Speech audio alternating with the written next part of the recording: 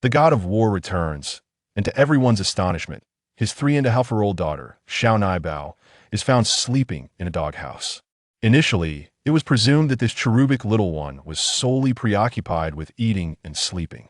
However, unexpected revelations surface. She possesses the luck of a koi, the wisdom of a metaphysical expert, the prowess of a stock market prodigy, the knowledge of a Chinese literature scholar, a refined palate as a gourmet, and, astonishingly, a great dog that turns out to be the ancient divine beast Chaos. From that moment forth, Xiao Niebao traverses Kyoto with an air of confidence, her secret identities still veiled, and the entire city kneels before her presence. Chapter 1. The god of war's daughter sleeps in a doghouse. Annie, I am cold. In a remote village in the northwest, amidst the biting winds of the 12th lunar month and the blanket of snow, a little girl named Shibao tugged gently at the sleeve of a woman, clad in a thick coat, her cherubic face etched with a sense of grievance. Despite her overwhelming cuteness, the woman disdainfully brushed her aside, and upon noticing the child's reluctance to leave, she harshly pinched her bare arm. What do you mean cold? If you feel cold, cuddle with the dog, it's warm. Shibao winced in pain, tears welling up in her grape-sized eyes. The woman, irritated, spoke to her husband behind, who rubbed his frostbitten hands and hastily locked the door from within. Close the door, quickly, it's time for bed. If this girl doesn't work out, they'll just take her cell tomorrow. Huddled in her small bed, Shibao endured the chill, the only source of warmth being the large, white dog snuggled beside her. Indeed, Shibao resided in a doghouse, initially intending to take the jade pendant she had found and leave, but upon realizing the infant's parents must be affluent, she decided to care for the child, hoping for future fortune. However, after half a year, the infant remained unclaimed. As Shibao grew and learned to speak, her words became prophetic. Every prediction she uttered came true. Consequently, she became a pariah in the village. The couple raising her grew increasingly frustrated, often resorting to beatings and scoldings. This winter, dismayed by the dirt she brought into their home, they relegated her to sleep with the dogs. The doghouse was drafty, and Zibeo's bed was unsteady. During the night, the howling winds left her frozen, and by the latter half of the night, she was cloaked in a thin layer of frost. Exhausted and feeling both icy and feverish, she sensed the presence of the Naiha Bridge, as if someone was calling her from the vast wilderness behind her. Shibao, don't sleep. Hold on a little longer, Daddy is coming. Shibao, don't sleep. Clenching her teeth, Shibao forced her eyes open to find the sky brightening. The voice that had called her had long vanished, yet she remembered. Daddy was coming. Excitedly rubbing her hands together, she nestled against the big dog for warmth and dashed outside. Just then, the woman rose, holding a night pot, and witnessed the spirited child rushing out. Ah, it seems she is not cold. Not yet frozen enough? Shibao, come here and empty the night pot. Turning around, Shibao saw the fierce woman and bit her lip, resolutely refusing. Shibao does not want to. Shibao wants to find Daddy. Find Daddy. The woman nearly laughed uproariously. A wild child sleeping in a doghouse, abandoned by everyone. Thought she could seek her father? That jinx of yours has long been killed by you. Either hurry up and empty the pot or get out of my house. With hands on her hips, the woman glared menacingly at Shibao, who, taken aback, still stubbornly shook her head. Do you dare to disobey? You truly need to be taught a lesson. Husband, come out. The man emerged, brandishing a belt, and without hesitation, began to strike Shibao. It seems she still doesn't feel pain. Husband, just pour that night pot over her. Shibao, panic-stricken, looked up to see the couple lifting the night pot, preparing to pour it on her. With no strength to escape, she braced herself when suddenly, a force crashed through the door, sending the night pot soaring and splattering the couple instead. Ah, who? The woman shrieked, tears mingling with the liquid cascading down her face as a man entered. Dressed in a brown leather coat and military green combat boots, he exuded an air of nobility and authority, his striking features mirroring those of Shibao. Who are you, and who let you in? Get out, the woman screeched, her posture resembling that of a compass, and with every movement, she emanated a pungent odor. The man instinctively covered his mouth and nose, his brow furrowing. Daddy! Before the man could react, a small bundle rushed from the doghouse, clinging tightly to his leg. The man instinctively tried to shake her off, but Xiao Naibao clung even tighter. The village chief and Fu Tangxuan exchanged glances, apprehensive for the little one. Do you realize whom you are embracing and calling daddy? That is Fu Hanxuan, the S-class god of war from country a figure whose mere breath could send tremors throughout the nation. He has traversed battlefields for decades, never once engaging with women. How could he possibly have a daughter? Daddy, Shibao has finally found you. Wiping her tears, Shibao raised her flushed, tender face, resembling a ripe cherry, her tear-filled eyes evoking profound sympathy. Fu Tangxuan, unable to bear the sight, was about to pull Shibao away when Fu Hanxuan, unusually, crouched down, patiently grasping Zibeo's hand. Little one, have you mistaken me for someone else? With unwavering conviction, Shibao shook her head and recounted the words of the man from her dreams to Fu Hanxuan. Daddy, on the night of October 30th in the year of the dragon, Mommy was at the Royal City Hotel. Before she could finish, everyone was taken aback, with Fu Tangxuan staring at Fu Hanxuan in disbelief. Fu Hanxuan's expression turned solemn, his dark eyes clouded with a swirl of emotions.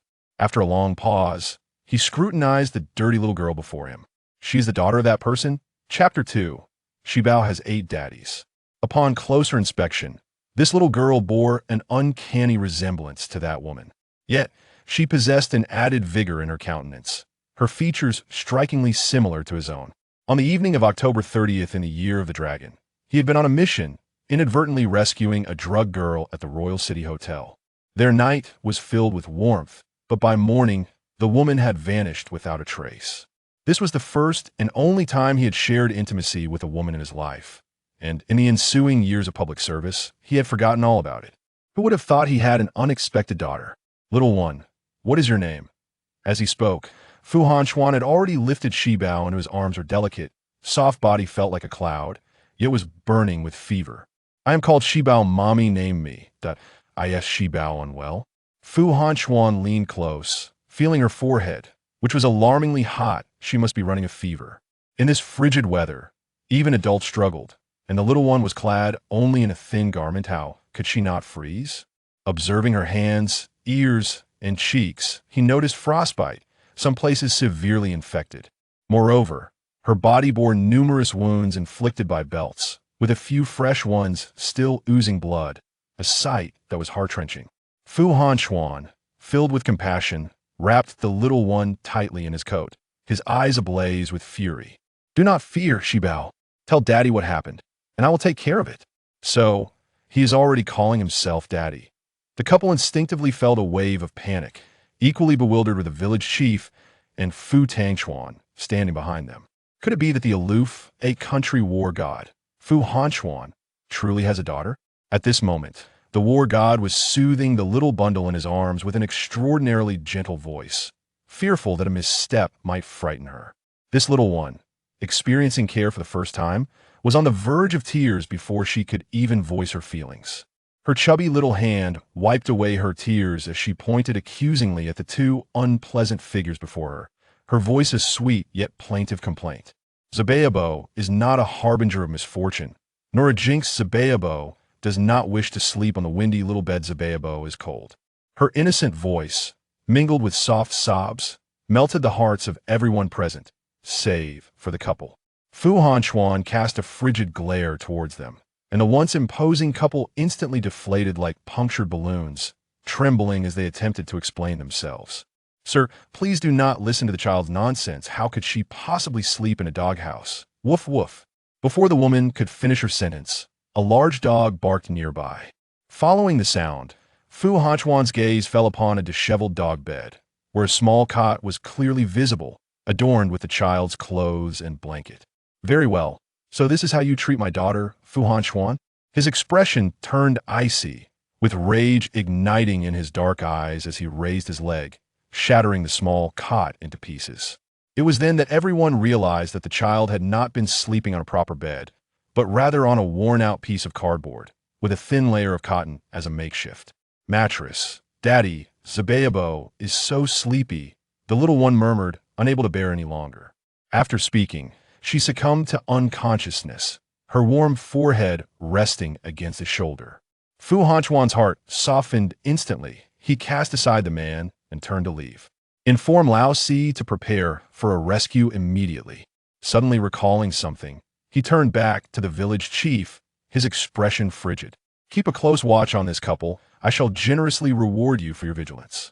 As Fu Hanchuan's piercing gaze swept over the two, their legs turned to jelly, and they collapsed to the ground.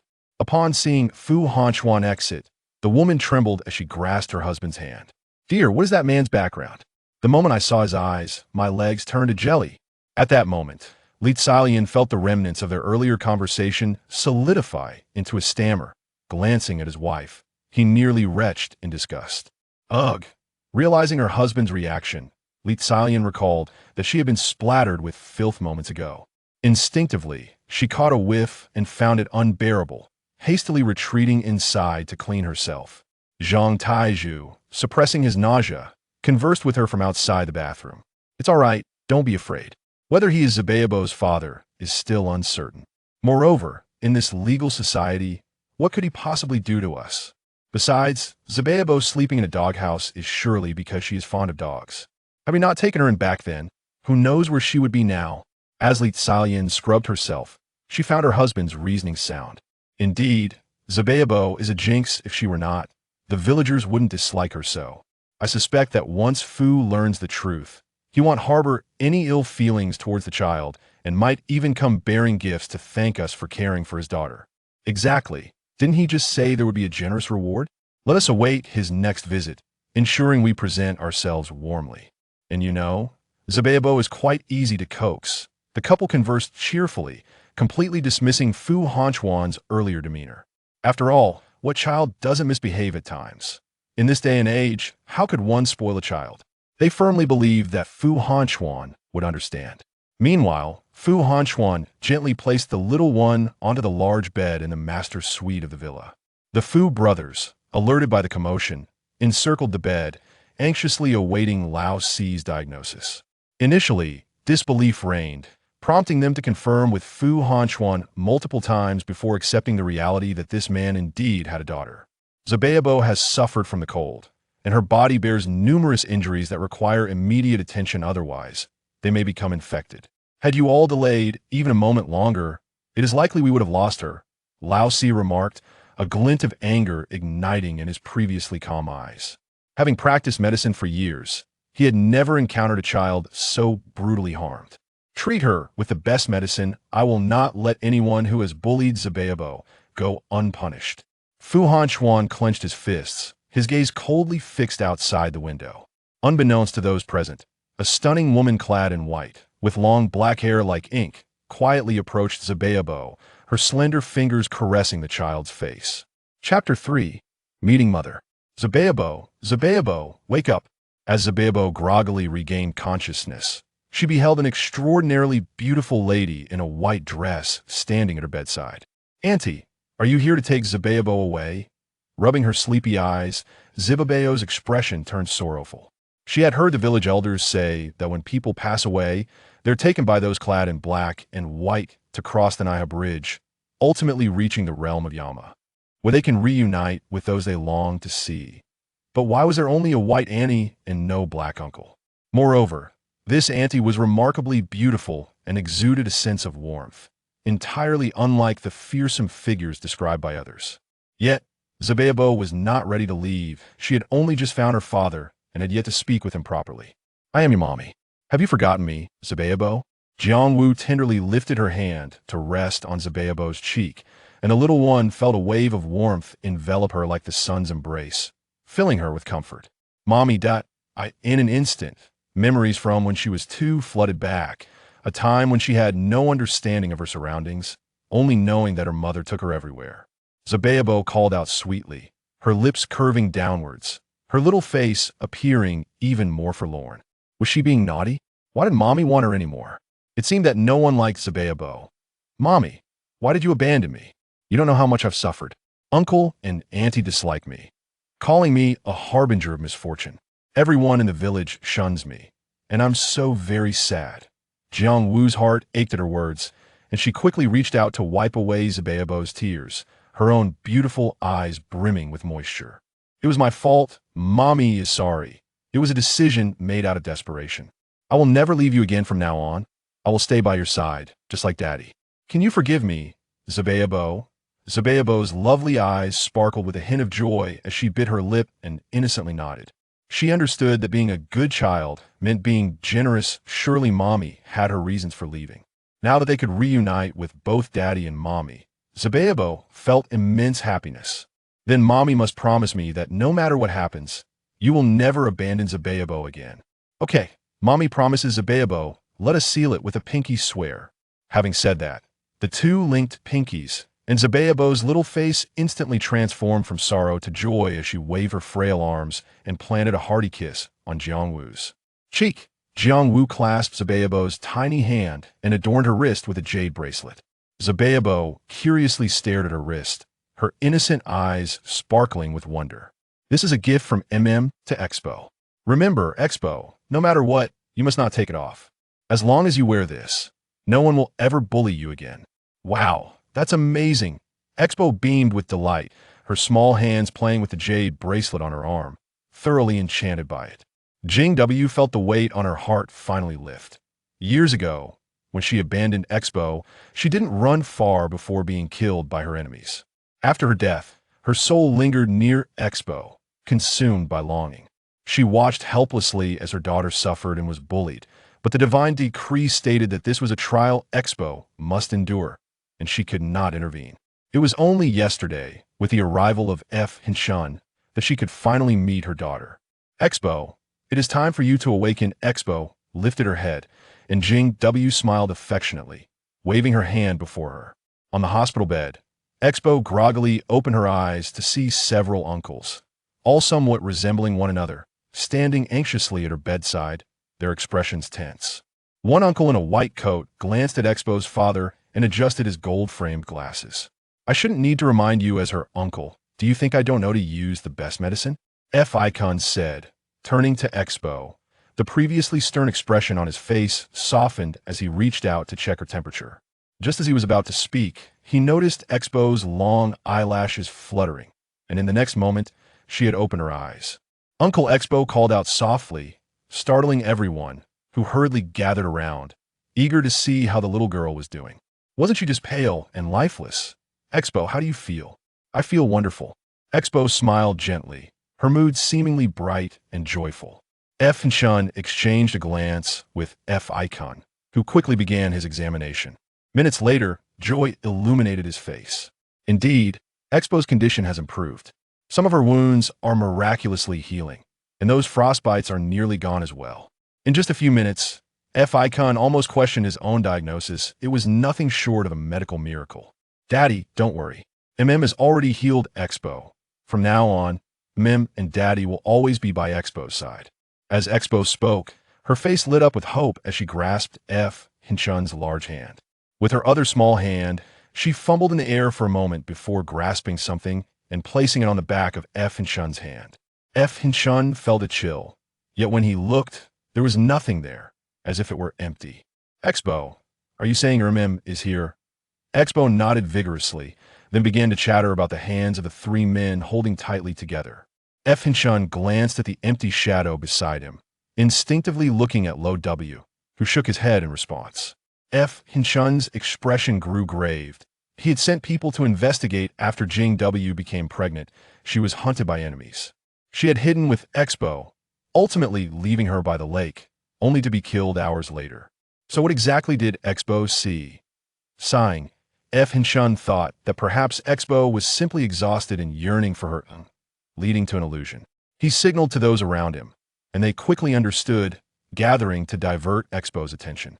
Expo, do you know who I am? Icon spoke first, habitually adjusting his glasses as he tucked his hands into the pockets of his coat. You're the doctor uncle. Expo, we are all your daddies? Expo. Chapter 4.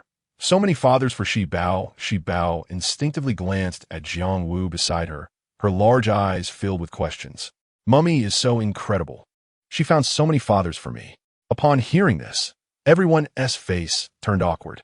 Jiangwu stood to the side, nervously fidgeting with her feet, but as a spirit, she could only awkwardly tiptoe. That is not quite right, Shi Bao. Allow me to introduce everyone. We are all born of your grandmother, according to our hometown customs. Your father is the eldest, and you should call us second father, third father, and so forth. Fu Tangxuan initiated the introductions, and Shi Bao nodded, half comprehending, listening earnestly. Fu Tangxuan cleared his throat and began, "This is your father, Fu Hanchuan. He is the god of war and the eldest in the Fu family, making him the heir of our family." Shi Bao nodded again, though she still did not grasp the meanings of god of war and heir. Why is her father both a warrior and an heir? Does that mean he has to work 2 jobs? If so, he must be very tired. I am Fu Tangxuan, and you should call me second father. I am an archaeologist. This is third father, the superstar Fu Xingchuan. Fourth father, Dr. Fu Yichuan in medicine. Fifth father, the supernatural novelist Fu Mingchuan. Sixth father, the fashion designer Fu Shichuan. Seventh father, the university professor Fu Taochuan. And eighth father, the stock trading expert Fu Guchuan. How about it, little one? Have you remembered all that? Fu Tangxuan spoke in one breath, but Shi Bao's clear eyes were clouded with confusion. She and T understood a single word. However, she knew that they were all her father's. Noticing her bewilderment, Fu Mingchuan gently nudged Fu Tangxuan, who paused and nodded in acknowledgement. Don't worry, fifth father, Shi Bao remembers. Upon hearing Shi Bao address him as fifth father, everyone became excited. This little one was only 3.5 years old. How could her memory be so impressive? Fu Tangxuan had only mentioned it once. When Shi Bao saw their disbelief, she pointed at each person and reiterated Fu Tangxuan's previous words. Everyone promptly gave her a thumbs up, exclaiming her prowess. Before long, the takeout ordered by Fu Hanchuan arrived, featuring the best delicacies from the Northwest. Shi Bao had never even seen the food before, let alone tasted it. Just gazing at the appetizing dishes made her mouth water, and before she knew it, she had overeaten and collapsed onto the bed. In the evening, watching the little one drift off to sleep, all the fathers let out a sigh of relief and retreated to the adjacent room to hold a brief meeting. Fu Yichuan was the first to hand over Shi Bao's report to Fu Hanchuan. After comparing it, they confirmed a 99 similarity, establishing without a doubt that she was indeed his daughter. After Fu Hanchuan read the report, he tossed it aside and looked up, only to find everyone staring intently at him. Brother, confess honestly, how did you come by this daughter? Fu Tangxuan was the first to inquire, his folding fan unfurled, his gaze sharp. Back then, I met Shi Bao's mother while on a mission and fell in love at first sight. Is that acceptable? Upon hearing this, everyone exclaimed in admiration. Fu Hanchuan, the eldest of the Fu family, was now 31 years old, and the elders at home were urging him to marry and have children, to the point where his hair was turning gray. Yet, Fu Hanchuan remained unmoved, claiming he was allergic to women. But it seemed to be only to those other than Shi Bao's mother. Fu Tangxuan continued to press, noting that while others may not have seen it, he clearly observed that Shi Bao was sleeping in a doghouse. Fu Yichuan agreed, nodding vigorously. He possessed a natural ability to see spirits, a secret known only to the Fu family. It was this ability that led him to write supernatural novels based on his experiences, which became immensely popular due to their authenticity. However, he had not seen any spirits around Shi Bao today, especially in broad daylight. Even if there were, it would make sense. This matter required further investigation. That night, Shi Bao lay in bed, sleeping soundly.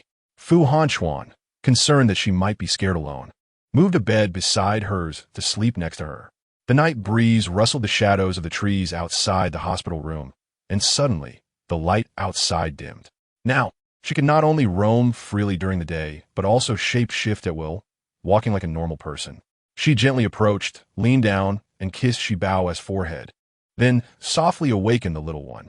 Shi Bao opened her eyes and saw her mother had changed into a different outfit and had her hair tied up, sitting beside her with a gentle demeanor. Excited, she rushed into Jiang Wu's embrace. "Mummy, I'm so sleepy." She rubbed her eyes, and Jiang Wu playfully tapped her nose. "Do you still want to learn from Mummy? Are you ready to seek revenge tomorrow?" Shi Bao furrowed her brow, contemplated for a moment, and then nodded. "Daddy said we shouldn't bully others, but we mustn't allow ourselves to be bullied either. We can't let others think we are easy to intimidate." Shi Bao declared, suddenly feeling wide awake. She stood up, stifled a yawn, and propped her hands against her eyelids, staring intently at Jiang Wu. Jiang Wu chuckled softly, finding her little one increasingly adorable. "All right then, Mummy will open the third eye for you. Once it's opened, you'll be able to see what others cannot." Gourmet. As Jiang Wu prepared to perform the ritual, Shi Bao bypassed her and pointed at a wandering spirit outside the window. The spirit, dressed in pure white, appeared dazed, repeatedly banging against the window glass, making a thunderous noise, yet Fu Hanchuan beside them heard nothing. Mummy, is it a spirit? Does it want to come in? But has already banged many times. Why does it keep trying? Shi Bao recalled that she used to be unable to see spirits. How could she suddenly do so now? Chapter 5. You can actually guide it, sweetheart. Can you see her? Jiang Wu asked, her heart racing. Shi Bao nodded solemnly and boldly walked toward the glass. Jiang Wu held her breath, wanting to see just how far Shi Bao's abilities extended. As Shi Bao approached, she placed her small hand on the spirit's head through the glass. Suddenly, the spirit's consciousness became clear. She ceased banging, and after a moment, her entire body began to turn transparent, gradually transforming into golden specks of light before vanishing into the night sky.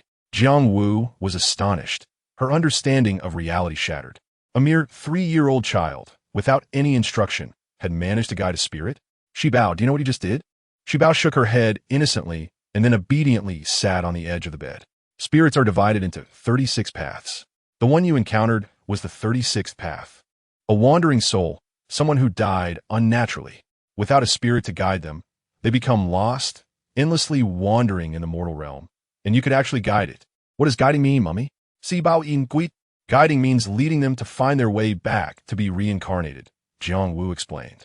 Shi Bao again nodded, half comprehending. It sounded like a good thing.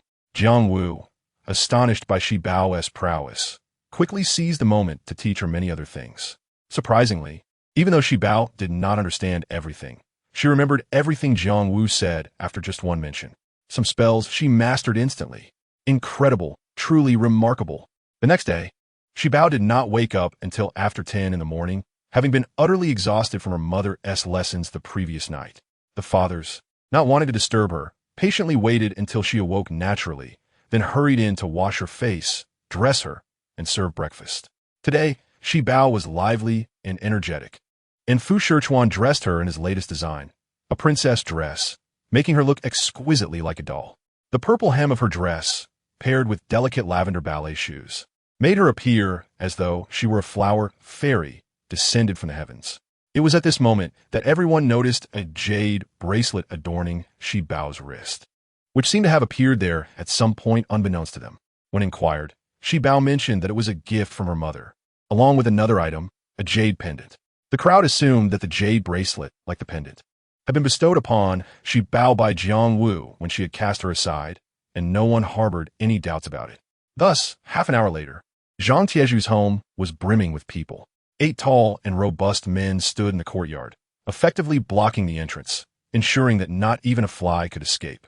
Leading them was Fu Hanchuan, holding Shi Bao, who had grown plump and fair in the days they had been apart. Her brows now bore an air of authority, entirely unrecognizable from the pitiful little creature who had once resided in a doghouse. Ah, what esteemed guests have arrived. Forgive our lack of hospitality. Si Bao, during your absence these past 2 days, your aunt and I have missed you dearly. Come in and see the delicious treats we have prepared. Zhang Taiju greeted with a smile, reaching out to take Shi Bao from Fu Hanchuan's arms. Shi Bao let out a small, innocent hum, instantly discerning his insincerity. Uncle, those who lie will suffer dire consequences, she cautioned. Having spent a year and a half at the Zhang household, she had never seen Zhang Taiju display such a pleasant demeanor, so she had no reason to believe his words. Upon hearing her, Zhang Tieju's expression darkened to an eggplant hue. His hands suspended in the air began to tremble. Within moments, he cried out in agony, his pants stained with blood. Within seconds, the crimson had blurred his entire lower half. He howled in pain, tears mingling with cold sweat. Curse it! Why did I ever show this girl any kindness? I merely smiled, and now I'm cursed. The fathers were astonished. Was this truly Shi Bao's power? Had he really suffered such a fate? No. It must be a coincidence. Science must prevail. Seeing this, Li Xiaolian was too frightened to speak, her smile frozen on her face, her red lips moving without uttering a sound. You, quickly bring forth Shi Bao's jade pendant. Fu Hanchuan commanded impatiently, pointing. Li Xiaolian instinctively nodded, then recalled something and quickly shook her head. The pendant is not with me, she stammered, glancing nervously at Shi Bao, who furrowed her brow. her sharp gaze fixed on Li Xiaolian, as though attempting to see through her. "Aunt, those who lie will meet with dire consequences," Shi Bao reiterated. Li Xiaolian resolutely shook her head, yet after a pause, she remained silent. Shi Bao looked at her with confusion. Something was amiss. She was clearly lying. "Aunt, that jade pendant is a malevolent object that attracts spirits. You must give it to Shi Bao, or neither you nor uncle will survive until dawn." At her words, everyone was taken aback, and Li Xiaolian and Zhang Taizhu silently cursed the girl for her cruelty. But who could fathom that a child, innocent and naive, could speak such truths? Ever since her encounter with wandering souls the previous night, she could now perceive things unseen. The aura surrounding Li Xiaolian's home was thick with malevolence, heavy enough to obscure the daylight, all due to the jade pendant. If she obstinately refused to relinquish it, even the mightiest deity could not protect them. "Si Bao, your aunt has merely been a bit stern with you, but she truly loves you. She fears that an overly indulgent mother may spoil her child. The pendant is genuinely not with me. How can you curse me so?" Li Xiaolian spoke, covering her eyes with one hand as she began to sob softly. Fu Hanchuan could no longer tolerate her theatrics and stepped forward, ready to search the house, but Shi Bao raised her hand to restrain him, shaking her head. "Daddy, put me down." Fu Hanchuan frowned, hesitating for a moment before setting her down, still worried for her safety as he followed closely behind, hands poised protectively. Shi Bao's large eyes blinked with determination, her small fingers aligning her thumb, index, and pinky, lightly touching her forehead as she whispered a soft incantation. Moments later, she shook her head in disappointment. "This is impossible. I can sense the pendant is near, yet I cannot discern its exact location." She attempted once more, only to return with further disappointment. "Aunt, Shi Bao has not cursed you. I cannot locate the pendant, but there is a sinister energy surrounding your home. This evening, you must hand it over, or countless spirits will roam free tonight, and we will be powerless to protect ourselves." Everyone felt a chill run down their spines. But only Fu Mingchuan appeared ecstatic, eager to witness the spirit's nocturnal procession. Chapter 6. My daughter does not affectionately greet me. Li Xiaolian's lips twitched as she forced a smile and crouched down, feigning sorrow. "Shi Bao, if it hasn't been found, then it hasn't. Look, your aunt does not have a cursed backside," she exclaimed, patting Shi Bao's cheek with exaggerated affection. Shi Bao, with a hint of distaste, brushed her hand away, sighed, and turned to grasp Fu Hanchuan's hand. "Daddy, let us leave." Fu Hanchuan felt as though the matter had not yet begun, yet they were already departing. According to his temperament, he was determined to search the premises thoroughly, to retrieve Shi Bao's pendant, and ensure that the unscrupulous couple faced justice. "Shi Bao, you and your second father go ahead. I will follow shortly," he instructed gently, ruffling her hair. However, Shi Bao shook her head earnestly. "Daddy, you must come with me. It is not safe here. Shi Bao will protect you." She clung to Fu Hanchuan's hand, and witnessing this tender moment made his heart melt. He had no choice but to acquiesce. Casting a stern glare at Zhang Taizhu and his wife, he took Shi Bao's hand and made his way out. Seeing Shi Bao preparing to leave, their loyal dog barked excitedly. Upon hearing this, Shi Bao released Fu Hanchuan's hand and ran over, petting the dog's head. Leaning close to its ear, she whispered something unknown to anyone else. The proud creature licked her hand in response, and once their pact was sealed, Shi Bao returned to follow Fu Hanchuan out. Zhang Taizhu and his wife watched Shi Bao depart, their anger surging. Li Xiaolian dropped her facade, hurling the stick in her hand to the ground with force. "This wretched girl dares to curse us, claiming we won't survive the night. I told you, she should have been drowned in the river from the start." Li Xiaolian seethed, while Zhang Taizhu, still nursing his painful backside, felt an unease creeping over him. Years prior, Shi Bao had carelessly uttered that they were destined to remain childless, and now, nearly 5 years into their marriage, Li Xiaolian's womb remained barren. Following her predictions of calamity and the deaths of the village elders, each had proven true. Could they truly be facing disaster this time? "Wife, why were you fine just now? Did you truly sell that pendant?" Li Xiaolian snorted derisively, strutting in with a sense of triumph as she retrieved a wooden box from the bed. Tearing off the talisman on top, I took out the jade pendant. I said it wasn't on me, not that it wasn't in my home. When dealing with that girl, one must remain cautious. They exchanged knowing smiles, oblivious to the swirling clouds of darkness that loomed ever closer. As night fell, Shi Bao sat contentedly at the dining table, savoring the delectable dishes prepared by the Fu family servants. Delights like furuang su, creamy fish soup, lobster stew, and chestnut chicken, all of which she had never tasted nor even seen before. She took dainty bites, using a small floral spoon, carefully savoring each flavor before swallowing. Such splendid days must be cherished. What if it were all just a dream? Or worse, what if her daddies suddenly ceased to love her, forcing her back into a life of hardship? Take your time. There's no need to rush. Has she Bao had enough to eat? If she's full, let Luma help her wash up, and then we can go to bed. Fu Hanchuan carefully wiped the beef crumbs from the corners of Shi Bao's mouth with a tissue. Heading out at midnight? Fu Hanchuan frowned upon hearing this. He initially thought Shi Bao was just trying to scare them with her words about the Zhang family, but it turned out to be true. Fu Mingxuan and Fu Tangxuan exchanged glances, instantly understanding. Their little ancestor, if not mentally disturbed, must indeed be able to see things invisible to ordinary people, such as wandering spirits. The atmosphere grew heavy as Fu Hanchuan kept glancing at the clock. Shi Bao had said they would set off at midnight. With a click, the hand pointed to 12, and a bead of sweat rolled down his forehead. He knew that regardless of the reason, as long as Shi Bao wished to go, even if it meant reaching for the moon, Fu Hanchuan would accompany her. "All right, Daddy, let's go," Shi Bao exclaimed, jumping off the sofa and grabbing her prepared backpack, which contained glutinous rice, black dog blood, and a peachwood sword, very simple items. Fu Hanchuan nodded and led Shi Bao out, followed by the other 7 fathers, forming a formidable entourage. At the door, Jiang Wu approached slowly, blocking Shi Bao's path. She had changed into a light purple dress that covered her feet. If she floated a bit slower, one might not notice any difference from an ordinary person. "Shi Bao, there are too many people. It's not safe. You can't protect so many." Shi Bao frowned and turned to look at her fathers. "Mommy is right. It will be very dangerous soon. Daddy 2, Daddy 3, Daddy 8. You should just wait for me at home. Daddy can follow me. It's too dangerous tonight, and I can't protect you." The others frowned deeply. They were tall and strong. Did they really need a 3.5-year-old child to protect them? They were there to protect Shi Bao. "Don't worry. We will be there, no matter how dangerous it gets. Let others rest. Daddy 2 knows this path best and will lead you." Fu Tangxuan squatted down and gently pinched Shi Bao's cheek. Others might stay behind, but he had to go. He had brought them here after hearing about the ancient tomb, and he had memorized every path thoroughly before coming. Shi Bao blinked her big eyes, hesitated for a moment, then looked at Mommy.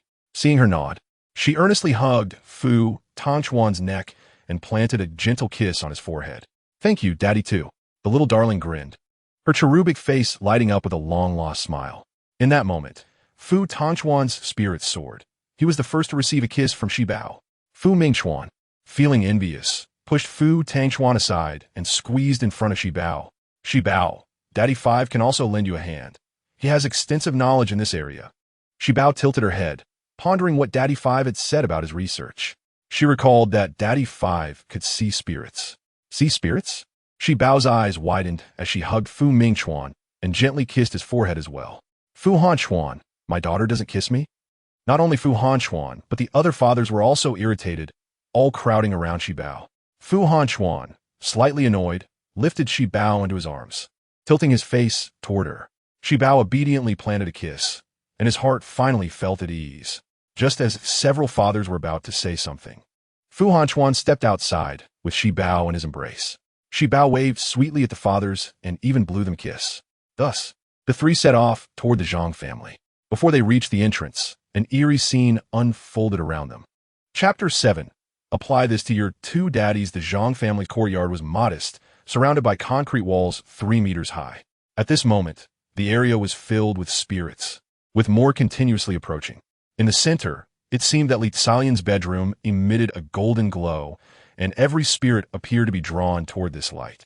At this point, Fu Hanchuan and Fu Tangxuan could not yet see it. They only felt the air grow suddenly cold, a chilling breeze making their skin crawl. Fu Mingxuan, in shock, trembled, unable to utter a word for a long time. This was utterly astonishing. If this experience were penned into a novel, it would surely become a bestseller. "Shi Bao, apply this to your 2 daddies," Jiang Wu said, handing Shi Bao a bottle of liquid. "Shi Bao not dead?" Waving her little hand in front of Fu Hanchuan and Fu Tangxuan, signaling them to squat down. Then, with her fingers dipped in the liquid, she gently applied it to their eyelids. In the next instant, Both men opened their eyes, their faces turning ashen. Fu Hanchuan, being somewhat seasoned, instinctively shielded Shi Bao behind him, maintaining a semblance of calm. However, Fu Tangchuan let out a sharp scream, jumping straight up. Shi Bao quickly spun her wrist. Consequently, Fu Tangchuan's legs weakened, his face pale as he barely supported himself against Fu Mingchuan to avoid collapsing. Daddy too, don't shout. We are too close.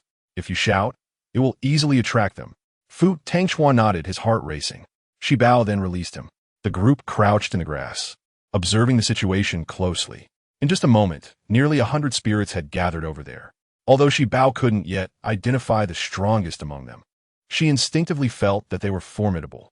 She waved toward the courtyard, and the big dog broke through the dark mist, racing toward her.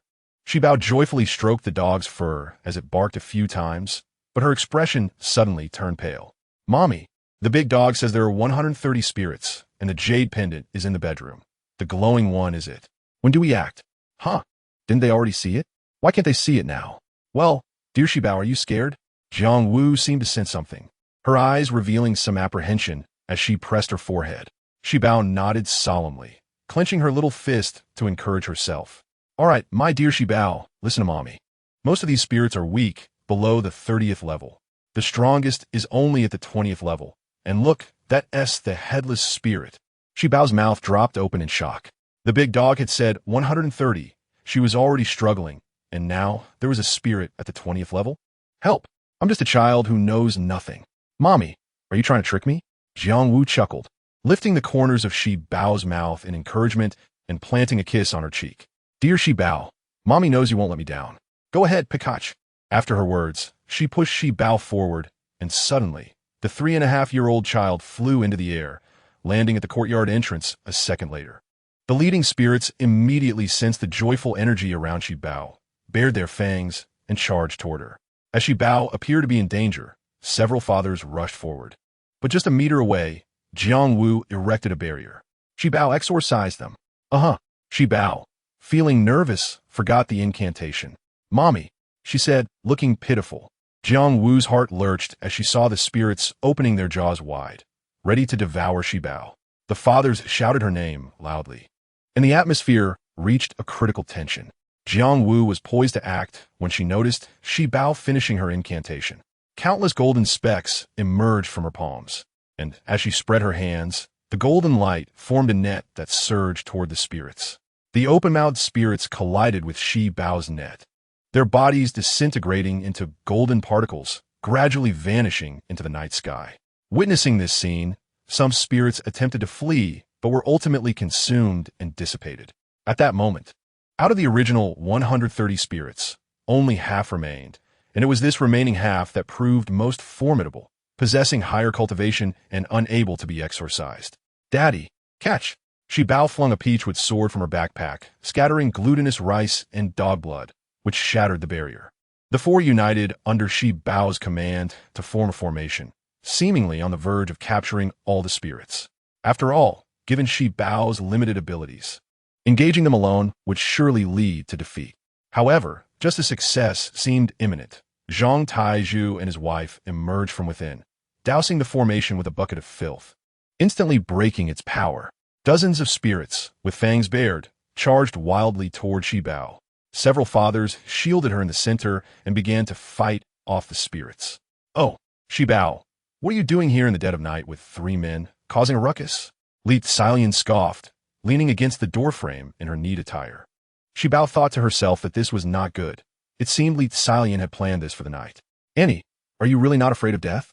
Afraid of death? It is you who should be concerned about dying today. Li Xilian replied, coldly, opening the door. Only then did Shi Bao see that the walls of Li Xilian's room were covered in talismans. Indeed, they had been set up.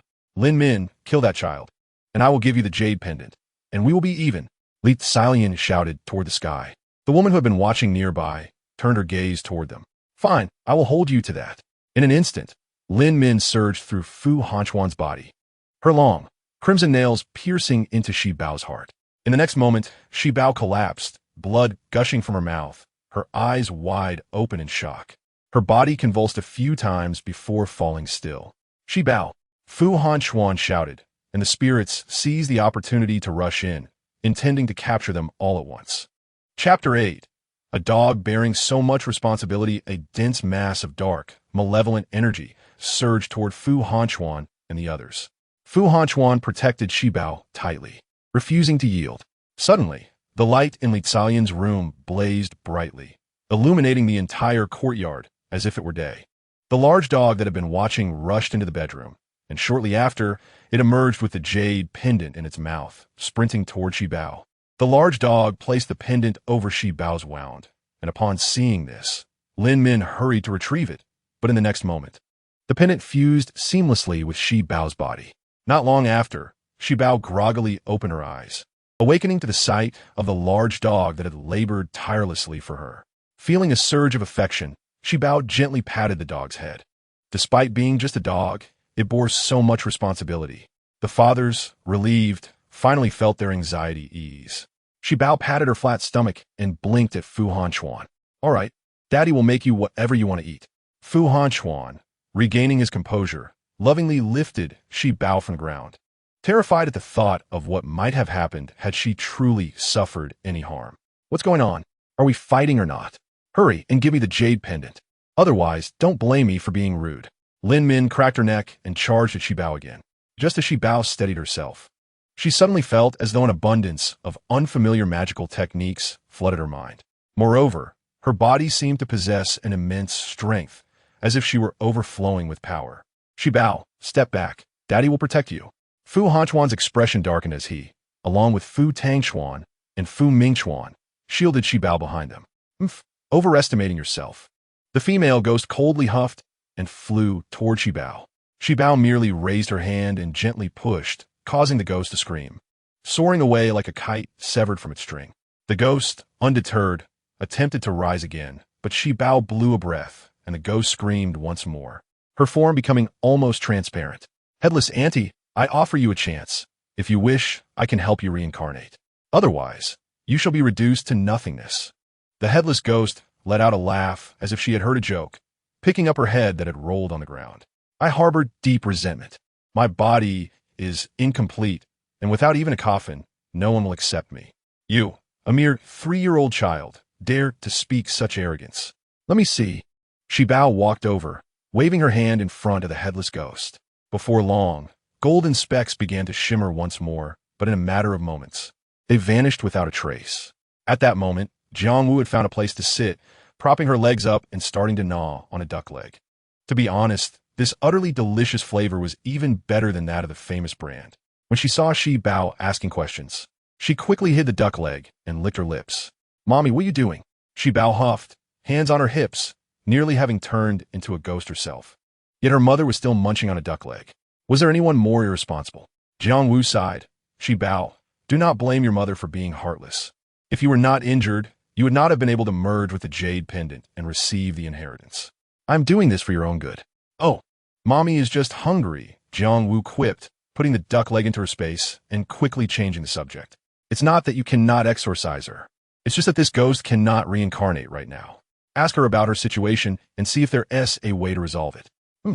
Shibao huffed childishly, still unappreciative of her mother's words. This is what they meant by raising sons with hardship and daughters with luxury. "Headless Auntie, tell me how you died. I will help you think of a solution. Generally, if the body is incomplete, reincarnation is indeed impossible, but I can assist you." Shibao mimicked Jiangwu's manner, articulating each word precisely.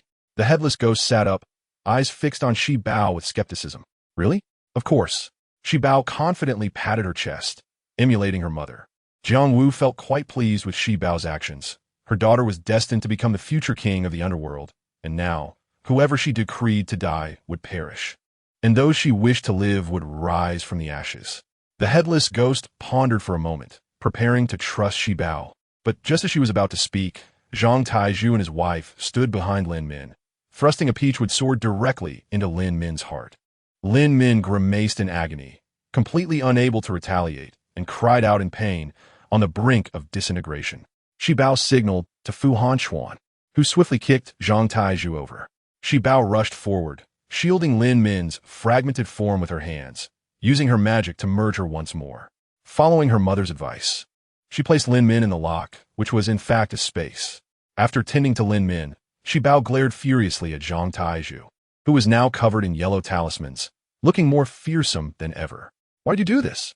Zhang Taizhu snorted indifferent, brushing off his pants as he turned to walk back into the house.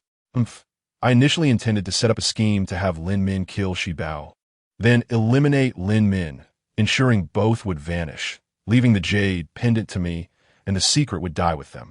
Who would have thought that Shi Bao would be so powerful, able to revive after death? But it doesn't matter. He will deny everything now, and he doesn't believe that a ghost on the verge of destruction can turn the tables. The couple had just finished speaking when Fu Hanchuan approached and forcefully kicked the door open. Several men rushed in and restrained the couple. Shi Bao tore a yellow talisman and exclaimed, "Uncle, and there are so many ghosts outside. Soon, they will rush in and devour you." Upon hearing this, the couple looked up and indeed saw a swarm of dark spirits approaching. Terrified, they quickly bowed to Shi Bao, admitting their wrongs and promising to reveal everything. Jiang Wu instructed Shi Bao to allow the ghosts to enter, standing obediently beside them to intimidate Zhang Taizhu and his wife. If they dared to lie or speak nonsense, the spirits would be sent to teach them a lesson. Zhang Taizhu glanced at the ghosts in the room and immediately became compliant, recounting the events in detail. It turned out there was a shocking secret hidden within. Chapter 9. The story of the headless ant Shi Bao was not a harbinger of doom, but rather a vessel of good fortune. The reason she was perceived as a jinx was that Li Xiaolian had hidden a jade pendant, causing Shi Bao to only foresee the negative aspects of fate. Lin Min was also from this village. She had lost her parents at a young age and, through her own efforts, had earned a place at university 4 years prior, lacking funds for her education. Zhang Taizhu had pretended to deliver money to Lin Min one fateful night, but instead violated her. When Lin Min threatened to report him, Zhang Taizhu panicked and accidentally knocked her unconscious. Li Xiaolian, who had pursued them, saw the scene and, knowing there was no way out, helped Zhang Taizhu by severing Lin Min's head. Fearing discovery, they dismembered the body and concealed each part in different locations, believing they had escaped unscathed. However, after 5 years of marriage without children, rumors circulated that they were cursed due to their sins. Meanwhile, Lin Min had spent 4 years searching for her body in desolate areas, unable to be reincarnated. One day, she discovered that a certain location was imbued with spiritual energy. If she could absorb enough of it, she could be reborn. To her shock, the one possessing this energy was Li Xiaolian. Lin Min sought revenge, but Li Xiaolian wore a protective talisman, leaving her powerless. It was then that Li Xiaolian realized the jade pendant was a talisman of fortune and conspired with Lin Min. If Lin Min helped her kill Shi Bao, she would obtain the jade. Li Xiaolian had already prepared for Lin Min's demise, ensuring that she would vanish, ultimately securing the pendant for herself. Shi Bao listened, her expression growing vacant. The world of children was indeed filled with absurdities. Sometimes, humanity could be far more terrifying than spirits. "Shi Bao, are you all right?" Fu Hanchuan gently lifted Shi Bao into his arms, protective of her innocence amidst such grim tales. "It's fine, Daddy. Let's help the headless ant be reborn." Shi Bao spoke in a calm tone, clearly still processing the story. Fu Hanchuan nodded and carried her outside, where Zhang Taizhu and Li Xiaolian knelt, repeatedly bowing to Shi Bao. Such individuals, even hesitating for a moment, disrespected kindness. Ultimately, Fu Hanchuan arranged for someone to assist the headless spirit in finding her body, while Zhang Taizhu and his wife were taken directly to prison. Shi Bao rested her head on Fu Hanchuan's shoulder, with a large dog following closely behind, and Jiang Wu beside them. Shi Bao observed her mother, who was munching on a chicken leg, her brow furrowing with discontent. "Mommy, didn't you just eat?" "Oh, that was a duck leg. This is a chicken leg, and there's a braised one and a fried one. Totally different." Shi Bao huffed in mild annoyance, leaning against Fu Hanchuan, wishing to ignore her mother, who seemed solely focused on indulging herself without regard for her daughter's feelings. "Shi Bao, don't be upset. This world is as it is. Experiencing it early is beneficial. Spirits wander at night, and amidst them, some are engaged in their pursuits, while others are lost and confused. How lamentable that humans often find spirits terrifying, yet underestimate the cruelty of the human heart. The depths of the sea may be known, but the heart of humanity remains unfathomable." Shi Bao repeated Jiang Wu's words verbatim. Though the deeper meaning eluded her, Yet somehow, she felt less sorrowful and more open-hearted. Fu Hanchuan and the others exchanged glances at Shibao, who had rested against his shoulder, instinctively looking behind her. Was her mother truly following her?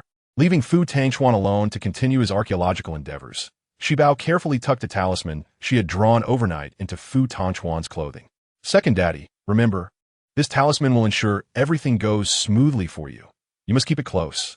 After saying this, Shibao hugged Fu Tangchuan's shoulder and planted a kiss on his cheek. Second daddy, you'll have good luck. Shibao will be waiting for you in Jingdu. Everyone was touched by Shibao's gesture, wishing they could remain and receive such a blessing. Every hardship would be worth it. Shibao reassured them that second daddy would certainly obey.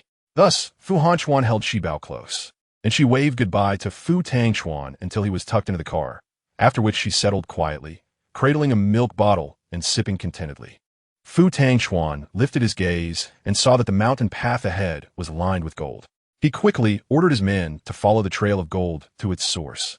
Remarkably, they discovered the ancient tomb of an emperor that had eluded the nation for thousands of years. Legend had it that this emperor lived a life of debauchery and extravagance, with burial treasures surpassing those of any previous ruler. However, the tomb was notoriously hidden, with numerous traps set to deter intruders, which explained why it had remained undiscovered for so long. Excited, Fu Tangchuan called to report the find, reflecting on how Shibao was not a harbinger of doom, but a bringer of fortune. Meanwhile, the group arrived in Jingdu, disembarking from the plane, with 7 strikingly handsome men in tow, including the renowned actor Fu Xingchuan.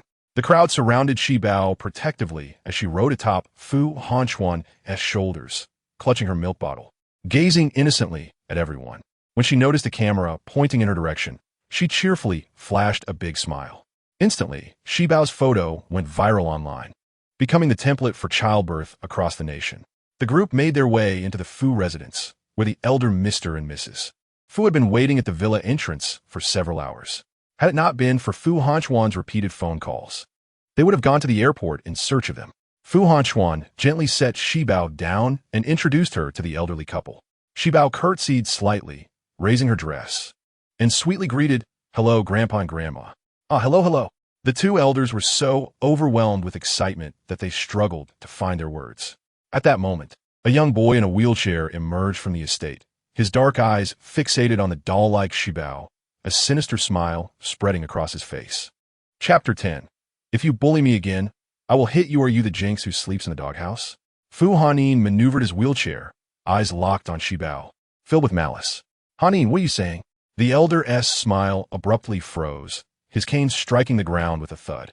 Fu Hanyin merely glanced at the elder before continuing to glide toward Shibao.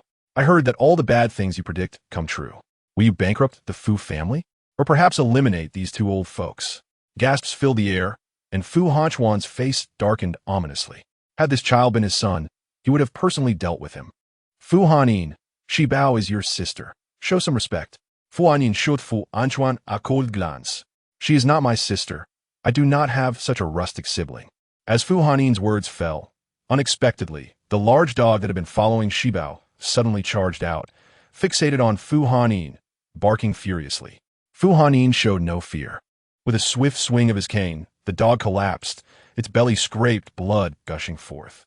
Shibao, cradling her milk bottle, finally exhibited a hint of color on her face as she rushed to help the dog up, glaring at Fu Hanyin with gritted teeth. "How dare you bully my dog? And what if I did?" Shibao pouted angrily, and Fu Hanchuan, aware of her temper, instinctively shielded her behind him. "Do you dare to hit me?" Onlookers could not help but chuckle softly. After all these years, someone had finally appeared who could stand up to Fu Hanyin. "Why wouldn't I dare? Let me tell you, if you bully me again, I will hit you." Shibao, with her chin held high, resembled a miniature version of Fu Hanchuan. With that, she lifted the large dog and headed towards the manor. After a few steps, she seemed to recall something and turned to Fu Hanyin. "Considering you are my brother, I want to hold it against you. I advise you to do more good deeds and let go of your heavy resentment. You will rise again." Fu Hanyin glanced down at his legs, his anger exploding in an instant. Who did this little star think she was, mocking him on her very first day? "Get lost. I never want to see you again." In a fit of rage, Fu Hanyin hurled his cane at Shibao, who adeptly dodged and with a swift kick, sent the cane soaring into her hands. She smiled gently, then hurled it back, striking Fu Hannin's arm. He yelped in pain, but no one paid him any mind as they followed Shi Bao into the manor. Several fathers gave Fu Hanchuan a thumbs up. Fu Hanchuan escorted Xi Bao inside, with a second floor housed a bedroom prepared specifically for her by the Fu family.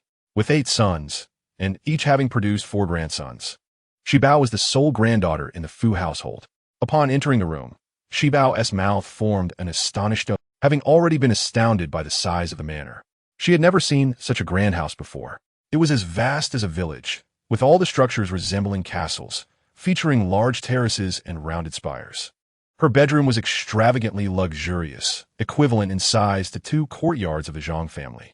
Beside the window was her open walk-in closet and a small study, all styled in a delightful pink French aesthetic, complete with a pink princess bed and a plethora of toy dolls, far surpassing any store. "Daddy, is all of this for Shi Bao?" she asked, placing her chubby little hand to her mouth. Fu Hanchuan nodded affirmatively, and Shi Bao, beaming with delight, leaped from her father's arms and spun around the room, her joy immeasurable. "Do you like it?" The elderly matriarch gazed at the lively child, tears of joy brimming in her eyes. After years of longing, the Fu family had finally welcomed a granddaughter, and she could now proudly boast of having a granddaughter to the neighbors. "I love it. Thank you, Grandma." Shi Bao curtsied slightly, and the grandmother nodded, her smile stretching from ear to ear. As Shi Bao spun around, she seemed to notice something was amiss, her expression falling slightly. "Daddy, where does the big dog live?"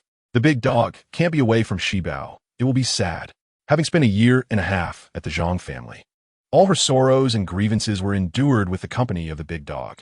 That night, it had kept her warm. Otherwise, she would have frozen to death in such a fierce storm. Fu Hanchuan, fully aware of his daughter's sentiments, approached a hidden door on the wall opposite the window. Opening it revealed an outdoor garden filled with a variety of exquisite world-class flowers, with a semi-open terrace overhead, providing shelter from the wind and rain while creating a comfortable living environment for the dog. A luxurious white bed had also been specially made for it. Shi Bao carried the big dog inside, which barked twice at her, clearly pleased with its new surroundings.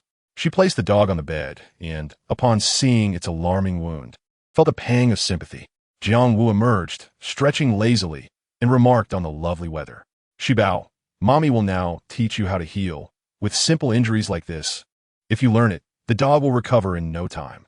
Shi Bao looked at her mother with excitement, promptly sitting down obediently, eager to learn. "First, repeat the incantation after me, then focus your attention. Try several times without losing heart. Even the most gifted individuals don't succeed on their first attempt." Before Jiang Wu could finish, Shi Bao, with her hands forming a triangle, gently touched her forehead and began to recite the incantation. In the next moment, sparkling lights radiated from her, showering down upon the big dog. Then a miracle occurred. The wound on the dog's body healed instantaneously, and it grew larger than before, causing a loud crash as the luxurious bed Fu Hanchuan had made collapsed under its newfound weight. Chapter 11. Call her ancestor, understand? Shi Bao stared in shock at the scene before her, sitting down abruptly, her small head filled with confusion. How had the big dog suddenly grown so large? Would it not require an immense amount of food? Could she afford to care for it? As she pondered, she began to count on her fingers, calculating how much money she would need. It was quite a headache. "Oh, whoa!" The now larger dog howled, bending down and gently lifting Shi Bao onto its back before lazily lounging on the terrace, basking in the sun. The onlookers gasped in awe, while several fathers prepared to catch the little Shi Bao should she fall. "Daddy, the big dog really likes the bed you made for her. Now that the bed is gone, could you make her another big bed?" Shi Bao exclaimed, her hands gesturing to illustrate a grand bed. Fu Hanchuan rubbed his nose, hesitating for a moment before nodding. "All right, I'll make you one, but come down first. Be careful not to hurt yourself." Shi Bao looked at the big dog, and seeing its agreement, spread her arms wide, calling out sweetly, "Daddy, hug." Fu Hanchuan melted at her voice, hurried over, and lifted Shi Bao off the big dog's back. Once he ensured she was safely on the ground, he turned to lead everyone in making a new bed for the dog. Before long, the big dog lay on the terrace, fast asleep, its snowy white body blocking the glaring sunlight and creating a shaded area for Shi Bao. Grasping the dog's fur with both hands, Shi Bao nestled behind it, drifting off to sleep. In her dreams, she seemed to be lost in thought, occasionally blowing a few bubbles from her nose. Suddenly, a striking black tattoo resembling a sword appeared on her previously pristine skin, looking magnificent and imposing. At that moment, the tattoo began to emit a faint glow, and the next second, a figure clad in a red robe with striking features appeared before Shibao. She coldly gazed at Shibao, then glanced at the big dog resting behind her, her eyes growing colder as she raised her hand, exhaling gently. Unbeknownst to anyone, the dog began to shrink. Shibao lost her balance and nearly fell, but Jiang Wu appeared just in time, tightly holding her in her embrace. "Who are you?" Jiang Wu instinctively shielded Shibao behind her, her gaze toward the figure sharp and fierce. "Who am I?" "I am the moon goddess. You designed to connect me with this little girl. Do you not know who I am?" Apiao let out a cold laugh, flicked her red sleeve, and gently tapped Shibao's forehead with her hand. Shibao, still in a daze, suddenly woke up and upon seeing the beautiful lady before her, drooled uncontrollably. Beautiful lady. Shibao wiped her drool and exerted all her strength, crawling over to Apiao. Before she could fully grasp the situation, Shibao had already wrapped her little arms tightly around Apiao's thigh, her small hands fidgeting restlessly. Apiao remarked, "You need not do this.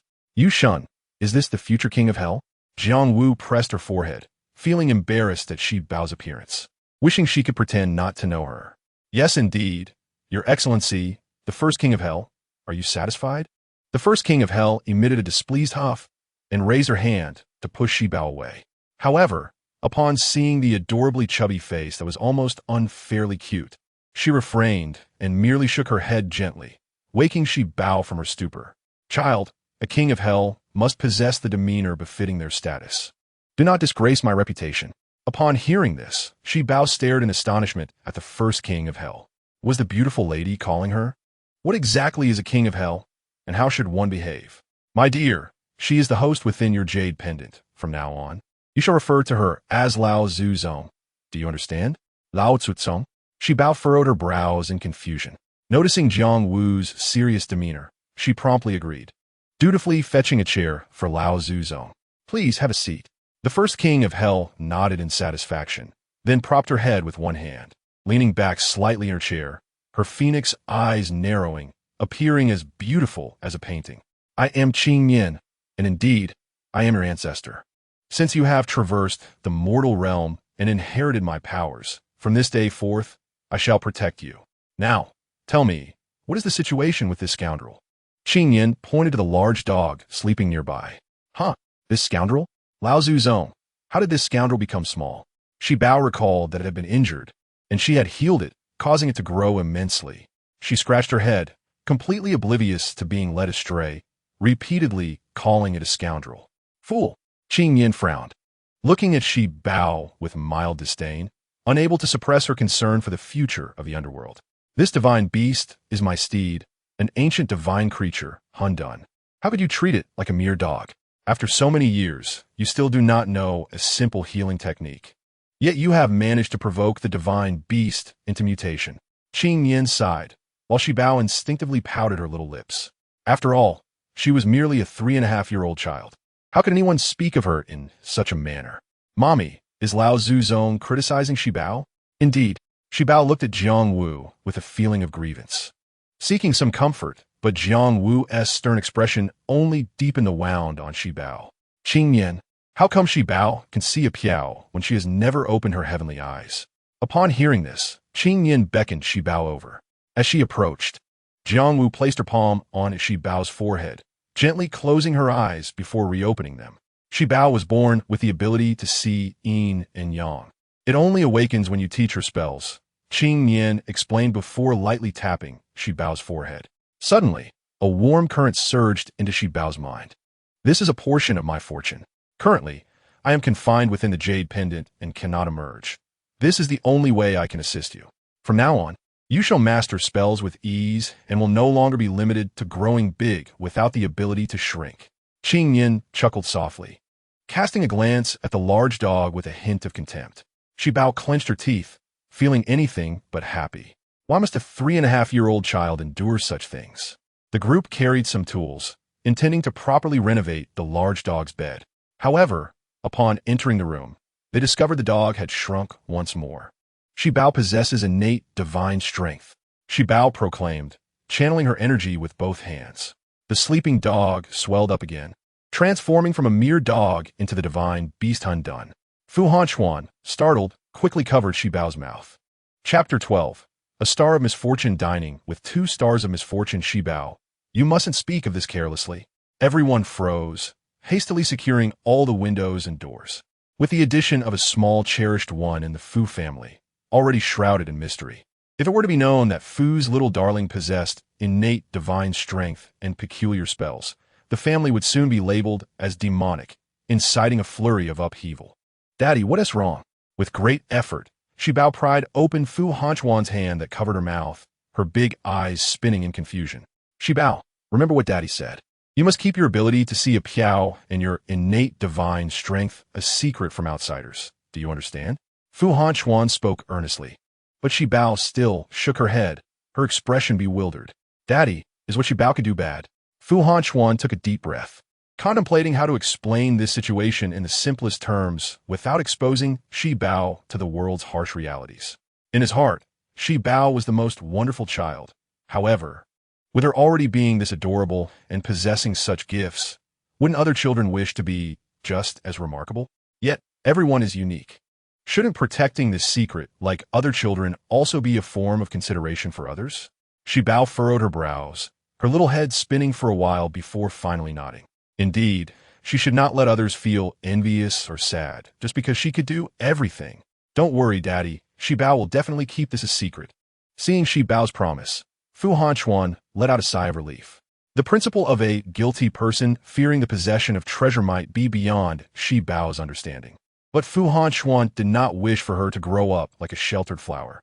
The daughter of a war god should undergo some trials and tribulations.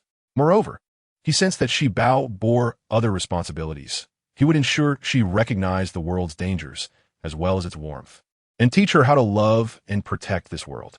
All right, we've finished preparing the large dog's bed. Let us go downstairs for a meal. Okay. The subsequent tasks were entrusted to the Fu family servants, who rearranged and planned Shi Bao and the large dog's room according to Fu Shichuan's design. Meanwhile, Fu Hanchuan lifted Shi Bao onto his shoulder and headed downstairs for dinner. Upon reaching the dining table, Shi Bao took her seat. She noticed 2 figures, one white and one red, slowly descending the staircase from the 2nd floor. Though they were a piao, both possessed formidable powers and could walk on their own. Qing Yin was stunningly beautiful and aloof, resembling the blooming flowers along the road to the underworld, while Jiang Wu exuded a cold nobility akin to the blossoms of March. Their beauty and stature were unparalleled, both being top-tier existences among the 3 realms. As the 2 appeared, Shi Bao eagerly pulled out chairs for them. Jiang Wu, delighted, pinched Shi Bao's little cheek, while Qing Yin took her seat directly, nodding in satisfaction at the lavish spread before her. Subsequently, Shi Bao served 2 bowls of rice, placing them in front of the 2 ladies and inserting incense sticks. The onlookers were astonished, with the old lady nearly dropping her chopsticks. Eldest brother, this. Fu Hanchuan observed his mother's trembling hands and gently placed his hand on her shoulder. Mom, don't overthink it. Shi Bao is fine. She simply misses her mother and her master, so she usually acts this way. Upon hearing this, the old lady sighed in relief, otherwise fearing that Shi Bao had developed delusions. If that is the case, then it's all good. Let Shi Bao do as she pleases. The old gentleman played peacemaker, also remembering to place a chicken wing into Shi Bao's bowl. Shi Bao looked up sweetly and said, "Thank you, Grandpa." The old gentleman responded with a smile, his joy evident on his face, just as Qing Yin and Jiang Wu were about to enjoy their meal. A hand reached over and abruptly knocked their bowls to the ground. The sound of the crash startled everyone, and they turned in astonishment to see a woman accompanied by 4 little boys standing at the table. The perpetrator was none other than her 2nd elder brother, Fu Hanyin, whom she had met that morning. "Fu Hanyin, what are you doing?" The old man's chopsticks arced through the air before landing with a thud on the table. With a low growl, Fu Hanyin merely smirked coldly as he rolled over in his wheelchair, provocatively staring at Shi Bao. "A country bumpkin like you dares to dine? And to honor 2 other country bumpkins at that? How absurd!" Shi Bao, fuming, clenched her fists and gritted her teeth, then, in the next moment, delivered a powerful punch to Fu Hanyin's face. Due to her innate strength, half of his face instantly bore a bruise, prompting the onlookers to collectively swallow hard. No one is allowed to insult my mommy. Jiang Wu gazed at Shi Bao with a look of pride, while Qing Yin remained as cold as ice. Just as she was about to teach Fu Han Yin a lesson, Jiang Wu restrained her. Don't act rashly. Qing Yin snorted, straightened her posture. But Fu Han Yin was clearly undeterred, tightening his fists as he charged at Shi Bao. With another forceful strike, Fu Han Yin flew back like a kite with its string cut. Looking up at Shi Bao, his disgust deepened. Indeed, the fox's tail had been revealed. She was nothing but a jinx. Ha, Shi Bao, you may deceive everyone else, but not me. What 3.5-year-old girl possesses such strength? You are not normal. I will tear away your disguise. Enduring the pain, Fu Han Yin charged at Shi Bao once more. Angrily, she approached him, grabbing his collar and glaring fiercely. Fearing for the situation, Fu Han Chuan hurriedly intervened, pulling Fu Han Yin away from Shi Bao and instructing the servants to take him away. Fu Han Yin cast a venomous glare at Shi Bao before glancing at the shattered bowls, vowing to uncover Shi Bao's true identity and completely expel her from the Fu family. Upon witnessing this, the old man and the old lady sighed heavily. Han Yin may not have a wicked heart, but it's a pity his mother passed away early. With Tang Chuan hardly ever at home, his temperament has grown increasingly odd since he became disabled. After the old lady spoke, Shi Bao's anger suddenly softened. Doesn't Brother Han Yin have a mommy either? Grandma, don't be sad. Brother Han Yin will get better. Little Shi Bao noticed her grandmother's eyes glistening with tears and reached out her tiny hand to catch them. The old lady chuckled, lifting Shi Bao into her arms and affectionately placing her on her lap. Our little Shi Bao is so understanding. My dear, I was thinking, this weekend, when your brothers and sisters are all home, we could hold a welcome party for you. How does that sound? We will introduce our family's most mysterious and beloved little princess to everyone. Chapter 13. Are you afraid of being smothered? A welcome party? Shi Bao tilted her head, her tiny eyes filled with curiosity. Grandma, what is a welcome party? The old lady paused, then laughed again, playfully tapping Shi Bao's nose with her finger. A welcome party is where you are the star, dressed in beautiful clothes, so everyone can know you are a little treasure. This way, no one will bully you again. As the old lady spoke, Shi Bao opened her big eyes and scanned the room, noticing several daddies nodding in agreement. Only then did her face light up with joy. All right, Shi Bao likes welcome parties. After she spoke, everyone burst into laughter. The woman who had been standing nearby instinctively stepped forward, gently taking Shi Bao from the old lady's arms and placing her on the ground. Hello, fourth aunt. The woman before her, Lin Yu, donned a chic black and white Chanel ensemble, complemented by white knee-high boots, exuding both elegance and a hint of authority. Shi Bao, adorably lifting her skirt and standing on her tiptoes, offered a slight curtsy, melting the hearts of everyone present. Lin Yu beamed widely, pulling out a large red envelope from her bag and handing it to Shi Bao.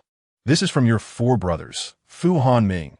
Your brother Han Yin is also from your second daddy's family, as well as Fu Yulin and Fu Suyu from your 4th daddy's family. Shi Bao nodded, somewhat bewildered, but she continued to greet her brothers while lifting her little skirt. Fu Han Ming appeared cold and indifferent, showing no interest in his sister. He merely acknowledged her with a grunt before turning to take his seat. Fu Yulin and Fu Suyu, however, were well-behaved under their mother's guidance, shaking Shi Bao's hand and welcoming her. Shi Bao felt a surge of happiness. It seemed her brothers were quite nice. Although Han Yin disliked her, she attributed it to that unpleasant spirit attached to him. Shi Bao believed that Han Yin would awaken eventually. After the introductions, everyone took their seats, and Shi Bao resumed, offering incense to her mommy and grandmother. The old lady suggested a name for Shi Bao, and Fu Han Chuan promptly decided on Fu Shi Bao, which Jiang Wu had chosen, and he found it quite fitting. Jiang Wu gazed at Fu Han Chuan, feeling a wave of emotion, while Fu Han Chuan felt a stirring in his heart, glancing in Jiang Wu's direction, but finding only emptiness, as if something was stuck in his chest. Oh, and the big dog, doesn't he have a name either? Can we let it take the surname Fu too? Upon hearing that a dog would be welcomed, the daddies who had seen the big dog had no objections, and both grandparents were willing to support Shi Bao. However, Fu Han Ming's expression changed dramatically. He slammed his chopsticks on the table. Absolutely not. Accepting a loathsome sister is already difficult enough, I refuse to be an older brother to a dog. Let someone else take that role. I certainly won tea. Seeing her elder brother angry, Shibao's brows knitted in distress. Brother, it's not an ordinary dog. I don't care what kind of dog it is. I detest it. Fu Hanming declared, disregarding everyone's opinions as he threw down his bowl and stormed upstairs. The old lady and old man were nearly choked with anger. Those two children from the second family were becoming increasingly unruly. Grandma, don't be upset. The big dog can just be my brother. Shibao rushed to comfort her grandmother, helping her breathe more easily. Within moments, the old lady felt a wave of relief wash over her. Dear, it's all right. Grandma will acknowledge the big dog. Grandpa will too. Daddy will too. After the three spoke, everyone else chimed in, expressing their willingness to welcome the big dog, instantly brightening Shibao's previously distressed face. Can we name the big dog Fudabai? Little Shibao exclaimed joyfully, causing everyone to melt at her adorable enthusiasm. Once the meal concluded and the servants began tidying up, Shibao chatted with her grandparents until she eventually fell asleep. It was then that Fu Hanchuan carried Shibao upstairs to sleep. In the middle of the night, while Shibao was sound asleep, Fu Hanyin stealthily approached her room in his wheelchair, clutching something in his hand. He bent down to sprinkle glutinous rice, soaked in vermilion, around the entrance of Shibao's room, sealing the door tightly. He then retrieved talisman paper from his pocket, ignited it, and tossed it at the entrance, causing the rice soaked in vermilion to ignite into a blazing fire. After ensuring the door was blocked, Fu Hanyin left the scene with satisfaction, having commissioned a master to create this for Shibao. The master had declared that Shibao was a monster, and only such measures could reveal her true form. Before long, smoke began to seep through the crack under the door, and Shibao, still atop her bed, was blowing bubbles with her nose, gradually awakening amidst the thick smoke. Jiang Wu and Qing Nian emerged, their expressions cold as they observed the unfolding scene. Is there a fire? Shiba, somewhat incredulous, rubbed her eyes and instinctively clutched her pillow, yearning to open the door and ascertain the situation. Yet, despite her innate powers and immense strength, the door remained obstinately shut. Save your efforts. This door is sealed by magic and cannot be opened. We must seek another way, lest we perish from suffocation here, Qing Nian remarked, her arms crossed and her demeanor as frosty as ever. Jiang Wu cast a quizzical glance at Qing Nian. You are but a wisp of a soul. What fear do you have of suffocation? I have stated before, this is no ordinary fire. It is specifically designed to deal with Shiba. Jiang Wu gasped, realizing the gravity of the situation. Fu's household was indeed heavily fortified. Yet someone had exploited a vulnerability specifically targeting Shiba. Ancestor, mommy, what should Shiba do now? Shiba clenched her small fists, indignant as she glared at the door, feeling belittled at the notion of being treated like a mere toddler at 3.5 years old. Leave from the upper floor. With me and your mommy to protect you, you shall be unharmed, Qing Nian declared, and with a swift flick of her sleeve, the bedroom window shattered with a resounding crash. There is no time. Hurry. This fire is imbued with potent magic. If it touches your jade lock, the headless spirits within shall scatter your soul, Qing Nian urged, panic overtaking her as the flames encroached. She lifted Shiba and hurled her out of the window. Chapter 14. He shall not survive the night. Shiba was momentarily disoriented, her body weightless as she plummeted from the second floor. Fearful, she shielded her eyes with her small hands. Suddenly, she felt a lightness, only to see Qing Nian and Jiang Wu each grasping one of her arms, gently guiding her descent. Upon landing, still shaken, she noticed Fu Hanyin seated in a wheelchair, her expression dark and her gaze fixed coldly on Shiba. You are indeed not human. Humph, Shiba, I care not for your purpose in our home. I advise you to leave swiftly and refrain from harming the Fu family, or I shall ensure you do not depart alive. Despite her youth, Fu Hanyin bore an imposing presence, resembling a tyrannical CEO, almost a mirror image of Fu Tangchuan. Shiba, finally comprehending the situation, stepped forward, only to see a flicker of fear cross Fu Hanyin's eyes. However, recalling the potential threat Shiba posed to the Fu family, her posture straightened defiantly. So the fire in my room was your doing? Indeed, that fire cannot harm humans, only spirits. You should fear it. Fu Hanyin retorted with a cold laugh, igniting another talisman and hurling it at Shiba, who appeared genuinely incensed. With swift determination, she caught the talisman and, in a matter of moments, tore it to shreds, flinging the remnants back at Fu Hanyin. Looking up, Shiba noticed the spirit clinging to Fu Hanyin, gazing curiously at her. Without hesitation, Shiba threw another talisman, targeting Fu Hanyin's head. A scream pierced the air, and Fu Hanyin's complexion turned ashen. As Shiba prepared for another attack, Jiangwu rushed over, restraining Shiba's hand. Shiba, do not proceed. That spirit has been attached to Hanyin for too long.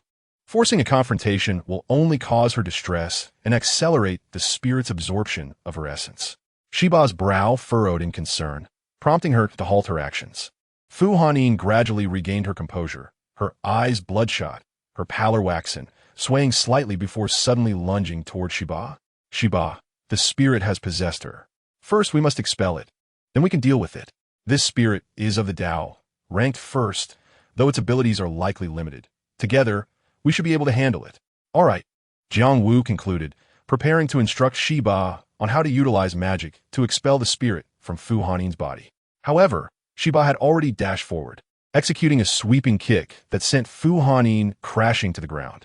Fu Hanyin bit her finger, producing a talisman and mumbling an incantation, but before she could complete it, Shiba struck again, knocking her down. You lack honor. I had not yet finished my incantation, the Tao spirit exclaimed angrily. Shiba, unyielding, pressed her foot against its head, applying pressure until it emitted a horrifying scream. Jiang Wu and Qing Yan exchanged exasperated glances, both voicing their disapproval. Have you been watching too many magical shows? Tao spirit uncle, Shiba is no fool. To wait for you to transform before teaching you a lesson would only put me at a disadvantage. The spirit, infuriated, leaped into the air, brandishing a peach-wood sword and lunging at Shiba, chanting incantations as flames erupted from the blade, soaring high like a dragon of fire towards her. Shiba stood frozen, utterly bewildered, as her mommy had never equipped her with knowledge of such formidable powers. Just as Jiang Wu moved to intervene, Shiba gritted her teeth, plunging into the flames, grasping the spirit's legs, and repeatedly slamming it against the ground. It howled in agony, yet Shiba remained undeterred, relentlessly continuing her assault. Within minutes, the spirit was battered and bruised, forced to flee from Fu Hanyin's body. Upon spotting Shiba, it opened its gaping maw and lunged at her. Shiba swiftly drew a talisman, reciting an incantation as it soared forth, transforming into a binding rope that ensnared the spirit tightly. All done. A splendid achievement, Shiba declared triumphantly, her hands applauding.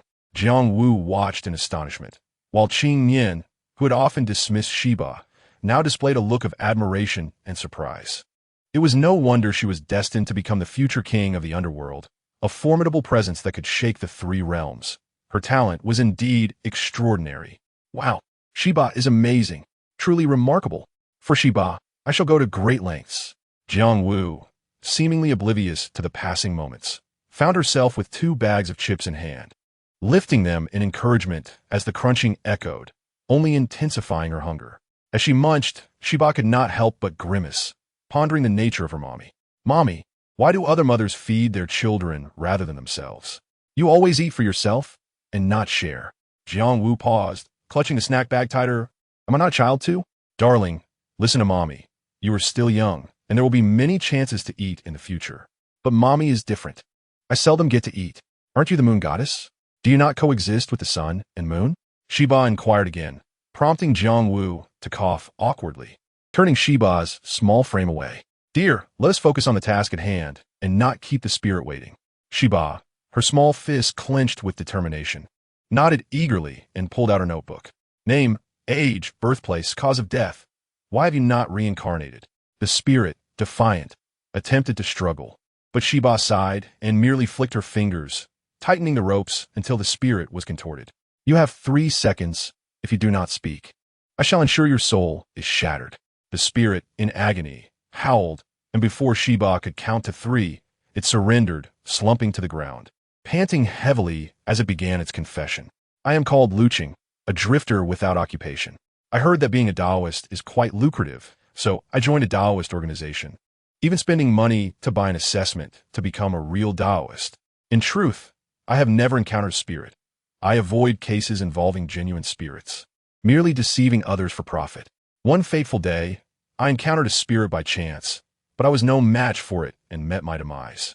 Lu Qing's voice resonated with resignation, prompting Shiba to reflect in astonishment at the existence of such a feeble Tao spirit. Since you indulge in deceit, you cannot reincarnate normally. You deserve to descend into hell. Why then have you possessed my brother Hanin? The spirit scoffed, glancing at the unconscious Fu Hanin, revealing a sinister smile. Because he will not survive tonight. Chapter 15, I will definitely cure Gij Hanin. What? Shibao's heart jolted, and she quickly turned to look at Fu Hanin, who was now lying on the ground, her face pale and lips a deep purple, resembling someone poisoned. As Shibao approached to investigate, her instincts confirmed the journey. Fu Hanin was very likely not to survive the night. The king of the underworld governs life and death in the human realm and can sense the life force of the living. What kind of poison did you give to Gij Hanin?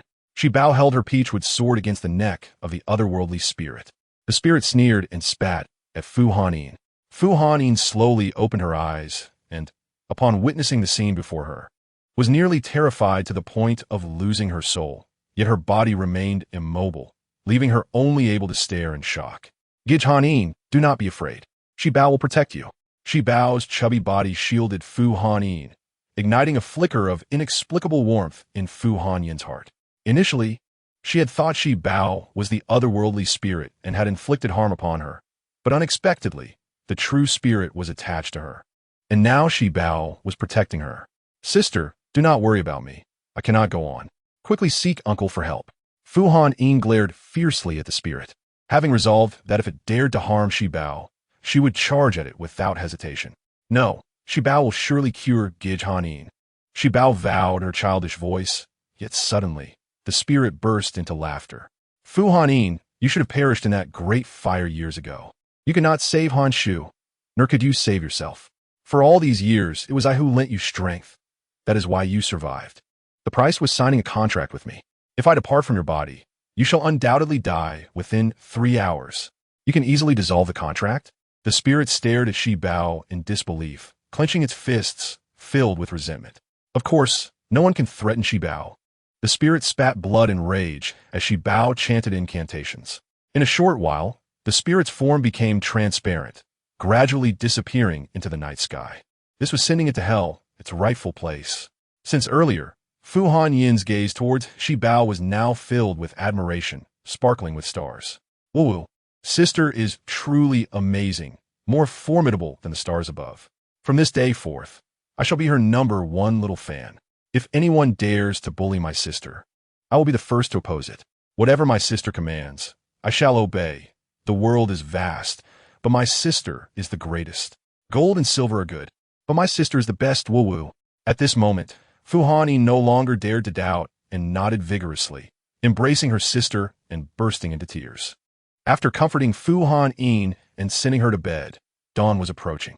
Having been through a night of turmoil, Shibao was wide awake. After Bai had grown larger, Shibao leaned against him, listening to Qing Yin's lessons. From Shibao's earlier performance, Qing Yin no longer scolded her as foolish, but instead her gaze shifted from disdain to affection. The otherworldly spirits are divided into 36 paths: Tao, Buddha, loyalty, kindness, charm, evil, grudge, fierce, false, corpse, clean, fight, desire, poverty, misfortune, color, love, narcissism, headless, disabled, selfish, saintly, long tongue, stingy, peeping, lazy, exhaustion, death by illness, substitute death, hanging, falling, drowning, burning, playful, gluttonous. The spirits are also classified as good and evil. The good are called a piao, and the bad are referred to as otherworldly spirits. Shibao nodded, somewhat understanding, though there were still things she did not fully grasp. However, she could remember all of it and would gradually learn more about them as encounters arose. That ancestor, the Tao spirit just now, was so weak. Could it contend with other spirits or a piao? Besides, Gij Hanin also has a disability. Why did she not attract a disabled spirit? The 36 paths are derived from the Great Tao. The Great Tao has regulations that spirits of lower paths cannot attack those of higher paths. If they do, it will backfire upon themselves. Spirits of the same or higher levels can attack each other, establishing a hierarchy of strength. When Fu Hanin attracted the spirit, she was not disabled. It was mainly due to her innate talent as a Taoist. Shibao nodded again, wishing to continue asking questions when she heard slurping noises beside her. Frowning, She looked over to see Jiang Wu munching on spicy crayfish, sweat pouring down her face from the heat as she continued to stuff her mouth. Noticing the two gazing at her, Jiang Wu shyly glanced at Shibao. Darling, it's not that mommy won't give you any. Humans cannot eat things from the otherworldly spirits. After saying this, she stuffed another one in her mouth, exclaiming how delicious it was. If Shibao cannot eat it, I can. Qing Yin cast a cold glance at Jiang Wu, snatching the crayfish from her hands. What had begun as a mere act of defiance unexpectedly turned out to be quite delicious. Indeed, it is quite good. Watching the two, Shibao unconsciously began to drool. Bad mommy, bad ancestor, only caring for themselves and neglecting the child. Ooh. Ancestor, is mommy the weakest glutton? No, we are divine beings, not bound by the 36 paths. Shibao gritted her teeth, feeling even more irked. Just then, the jade pendant around her neck began to glow, and when she lightly tapped it, a voice emerged. Shibao, you haven't forgotten me, have you? I am still a wisp of soul. When can I be reincarnated? Shibao blinked, her face displaying a confident expression. The headless Apiao was overjoyed, bowing and doing obeisance to Shibao repeatedly. As the conversation continued, Shibao dozed off. At 8 in the morning, Shibao suddenly opened her eyes, recalling the important matters of the day, and hurriedly raced downstairs. At the stairway, Fuhan Yin sat in a wheelchair, slightly bent forward, respectfully waiting for Shibao to rise, holding a bouquet of flowers to offer her a grand welcome. However, Shibao seemed oblivious, dashing down the stairs like the wind. The others heard Shibao's call and looked towards the door, craning their necks, but unable to catch a glimpse of her shadow. Consequently, Fuhan Yin's expression grew even darker. Chapter 16, Burying the Headless Ant. The elderly lady looked left and right, finding no trace of Fu Tangchuan, and suspected Shibao was playing a prank. Shaking her head, she instructed the maid to take Shibao upstairs. Is Shibao missing her second dad? It's fine. Hurry and change your clothes. Grandma will accompany you to the door. Headless ant? The elderly lady trembled in fright. What is a headless ant? Just as Shibao was about to explain, Fu Hanchuan arrived and quickly covered her mouth, clarifying to his mother, Mom, Shibao is joking. She just misses Tang Chuan. Only then did the elderly lady take a deep breath, seeing no way out, and simply had the maid fetch a coat for Shibao to wear before allowing her to go out. Fu Han Yin, upstairs, could no longer contain herself. Even before reaching downstairs, she called out to Shibao, Sister, wait for me. I want to go with you. Everyone was taken aback. Had they misheard? Or had Fu Han Yin suddenly changed her demeanor overnight to affectionately call her sister? Confused, they followed her to the door. Just in time to see Fu Tang Chuan approaching from afar, accompanied by a large entourage, all looking dirty yet excited. Second dad, Si Bao Et Glim Zoi Fu Li, and everyone marveled at her predictions, thinking her prophetic skills were truly remarkable. Who said she had a bad luck tongue? Clearly, she was the little lucky star of the Fu family. Upon seeing Shibao, Fu Tang Chuan joyfully lifted her up, disregarding the dirt on his clothes, and affectionately showered her with kisses. Dad, quickly put my sister down. You're so dirty. You'll get her dirty? Everyone exclaimed in surprise, gazing in astonishment at Fu Hanin, who was yet to comprehend the situation. She raised her hand to poke her father and urged him to hasten in placing her sister down. Oh! Fu Tangchuan was momentarily taken aback, but then obediently set Shibao down. He couldn't fathom why his son, who had always loathed his sister, would be so protective of Shibao. I'm fine, brother, Shibao declared as she dusted off her clothes. However, Fu Hanin felt it was insufficient and pulled Shibao closer to continue brushing her off. Shibao then turned to Fu Tangchuan and inquired, Second dad, how did the archaeological mission go? Upon hearing this, Fu Tangchuan became exceedingly excited, crediting Shibao's prophecy for his unprecedented success. Shibao, you have no idea. I truly discovered the emperor's tomb this time, likely belonging to a grand emperor. This has been the smoothest endeavor since I entered the field, worthy of being recorded in history. Shibao knew her second dad would succeed. Fu Tangchuan, filled with enthusiasm, scooped Shibao up again and planted a hearty kiss on her cheek, while Fu Hanin glared at his father disapprovingly, worried that his sister might end up smelling of his unpleasantness. After breakfast, Fu Tangchuan mysteriously took Shibao aside, with Fu Hanin trailing behind. After properly burying the headless ghost, Shibao performed a ritual to guide the spirit to peace. Qing Yin nodded approvingly, recognizing her young disciple's remarkable abilities. affirming her potential to impact the three realms. In the cemetery, as Qing Yin pondered joyfully, a sudden tumult in the sky caught her attention. The daylight transformed abruptly, dark clouds enveloped the sky, and with a resounding crack, a fissure appeared in the heavens. Instinctively, Qing Yin shielded Shibao, her face paling. Within mere minutes, the sky returned to normal. But Qing Yin's complexion remained ashen. "What happened, ancestor?" Shibao turned with concern, shaking Qing Yin's hand. Fu Hanyin, who had seen Qing Yin the day before, noticed no significant change in her demeanor. But Fu Tangchuan and Fu Hanchuan's brows furrowed instantly. Did it mean Shibao was now surrounded by two spirits? One being Jiangwu and the other their ancestor? "It's nothing, Jiangwu. We need to ensure Shibao's safety. There may be movements on that front." Jiangwu felt a pang of apprehension and nodded gravely. The following evening marked the welcome party prepared by the Fu family for Shibao. As the wealthiest family in Wancheng, the Fu family, with Fu Hanchuan as the national war god, attracted prominent figures from across the nation that night. Shibao awoke at 8 in the morning, resembling a doll, as people fussed over her. That evening, Fu Shichuan presented a custom-made princess dress for Shibao, and Lin Yu helped her don it, transforming Shibao into a resplendent little fairy. In Fu Hanchuan's words, even if all the little girls in the capital were gathered together, they could not compare to Shibao's beauty. As Fu Hanchuan held her hand, descending the stairs of their villa, Shibao's shimmering dress sparkled like a sprite of the night, leaving the attendees in awe. Coupled with her adorable face, she blew kisses to the crowd, inciting waves of delighted shrieks. "Thank you all for taking the time out of your busy schedules to attend my little girl's welcome party. I hereby declare that from this day forth, my dear Fu Shibao shall be the sole darling of the Fu family." With Fu Hanchuan's proclamation, the crowd erupted in cheers, and Shibao busily sent kisses to everyone.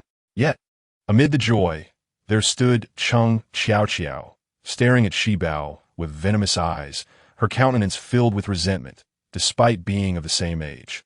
Once the Fu family finished their introductions, Shibao approached to cut the cake with her friends. Just as she was about to reach for it, Cheng Xiao, accompanied by two minions, smashed Shibao's cake. "You, the darling of the Fu family?" Shibao glared angrily at the trio, who laughed derisively at her. "You better understand. Our Xiao is the #1 darling heiress in the capital. If you know what's good for you, leave Kyoto quickly, or don't blame us for being unkind." Chapter 17. To take your life, then I shall see how you intend to be unkind. With a grim expression and an aura as frigid as ice. Fu anin mirrord, fu tan quan esse domineering deminor. Oh, isn't that the crippled son of the Fu family? How is it that you cannot even stand, yet wish to defend this little harbinger of doom? With that, laughter erupted among the crowd. Little Shibao's fury reached its zenith as she clenched her tiny fists and approached, lifting the collar of the minion. "This is my home. I won't allow you to bully my brother. Now apologize for my cake and to my brother." The minion cast a disdainful glance, having fully grasped the adult world's subtle rivalries at such a tender age. "I won't. I don't believe you can hurt me." Shibao huffed, preparing to retaliate when Fu Hanyin swiftly intervened, fearing that the crowd might discover Shibao's extraordinary talents while the adults of the Fu family were preoccupied with socializing. Among the other boys, only he could protect his sister. "Rest assured, little sister, as long as I am here, no one will bully you." After saying this, Fu Hanyin pulled little Shibao behind him, stirring a wave of emotion within her. "Oh, so this is what it feels like to be protected. Brother Hanyin is so wonderful. Always looking out for Shibao. Cheng Xiao, you are from a prominent family. What do you think will happen if the incident where you smashed my sister's cake and bullied her goes viral online? Will you, the darling of Kyoto, become a target of public scorn?" Fu Hanyin's expression turned serious, causing Cheng Xiao's face to pale, as it was the first time she had witnessed Fu Hanyin in such a manner. The crowd recognized the little fellow's cunning and intelligence, albeit his reclusive and irritable nature. "Fu Hanyin, are you threatening me?" Cheng Xiao inquired, her voice trembling. Fu Hanyin scoffed, tossing a recorded video to her. Upon viewing it, her complexion drained of color. If this video were to be released, not only would she face ridicule, but she would also bring disgrace upon the Cheng family, and her parents would not spare her. "You two apologized to Shibao and Fu Hanyin." Cheng Xiao clenched her camera tightly, and her two minions reluctantly raised their heads. A cold glare from Cheng Xiao made them obediently bow deeply to Shibao and Fu Hanyin. Little sister Shibao, brother Hanyin, we are sorry. We realize our mistakes. Shibao looked at Fu Hanyin, her eyes sparkling with admiration. Brother Hanyin was truly impressive, managing to make those who bullied Shibao apologize with just a few words. Shibao felt accomplished. And my cake was ruined. You must apologize for that. The minions gritted their teeth, unwilling to apologize. Feeling it was humiliating enough to apologize to a person, let alone for a cake, which was simply too much. Fu Hanyin, let's keep it civil. What do you mean by keeping it civil? Did you not hear what my sister said? Come here and apologize for Shibao's cake. Well, what cake? I'm sorry. It was our fault. We shouldn't have stepped on you. Once those words were uttered, Shibao nodded in satisfaction. All right, now please leave my home. You are not welcome here. What do you mean by you? This is my home. If you're dissatisfied, you can always throw us out the next time we visit your home.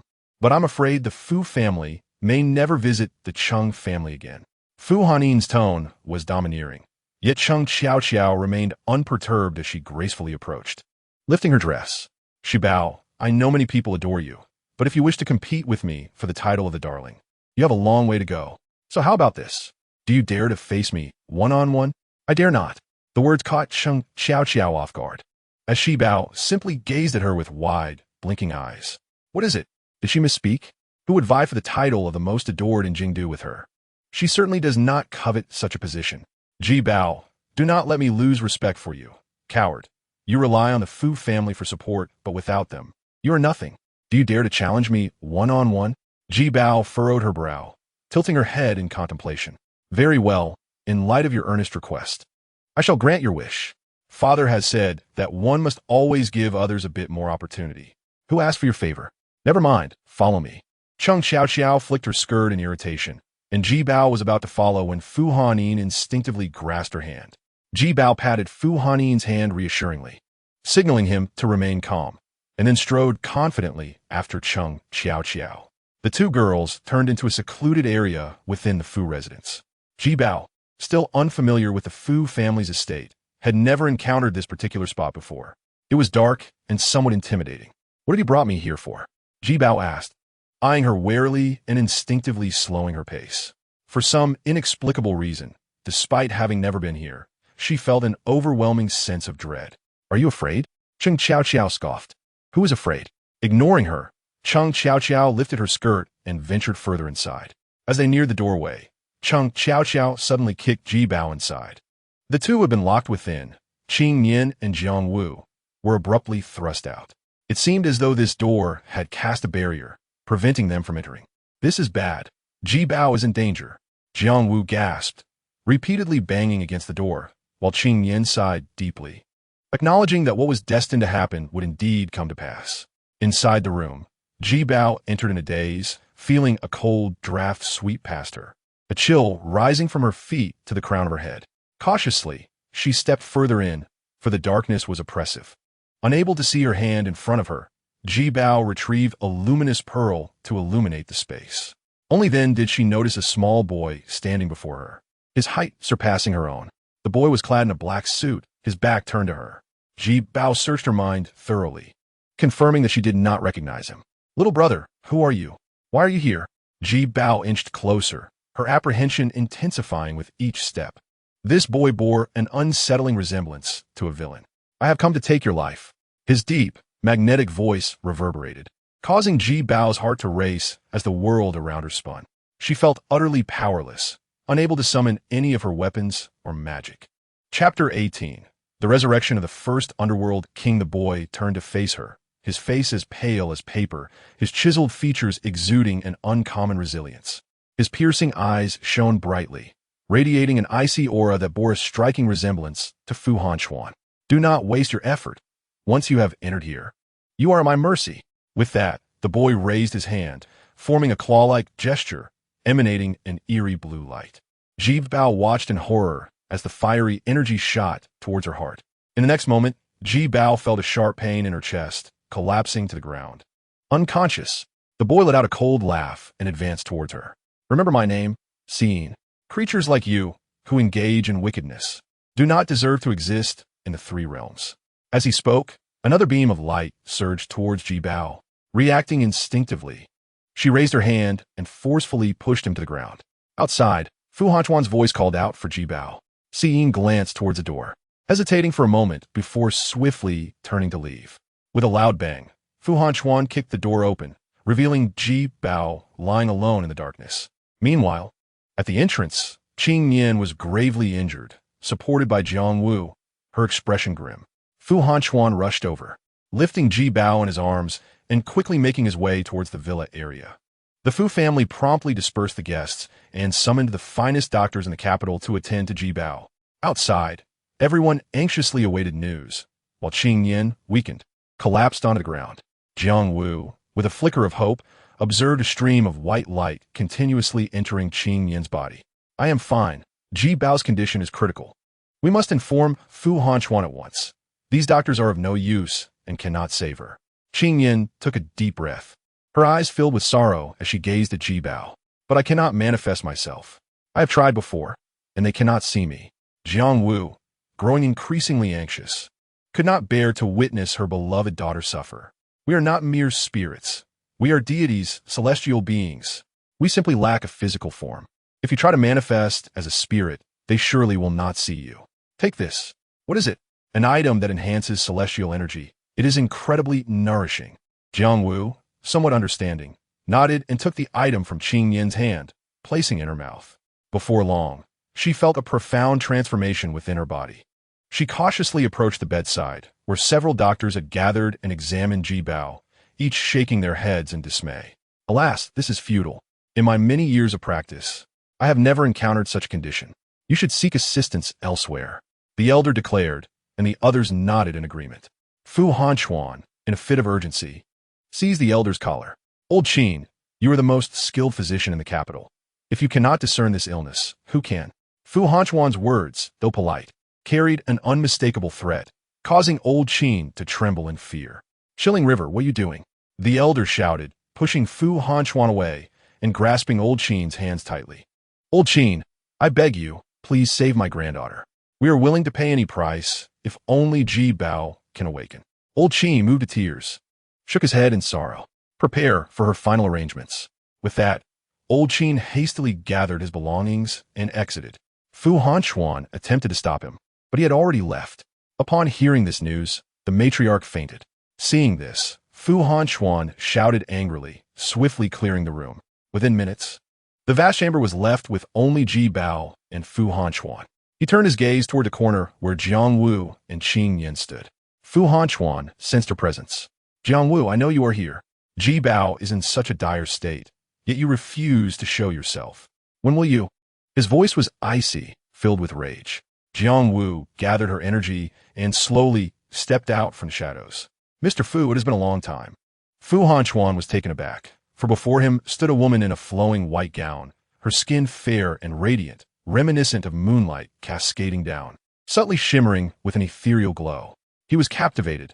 When he first met this woman, she was frazzled, timid, and disoriented. Now, she was utterly transformed. Jiang Wu, what is Ji Bao's current condition? Jiang Wu looked at Ji Bao with concern, gently leaning down to place a soft kiss on her forehead. Raising her eyes, her expression was somber. Seeking doctors is futile. Ji Bao has been wounded by sorcery and is under a curse. Cursed? Fu Hanchuan's heart clenched tightly. His beloved Ji Bao was so adorable, only 3.5 years old. How could she have been cursed? Tell me how to break it.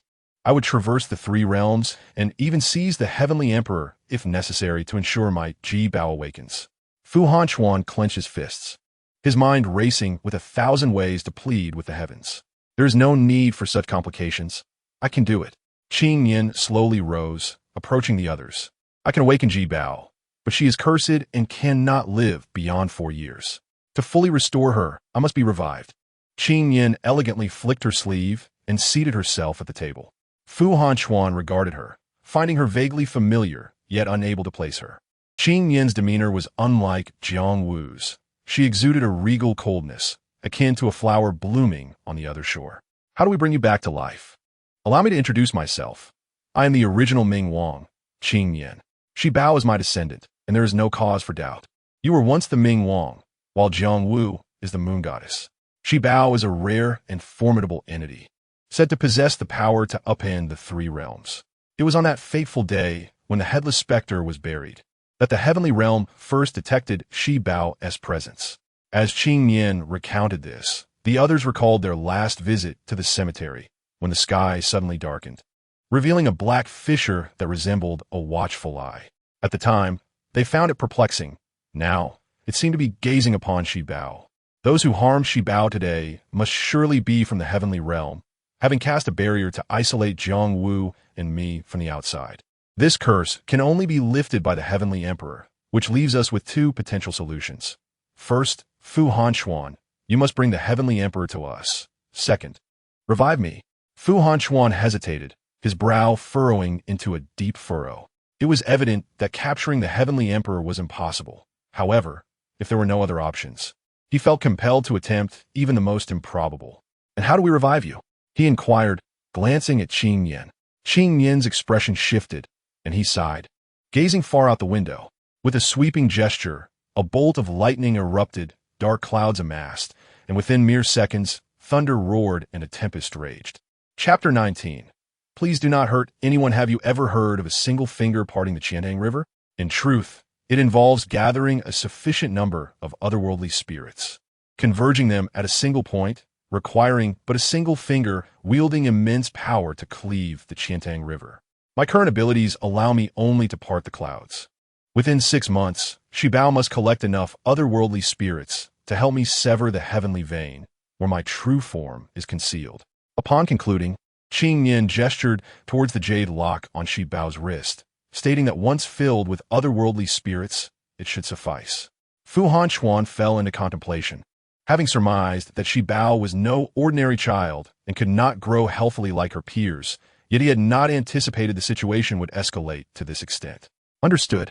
First, please awaken Shi Bao. I shall assist her in filling the jade lock, he affirmed. Qing Yin nodded and waved his hand again, causing the previously dazed Shi Bao to slowly open her eyes.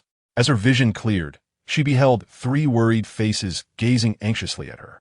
Daddy, Mommy, Ancestor, what's wrong with me? She furrowed her brows, attempting to sit up, only to be met with a wave of pain coursing through her limbs. She recalled the events leading to her fainting, particularly the strikingly handsome young man who had sought to harm her. Sweetheart, everything is all right. Mommy is here, and I know all that has transpired. Just rest well. Jiang Wu reassured her, leaning down to plant a gentle kiss on Shi Bao's forehead. A cool, radiant light flowed from Jiang Wu's lips into Shi Bao's body, and gradually, her wounds healed. Within mere minutes, she felt as if nothing had ever happened.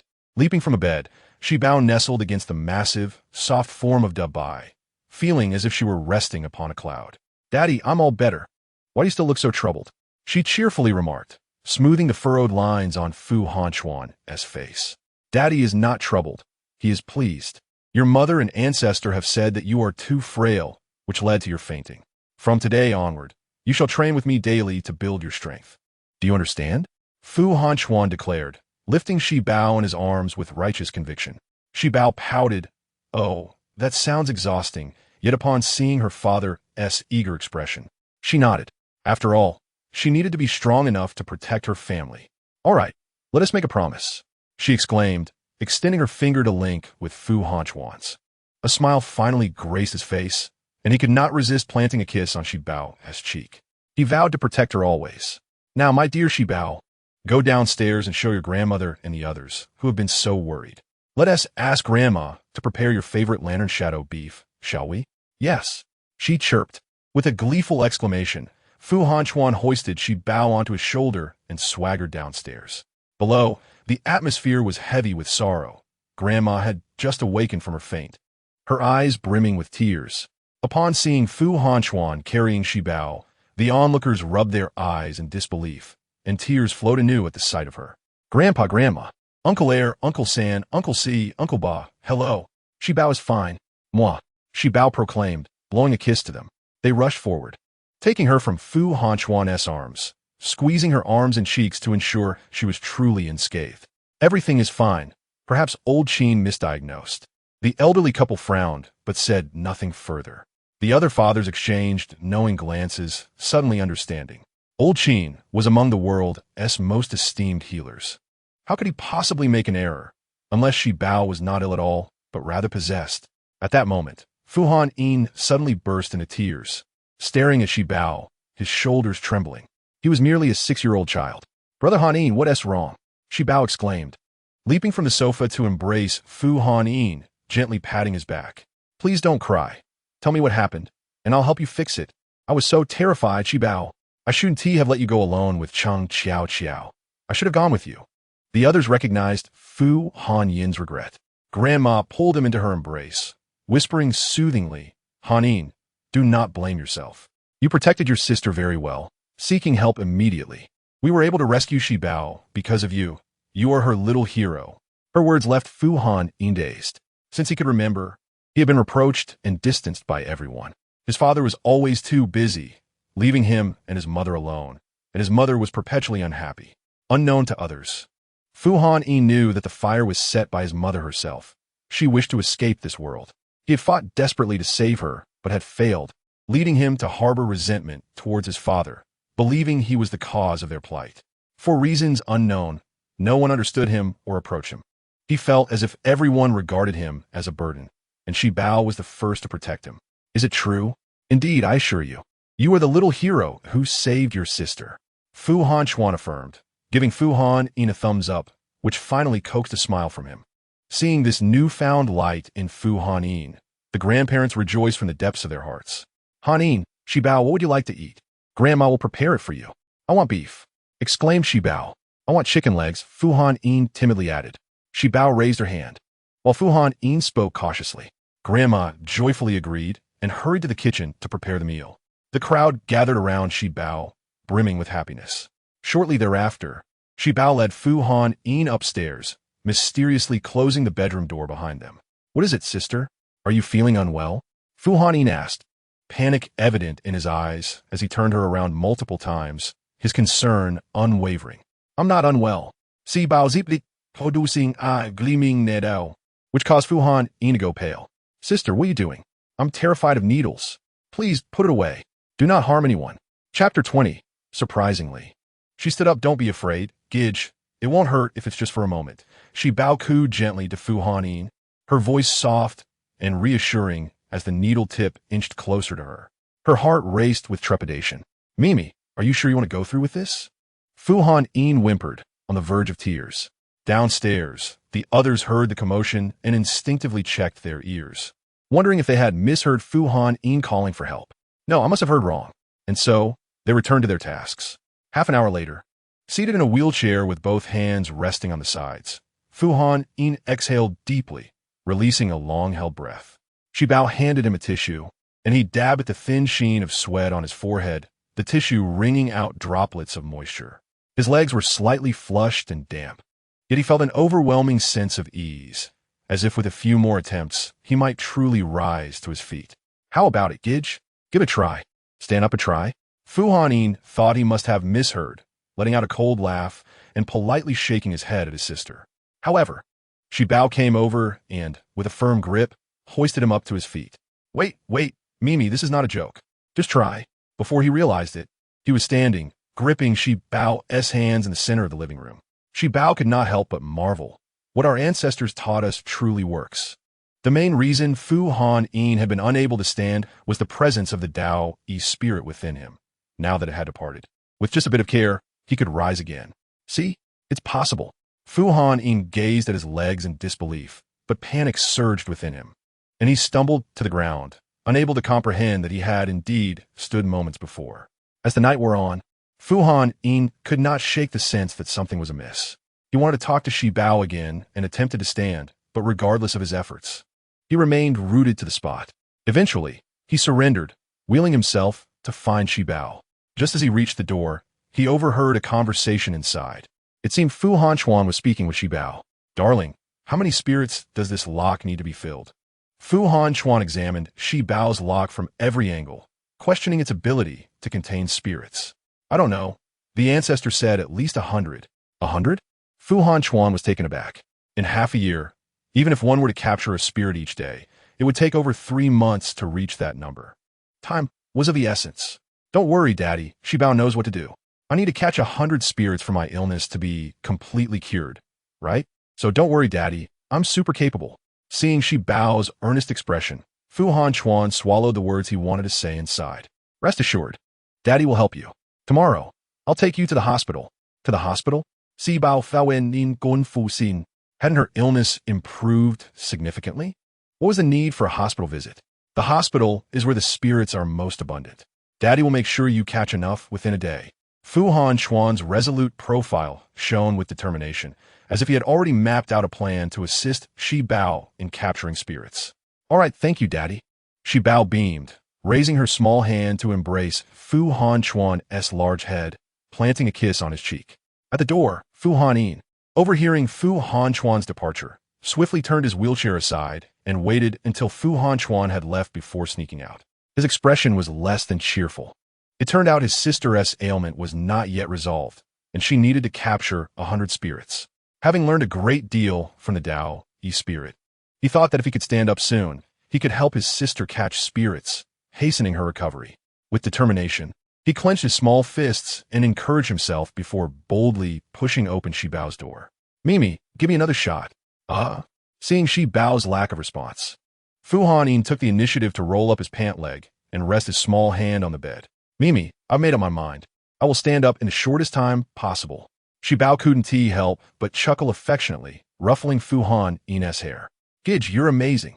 Thus, Shi Bao retrieved a silver needle, meticulously sterilized it, and administered another acupuncture session for Fu Hanyin. Afterward, he earnestly attempted to stand, but despite several efforts, he remained unsuccessful, letting out a heavy sigh. Mimi, do you think I'm useless? I just want to stand up quickly so I can protect you. Seeing Fu Hanyin's forlorn expression stirred a wave of emotion within Shi Bao. How wonderful it was to have a brother who cared so deeply. Gidge, you need not worry. I can protect myself. Don't rush. Haste makes waste. Once again, she affectionately ruffled Fu Hanyin's hair, lifting his spirits considerably. Then, can I accompany you to the hospital tomorrow? Mimi, look, I've learned so much from that spirit. This is glutinous rice, this is vermilion, and these talismans are all drawn by me. If you take me along, I can surely protect you. Shi Bao recalled the Tao spirit mentioning that Fu Hanyin possessed extraordinary talent in this regard. If he accompanied her, he could help her become a formidable Taoist in the future. All right, Gidge, I promise you. The next day, 2 small bundles of joy, one large and one small. Donned suits and a princess dress, complete with sunglasses, prepared for their secretive departure.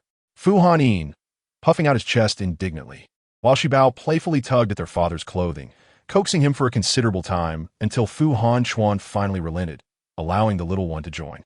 Seeing Fu Hanyin, who was in a wheelchair, wanting to go, Fu Hanming rushed out, determined to protect his younger brother. After their mother's departure, it was just the two of them relying on each other. I want to go too. Everyone turned to Fu Hanming. Fu Hanyin pleaded with him, tried to convince him for a long time, but Fu Hanming was resolute. In the end, with no other choice, Fu Hanchuan set off with the 3 children. At the hospital, as soon as Shi Bao entered, she caught a whiff of a familiar scent.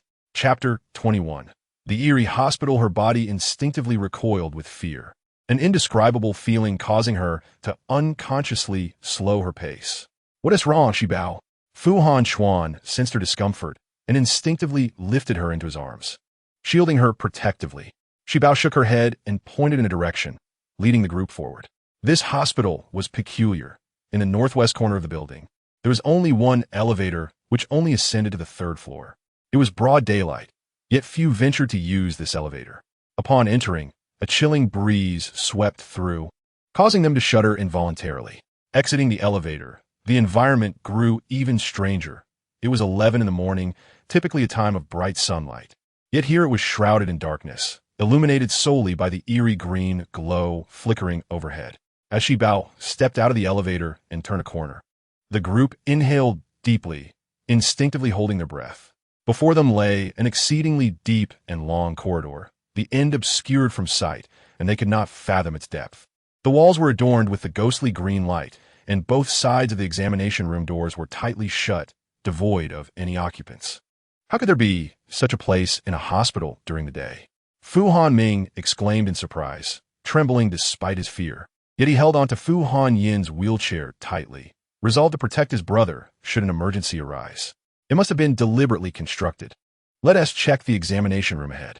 After Shi Bao finished speaking, she lifted her leg and moved forward, with Fu Hanchuan closely guarding her from behind, meticulously observing their surroundings. Fu Hanming could not help but swallow hard. His legs felt as heavy as lead, making it arduous for him to advance. Instinctively wanting to flee, he glanced back, only to find that the elevator they had just ascended from had inexplicably vanished. Sister, sister, sister, Fu Hanming gripped Shi Bao's hand in a panic. Beads of cold sweat trickling down his forehead, his lips trembling, unable to articulate a complete sentence. Following the direction of his gaze, Shi Bao also noticed the absence of the elevator. This indicated that they had entered another realm. Today, they could either shatter this space and escape alive, or, like those otherworldly beings, remain trapped here eternally. It's all right, brother. I will surely take you all out. Shi Bao tightened her grip on Fu Hanming's hand, who swallowed again, continuing to urge Fu Hanyin forward. As they reached the first examination room, Shi Bao looked around once more, ensuring there were no other living souls present.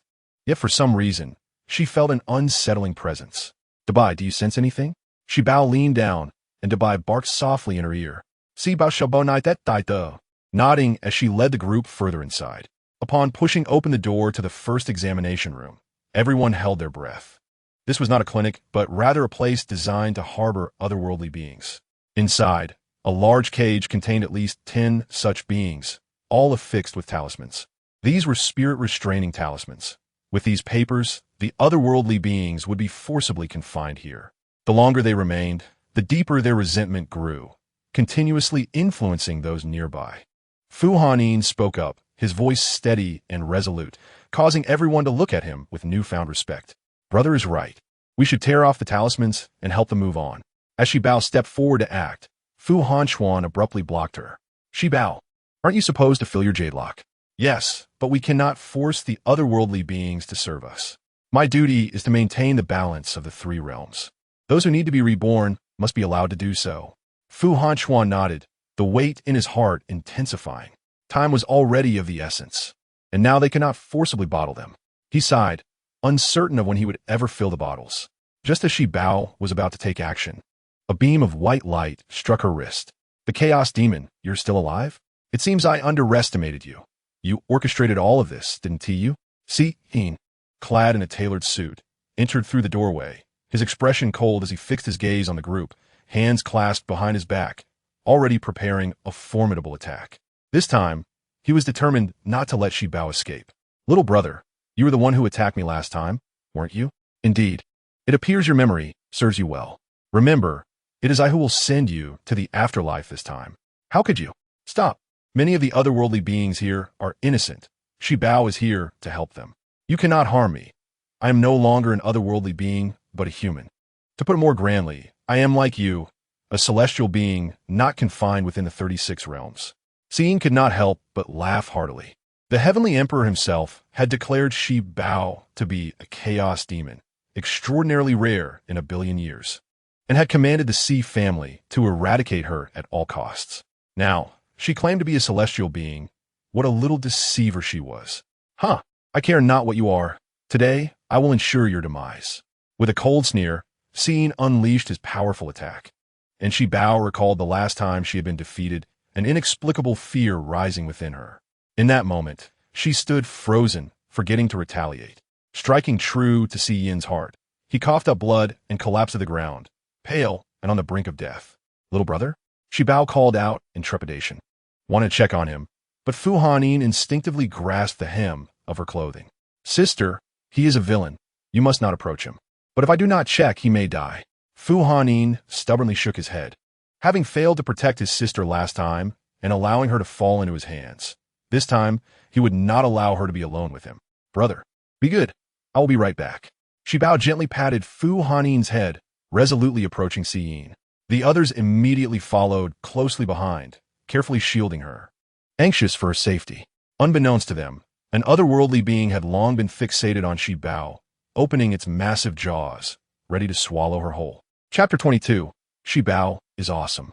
Little brother, do not be afraid. I have studied traditional Chinese medicine and can help you. Si Yin watched Shi Bao warily as she produced a silver needle and gently pierced it into his heart. For reasons unknown, despite being so close, Seeing felt no murderous intent. Seeing Shi Bao's concern for him, a part of his heart softened unexpectedly. In the next moment, a refreshing sensation radiated from his heart, enveloping him in warmth akin to basking in sunlight. Little brother, your injury is under control. Once we are outside, I will help you recover. Seeing nodded, only to see the massive creature lunging at Shi Bao, and immediately pushed her aside, launching a fireball into the creature's gaping maw. The otherworldly being, now injured, grew even angrier, turning its head to continue towards Shi Bao, prompting Seeing to feed it another fireball. Hurry, you cannot handle this creature. It's fine, just watch me. Shi Bao stood tall, leaving Seeing in shock as he wished to assist her, but found himself immobilized by his own injuries. Shi Bao approached, leaping high, and drove the peach wood sword directly into the creature's head. The otherworldly being howled in agony, and Shi Bao continued to push forward, stabbing it in the waist, causing its massive form to shrink instantly.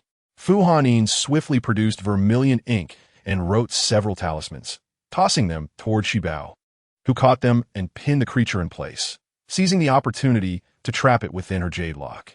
The previously invisible elevator doors slowly opened, and Shi Bao exchanged a glance with Seeing, nodding in understanding as the group entered the elevator one after another. They exited the hospital as if nothing had happened.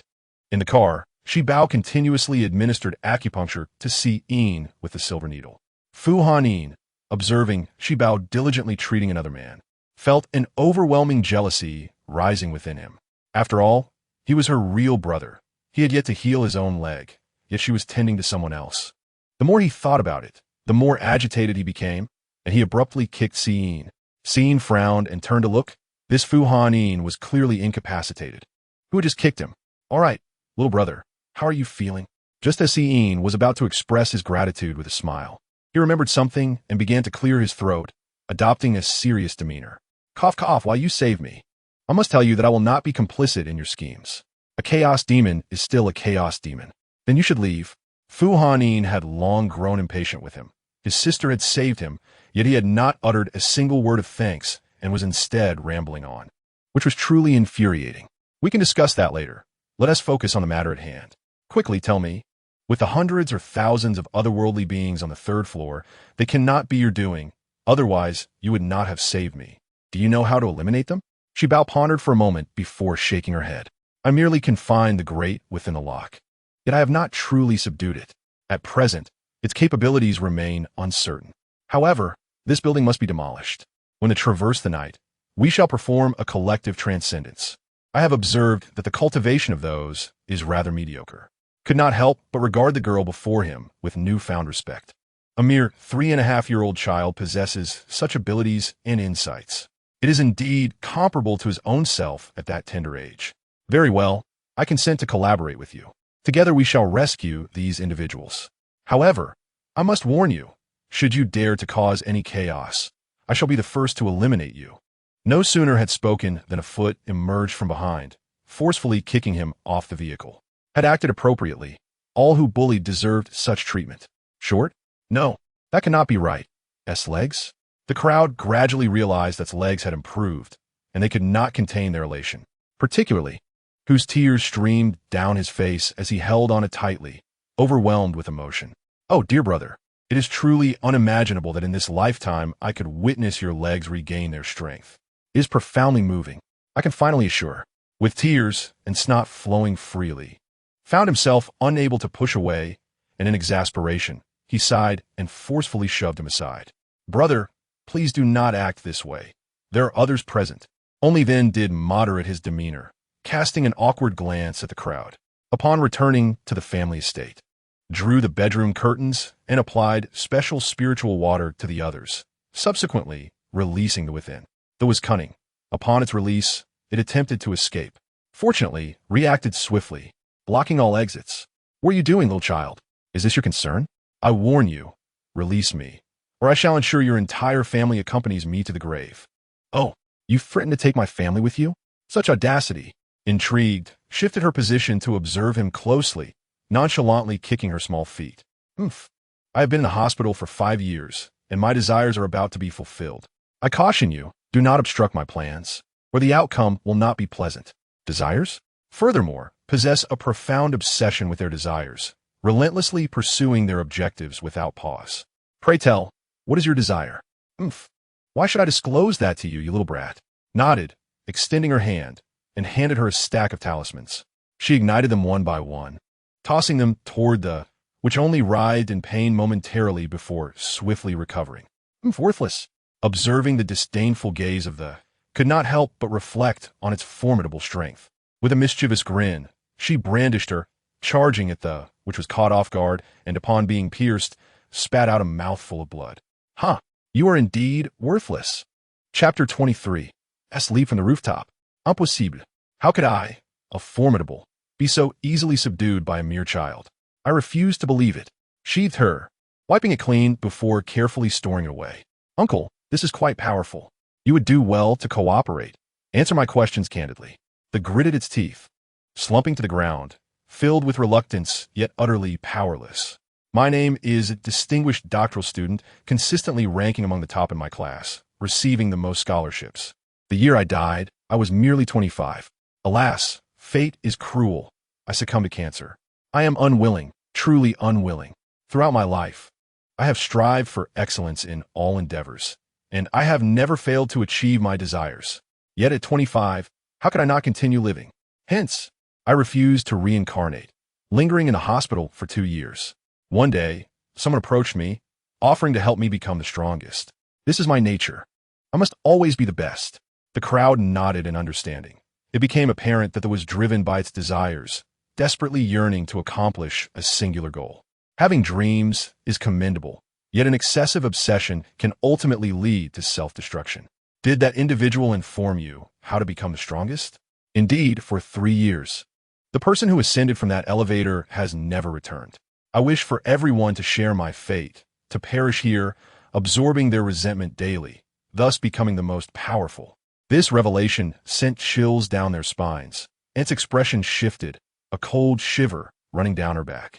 For your heinous deeds, you must descend into hell. Descend into hell? I wish to remain here, living freely, forever as the strongest, demanding servitude from others. As the words fell, erupted into a maniacal laugh, and found his laughter unsettling. He laughed so violently that he split his own mouth, subsequently spewing blood and collapsing to the ground. After a few spasms, he transformed into a puddle of green liquid, hastened to his side, but its essence had already dissipated, leaving her puzzled by the scene, sensing that matters were not so straightforward. Was this suicide? Sighed, filled with regret. He was a significant entity, and if he could be contained within, it would occupy considerable space. Although it appeared he had disintegrated, something felt amiss. Perhaps fate had not aligned. Joined her hands in prayer, murmuring a few incantations to transcend the remnants of soul. Feeling melancholic, she leaned against and approached to comfort her by patting her shoulder. Nodded listlessly, and as the others departed, she continued administering acupuncture to who yearned to rise and assist. Unbeknownst to anyone, exited its bedroom, suddenly convulsing, his complexion paling dramatically. Cast a curious glance, but shook his head, indicating all was well, prompting to refrain from further inquiry. As night deepened, fell into a profound slumber, unnoticed by all save for standing ominously by his bedside, exaggeratedly rising onto its toes and drifting toward with a sinister grin, seamlessly entering his dreams.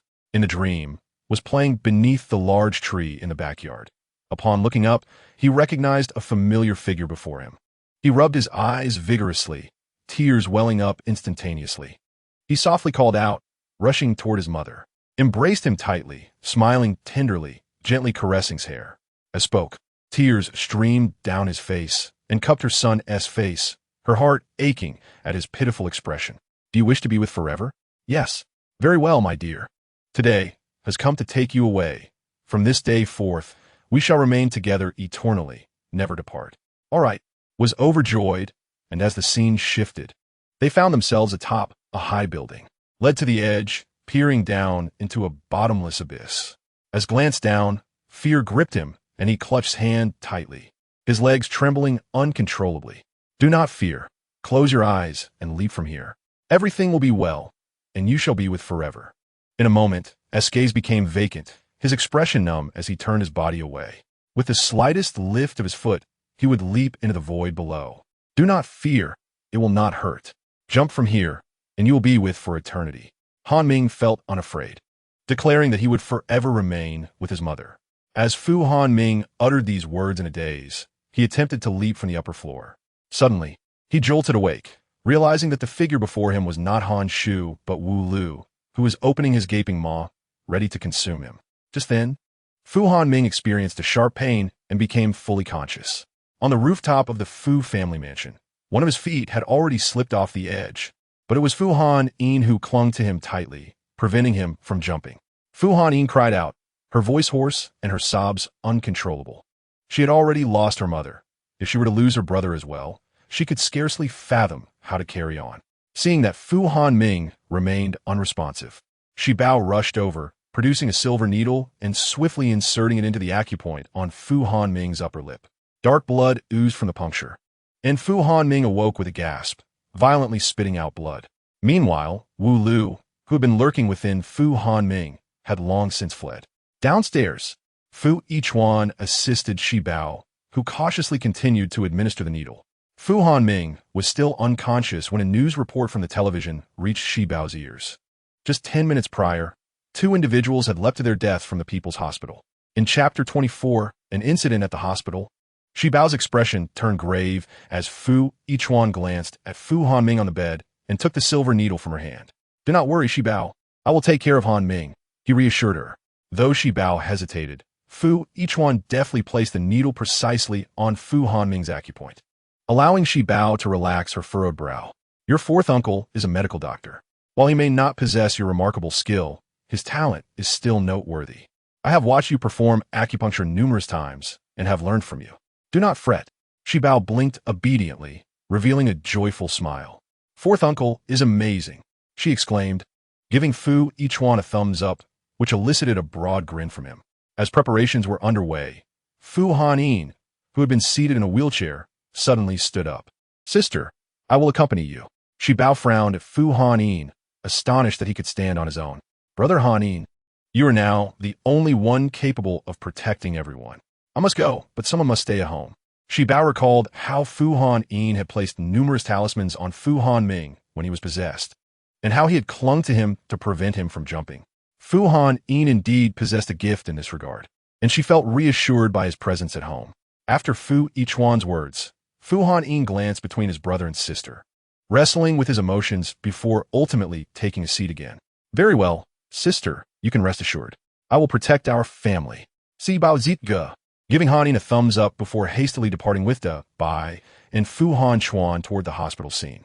The site of the incident was cordoned off by multiple lines of security, with a crowd gathered, pointing and murmuring about the events within. Fu Han Chuan lifted Shi Bao onto his shoulder, but she could not see the situation inside.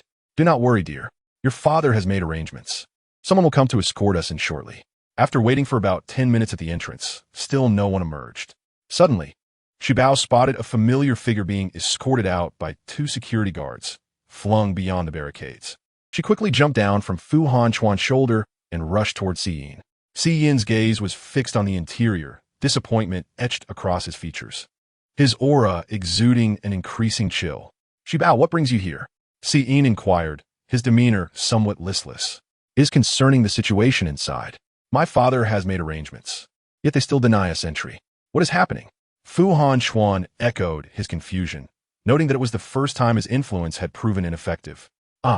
This building was constructed specifically for patients with rare infectious diseases, isolating various afflicted individuals. I have heard that due to a lack of medical supplies, there was a dispute this morning, and inexplicably, 2 patients jumped from the upper floors tonight. Then we must act swiftly to save them. This is a hospital. If doctors intervene immediately, there may still be a glimmer of hope. Shi Bao gazed anxiously at the interior, desperate to understand the situation and see how she might assist. They cannot be saved at this moment. The doctors have only just begun their assessments to determine if the patient's conditions have improved and to ensure they pose no risk of contagion to others. Shi Bao's mind buzzed with confusion. Why must they wait for test results before saving lives? Were the doctors afraid of being infected themselves? Father, I am unafraid. I want to go in and help. Shi Bao looked up at Fu Han Chuan, tears welling in her eyes. You cannot enter. The area is completely sealed off, and all lights have been turned off. No one is permitted near. Once again, Shi Bao was taken aback, unable to comprehend how humanity could exhibit such cold indifference in the face of life and death. Shi Bao, I will take you inside. With that, Fu Hongquan lifted Shi Bao and charged into the crowd, with Si Yin following closely behind. Despite revealing his identity, Fu Hongquan was firmly prevented from entering. Undeterred, Fu Hongquan pushed through, taking down those who obstructed him until he and Shi Bao finally breached the threshold. A few individuals donned protective gear and approached, revealing that the building was cordoned off in the yard, separated from the hospital by iron bars. Inside lay two bodies, one large and one small, while their families knelt beside them, wailing in grief. Yet, no one dared approach, and the dim light obscured their faces. "Father, wait!" Shi Bao exclaimed, noticing a person on the ground who was barely clinging to life, her heart shaken profoundly. "I beg you, save my son. He fell from his second floor. He can still be saved. Perform CPR. My child." "No, we must wait for the test results. Please cooperate with our protocols, or we will have no choice but to take action." The security guard's stance remained inflexible, causing the father to retreat in fear while his son lay with eyes wide open, unable to utter a single word, seemingly no older than 5. Unable to contain herself, Shi Bao leaped down from Fu Hongquan, intent on rushing inside, with Fu Hongquan and Si Yin providing protection from behind. The mother, seeing a glimmer of hope, disregarded the guard's warnings, grasping the iron bars tightly and repeatedly bowing to Fu Hongquan.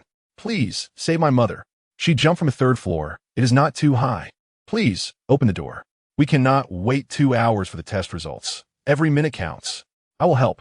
Shi Bao signaled to Fu Hongquan, who, with great strength, grasped the iron bars and wrenched them apart, creating a large opening as the three prepared to slip through. Suddenly, another group of security personnel entered, brandishing authority. "Stop! If you attempt to force your way in again, we will not hesitate to take action. Please cooperate, or we will call the police." Shi Bao was momentarily stunned, finding the irony in the situation. In Chapter 25, it seemed that the act of healing had devolved into an offense against societal order, necessitating police intervention. "Excuse me, sir. Why must we wait for the test results before we can save lives?" Si Bao in quit lao li, causing the surrounding air to still as hundreds of eyes fixed intently on the security guard. Naturally, it is to prevent the spread of any untreated illnesses that could infect more individuals.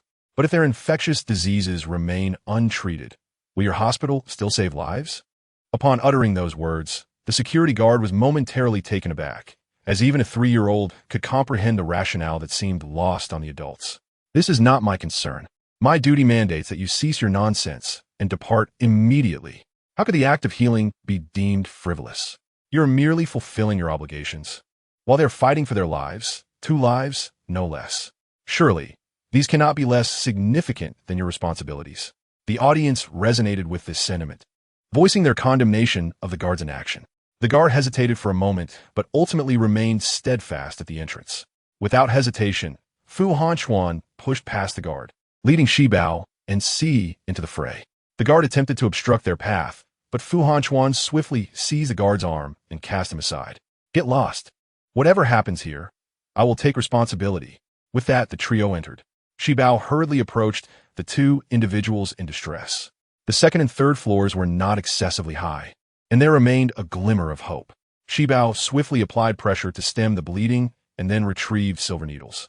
The family members initially hesitated, but upon observing that no one else was willing to assist, they acquiesced. "The injuries are severe, and he is struggling to breathe. Young man, hold your brother still while I administer acupuncture." Without a moment's thought, Si restrained the younger brother's body as Shi Bao disinfected the silver needle and inserted it into the boy's acupoints. She employed the same technique to treat the ant. When the family witnessed the patients regaining their breath, a weight was lifted from their hearts. Overwhelmed with gratitude, they bowed to Shi Bao, who promptly helped them to their feet. "Rest assured, they have survived this calamity and shall be blessed in the future. Forgive me, dear child. We belong to a vulnerable demographic, and we remain uncertain about our own health. Please, keep your distance." The child's father tightened his protective gear and gestured dismissively at Shi Bao. "They're already healed. When I treated the young boy and the ant, I found no ailments." The crowd fell silent, casting doubtful glances at the security guard. The guard attempted to drive them away once more, but Fu Hanchuan shot him a cold glance, compelling him to remain still. Summon your director, and I expect him here within 5 minutes. Ah, he is coming, he is coming. Just as Fu Hanchuan finished speaking, a frail, elderly man rushed in, his weary eyes betraying his exhaustion. Fu Zhanshun, he stammered upon seeing Fu Hanchuan, before fainting from fright. Take him away. Fu Hanchuan signaled to a team that had been waiting nearby, and the director was promptly escorted out. Half an hour later, he was doused with a bucket of cold water to awaken him in his office. Clearly, he had been in collusion with malevolent entities, as evidenced by the dark circles under his eyes and the ominous energy radiating from his forehead. Pride opened the director's eyelids for examination, and the group regarded him with piercing gazes. What nonsense are you spouting, child? I cannot comprehend you. He cast a glance at C and Shibao, before turning to Fu Hanchuan with a sycophantic demeanor, his smile stretching nearly to his ears. Fu Zhanshun, you have traveled such a distance. Why not inform me in advance? I am truly honored and elated. The director paused for a moment, then burst into tears, clutching Fu Hanchuan's protective suit as he began to lament. Zhanshun, you are a discerning one. Today it was merely 2 troublesome individuals attempting suicide, with nothing else at play. Those patients have already been cured. Why not release them? What do you mean they are cured? Do not speak in jest. They have not been treated. The director shot a glare at Shibao, harboring a dislike for her incessant interjections. Whose child are you? Daddy. I can assure you they are cured. The director followed Shibao's gaze, and upon hearing her call out to him, he instantly softened, his demeanor shifting dramatically. So you're the daughter of Fu Zhanshun. You are truly adorable. Cease your flattery. My daughter is inquiring. The director sighed, refusing to acknowledge his culpability, ultimately placing the responsibility on the doctors and nurses. Shibao led the director, intending to inquire about the elevator situation, but upon arrival, they discovered there was, astonishingly, no elevator. How peculiar, Shibao remarked, pointing toward the problematic building. Daddy, this building must be demolished. Very well. Fu Hanchuan replied calmly, proceeding to make a phone call. The director was instantly alarmed, rushing to intervene, but was shoved aside by Fu Hanchuan, tumbling to the ground. Pale and trembling, he scrambled to flee. But after merely 2 steps, he coughed up blood and collapsed. By the time Shibao reached him, he was already lifeless. He was killed by a malevolent entity. Do you think the entity collaborating with the director is Wu Lu? C inquired. Shibao shook her head, uncertain at present, but confident that the 2 individuals who jumped were indeed orchestrated by Wu Lu. Daddy, as you demolish the building, I will accompany the young man to check on the aunt and the younger brother. Agreed. Fu Hanchuan concurred, signaling to a few members of the mysterious team to shield Shibao and C as they proceeded. In the hospital room, the 2 patients had stabilized, and as Shibao and C entered, the family expressed their profound gratitude. However, due to their association with the building, everyone in the hospital avoided them, and they were assigned a separate room, with the nurses entering wearing expressions of disdain. Uncle, sister, can you recount what transpired? Shibao took out her notebook, having garnered considerable trust from the family after her earlier treatment. Upon her inquiry, they spoke freely and exhaustively. Our son seems to have been possessed. So did my mother. Chapter 26. This behavior is very Wu Lu. Shibao's heart sank. Her earlier suspicions were correct. Please continue. The boy's father was the first to speak. Well, it wasn't a significant matter. Our child merely wanted to eat some meat today, but due to the current isolation, he could eat nothing and began to cry. My wife and I thought little of it at the time. Who would have known that by nightfall, he claimed he wouldn't eat meat, and when we followed him, we discovered he had jumped from the building. My mother was similarly affected. My mother and I were confined, and my father, being disabled, was left unattended at home. My mother, worried about him, expressed her desire to find him and jumped that night. This behavior is very Wu Lu. Those confined for an extended period naturally experienced mental fragility, their desires heightened, which Wu Lu capitalized upon effortlessly, infiltrating their dreams, just as Fu Hanming had done. I would like to inquire what you do here daily. Nothing much. We simply undergo a health check in the morning, receive a little food throughout the day, prepare 3 meals, and that's it. However, recently, the food supply has diminished. Alas, we must purchase food, and, after months of isolation, our mortgage is overdue, and we have lost our homes. We truly have no money for food. Indeed, my father is gravely ill and has no one to care for him. I genuinely do not know what to do. Both individuals began to weep, and Shibao felt a deep pang of sorrow. Medical treatment is supposed to be free, and food should also be provided at no cost. Moreover, their ailments had long been resolved. Why were they still confined? While everyone feared the malevolent entities, Shibao pondered how, at times, human hearts could be far more terrifying than any evil spirit. Upon exiting the hospital room, a shroud of grayness enveloped the hearts of Shibao and Si. As they approached, Fu Hanchuan was just in the process of demolishing the building. In an instant, the sky darkened as if a black shroud had descended.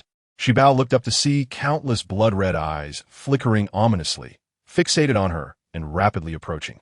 Brother Si, let's concentrate our efforts on Wu Lu, for he is the leader. Once Wu Lu is subdued, I shall attempt to guide the others. Very well. In an instant, Shibao and Si Yin soared into the air, with Si Yin tossing a long whip to Shibao while wielding a divine sword himself. Countless otherworldly beings surged towards them, and with a swift flick of her whip, Shibao dispersed several of them, bringing clarity to the darkened sky. The duo, undeterred, raced towards Wu Lu. Shibao swung the whip, ensnaring Wu Lu tightly, who expelled a cloud of dark energy. Shibao skillfully evaded it, and as Wu Lu became entangled, he spun around several times, becoming disoriented and collapsing to the ground, retching uncontrollably. Stop! Stop! Let's take a moment to rest. Wu Lu spoke, his voice weak. Shibao let out a cold laugh and tightened her grip on him, while Si Yin approached, driving his sword into Wu Lu's body, rendering him immobile. I ask you, were you in collusion with the Dean? Wu Lu attempted to shake his head, but Si Yin produced a command talisman and affixed it to the back of Wu Lu's head. Yes, he sought to amass wealth, and I aspired to become the most powerful otherworldly being. Our ambitions aligned perfectly. How did your collaboration manifest? Wu Lu continued.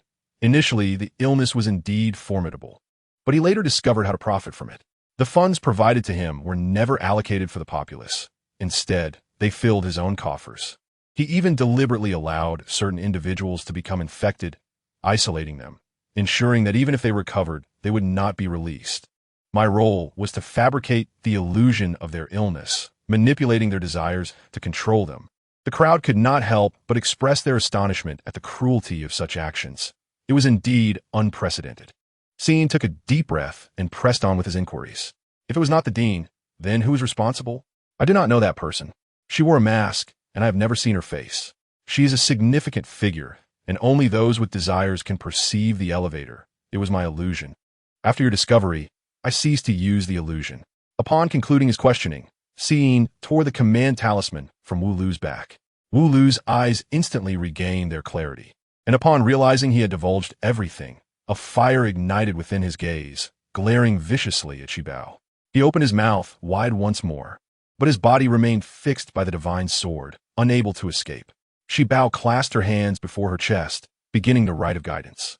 Before long, most of the otherworldly beings began to turn transparent, dissipating into specks of light that floated into the air. After 10 minutes, only a handful of them remained. You are all guilty of heinous acts, doomed to descend into hell. You have two choices: either atone for your sins and reincarnate now, or follow me, accumulating virtue to amend your transgressions. Upon finishing her words, Shibao opened the jade lock, and the otherworldly beings hesitated momentarily before drifting in. Shibao glanced at Wu Lu, who ultimately nodded in agreement. With the matter resolved, daylight broke forth, and Si Yin regarded Shibao, having long since shed his initial prejudices. I am sorry for having harmed you previously, Shibao. Can we be good friends? No, came the reply. You nearly caused Shibao's demise. We do not lack for friends. Before Shibao could respond, Fu Hanchuan stepped forward and whisked her away. Si Yin watched Shibao's retreating figure, his heart a tumult of emotions. Brother, I no longer hold any resentment towards you. Her small head could not comprehend why humans could be so cold and selfish. Each encounter stretched her limits of understanding. Fu Xingchuan noticed Shibao's forlorn demeanor and lifted her into his arms. Shibao, Sandati is attending an event. Would you like to accompany him? It will be a pleasant diversion.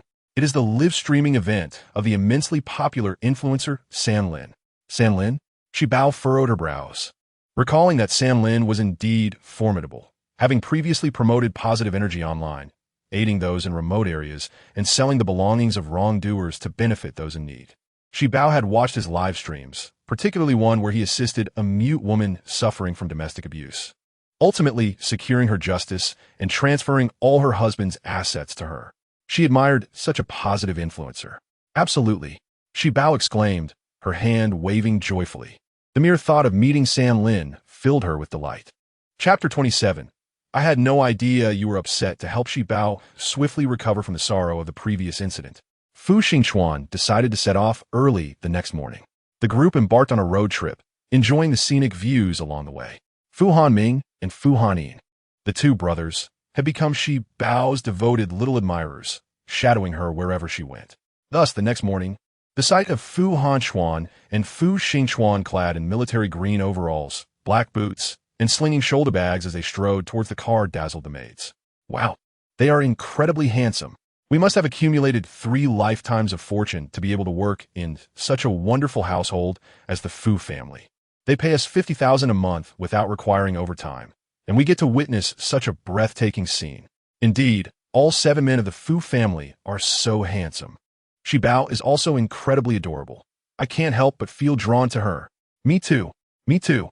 The maids, unable to contain their admiration, clustered together, whispering excitedly.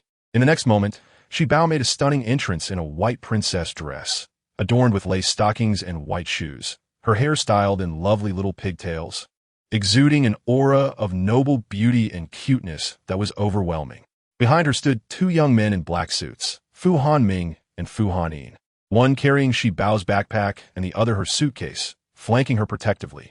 Shi Bao smiled slightly in the direction of the maids, and in that instant, it seemed the flowers on that side bloomed more beautifully than anywhere else. As they exited the house, Fu Hanchuan was about to lift Shi Bao into the car when a small boy suddenly appeared by the roadside, gazing at Shi Bao with a serious expression. Brother Si, what brings you here? Si Yin, with a mature demeanor, rubbed his nose. I sense danger on this trip, Shi Bao. I must accompany you. Shi Bao chuckled softly, for she too had foreseen that this journey would not be smooth, fraught with both human and natural calamities. Yet, surrounded by so many protectors, she felt assured of overcoming any adversity. It's all right, Brother Si. I have protection. No, I must go with you. Si Yin insisted earnestly, already grasping Shi Bao's chubby hand. Fu Hanchuan frowned disapprovingly, swiftly placing Shi Bao into the car, determined to prevent any other boy from getting close to her. His little princess was destined to marry the best man in the world. Si Yin was unworthy. Fu Hanchuan unceremoniously issued an eviction order, while Si Yin gritted his teeth. Disregarding the objections of others and leaping into the car to sit beside Shi Bao, Fu Hanchuan stared in astonishment at this scene. This was a large SUV, and Si Yin had somehow jumped in effortlessly, as if it were the simplest task. Are you heading to San Lin's live stream? Then I must go. Si Yin crossed his arms, adopting a mature expression that bore a striking resemblance to Fu Hanchuan. All right, Brother Si, please scoot over a bit to allow Hanming and Hanyin to join us. Okay. The group was once again taken aback. Shi Bao was far too easily swayed. How could she allow him to join so readily? The most displeased were Hanming and Hanyin, who had hoped to sit beside their sister, feeling unjustly robbed of their seats by this newcomer. I'll enter from that side. Hanyin quickly reacted. Her legs were just right, yet she ran swiftly, directly opening the door and sitting beside Shi Bao. Fu Hanming felt utterly despondent. With no other choice, he had to sit next to Si Yin. As the car journeyed halfway, San Lin suddenly called, speaking to Fu Xingchuan with the utmost respect and flattery. Mr. Fu, we have temporarily changed the live streaming location to Lulin Village. There's a couple there who need our assistance. Would it be possible for you to drive there and join our live stream? Lulin Village? Fu Xingchuan instinctively glanced at Shi Bao, concerned as this was the place where Shi Bao was adopted and had endured much suffering. He feared she might dislike it. Sandati, I have no objections. Let's go. Si Bao decolette. She then tilted her head back and shouted into the phone, Uncle San Lin, it's me, Shi Bao. I really love your positive energy, and I'm so happy to be able to live stream with you. Upon hearing the child's voice, San Lin immediately frowned, but his assistant had previously informed him that the beloved little pet of the Fu family would be joining, so he forced a smile to appease her. Is that you? Si Bao, I also adore you. When you arrive, Uncle San Lin will take you to eat delicious food. Thank you, Uncle San Lin. Shi Bao excitedly hung up the phone, thrilled at the prospect of helping those in need alongside Uncle San Lin. Meanwhile, San Lin parked his Bentley at the entrance of the village's cement road, collapsing into the passenger seat, rubbing his temples incessantly. Make sure to keep an eye on those children. If they ruin my plans, I won't spare you. Yes. San Lin shot a fierce glare at his assistant, who he despised for his affinity for children.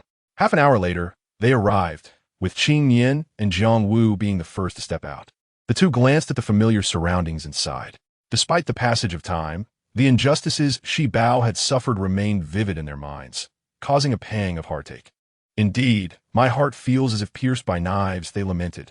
Qing Yin, Shi Bao, Si Yin, and Fu Han Yin all turned to Jiang Wu, who gazed sorrowfully into the distance. Yet, unbeknownst to them, a large steamed lobster had appeared in her hand, accompanied by a dipping sauce, making her meal quite delightful. Mummy, I truly cannot see that you are sad. Ah, true sorrow is often invisible, Jiang Wu replied, not forgetting to shove another bite into her mouth, causing Shi Bao to drool, though she knew that the ethereal food was forbidden for humans. Hiding by the wall, Shi Bao and the others saw a woman emerge. But she did not resemble the familiar aunt at all. San Lin approached to inquire, but the woman adamantly claimed to be the mistress of the house, recounting her struggles to support her daughter through university, now even at the graduate level, while revealing that her husband was gravely ill and on the brink of death. The woman welcomed everyone inside with ease and poured them water, leaving Shi Bao bewildered. When had the aunt sold her house? Upon closer inspection, there indeed lay a paralyzed elderly man on the bed, undeniably her uncle. Had the uncle taken a new wife? Chapter 28. Shi Bao's shock as Shi Bao was about to run over and clarify, San Lin's assistant scooped her up and placed her at a distance. San Lin had strictly instructed that the children must not disrupt his plans. Shi Bao, resigned, could only watch from afar as the incapacitated uncle groaned, while San Lin, visibly upset, declared in a fit of rage that he would call the graduate daughter to teach her a lesson. One must never forget their roots. Shi Bao agreed with San Lin's sentiment. Yet the issue remained that the uncle appeared healthy and vibrant, showing no signs of illness. In the next moment, the woman named Zhuang saw suddenly collapse before San Lin, wailing loudly, though Shi Bao noted that not a single tear fell from her eyes. San Lin continued to indulge her in this charade, while Shi Bao clenched her teeth, feeling a sense of injustice for him. He had traveled a great distance to assist these people, only to be treated like a puppet. Zhuang saw, rest assured, provide me with your daughter's number, and I will call her to ascertain the situation.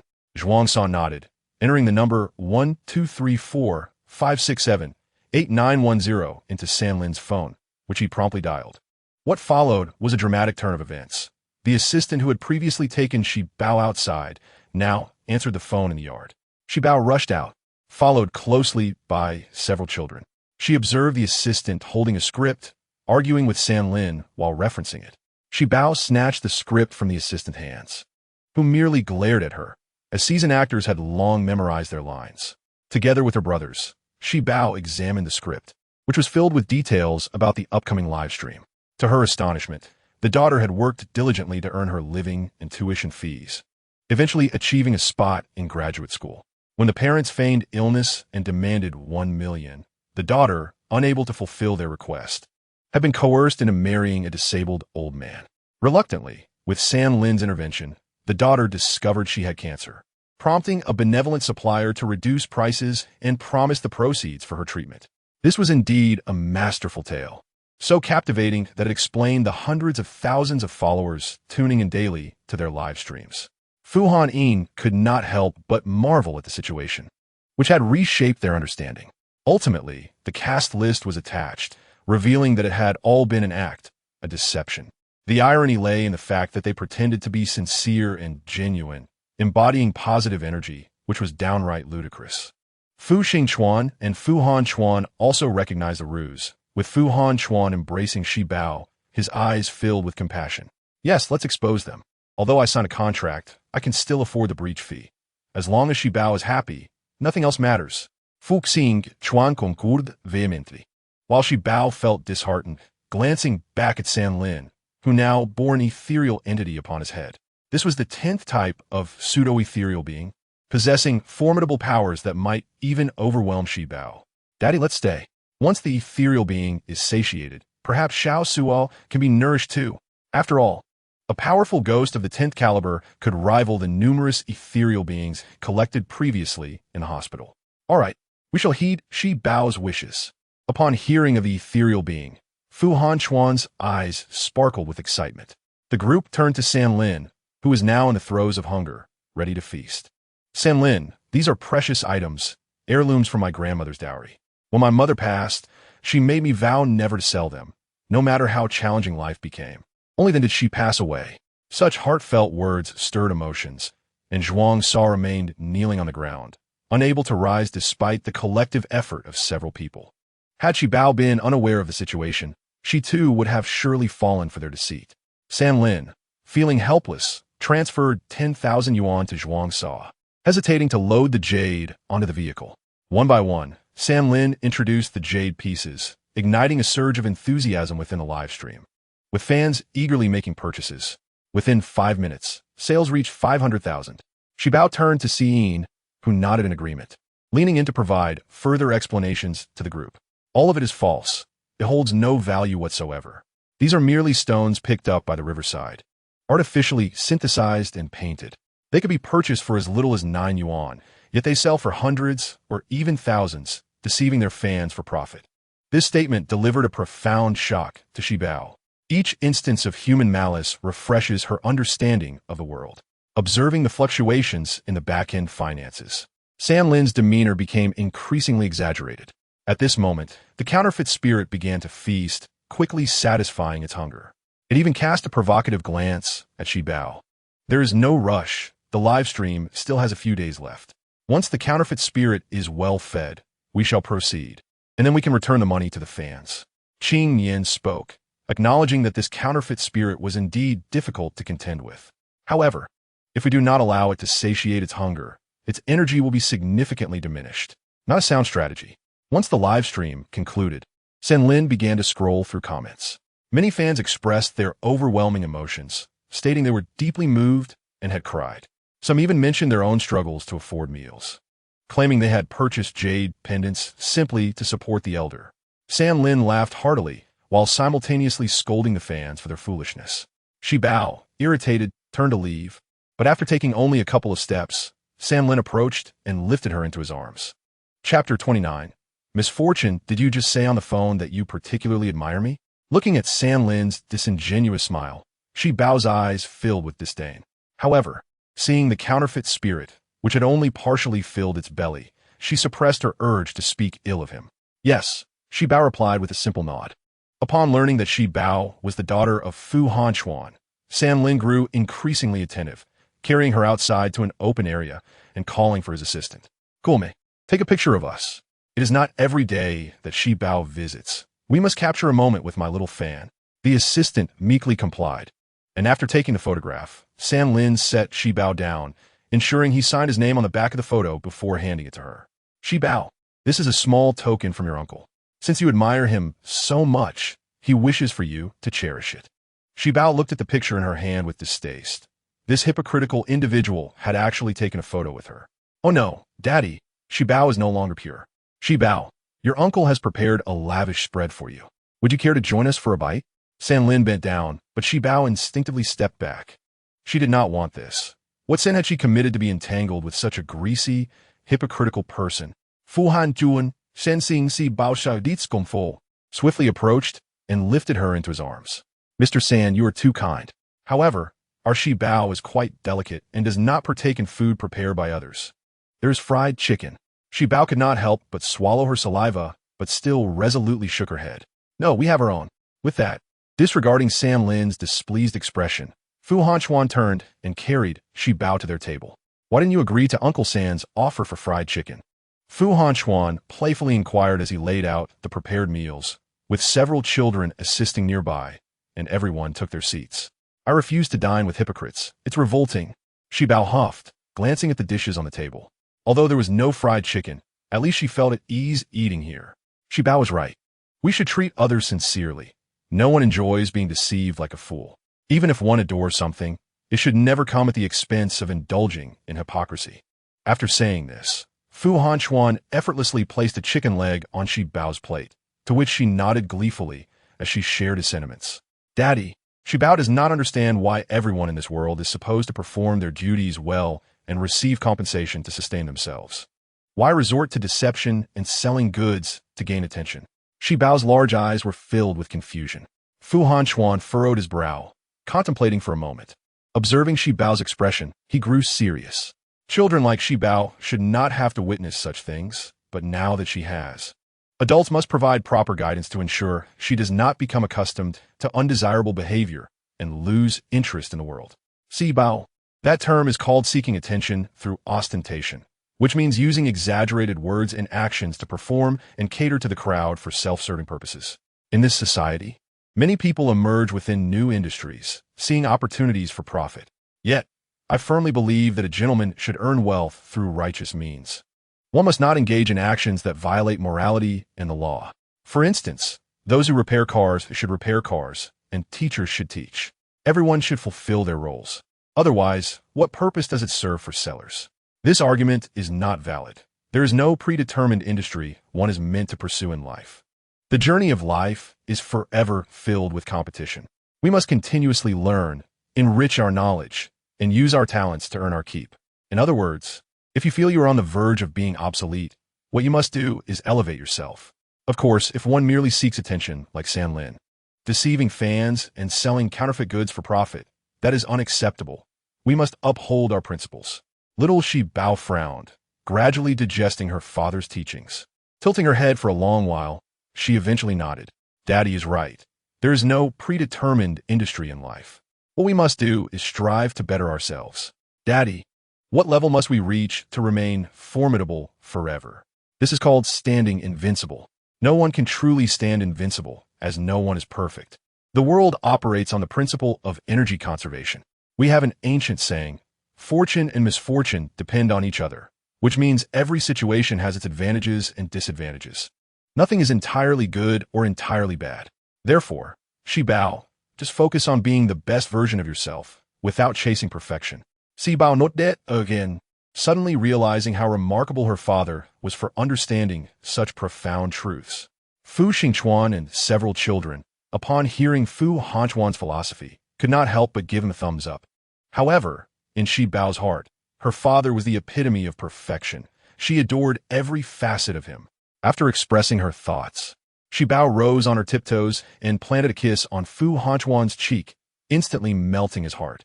Shibao felt the same warmth in her father's heart. Observing them, even Jiang Wu and Qing Yan behind them felt a tinge of jealousy. Yet they stubbornly remarked in unison, "How cheesy." Shibao, what about Uncle San? Uncle San is quite good, just slightly inferior to Daddy. As she spoke, Shibao gestured with her hand to indicate a minuscule difference. It truly was just a smidgen.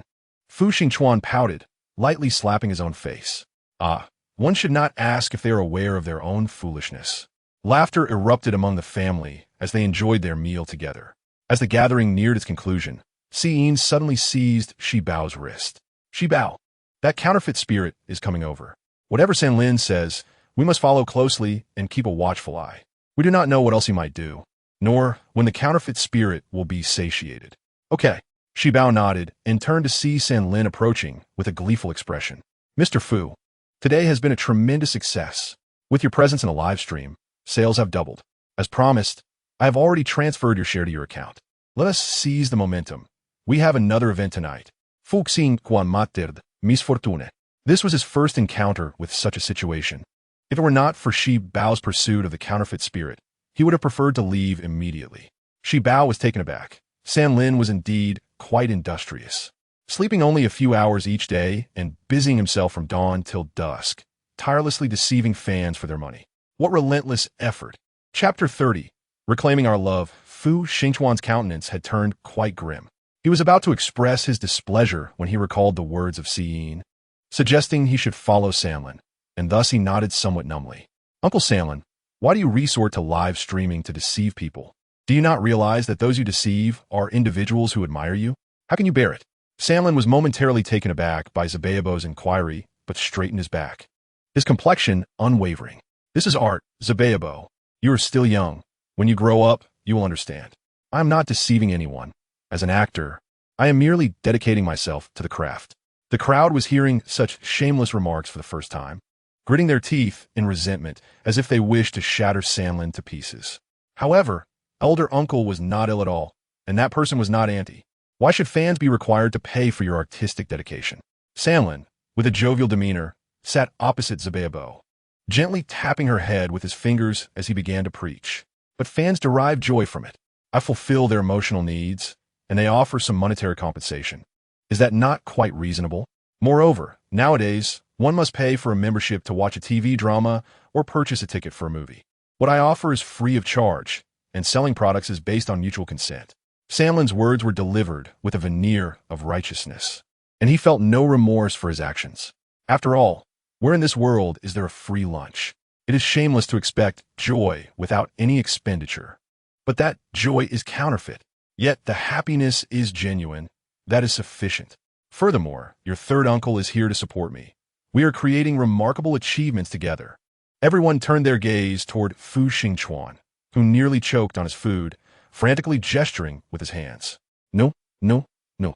I was unaware of this before arriving. Do not involve me. Fu Xingchuan timidly retreated to a corner, now harboring a deep dislike for Sanlin, who was dragging him into this mess. Let's not dwell on this any longer. Little one, do you know how much we earned? This session alone brought in 1 million. Tonight, there will be even more. Just wait and see. Zabeabo could not help but swallow hard, suppressing her astonishment. In just a few hours, they had earned what many impoverished individuals might earn in a lifetime. No wonder so many were willing to forsake their dignity for attention. Following Sanlin, Zabeabo and the others arrived in the city, and it must be said that Sanlin's residence was indeed magnificent. A grand villa in the city center. Its luxurious decor was beyond extravagant.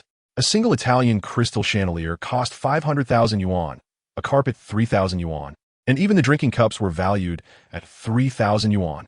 The most expensive item was the mattress in the master bedroom, custom-made for their spines, costing a staggering 2 million yuan. Even Fu Hanchuan and Fu Xingchuan, who had seen the world, were taken aback by this spectacle. This reveals just how much this internet celebrity has deceived the masses. Not to mention, this internet celebrity is merely a middle school graduate who previously engaged in street fights, singing and performing tricks, now transformed into a glamorous wife living in a lavish home, earning over 10 million a day. Daddy, is studying truly beneficial? Zabeabo felt lost. Back in her village, she had heard that only education could change one's destiny. Now it seemed one could simply deceive others for money. Everything must be earned through diligence. Without effort, what you gain will eventually be lost. Never doubt the importance of education. It determines your lowest point. Lowest point? Indeed, it determines the minimum of your character. No matter how low you may sink, you will not resort to deceit. It sets the baseline for your career, even at your worst. You can find a role that allows you to realize your value. It also establishes the minimum for your life.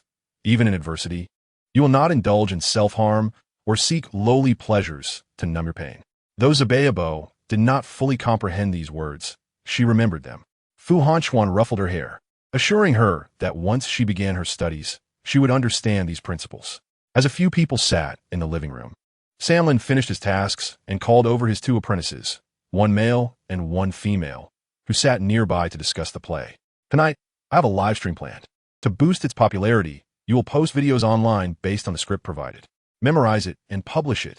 The 2 apprentices nodded obediently, glancing at the content without any dissent, even feeling a sense of excitement.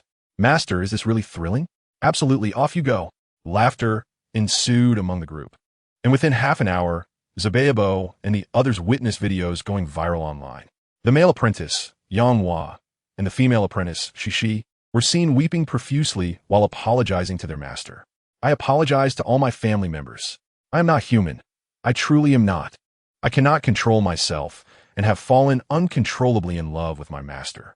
I know he has a wife, but I cannot forget him. I wish to leave the team. I fear that if I stay, I might do something to hurt my master and his wife. Shishi sobbed, breathless, her face resembling that of a spoiled child.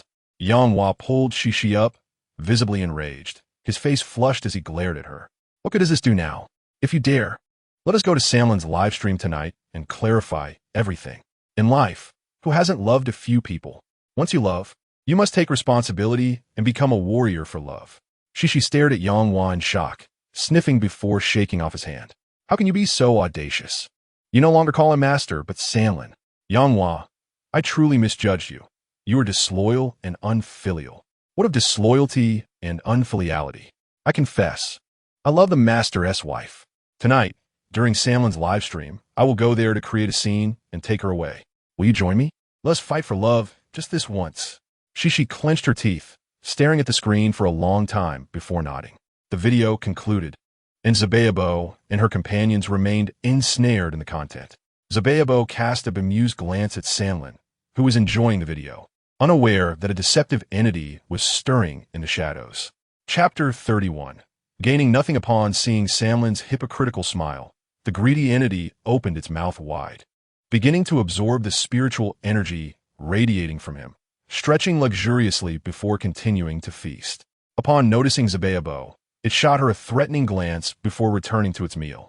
Its body had swelled to several times its original size and required just a little more energy to conclude its work, eagerly anticipating Sanlin's performance that night.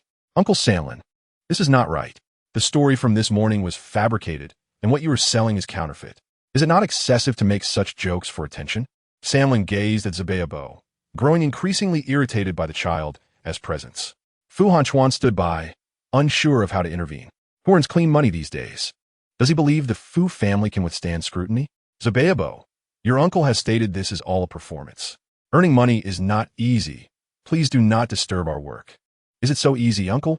You earn 15 million a day, residing in such a lavish villa and driving a Bentley, all by deceiving your fans. Zabayabo innocently surveyed the villa, striking a nerve with Sanlin, who became instantly enraged. Children do not understand. Stop making baseless accusations. This is a persona. Do you comprehend? Besides, even if I do not deceive them, others will. It is better for me to do it. They deserve it. Sanlin could no longer contain himself. He spat toward Shibao and turned to leave. He was not intimidated by Fu Xingchuan or Fu Hanchuan's potential anger. Having received such a generous appearance fee, he was convinced that no one in the world would turn down money. Mr. Fu, what exactly do you mean? Are you here to help or to cause trouble? Sanlin's expression shifted, and the flames of fury ignited in his eyes. Naturally, we are here to assist, Fu Xingchuan replied with a smile. Yet his tone carried no hint of deference or apology, even brimming with a touch of disdain, which only fueled Sanlin's ire further. He opened his mouth, unsure of how to respond, and could only huff coldly before walking away. Half an hour later, the video released by Yanghua and Cici erupted across the internet, swiftly climbing to the top of the trending charts. Many were captivated by the gossip and tuned in to watch the spectacle. By 8 o'clock, Sanlin's comment section was inundated with inquiries regarding his marital affairs. Less than 10 minutes into the broadcast, the viewer count soared to 3 million, achieving the #1 spot online. Sanlin gazed at the results with satisfaction, though a hint of melancholy lingered on his face. Subsequently, Yanghua and Cici arrived at the scene, and in a bid to maintain the momentum, Sanlin asked them to wait while he commenced selling goods himself. This time, he was peddling some inexpensive household items, raking in nearly 1 million, thankfully without any drop in viewership. Then, Sanlin began to address the situation concerning Yanghua and Cici. In truth, there was little of interest to see. He merely reprimanded the two, leading them to sob and apologize profusely to their families. As he continued selling, the false spirit atop Sanlin's head was nearly ecstatic, relishing in the abundance. Yet, as it swelled, he could feel an increasing weight on his neck, bending and shaking his head to no avail. Ultimately, as the live stream neared its climax, Sanlin declared a game, inviting a friend to join him and promising that if he lost, he would demolish his own company. The viewers could not see, but Shibao was acutely aware that the house in question was already slated for demolition, surrounded by ruins, with only this solitary structure standing, marked for destruction. Initially, both hosts fervently urged their fans to shower them with gifts, and as the screen filled with a carnival of emojis, Shibao felt utterly bewildered. Daddy, what do fans gain from giving money like this? They receive nothing but the chance to watch someone else perform and send the money. This thought deepened her confusion. After all, Sanlin was not a person in need of assistance. Why would so many fans willingly squander their money on him? Fu Xingchuan stood with his arms crossed, reflecting on how easily money could be earned in this industry, or rather, how easily it could be deceived. Unlike them, who needed to act and possess solid skills to avoid being eliminated, Internet celebrities faced no such thresholds. A few shouts could earn them more than most would in a lifetime. Ultimately, Sanlin lost to his opponent with a score of 4 million to 5 million. Infuriated, he turned crimson, summoned an excavator without hesitation, and had the house behind him demolished. Fans believed he was genuinely tearing down his company, cheering him on while berating a rival streamer, oblivious to the fact that both sides had orchestrated this performance. In his rage, he began selling alcohol. To comfort Sanlin and assist in his resurgence, fans eagerly placed orders. Within 10 minutes, the alcohol was sold out, netting an additional 3 million, leaving Sanlin with a total profit of 6 million for the night after platform fees and various expenses. Daddy, it's done. Noticing that the false spirit atop Sanlin had reached its peak, Shibao nodded. Fu Xingchuan stepped forward to present the surroundings to the audience. Hello everyone, I am Fu Xingchuan. As you can see, this area is slated for demolition. Initially, it was meant to assist Sanlin with his broadcast, but I cannot deceive consumers. The JD sold this morning was fake, and the alcohol he sold earlier is also counterfeit. After his declaration, he played Shibao's recording from earlier, while Sanlin, overwhelmed by the inflated false spirit, collapsed to the ground, unable to rise. His assistant attempted to intervene, but as the situation grew increasingly bizarre, no matter what they did, even cutting the power, the live stream could not be halted. Uncle Sanlin, this isn't right. The story from this morning is false. And you've sold counterfeit goods. Is it truly appropriate to make such jokes for attention?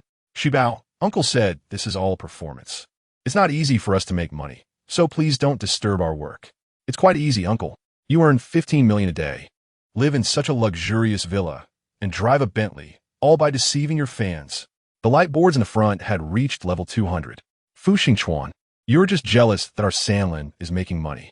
Why are you here to sabotage him? That is utterly unethical. Yes, we are willing to be deceived. We are happy.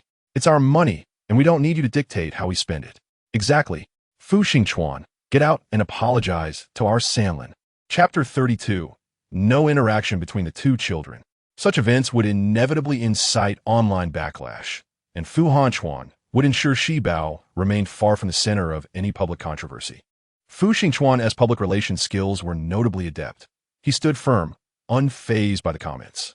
My actions are already a breach of contract, requiring me to pay 3 times the penalty. However, I refuse to be complicit in his deceit. As you can see, these are his scripts, even with a cast list.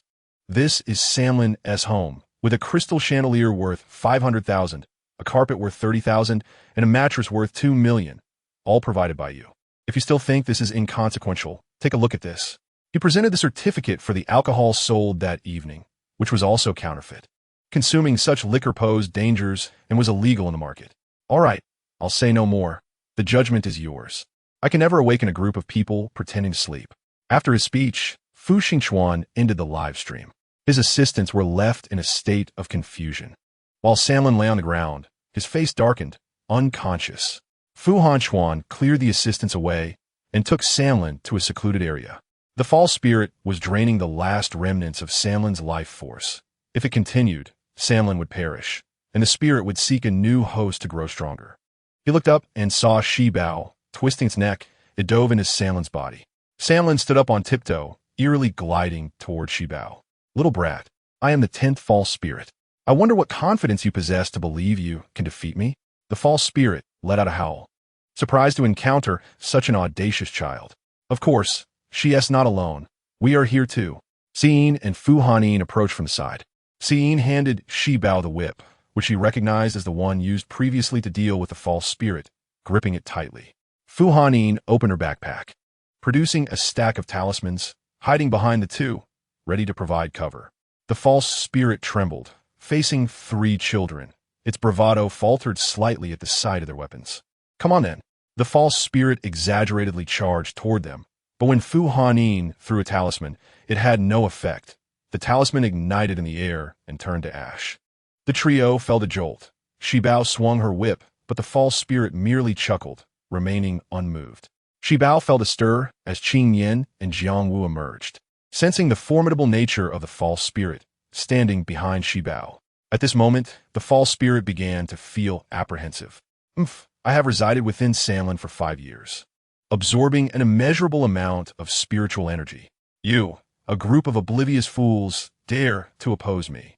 Upon finishing his words, he charged forward, delivering a single palm strike that sent Shi Bao flying, causing her to spit out a mouthful of blood. Fu Hanchuan rushed over to attend to her. His fury surged, for he could still see the alien spirit occupying Sanlin's body. Both Fu Hanchuan and Fu Xingchuan attacked simultaneously, swiftly bringing Sanlin to the ground. Sanlin writhed in agony, howling in pain, while Shi Bao approached, mercilessly lashing her whip against him. In no time, the pseudo-alien spirit could no longer endure and extricated itself from Sanlin's body. Seizing the opportunity, Shi Bao aimed the jade lock at it, and with a powerful suction, it was drawn inside. Exhausted, Shi Bao collapsed onto the ground. Jiang Wu and Qing Yin were both startled, and Xiyin was the first to grasp Shi Bao's hand, initiating her healing. After a few minutes, Shi Bao finally regained her composure and licked her chapped lips. "Daddy, I am hungry." Upon hearing this, Fu Hanchuan felt a weight lift from his heart. "All right, Daddy will take you to eat something delicious." "Shi Bao, this is called the Shursi Shun Whip. I shall gift it to you, as I believe it suits you well. The previous incident was my fault, and to make amends, I will assist you in filling the jade lock soon." Shi Bao accepted the Shursi Shin whip and affectionately ruffled Si Yin's hair, her babyish demeanor reminiscent of a doting mother. "Rest assured, brother Si Yin, Shi Bao does not take it to heart. You have helped me many times. I gladly accept the Shursi Shin whip and welcome you to come play with me again." Upon hearing this, Si Yin nodded fervently, overwhelmed with joy as he finally earned his sister's acknowledgement. As Si Yin departed, the others carried Shi Bao into the Fu residence. Grandfather, grandmother, second daddy, fifth daddy, fourth Aunt Linyu, along with Fu Yulin and Fu Shuyu, awaited them at the door, their faces filled with concern. Upon seeing Shi Bao enter, they rushed forward. "Shi Bao," grandmother exclaimed, quickly lifting her up and inspecting her from head to toe, relieved to find her unharmed. "Grandma, I missed you." Shi Bao nestled into grandmother's neck, sweetly cooing, which brought immense joy to grandmother's face. "I suppose you're craving my lantern shadow beef," Jiang Wu remarked, swallowing reflexively. Shi Bao huffed, turning her head to bury it in the other side of grandmother's neck. Strangely, the elderly lady seemed to hear a voice saying that Shi Bao wished to eat her homemade lantern shadow beef. "Oh dear, you have certainly stirred up quite the commotion these past few days. It's all over the internet. Xingchuan, how could you, a seemingly composed child, end up embroiled in online controversy?" Online rumors claimed that Fu Xingchuan had violated industry norms by exposing the secrets of Samlin's livestream and assaulting him, sending Samlin to the hospital, while also trying to monopolize his villa and wife. In a video, Samlin lay in bed, lamenting his suffering, alleging that Fu Xingchuan had schemed against him, desiring to take his wife, and that his unwillingness had led to the ensuing troubles. Upon viewing the video, Samlin was enraged, and just as one wave of turmoil subsided, another emerged. The butler hurried in to report that the Si family had arrived, accompanied by Si Yin, demanding that he and Shi Bao sever all ties. This declaration shocked Shi Bao, causing her to tremble with indignation, her face puffed in anger. The onlookers exchanged glances, deciding to invite the Si family inside to address the previous incident where Si Yin had harmed Shi Bao. Chapter 33. The last meeting a few minutes later, Mr. Si entered with his wife and Si Yin. The trio was dressed in exquisite attire, exuding an air of noble grace, akin to celestial beings. With a mere glance, one could sense they were not of ordinary stature. They politely bowed to the gathered crowd before taking their seats on the sofa, guided by the butler.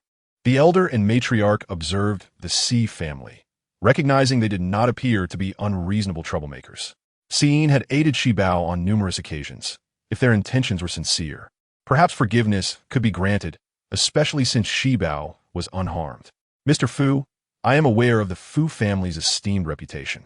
Though my Si family is a reclusive lineage, we would never contravene our ancestral teachings to commit acts of great wrongdoing." Mr. Si raised his hand in a gesture of refusal, declining the tea offered by the maid. His demeanor calm and gentle, yet his words carried an undercurrent of threat. "What do you mean by that, Mr. Si? Well, since you ask, I shall no longer conceal my intentions. I hope that henceforth, your esteemed household will refrain from allowing Shi Bao and Si Yin any further interaction. I apologize for the previous incident involving Si Yin's attachment to Shi Bao. This shall be their final meeting." Upon hearing this, the Fu family was taken aback, with Si Yin looking particularly distressed, tears brimming in his eyes. I have never had a friend before. Why must my parents prevent us from seeing each other? Dad, Shibao is not what you think. The online claims are all fabricated. The veracity of online matters is often subjective, but as a member of the Si family, you must not forget your mission. Mr. Si's expression turned icy, anger glimmering in his gaze as he fixed his stare upon Si Yin, who bit his lip in frustration. Fu Hanchuan felt a sense of discomfort from the accusations directed at him, glancing at Shibao, who remained relatively unchanged in expression, which eased his worries.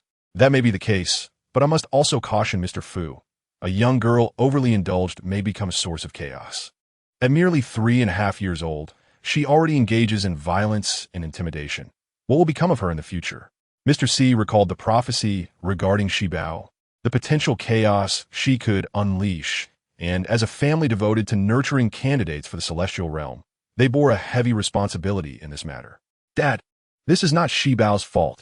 She has been wronged. I was with her. It was Sanlin who deceived us.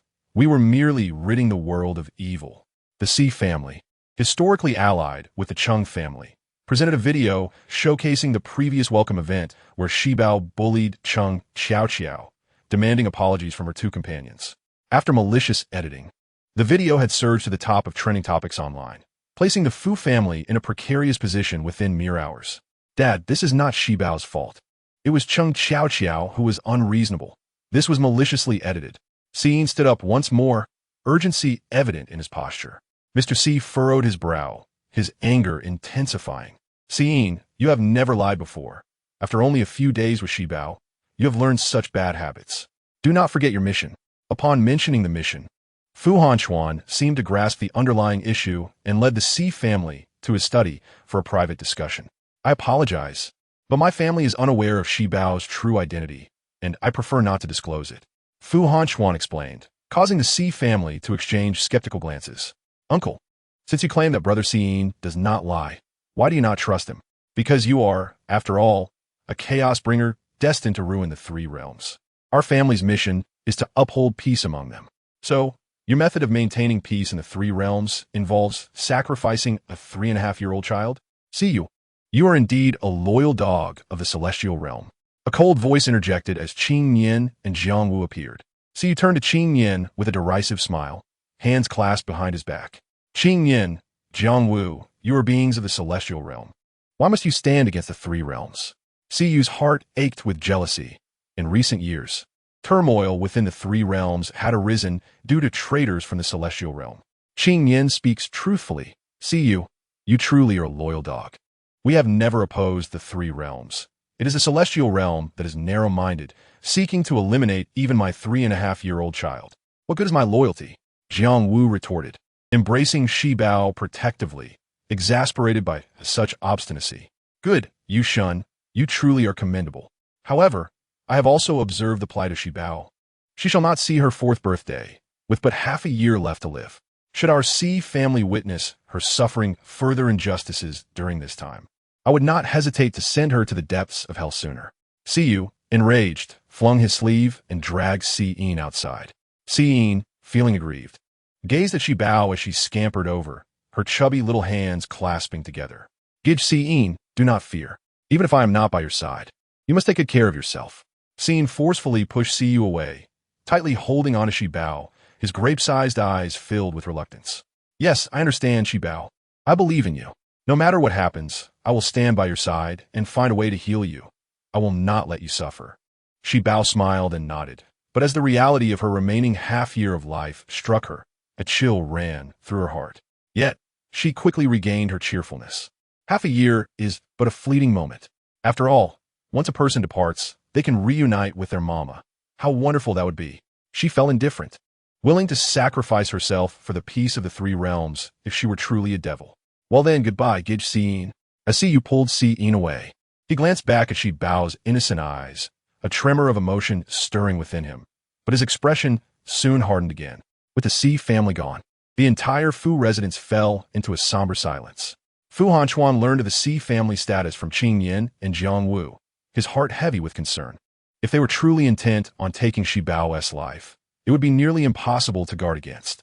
Shibao, starting tomorrow, You will rise at 6 each morning and train with me for 2 hours. Fu Hanchuan's demeanor was serious, a hint of anger furrowing his brow. Shi Bao understood her father's worries. She pried his arm away, and Fu Hanchuan, understanding her intent, picked her up. Shi Bao reached out her small hand to smooth the furrow between his brows. Father need not worry. I will protect myself.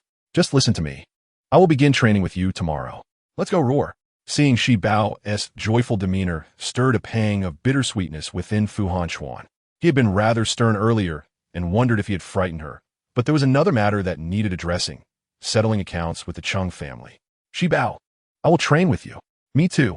Fu Hanming and Fu Hanin raised their chubby little hands, their faces resolute, ready to strengthen their bodies in order to protect their sister at any moment. Yay! Shi Bao beamed with delight, laughter filling the room. Yet no one could perceive the shadow that loomed over their hearts. Currently, the Yu Suo had only captured 20-odd otherworldly spirits, still far from completion. Fu Hanchuan had even submitted his resignation, preparing to focus on studying metaphysics to aid Shi Bao in filling the Yu Suo as soon as possible. After dinner, considering that it involved some esoteric matters, little Shi Bao would undoubtedly struggle to articulate them. Her third uncle was an expert in this field, and it was best to entrust professional issues to professionals. Shi Bao walked ahead, holding a small cake and milk tea, followed closely by Fu Hanming and Fu Hanin, who tread cautiously behind her. Fu Mingchuan was engrossed in the novel before him, deep in thought, when he was startled by the sudden sound of footsteps from behind. Turning around, he found 3 little guests standing there with snacks in hand. Third uncle, I heard that uncles and aunts working late enjoy this 3-piece set. So Shi Bao prepared some for you. Upon finishing her sentence, Shi Bao placed the milk tea, cake, and spicy strips on Fu Mingchuan's desk. Although Fu Mingchuan had already eaten, he could not deny that whatever little Shi Bao brought was always delightful. Thank you, Shi Bao. Thank you, Hanming. Thank you, Hanin. Now, what is it that you want? Oh, nothing much. Just wanted to see fifth uncle. Shi Bao pouted playfully, leaning against Fu Mingchuan's arm, which warmed his heart and brought a smile to his face. Seeing this, the two brothers mimicked Shi Bao's playful demeanor, snuggling against Fu Mingchuan's other arm. Fu Mingchuan was taken aback, quickly pulling the 3 children apart. He was surprised to see these brothers exhibiting such softness. If there is nothing important, you should leave. I am working. You all are out hunting otherworldly spirits without me, making it impossible for me to write. How frustrating. As Fu Mingchuan finished his sentence, he instinctively wanted to smack his own mouth. When did he learn to act so cute? Ugh, how utterly disgusting. Rest assured, fifth uncle, we will handle this matter. You know, Shi Bao has been bullied online recently. Wah, fifth uncle, please help Shi Bao and write a statement. Fu Mingchuan's brow furrowed at once. He had seen the online incidents over the past few days, noting the numerous inconsistencies in what those individuals said. He had a fair idea of the statement's content, and even without Shi Bao's request, he would have intervened. Do not worry, I will write it now. As Fu Mingchuan began to close his orange melon, Shi Bao's chubby little hand shot out. Fifth uncle, don't be in a rush. Let us see what you write. After saying this, he tossed his phone to Shi Bao. She was unfamiliar with many words, so she enlisted the most literate, Fu Hanming, to read it aloud for both her and Fu Hanin. Fu Mingchuan's draft was precisely regarding the incident of everyone capturing the otherworldly spirits. However, he omitted some sensitive sections. As Fu Hanming read, Shi Bao and Fu Hanin felt a chill run down their spines, as if something truly sinister lurked beside their beds, causing beads of cold sweat to form. Once Fu Mingchuan finished writing, he noticed the 3 little ones huddling together in a corner, trembling, their foreheads glistening with cold sweat. The specter in red had its eyes plucked out, leaving a sticky, damp sensation that sent chills down the woman's back, accompanied by a familiar voice whispering, "Come down. Come down. Come accompany me," alongside piercing cries. Shi Bao. Fu Mingchuan called out, causing the 3 little ones to jump in unison, frightened as they clung together and stomped their feet in place. Fu Mingchuan was astonished. Was the one who captured spirits truly afraid of a mere illusion? I have finished writing. However, upon glancing left and right, he realized he still did not recognize many characters, so he entrusted it to Fu Hanming. After they all read it, they found it satisfactory and left it to Fu Mingchuan to send it out. Fu Mingchuan had ample evidence. He extracted the surveillance footage from the previous welcome party and released the complete video. Alongside footage of Cheng Xiao luring Shi Bao into a small dark room and imprisoning her. There was no need for excessive words. Simply outlining the truth served as the most compelling evidence. As for the affairs surrounding Sanlin, they were indeed troublesome. His backers were exceedingly powerful and had spent considerable resources to whitewash him. However, fortunately, Shi Bao possessed complete recordings. And Fu Mingchuan attached an audio appraisal report before directly alerting the authorities to seal off the manufacturers of items sold by Sanlin. The accusations of assaulting Sanlin and Fu Xingchuan's desire to possess Sanlin's wife were utterly baseless. Fu Hanchuan utilized his clairvoyance to acquire the surveillance footage from Sanlin's hospital, exposing how Sanlin tarnished the reputation of others. With Fu Mingchuan's analysis and organization, everything became clear. Within a day, Sanlin's online business empire collapsed instantaneously. He was permanently banned, and the capital backing him had abandoned him. Meanwhile, the Cheng family had become the target of public scorn, persistently coaxing their daughter to apologize to Shi Bao at the Fu residence. Yet Cheng Xiao resolutely refused to comply. Due to online bullying, Shi Bao wept for several days and nights at home, her eyes swollen like walnuts. In order to resolve this matter amicably, Shi Bao resolved to pay a visit to the Cheng residence. Upon arriving at the entrance, she sensed an eerie atmosphere surrounding the Cheng family home. The layout seemed to deliberately suppress something. Utilizing a drone, she examined the overall architectural design, her brows furrowing even deeper. The house resembled a golden ingot. While this was not inherently wrong, there was an opening facing the southwest, where another residence stood, mirroring this one. That dwelling appeared even more prosperous, reportedly belonging to the Cheng family as well. Yet it exuded an unsettling aura, resembling a prison, surrounded by towering walls with only a single window, seemingly perpetually channeling something towards this side. Chapter 35. Do you realize you're short-lived? Upon hearing that the Fu family had brought Shi Bao along, Cheng's parents, who had been consoling their daughter, suddenly changed their expressions. Cheng Xiao's petite frame trembled slightly. Cheng Fu's countenance darkened, his words sharp and unyielding, leaving no room for Cheng Xiao to ponder, as he directly led Cheng Mu out the door. Cheng Xiao stood frozen, having just thrown a fit, scattering cups and pillows all over the floor. After crying all night, her eyes were swollen like walnuts. In such a disheveled state, how could she face anyone? Luma, has Shi Bao also arrived? Cheng Xiao sniffled, fully aware that she needed to muster her spirit despite her inner turmoil. She absolutely could not bring shame to the Cheng family. Yes, Mississippi all right, find a few people to tidy this place up quickly and prepare my outfit and grooming. Understood.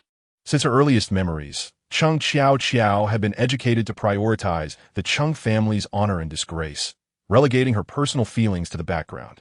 If she complied, she was the cherished daughter of the Cheng family and even of Jingdu. If not, she would be regarded as a discarded pawn. Fu Hanchuan awaited at the entrance with Shi Bao, and shortly thereafter, Cheng's parents hurried over. Upon seeing Fu Hanchuan, they nearly bent over to the ground, their faces beaming with smiles as they welcomed everyone in. To them, the Fu family was not only wealthier than they were, but Fu Hanchuan was also a war hero, a pinnacle that their capitalist family could never hope to attain. Mr. Fu should have informed us of your arrival in advance. Please come in. I have arranged for the kitchen to prepare a meal. We shall have a good chat shortly. After Cheng Fu spoke, he respectfully made way, and Fu Hanchuan acknowledged him before leading Shi Bao into the manor. Seated in the living room, Shi Bao surveyed the house. The feng shui here was indeed excellent, promising prosperity to the residents. However, she wondered about the condition of that other house. Uncle, is anyone still living in your ancestral home? Suddenly asked. Cheng Fu's hand trembled involuntarily as he held the teacup, scalding tea spilling over. He discreetly adjusted his grip. That old house has been abandoned for decades. My father lived there, but I have never set foot in it. Why? Is the young lady interested in our ancestral home? Yes, state your price. We wish to purchase it. Fu Hanchuan said, producing a check from his bag and offering it to Cheng Fu. This is a property left by my ancestors. There are rules against selling it, so I must apologize to Mr. Fu. Fu Hanchuan pressed his lips together, remaining silent, while Shi Bao keenly observed the changes in Cheng Fu's expression, instinctively sensing something amiss. Then, Uncle, may we visit the old house? Chung Fu hesitated and shook his head. It has been neglected for many years, now overgrown with weeds. It truly is inconvenient. Yet when Shibao had viewed it with the drone, it appeared so vibrant, as if someone was meticulously tending to it. No matter, Shibao replied cheerfully, turning to Fu Hanchuan, who immediately understood her intent. The adorable expression on the little one's face struck Chung Fu as mere pretense. He had previously wondered why, after years of hard work in Jingdu, his daughter had been groomed for a specific persona. This little girl seemed to overshadow Xiao Xiao. It turned out she was quite adept at acting. He chuckled inwardly, anticipating Xiao Xiao would expose her in due time. Shibao, long time no see. At the sound, everyone turned to see Chung Xiao Xiao descending the stairs in a pristine white princess dress, her hair adorned with lovely braids. One hand lifting her skirt while the other rested on the banister. Hello, Sister Xiao Xiao, Shibao greeted politely, lifting her own skirt with both hands and sweetly acknowledging Chung Xiao Xiao. She had come with the intention of amicably resolving their issues, hence her demeanor was naturally cordial. Chung Xiao Xiao raised her chin haughtily, casting a cold glance at Shibao without uttering a word, then elegantly settled onto the nearby sofa, delicately grasping her teacup. Chung Fu, witnessing his daughter's demeanor, could not help but silently commend her. A girl should indeed carry herself with a bit of pride. The public feud between the two children had become widely known online, and although they harbored deep-seated animosity towards each other, they greeted each other with feigned pleasantries. Shibao, you need not act so in my presence. I am not so hypocritical. I do not wish to reconcile with you. Chung Xiao Xiao set down her teacup, and Shibao felt a sense of pressure from the gaze directed at her, as if she had mastered the art of confrontation typical of the women in high society. Since you have stated it so plainly, then I must admit that I do not like you either. Record an apology video. Otherwise, we will involve the authorities.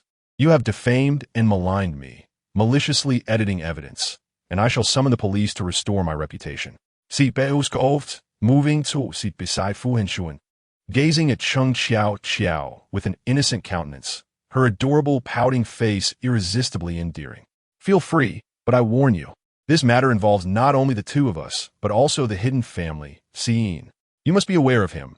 We collaborated previously, and in fact, we have an engagement arranged. Henceforth, we shall be family. Shibao, have you truly considered opposing us? Ah, you mean Siin is engaged to Chung Xiao Xiao? Shibao's eyes widened in disbelief, darting around curiously. She had never heard Siin mention such a thing. Is this the same Siin you are referring to? Shibao questioned, presenting her phone, which displayed a photo of Siin and her together. Siin, ever affectionate, was peeling shrimp for Shibao, his eyes squinting with delight upon seeing her. The timestamp revealed it had been taken merely days prior. Shibao, do not think that by fabricating a photo you can intimidate me. You cannot steal Siin from me. Chung Xiao Xiao exclaimed, her hands clenched into fists, the pressure of her grip leaving marks on her skin, though she maintained a facade of calm. I did not fabricate anything. Siin and I were at Samlin's livestream together. Did Uncle Samlin not mention it to you during your collaboration? Chung Xiao Xiao was rendered speechless, biting her lip as tears threatened to spill. This was an utter humiliation, an absolute disgrace. Xiao Xiao, are you crying? Is it because Shibao is close to Siin? Your eyes are as swollen as walnuts. Shibao observed innocently, as if detecting something deeper within her expression. Or perhaps, Xiao Xiao, do you realize you are short-lived? Chapter 36, The Chung Family Ancestral Home. Upon hearing Shibao's remark, the room erupted in astonishment. Fu Hanchuan awkwardly rubbed his nose, quickly pulling Shibao onto his lap. Shibao, do not speak carelessly. Apologize to Sister Xiao Xiao. Shibao looked perplexed at her father, convinced she had spoken the truth. Xiao Xiao's fate seemed to be entwined with someone else's, a clear sign of her short-lived existence. She only wished to save her, so why was this statement deemed inappropriate? Shibao still wished to argue, but Fu Hanchuan furrowed his brows. Shibao stuck out her tongue and conceded. All right, since it's Daddy who asked me to apologize, I shall do so. I'm truly sorry, Chung Xiao Xiao, for speaking the truth. You. Chung Xiao Xiao stood up in a fit of anger, her lips trembling. If not for the crowd present, she would have lunged at Shibao and torn her mouth apart, eager to see if she could maintain her arrogance. Mr. Fu, what is the meaning of this? I kindly invited you in, believing you came to resolve issues, and yet you bully our Xiao Qiao like this? Cheng's father could no longer endure the situation. It was no wonder Xiao Qiao was reluctant to apologize. Encountering such an impolite child made him want to teach her a lesson. Mr. Cheng, we mean no offense.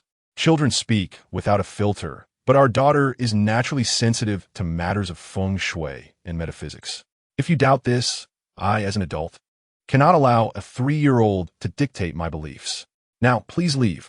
Cheng's father, incensed, issued an eviction order. Their family's feng shui master had been passed down through generations, and each modification had proven successful. Why would they need a 3-year-old to speak on such matters? It was utterly ridiculous. Thus, Fu Hanchuan and Shi Bao were expelled by the Cheng family, their faces devoid of anger, for it was truly difficult for the uninitiated to comprehend such remarks. Daddy, we must revisit the Cheng family's old residence, Shi Bao said, cradled in Fu Hanchuan's arms, deftly maneuvering a drone. The old residence not only appeared modern, but also displayed women's clothing hanging in the yard, indicating something amiss. Very well, I shall make the arrangements. The 3 children dove into Shi Bao's bedroom to commence their investigation. Grandmother had prepared beef jerky for the trio, and with splendid sunshine beaming down, Shi Bao transformed Bai into a larger version, allowing the 3 to lazily bask on his back. The sensation was light and fluffy, akin to floating on clouds, while a small table nearby brimmed with snacks and drinks. They munched while analyzing the day's events. I heard from Daddy that the residence is not actually the Cheng family's ancestral home. To be precise, Cheng Qiaoqiao's father married in, and that old residence belongs to his wife, Fu Hanming stated, leaving Shi Bao further puzzled. She had seen Cheng Qiaoqiao's mother today, a strikingly fashionable woman reminiscent of bygone Hong Kong stars, with crimson lips and curly hair, adorned in a dark green slip dress, exuding beauty. Since he married in, why does Cheng Qiaoqiao still bear the Cheng surname? As she pondered, Shi Bao popped a piece of beef jerky into her mouth, questioning aloud. Fu Hanming waved his little finger in front of her, feigning profundity as he began recounting the Cheng family saga. Cheng Qiaoqiao's father, Cheng Yunqing, was originally a destitute young man, unable to afford even a meal. After his mother passed away, he lacked the funds for a gravestone. Somehow, the eldest daughter of the Hong family took a liking to him, disregarding all else, and insisted on marrying him. Exhausted from speaking, Fu Hanming grabbed a handful of potato chips, casting a knowing glance at Fu Hanin. Fu Hanin picked up the narrative, revealing that their information had been gleaned from the internet. Cheng Yunqing had been vehemently against these details surfacing, and, consequently, his past had nearly vanished from online records. The 2 children had learned this while researching and questioning Fu Tangxuan. Following the marriage, the Hong family's eldest daughter began a hunger strike, prompting the Hong family to consent to the union. After their marriage, they were deeply in love, and Cheng Yunqing's business flourished, while the Hong family's enterprise faltered. Eventually, Cheng Yunqing absorbed the Hong family's company, much to the chagrin of the Hong parents. The Hong family's eldest daughter soon discovered Cheng Yunqing's infidelity with a young starlet. Falling ill from the distress, Cheng Yunqing, feeling burdened by the situation, purchased a new residence, moving in with the starlet, which was the current Cheng family estate. The woman Shi Bao saw today was that very starlet. Shi Bao contemplated this information, sensing a fragment of understanding. The estate seemed to continuously bestow fortune upon Cheng Yunqing, elucidating the family's sustained wealth. What Miss Hong? Did she still reside in that estate? Fu Hanming pondered, retrieving his phone to continue his research. The estate was originally the Hong family's ancestral property, and after the marriage, the Hong parents had moved out, turning it into a new home for the couple. However, after 3 years, when their company was absorbed by Cheng Yunqing, the Hong parents succumbed to their grief. As for Miss Hong, she had passed away 8 years prior, and Cheng Yunqing had hosted an extravagant funeral, which was well known throughout Kyoto. Upon hearing this, Shi Bao found the tale increasingly bizarre. After their discussion, nightfall enveloped them, and grandmother called everyone for dinner. Shi Bao transformed Bai back to his original size, gathered her backpack, and prepared to set out after their meal. As she approached, the jade bracelet on her wrist unexpectedly emitted an eerie green glow. Instinctively, Shi Bao glanced towards her 4th aunt, who maintained her gentle demeanor. Is everything all right, Shi Bao? 4th aunt inquired, affectionately ruffling Shi Bao's hair. Everything's fine, 4th aunt. Here, have some. Shi Bao cheerily offered Lin Yu a piece of sweet and sour spare ribs.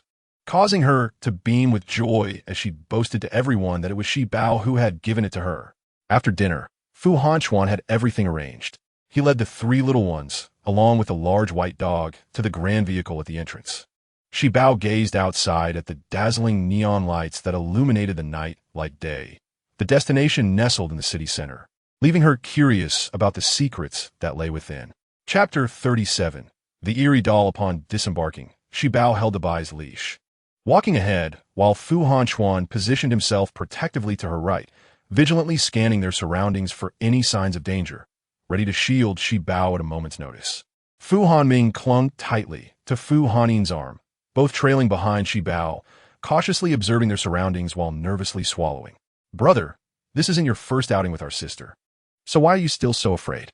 If you're scared, you might as well skip the magical ointment. Then you won't see any spirits," Fu Hannin teased. Hearing this, Fu Hanming suddenly leaped up in anger, shaking off Fu Hannin's hold, but after a moment's thought, he wrapped his arm around her again. "What are you talking about? If I can't see the spirits, I'll be even more terrified, unable to evade any attacks." Fu Hannin sighed, pondering how her brother, as the older sibling, lacked the demeanor of a protector. Out in the world, relying on his younger sister for safety, she wondered how their family would fare without him. Though Fu Hannin feigned disdain, her actions betrayed her sincerity as she hugged her brother tightly, gently patting his back to soothe his fears. "You don't understand. The Chung family's current fortune is entirely due to a formidable feng shui master. Everything has been meticulously calculated by that master. This residence was constructed following their guidance. Perhaps they have foreseen this situation, and soon we shall witness it." After this declaration, Fu Hannin couldn't help but shiver. The Chung family's feng shui master had transformed Chung Yunqing from a mere nobody into the second richest man in Kyoto. They must possess extraordinary skills. That makes sense. We must act swiftly, exploring the matters within the estate before the Chung family becomes aware. Shi Bao, holding on to Bai, quickened her pace and arrived at the entrance of the residence, only to discover that the grand door was tightly secured with iron chains. The others searched around and found 3 more doors, all locked with chains as well. Yet, there was a light glowing from within. Who could it be? Could it be an otherworldly spirit? Fu Hanming, frightened, hid behind, his eyes darting around, anxious not to miss anything. It should not be. If it were a spirit, why would it turn on the lights? We also saw clothes during the day. Spirits are not so meticulous. Moreover, if it were spirit, there would be no need to lock the door. Since the door was locked, it clearly indicated someone was being confined. Shi Bao's expression turned grave, prompting the others to give her a thumbs up in admiration. "Brother, do you have a way to get in?" Shi Bao asked Fu Hanming. Fu Hanming immediately felt a surge of pride. He adored playing with such gadgets and, at such a tender age, could construct a bed with his bare hands. Last time, he even built a small villa unaided. In the realms of carpentry and construction, he had quite the expertise. "Do not worry, sister. I've got this," Fu Hanming declared confidently. The entrances of these doors were overgrown with weeds, suggesting they had been neglected for a long time, with several large trees at the entrance. Fu Hanchuan approached, snapping off a few branches, while Fu Hanming utilized the natural tilt and damage of the wall to craft a rudimentary ladder. By using a rope to hoist themselves up, stepping on the wooden supports and wall crevices, they could easily ascend and then, like a stuntman on wires, slowly lower themselves down from the other side. This way, Fu Hanchuan, standing at the highest point, could observe the surroundings, preventing anyone from entering first and encountering danger in the blind spot. In 3 minutes, everyone, including Bai, had successfully entered the villa. Fu Hanchuan leaped down from the tree, landing with both hands on the ground, looking remarkably impressive. The group proceeded towards the illuminated area, only to find that the residence was circular, reminiscent of a bagua formation, with the light resting at the center. "Be cautious, brothers. This place is eerie." Everyone nodded in agreement, instinctively linking hands. Upon entering, Shi Bao distinctly felt her spiritual energy diminish somewhat, and Bai, shaking his head, also appeared restless. They approached the door and pressed their ears against it, clearly hearing voices from within. "Madam, please take your medicine. After that, rest early." "I won't drink it." A sharp retort was followed by a violent coughing fit, causing the medicine bowl to topple to the ground, and the maid began to weep softly. "Madam, please don't do this. Even if you are upset with the master, you cannot joke with your health. You must take your medicine to recover quickly. Tomorrow, when the sun is out, I will take you out to bask in it. The master has sent many beautiful clothes and jewelry today for you to wear. Oomph, such feigned kindness. What use are those gifts? I have been trapped here for 8 years. For these 8 years, who has cared for my well-being, keeping me locked up? I might as well be dead. Please don't say that. Upon hearing this, the low sobbing continued, as it seemed the madam and the maid embraced each other. Weeping quietly, Shibao felt a pang of sorrow. This must be the original wife of Chung Yunqing, Madame Hong. The outside world had long claimed that Madame Hong had died 8 years ago, when Chung Yunqing even held an extravagant funeral for her, attended by all the elite of Kyoto. Who would have imagined that Madame Hong had been imprisoned here for 8 long years? Shibao pushed open the door, which was not locked at all, since there were no others in the villa. Fearing that Madame Hong might take drastic measures, the maid had simply removed the lock. "Who are you?" the maid exclaimed, instinctively shielding her mistress behind her, glaring fiercely at the group. "Auntie, please don't be afraid. I'm here to help you. You cannot stay here any longer. Come with me quickly." The maid looked at Shibao with suspicion, hesitated for a moment, then shook her head. "How did you get in here? Do you even know where this place is? I advise you not to entertain any ill intentions. Leave now, or I will call the master." The maid appeared to be growing fearful, her hands trembling as she protected her mistress, yet she remained unyielding. "Auntie, we are just 1 adult and 3 children. What is there to fear? We truly come to take you away. Your mistress resides here, and her spiritual energy is nearly depleted by this house. If she stays here any longer, she will not survive much longer. Please come with us." Upon finishing her plea, before Madame Hong and the maid could respond, Dabai suddenly charged and uncontrollably, barking furiously at a statue of Guanyin. The maid screamed, and the statue toppled, shattering into pieces, revealing a doll inside, with needles embedded in it, inscribed with the date of birth and time. Chapter 38. Such disrespect. Shibao was about to step forward to retrieve the doll when the maid abruptly stood up, her eyes ablaze with anger, glaring at Shibao. "What are you doing?" "This is the Jade Guanyin, the master specifically commissioned for the madam, claiming it would protect her health. You have shattered it. I see you wish for the madam's demise." Shibao regarded the maid, who had previously seemed loyal, now appearing suspicious. "Our madam is merely ill. The master has arranged for her to recuperate here, sending numerous nourishing supplies daily. You shall not harm our madam." After the maid spoke, everyone turned to the empty space at the foot of the bed, where indeed gold and silver treasures, silks, and various high-quality delicacies and tonics were abundant. If it were not for the door being locked with chains, no one would believe that Madame Hong was imprisoned here. "Madam, what is your will? Do you wish to remain here?" Fu Hanchuan asked pointedly, turning to Madame Hong. Shibao picked up the doll and handed it to her. "Auntie, look. This Jade Guanyin is not meant to bless you. It is meant to shield you from this very thing, which is the true harm to your health." Hong Minmin held the doll, tears streaming down her face. In her emotional turmoil, she suddenly coughed violently, spitting out a mouthful of blood. Shibao then carefully scrutinized Hong Minmin. She was slender, with pale skin, her brows and eyes slightly drooping, appearing frail and delicate, truly a sight to behold. Compared to the current Mrs. Chung and the 4th aunt, she was undoubtedly more captivating. If she were to debut, she would surely become an overnight sensation. "All right, I will go with you." Hong Minmin gently wiped the blood from the corner of her mouth, seemingly accustomed to it. The maid did not react much to her coughing up blood, indicating that this had been a recurring issue for Hong Minmin. "Madam," the maid appeared anxious as she held Hong Minmin back. But Hong Minmin nodded at her with a resolute expression. Thus, the maid had nothing more to say, and the 2 women, with Shibao's assistance, exited through the grand door. Outside, they looked back at the locked entrance, their hearts heavy with sorrow. Hong Minmin's countenance was forlorn, and a crystalline tear fell. The maid quickly stepped forward, offering a handkerchief to wipe away Hong Minmin's tears. "Madam, do not dwell on it. The master locked the house for our safety. Yuping, stop deceiving yourself." The maid supported Hong Minmin as they all got into the vehicle, heading in the direction of the Fu residence. Hong Minmin noticed the surroundings, parted her lips to speak, but remained silent. The maid gasped, and Hong Minmin instantly pressed her down, urging her to be quiet. As she journeyed along, the scenery around her had transformed dramatically compared to 8 years ago. Hong Minmin gazed at her surroundings with a sense of wonder, unable to tear her eyes away. Upon arriving at the Fu estate, a place she had visited previously, she noted its grander stature since her last visit. "You must be Han Chuan," she said. "Indeed. I am Han Chuan, and this is my daughter." As they alighted from the car, Fu Hanquan offered his assistance to Hong Minmin, who appeared much brighter in complexion and spirit. "When I last saw you 8 years ago, you were merely 22. How time flies. Your daughter's grown so lovely. How are the old folks? Please, let us go in to pay our respects. They're well saw. Please come in." Upon entering, they found the elder and matriarch seated in the living room, deliberating over the menu for the weekend's family meal. The 3 children rushed into their grandmother's embrace, causing her to beam with joy, while their grandfather sighed with jealousy, lamenting his own fading utility. "Uncle and aunt, greetings." The matriarch instinctively glanced up and noticed 2 unfamiliar figures. Initially indifferent, her attention was drawn to the striking silhouette before her.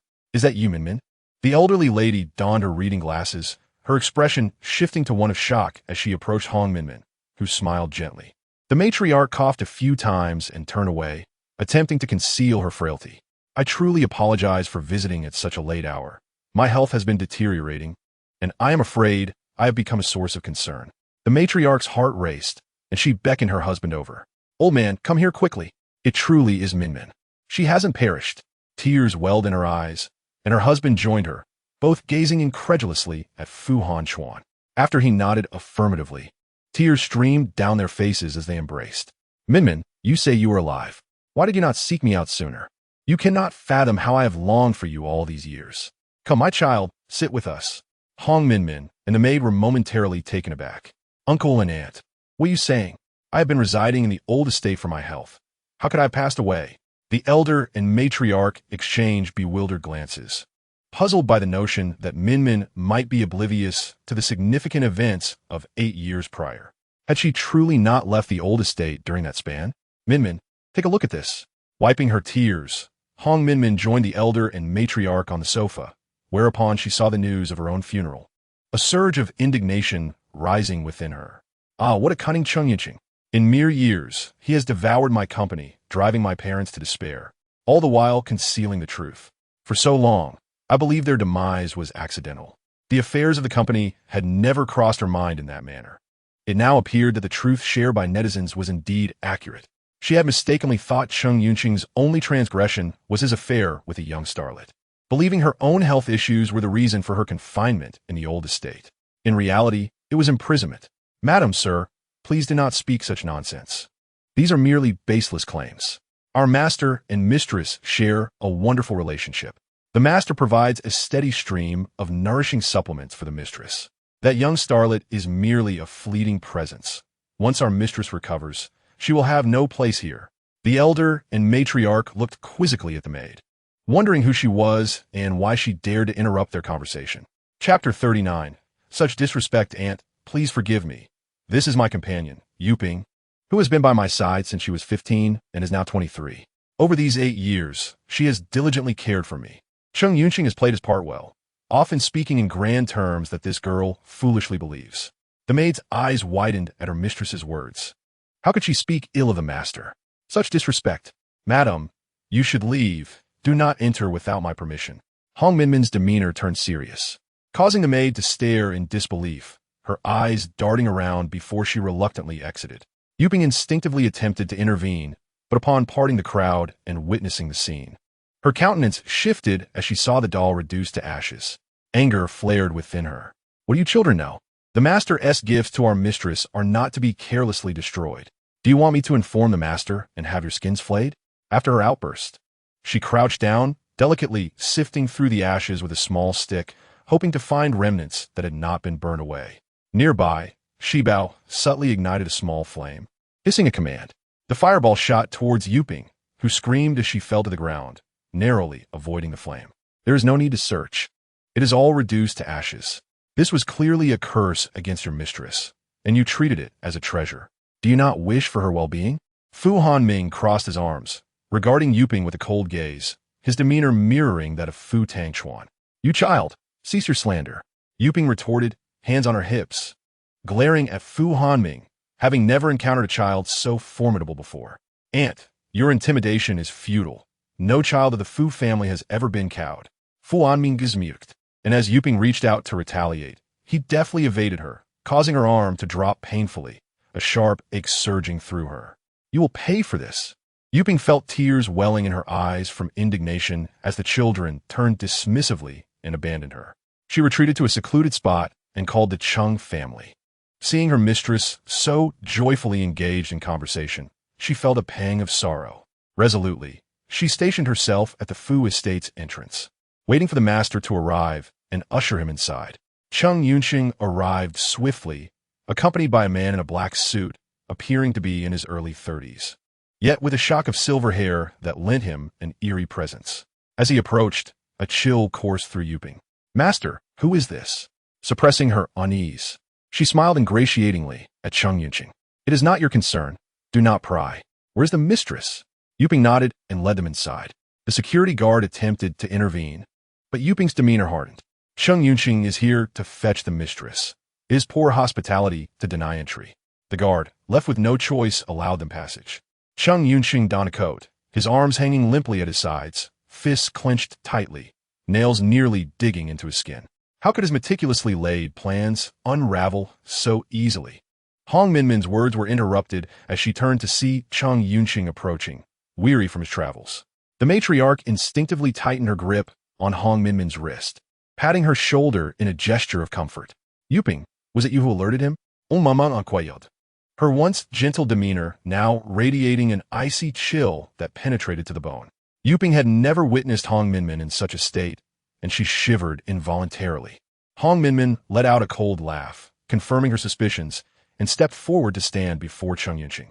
8 years had dulled any affection that once resided in her gaze.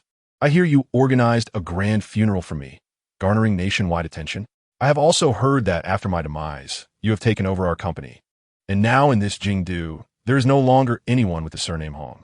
Hong Minmin's tone remained gentle, yet imbued with strength. Chung Yunqing glanced in astonishment at the man beside him, who could not help but shake his head. Despite her frail condition, Hong Minmin, on the brink of death, had only managed to muster a few hours of vitality. How could she have recovered so swiftly? It was perplexing.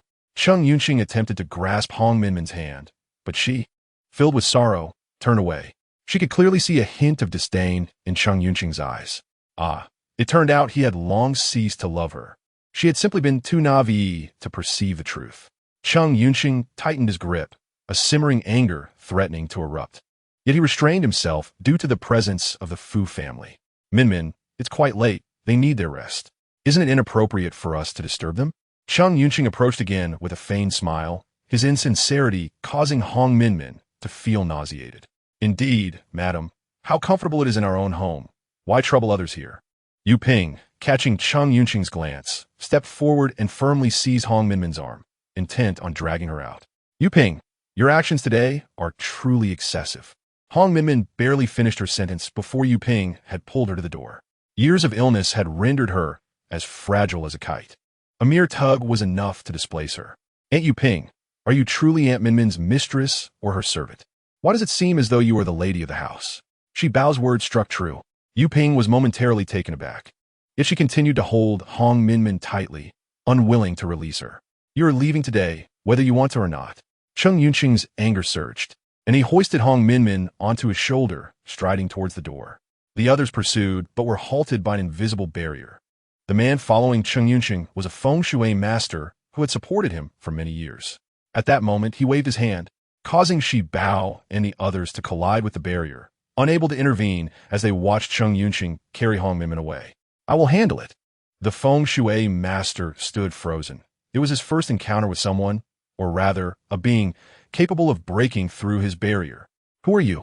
The man was astonished as Fu Hanchuan charged forward, kicking Chung Yunqing in the back.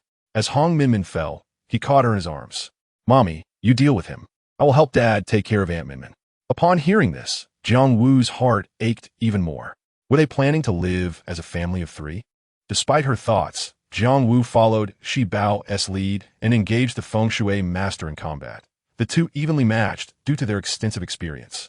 "Fu Hanchuan, return my wife to me," Chung Yunqing angrily pursued, while Fu Hanchuan set Hong Minmin down and grappled with Chung Yunqing. Underestimating the war god, Chung Yunqing was quickly overpowered. It wasn't long before the feng shui master sensed something amiss, seizing Chung Yunqing and fleeing. The group entered the house to discuss the strategy. Yuping stood meekly at the door, and Hong Minmin's cold voice commanded her to approach. Instantly, Yu Ping knelt before Hong Minmin, aware that her betrayal had been exposed. "Madam, I am sorry." Hong Minmin's expression remained unchanged as she sipped her tea, coldly fixing her gaze upon Yu Ping. "Madam, please forgive me. I have been with you since I was 15. Memories flooded Hong Minmin's mind, chilling her heart. "So, you were arranged here by Cheng Yunqing from the very beginning?" Yu Ping pursed her lips, unable to utter a word, and as Hong Minmin looked at her, hope had already fled her heart. "For 8 years, I treated you well.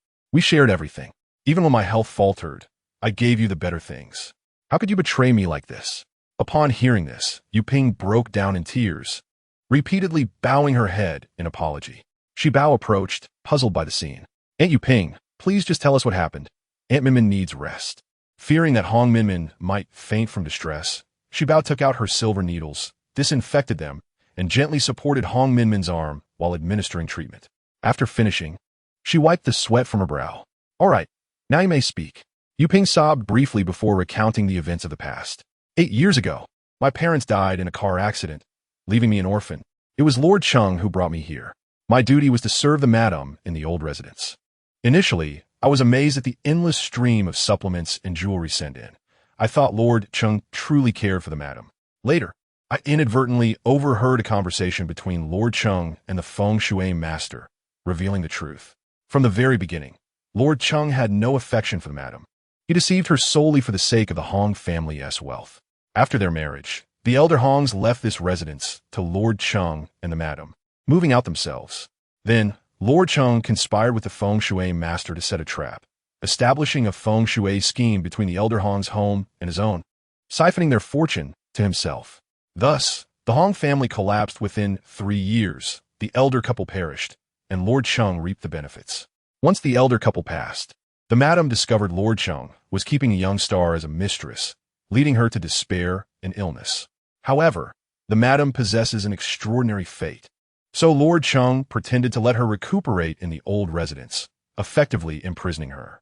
He also set up a feng shui scheme between the old and new houses, where one resembled a treasure vessel storing wealth, while the other was like a sieve, continually draining fortune. The supplements he provided were meant to prolong the madam's life force, enabling him to siphon her luck. That doll was also a means of controlling her. It is no wonder that the Cheng family ascended to become the second wealthiest family in Jingdu in such a short time. Yu Ping's account aligned perfectly with Shi Bao's suspicions, nearly causing the elderly matriarch to faint from rage. Hong Minmin's fury surged like the mighty Yangtze River as she staggered to her feet, repeatedly calling Cheng Yunqing's name. She was determined to confront him and exact her revenge. "Aunt Minmin, you are fragile. Please do not get agitated. Rest assured, we will assist you." Shi Bao supported Hong Minmin, continually offering her comfort, while Hong Minmin, overwhelmed with grief and fury, struggled to articulate her thoughts. She had initially believed Cheng Yunqing's betrayal was merely infidelity, thinking he wanted to confine her to avoid disrupting his life. Who could have imagined this was all part of a grand scheme? "Shi Bao, please tell me what I should do now." Hong Minmin grasped Shi Bao's hand, trusting her implicitly. If not for Shi Bao, she would still be trapped in the residence. "Aunt, do not worry. Just stay with us, and I will find a way to dismantle the feng shui scheme and help you divorce Uncle Cheng." Taking a deep breath, Hong Minmin felt a newfound resolve. If even a child could be so determined, she could not falter. Was she to rely on a child for her future? Yes. Shi Bao was right. "Minmin, our families have long-standing ties. We nearly arranged your marriage to Han Chuan. Rest assured, you are safe with us. We will protect you." The elderly matriarch wiped her tears, gazing at Hong Minmin with a mix of compassion and concern. The Hong family, like the Fu family, was a century-old lineage in Jingdu. Otherwise, Cheng Yunqing would not have been drawn to them. The matriarch of the Hong family and the matriarch of the Fu family are also close friends. Initially, they had hoped to betroth Hong Minmin to Fu Hanchuan. However, Hong Minmin was wholeheartedly enamored with Cheng Yunqing, an unchangeable circumstance. Now that her daughter is in trouble, how could she possibly stand idly by? "Don't worry, Asa. I am here for you." Fu Hanchuan courteously supported Hong Minmin, who nodded and tightly grasped his hand. Shi Bao noticed her mother's pallor, her brows furrowed, intently watching the intertwined hands of her father and Aunt Minmin. Is Mommy feeling jealous? Chapter 41. Did you make this for me? Before Shi Bao could utter a word, Her mother coldly huffed, tossed her sleeve, and vanished from sight. Shibao initially intended to chase after her mother to check on her condition, but upon seeing the chaotic state of the living room, she decided to stay. She rushed over, instinctively separating her father's hand from Aunt Minmin's and firmly taking hold of his hand. Aunt Minmin, now that the matter is clear, what do you plan to do, Yuping?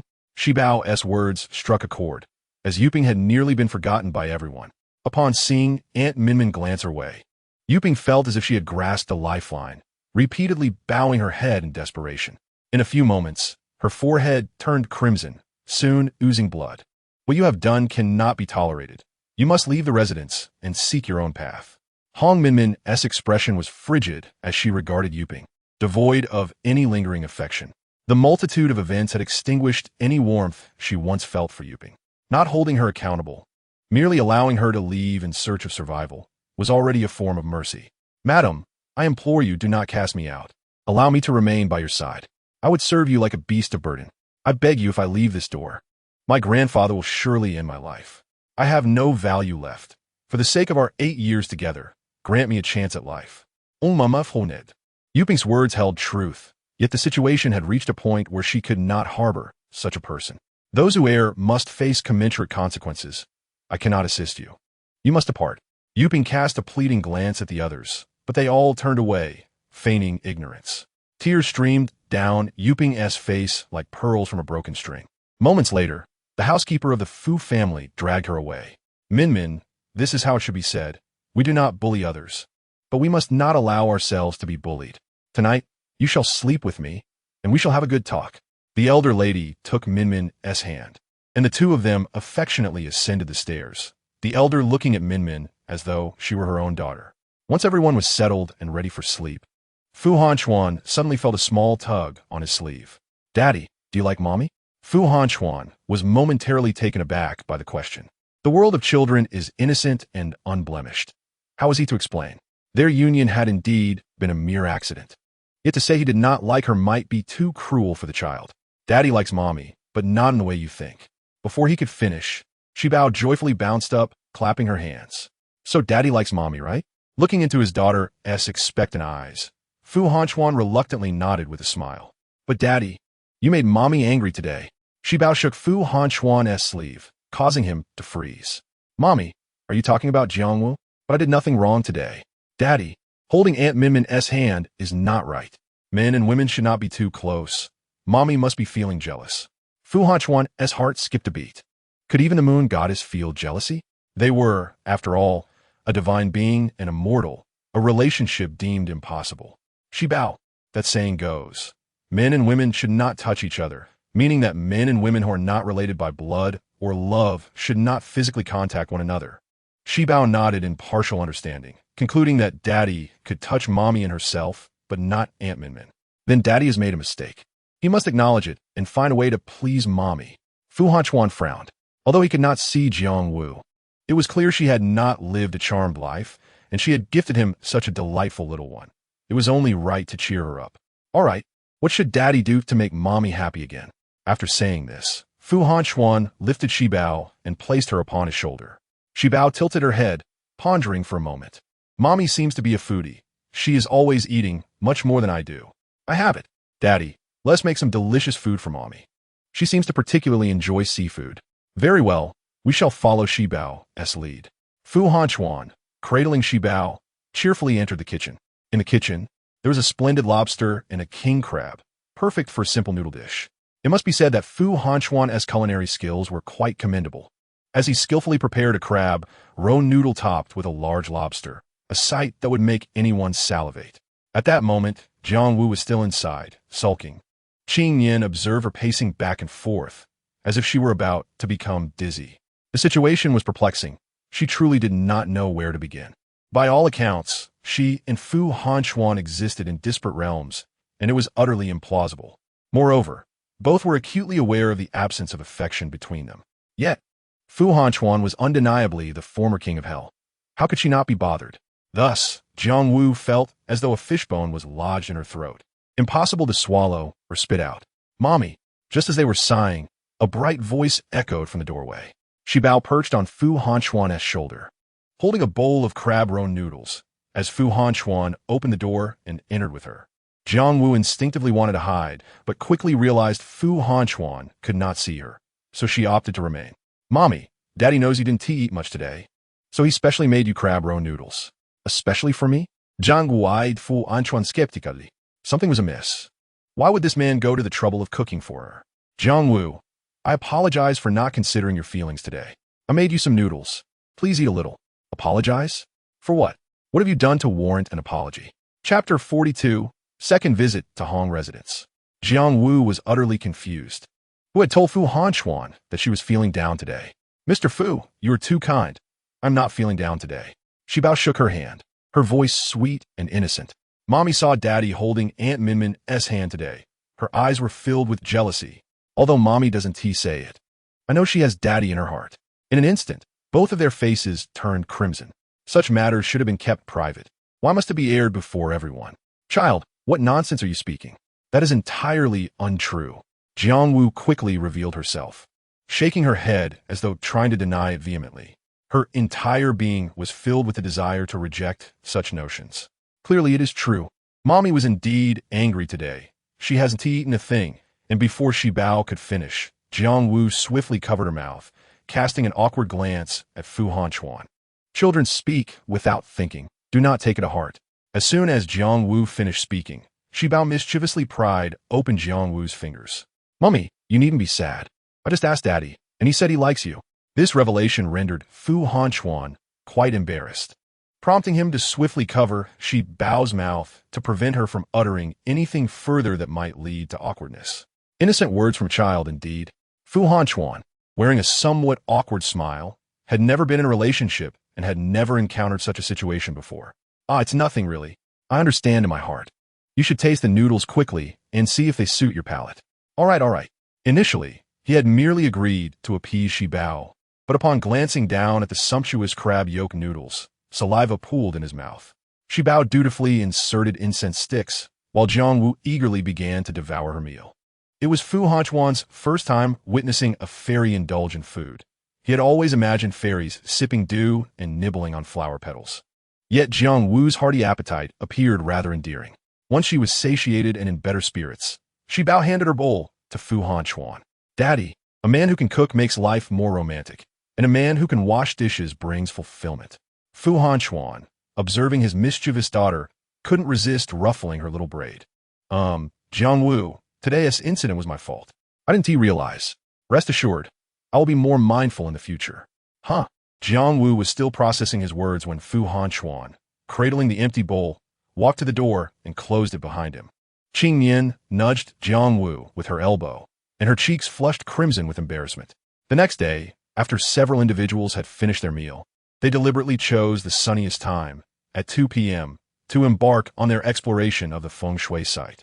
It was a weekday, and both older brothers were at school, leaving Shibao to tug on her big white dog and set off with her father.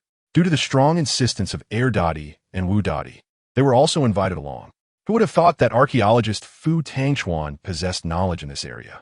Standing at the entrance of the Hong family ancestral home, Fu Tangchuan fell into deep contemplation as he surveyed the feng shui site before him. This kind of arrangement is rather sophisticated, yet I had the fortune of encountering it once several years ago. Thus, I possess a modicum of experience. Upon hearing Fu Tangchuan's words, everyone regarded him with skepticism. How could they have been unaware of his capabilities after all these years together? Why are you looking at me like that? Is it not normal for someone in archaeology to study feng shui? After his remark, Fu Tangchuan smirked and proudly took the drone from Shibao's hands to examine the situation closely. The Hong family residence is essentially locked by a formation. We only need to break this formation to dismantle the feng shui. During my archaeological pursuits, I encountered a similar scenario where a tomb was connected to a living person through a specific formation that continuously transferred luck from the living to the deceased, resulting in the corpse remaining uncorrupted for millennia. Upon hearing this tale, everyone shivered involuntarily, and Shibao couldn't help but give her Daddy a thumbs up, acknowledging his wealth of experience. Daddy, do you know what formation is being used here? How should we break it? Fu Tangchuan scratched his head, smiling sheepishly. To be honest, I don't know. The living person was already dead when I was involved, and the order was simply to bury the two individuals together. so I'm not aware of the specifics. Everyone exchanged looks of disdain directed at Fu Tangchuan. Shi Bao leaped down from Fu Hanchuan's embrace, grasping her big white dog, and boldly strode through the door. Concerned for Shi Bao's safety, everyone quickly followed suit. Inside, the overgrown weeds still flourished, despite it being broad daylight. An eerie chill pervaded the air, sending shivers down their spines. Si Bao, Si Bao. A haunting female voice echoed from the thick underbrush, repeatedly calling out her name. Everyone heightened their vigilance, cautiously approaching the thicket. As they parted the weeds, they beheld a familiar figure. Yu Ping, what are you doing here? Fu Hanchuan's expression darkened. He held little regard for this woman who had opportunistically sought favor the night before. Mr. Fu, I was waiting for you here. I knew you would come to break this feng shui. I know how to do it. Please follow me.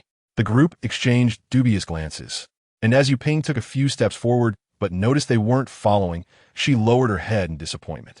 Mr. Fu, I know you don't trust me. I regret how I treated your wife, and now I only wish to make amends. Besides, for my own sake, if you resolve this matter quickly, I can return to a life of freedom. Yu Ping's earnest words, paired with her pitiful demeanor, could easily ensnare anyone's sympathy. You lead the way and explain as we go. Fu Hanchuan commanded coldly, and after a moment of hesitation, Yu Ping nodded in agreement. As she walked ahead, she began to elucidate the formation within the residence.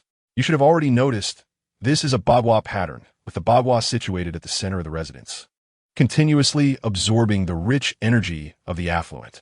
Let me take you to see it. The bagua is right here.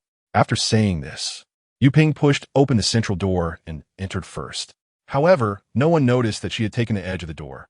Once the group followed her inside, the doors suddenly slammed shut, plunging the surroundings into darkness. Chapter 43. Solved by a child. Fu Hanchuan switched on the flashlight on his phone, but Yu Ping's figure was nowhere to be found. Oh no, we've been deceived. Bai barked furiously in the direction behind them, but dared not approach. As if something terrifying lurked there, Shi Bao, with a sprightly run, dashed towards that direction, but was promptly scooped up. Daddy, put me down, I want to see. Her soft, complaining voice was still endearing. I'll go with you. In a place where even Bai sensed danger, there was no way Fu Hanchuan would let Shi Bao venture alone. The others followed suit. Let us all take a look. With no alternative, Shi Bao could only widen her eyes in Fu Tangchuan's embrace, attempting to observe their surroundings. After traversing several steps, Shi Bao noticed a delicate red and gold thread on the ground. Wait, shine the light here. Fu Hanchuan pointed his flashlight down, crouching to examine it closely. But apart from dirt, he found nothing. We must get out of here quickly. Otherwise, we will perish. The previously cute expression on Shi Bao's face grew serious. Yes, we must locate the formations, and break this array.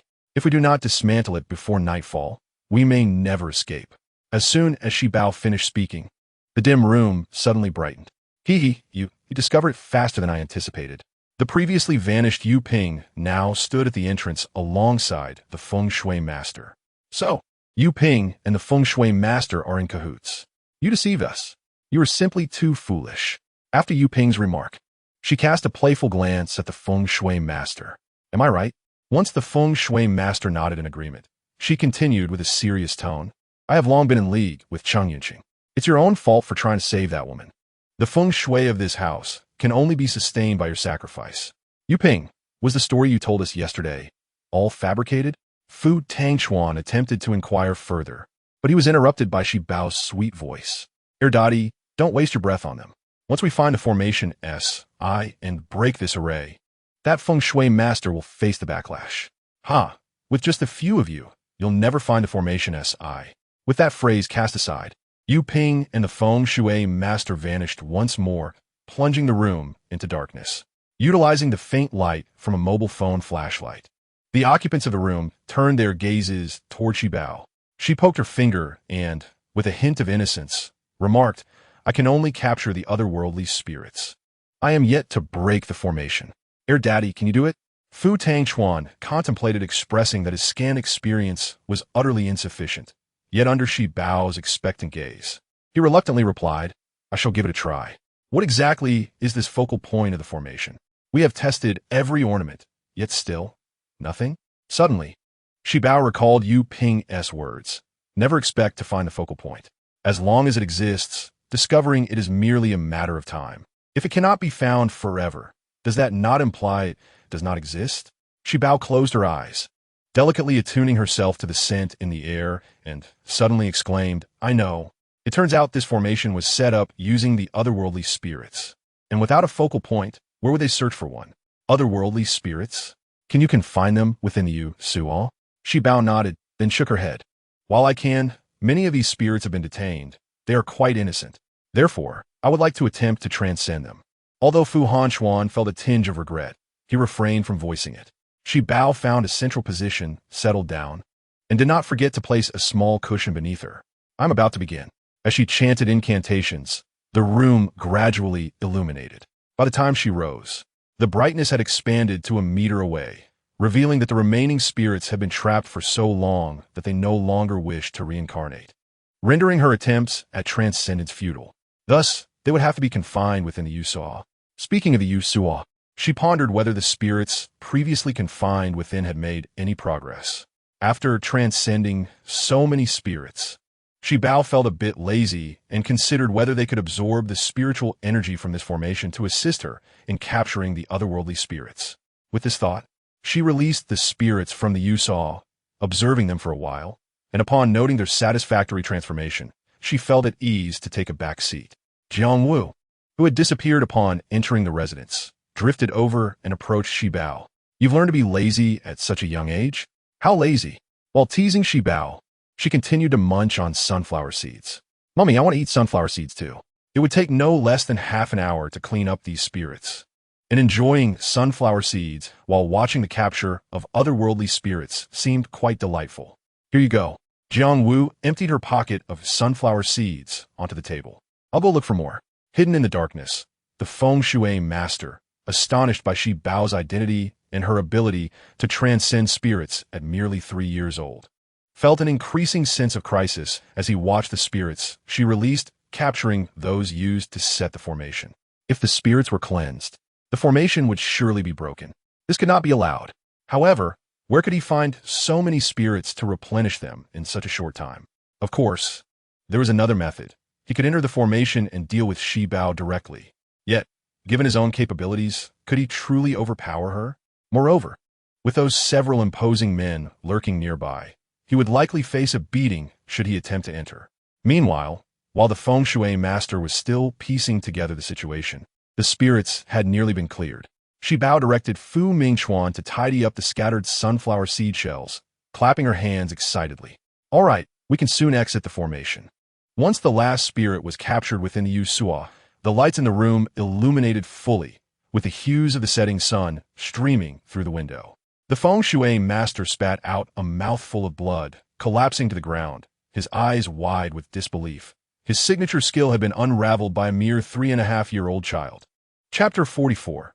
Qiao Qiao falls ill. Shibao rushed to the feng shui master's side, tugging at Fu Hanchuan's sleeve, and feigned a fierce demeanor, declaring, This feng shui master is a villain. Mummy says villains must be locked away. Jiang Wu, standing beside Shibao, interjected, When did I say that?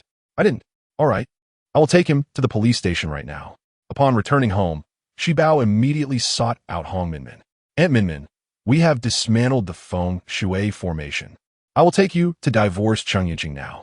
Hong Minmin was taken aback by the rapid progression of events.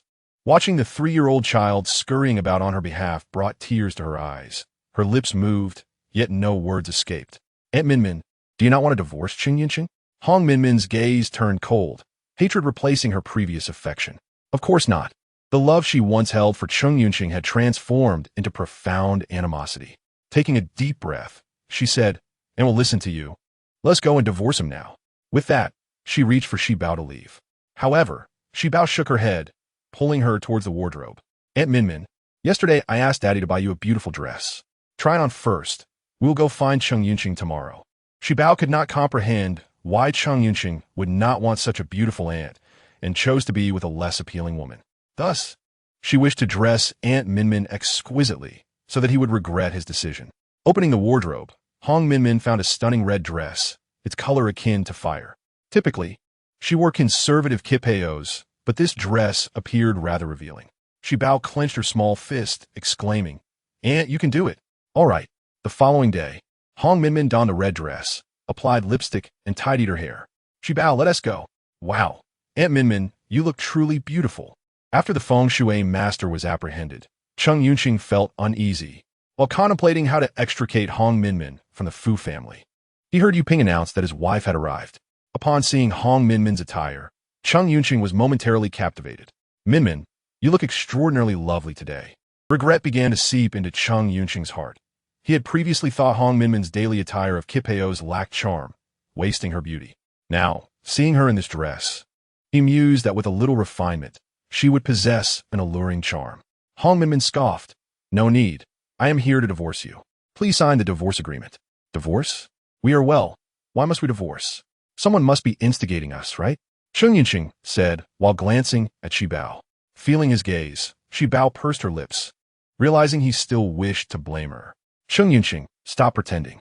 Sign the paper immediately, or I will expose all your misdeeds. And see how you can continue to stay here.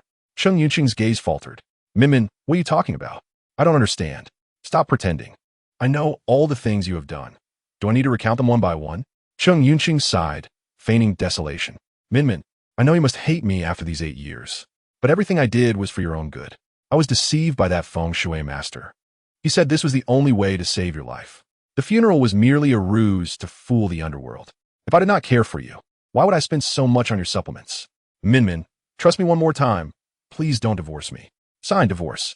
Cheng Yunqing stared at Hong Minmin, seeing her expression remain impassive, and reluctantly signed the document. Shibao swiftly took the contract, beaming as she bade Cheng Yunqing farewell. By the way, if Cheng Qiao encounters any issues, you may come find me. Huh, what does a little child like you know? What use would it be to find you? Zybor did not pay him any heed, for she believed that one day Cheng Yunqing would come looking for her, and at that time, she would settle the score. Thank you, Zybor. After her divorce, Hong Minmin felt an overwhelming sense of lightness. At the dining table, Hong Minmin sincerely raised her glass, expressing her gratitude to everyone with a bow, saying, Thank you all for saving me. The elderly lady, wiping her tears, remarked, You being well is better than anything. You have suffered for 8 years. From now on, you shall reside well with the Fu family, and I will treat you as my own daughter. When the elderly lady spoke these words, Fu Hanchuan hesitated slightly, but refrained from voicing any objections. He contemplated asking Zybor later whether Hong Minmin's staying would provoke jealousy in Jiangwu. He feigned nonchalance, saying, After all, hasn't Cheng Yunqing already held a funeral for me? That funeral can be regarded as the burial of my youth. I will live my remaining days well, so do not worry about me. Seeing Hong Minmin's determination, others ceased their persuasion. Hong Minmin was a woman of action. The next day, she purchased a house and arranged for movers, taking little more than her personal belongings. She squatted down, and despite her efforts to restrain herself, she could not help but pinch Zybor's cheek, saying, I understand now. There's a gift in the room that I gave you. You can go take a look. Zybor smiled sweetly, replying, Okay, thank you, Aunt Minmin. 3 days after Hong Minmin departed, Zybor sat on a swing with Jiang Wu, enjoying spicy duck wings. The spiciness tingled her lips, yet she craved more. Zybor was so engrossed in her meal that she did not notice Cheng Yunqing approaching, his expression dark and clouded, as Cheng Qiao had fallen ill. Chapter 45. I have now changed my mind. Zybor jumped down from the swing and blinked her large innocent eyes at Cheng Yunqing, asking, What do you want with me since Cheng Qiao is unwell? You said it yourself, Cheng Yunqing replied, still frowning. Oh, really? Then I have changed my mind now. Zybor held a grudge, recalling how this bad uncle had once looked down on her. After saying this, she dashed into the house. Cheng Yunqing swiftly picked her up, saying, You must come with me. Seizing the opportunity while the Fu family was absent, he hurriedly carried Zybor outside, fearing any interruptions. Zybor opened her mouth and bit down on Cheng Yunqing's arm, exclaiming, Bad uncle. Having freed herself, Zybor was pulled behind by Fu Hanyin, who, along with Fu Hanming, formed a protective barrier, asking, Why are you at our house? The commotion in the courtyard drew Fu Hanchuan and the others out, and upon seeing Cheng Yunqing, Fu Hanchuan frowned deeply. What are you doing at my house? You're not welcome here. Fu Hanchuan regretted not accompanying Zybor on the swing. Having thought that with Jiangwu around, there would be no issues, but he forgot that often Jiangwu was not able to intervene. Cheng Qiao is ill. Since she is sick, This is not a hospital. Have you come to the wrong place, Mr. Chung? If it weren't for by not being there, Fu Hanchuan would have considered unleashing his dog. With the entire Fu family now present, Chung Yunqing's imposing demeanor weakened. I have already taken Xiao Xiao to the hospital, but the doctors could not diagnose her illness. Chung Yunqing searched for Zybor's figure, yet could not catch sight of even a hem of her clothing. Zybor, you are the only one who can save Xiao Xiao now. You are a good child and would not stand by and watch her die, would you? Seeing that Chung Yunqing still sought to morally manipulate Zybor at this point, Fu Hanchuan contemplated sending him away. However, Zybor, hidden behind everyone, tugged at his sleeve, slowly stepping out. But what if I do not wish to save her? Zybor, I beg you. Only then did Zybor reveal a sweet smile, asking, Uncle, have you thought about how to plead with me? It cannot just be mere words. Fu Hanming interjected. How about you make Uncle bark like a dog? Yes. It must sound as delightful as the Bai's barks. Zybor nodded eagerly, gazing at Chung Yunqing with anticipation. Although Zybor felt this might be a tad excessive, she merely intended to give a slight reprimand to Aunt Minmin. Chung Yunqing had never felt so humiliated in his life. His face darkened like the bottom of a pot. Contemplating the high fever-stricken Chung Xiao Xiao and his tearful wife of late, he ultimately yielded. Woof. After Chung Yunqing uttered this word with a scowl, the members of the Fu family could not help but burst into laughter. Chung Yunqing tried to ignore everyone else, focusing solely on Zybor. Now, can you come with me to the Chung family? Of course, Zybor replied obediently. Concerned about Zybor being taken away alone by Chung Yunqing, Fu Hanchuan and the others followed to the Chung family residence. The previously ominous atmosphere had dissipated, and upon arriving at the Chung estate, there was no longer the eerie feeling from before. Chung Xiao Xiao lay in bed with her eyes tightly shut, her originally fair face now flushed with fever. Chung Xiao Xiao's mother, Tang Wan'er, remained vigil by her side, her face streaked with tears, her hair disheveled, bearing little resemblance to her glamorous star persona. Seeing Tang Wan'er in such a state stirred a flicker of sympathy in Zybor towards the Chung family. Hello, Andy, I am here to see Xiao Xiao. Xiba Grete Tang Van Es Sweetly. Upon hearing Zybor's voice, Tang Wan'er's eyes regained their sparkle. You are Zybor. You must have a way to save Xiao Xiao, right? I implore you. You must save her. She is still so young. Zybor was uncertain about Chung Xiao Xiao's condition, but as long as there was breath, she believed waking her would pose no problem. Do not worry, Auntie. I will do my best. After offering some words of comfort to Tang Wan'er, Zybor began organizing the room. Brother Hanin can stay with me. The daddies can wait for me outside, okay? Fu Hanchuan and the others nodded, and as they left, they did not forget to pull Chung Yunqing and Tang Wan'er away as well. Fu Hanming was the last to leave. Before turning, he cast a lingering glance at Zybor, asking, Do you really not need my help? Thank you, Brother Hanming, but Brother Hanin is enough for me. Please help take care of Aunt Wanna, all right? Zybor's voice was soft and sweet, especially as she was now acting coy. Fu Hanming's last remnants of discontent vanished. For since Zybor had asked him to care for Aunt Wanner, he felt he could assist her. Once everyone had exited, Zybor mimicked a practiced gesture, feeling Chung Xiao Xiao's forehead and lifting her eyelids to check. With a sigh that echoed her maturity, she remarked, It seems I am powerless to save her. What shall we do? Fu Hanin looked at Zybor, his gaze not straying to Chung Xiao Xiao. I can only find a way to wake her up first. After that, I will need Brother Hanin's help to draw some talismans to extend her life. All right, I will draw them right away. Fu Hanin quickly found paper and pen on the delicate vanity and began sketching, making sure to create several extras just in case. Zybor chanted softly as she circled Chung Xiao Xiao 6 times, finally patting her belly, saying, All right, time to wake up. The sun is about to set. As soon as she finished speaking, Chung Xiao Xiao, who had been in a coma for several days, slowly regained consciousness. Upon waking, the first thing Chung Xiao Xiao saw was the face she despised most in her life, and annoyance instantly clouded her eyes. Why are you in my room? Who allowed you to come in? Did you not say you would never set foot in the Chung family home? Quickly get out. With no one else in the room, the newly awakened Chung Xiao Xiao showed no pretense, addressing Zybor with an air of superiority. Zybor pouted, Sister Xiao Xiao, you should thank me, for I am the one who saved you. You would actually be kind enough to save me? Spare me your false compassion. Zybor seemed to hear something incomprehensible, furrowing her brows in contemplation for a long while before looking at her with genuine concern. Chapter 46. I specifically came back to find you, Sister Qiao Qiao. You wouldn't actually have burned your brain, would you? Scrutinized Chung Qiao Qiao, seemingly evaluating the validity of her words. What do you mean?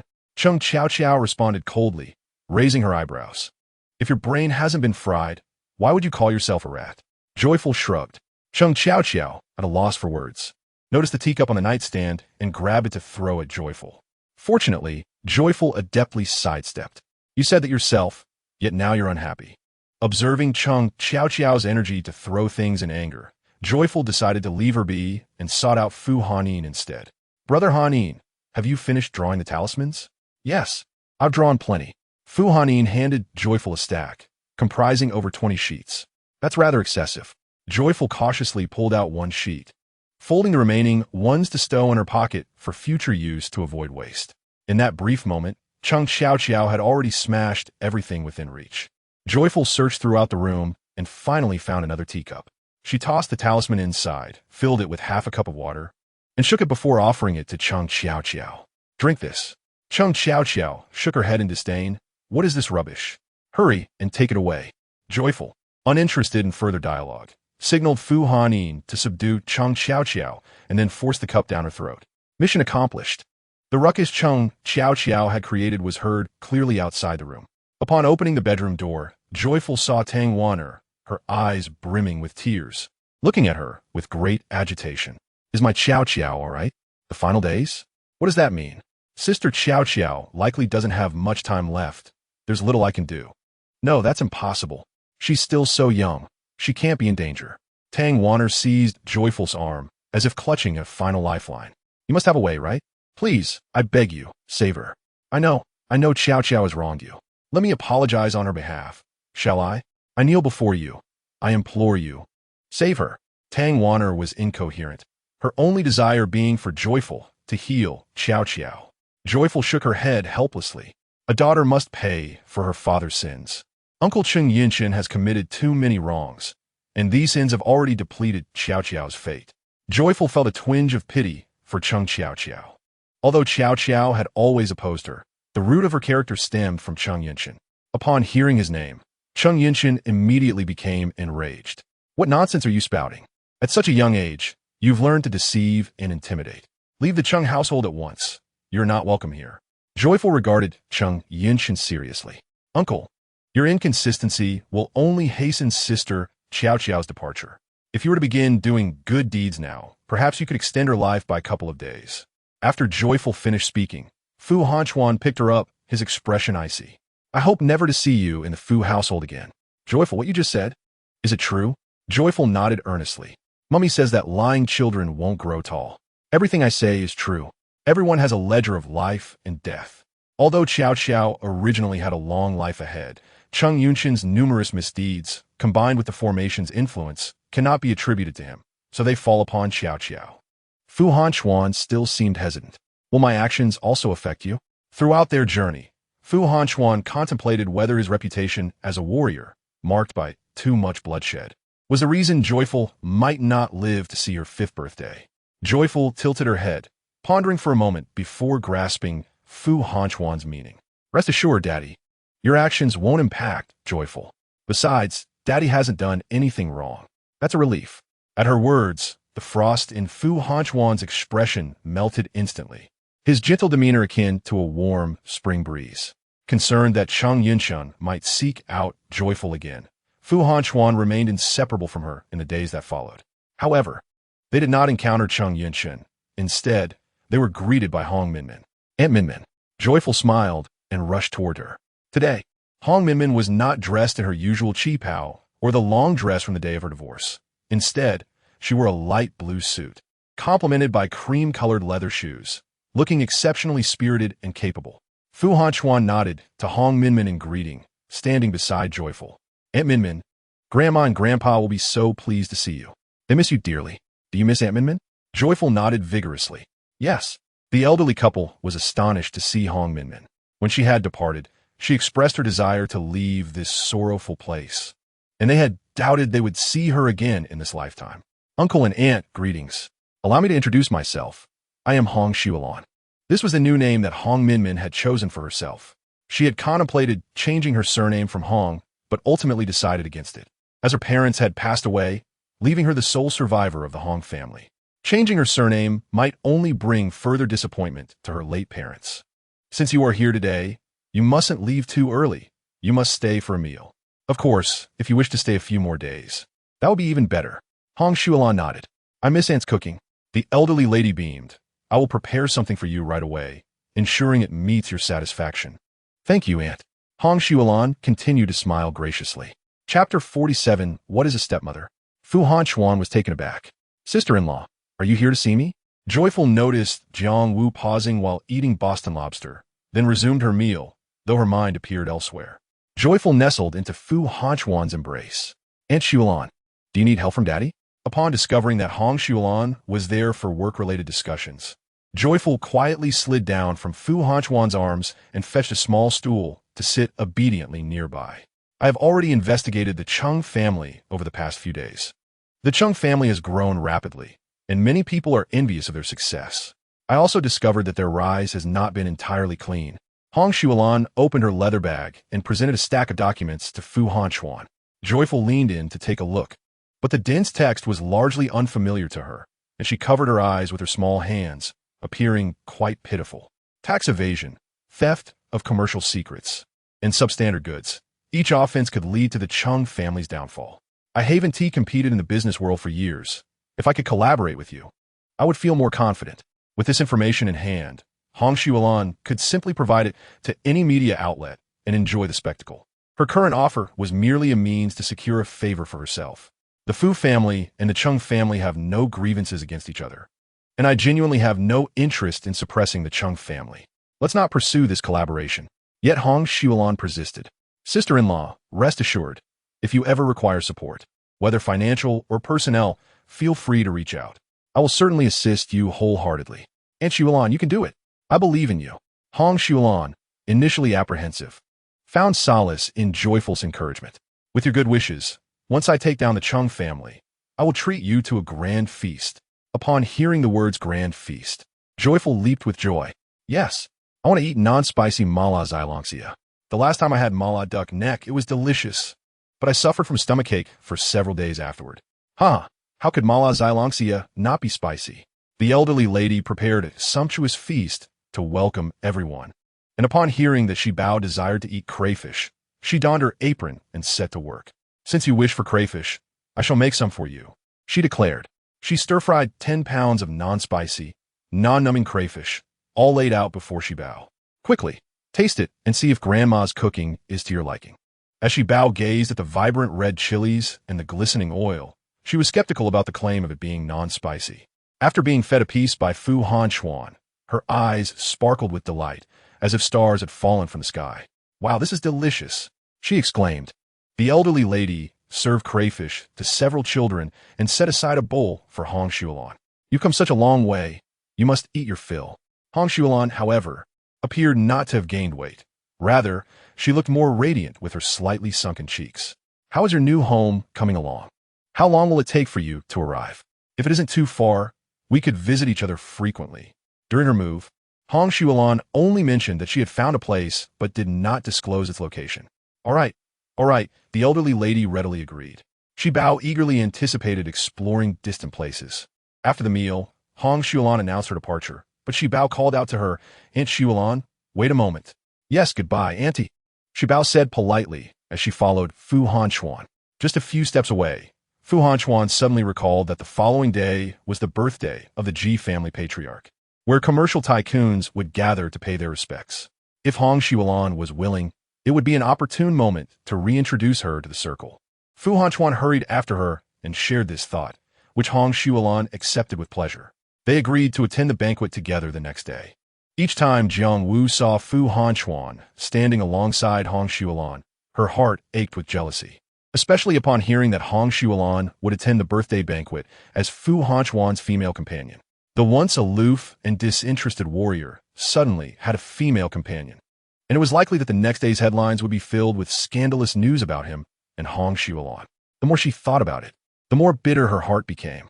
Fu Hanchuan, you aren't planning to find a stepmother for Shi Bao, are you? Jiangwu inadvertently muttered her thoughts, which, though unheard by Fu Hanchuan, were caught by Shibao. What is a stepmother? Can a stepmother eat?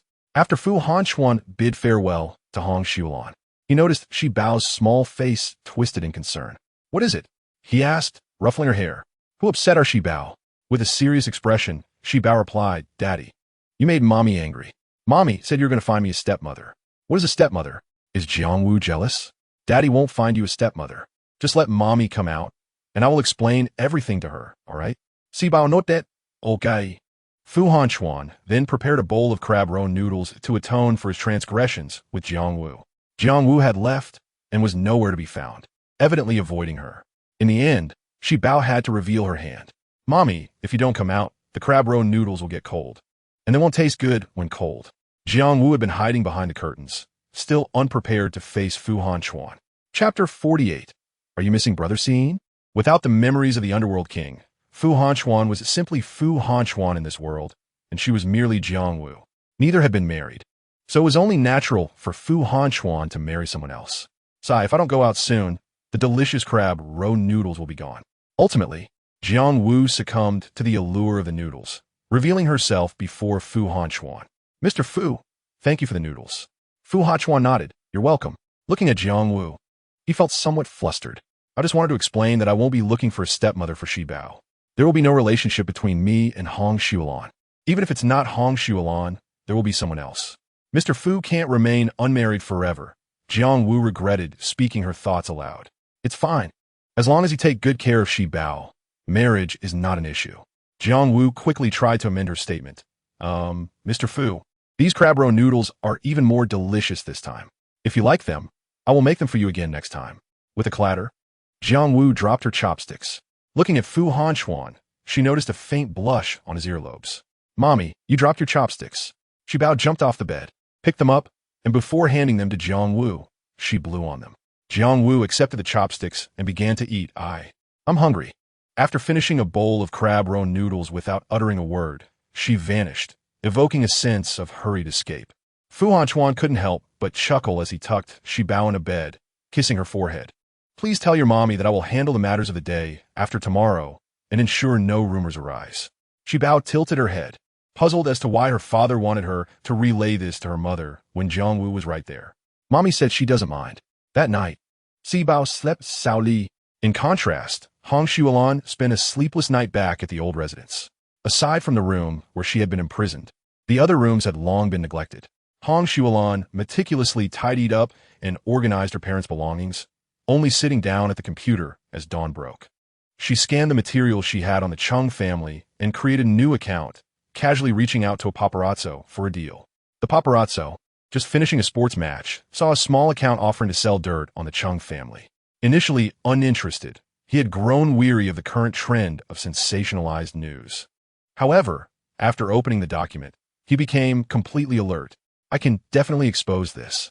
I won't get blacklisted, right? Starting from 10 o'clock the day after tomorrow. Release a piece every day for a week, and I guarantee you'll gain fame.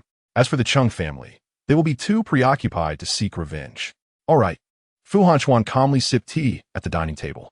You will accompany me to the birthday banquet of the Ji family tonight, and you will be introduced to everyone as my companion. Fu Xingquan looked skeptical. Why not just take her yourself? Why drag me into this? I must bring Shibao along. Shibao became more excited. So I can go too. Perfect. Then it will be you three, Fu Xingquan remarked, sensing a chill emanating from Fu Hanchuan, causing him to shudder. Looking up, he saw Fu Hanchuan's stern expression. I was just joking. However, Fu Hanchuan seemed to overlook one point. With his reputation as a formidable warrior, who would dare to spread rumors? Fu Hanchuan and Fu Xingquan took Shibao to fetch Hong Xiulan, and upon arrival at the Ji family's grand residence, the four separated. Fu Xingquan and Hong Xiulan entered first, while Fu Hanchuan and Shibao took a stroll outside. Shibao frequently peered around, evidently searching for someone. What is it? Do you think Brother Seeing will come? I haven't seen him in a long time. Are you missing Brother Seeing? Shibao nodded just a little. Let's go inside and eat some beautiful little cakes. The Si family had explicitly stated that they did not want Seeing and Shibao to continue their interactions. So Fu Hanchuan could only find another way to appease her. All right. Following Fu Xingquan, Hong Xuelan bore a striking resemblance to the late eldest daughter of the Hong family from 8 years ago, making her particularly eye-catching. This young lady seems familiar. Have we met somewhere? Is that so? May I ask your surname? I am Hong. My name is Xuelan. Her voice was neither too loud nor too soft, and those nearby immediately fell silent within a 5-meter radius. The sudden appearance of a woman resembling the eldest daughter of the Hong family, sharing the same surname, certainly piqued curiosity. Do you know the eldest daughter of the Hong family, Hong Minmin? Hong Xuelan had thoroughly prepared herself for the inquiries before arriving here. Hong Minmin? Do you know her? She is the daughter of my cousin, and I came here specifically to find her. She chuckled lightly, casually mentioning that her friends had already moved on.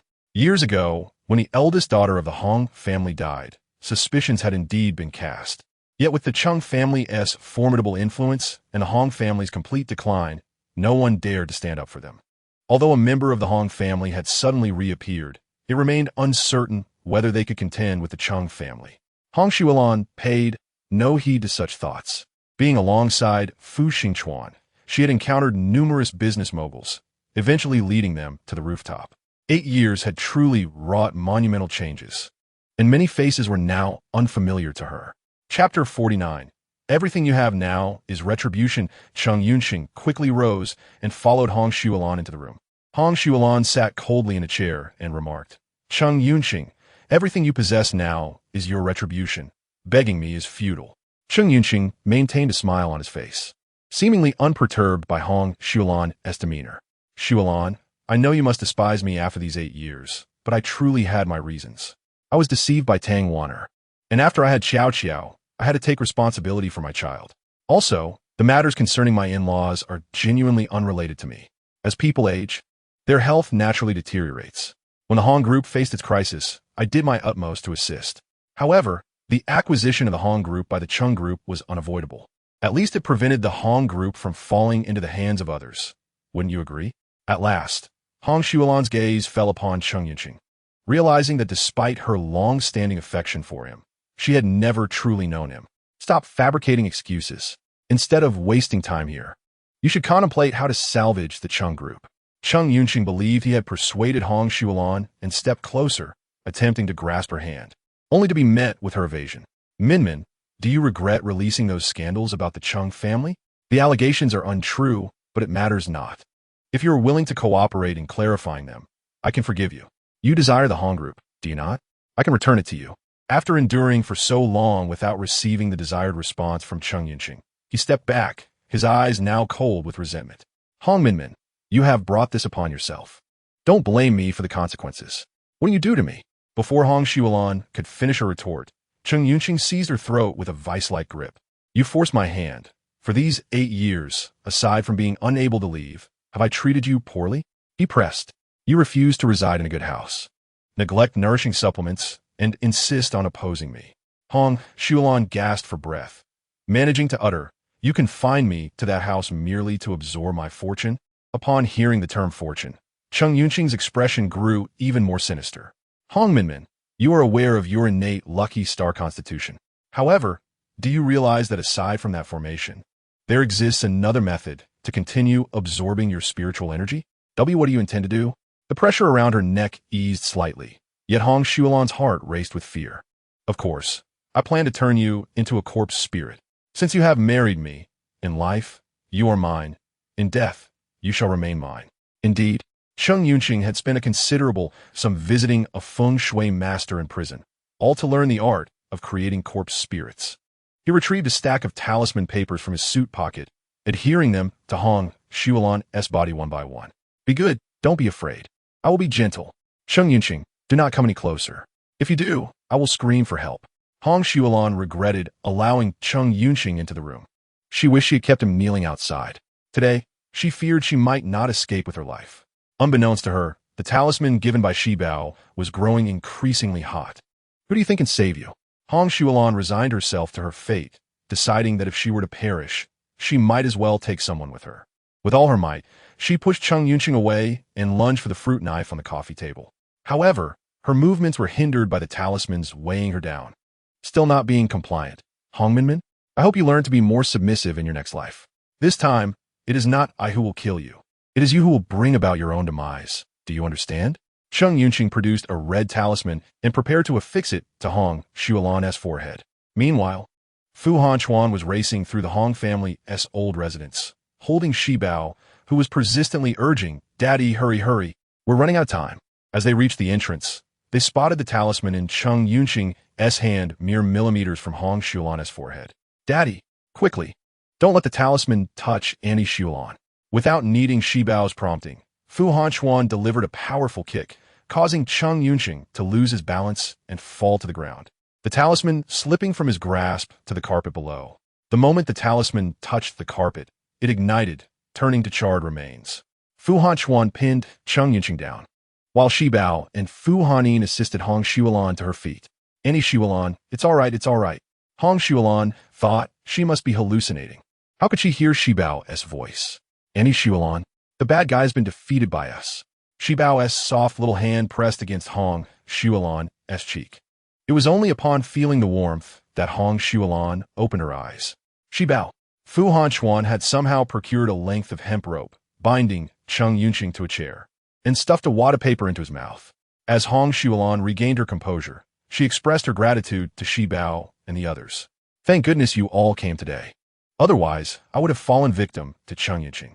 Shi Bao, you truly are my little lucky star. You saved me from the house last time, and now you've saved my life again. Annie Xuelan, I'm glad you're okay."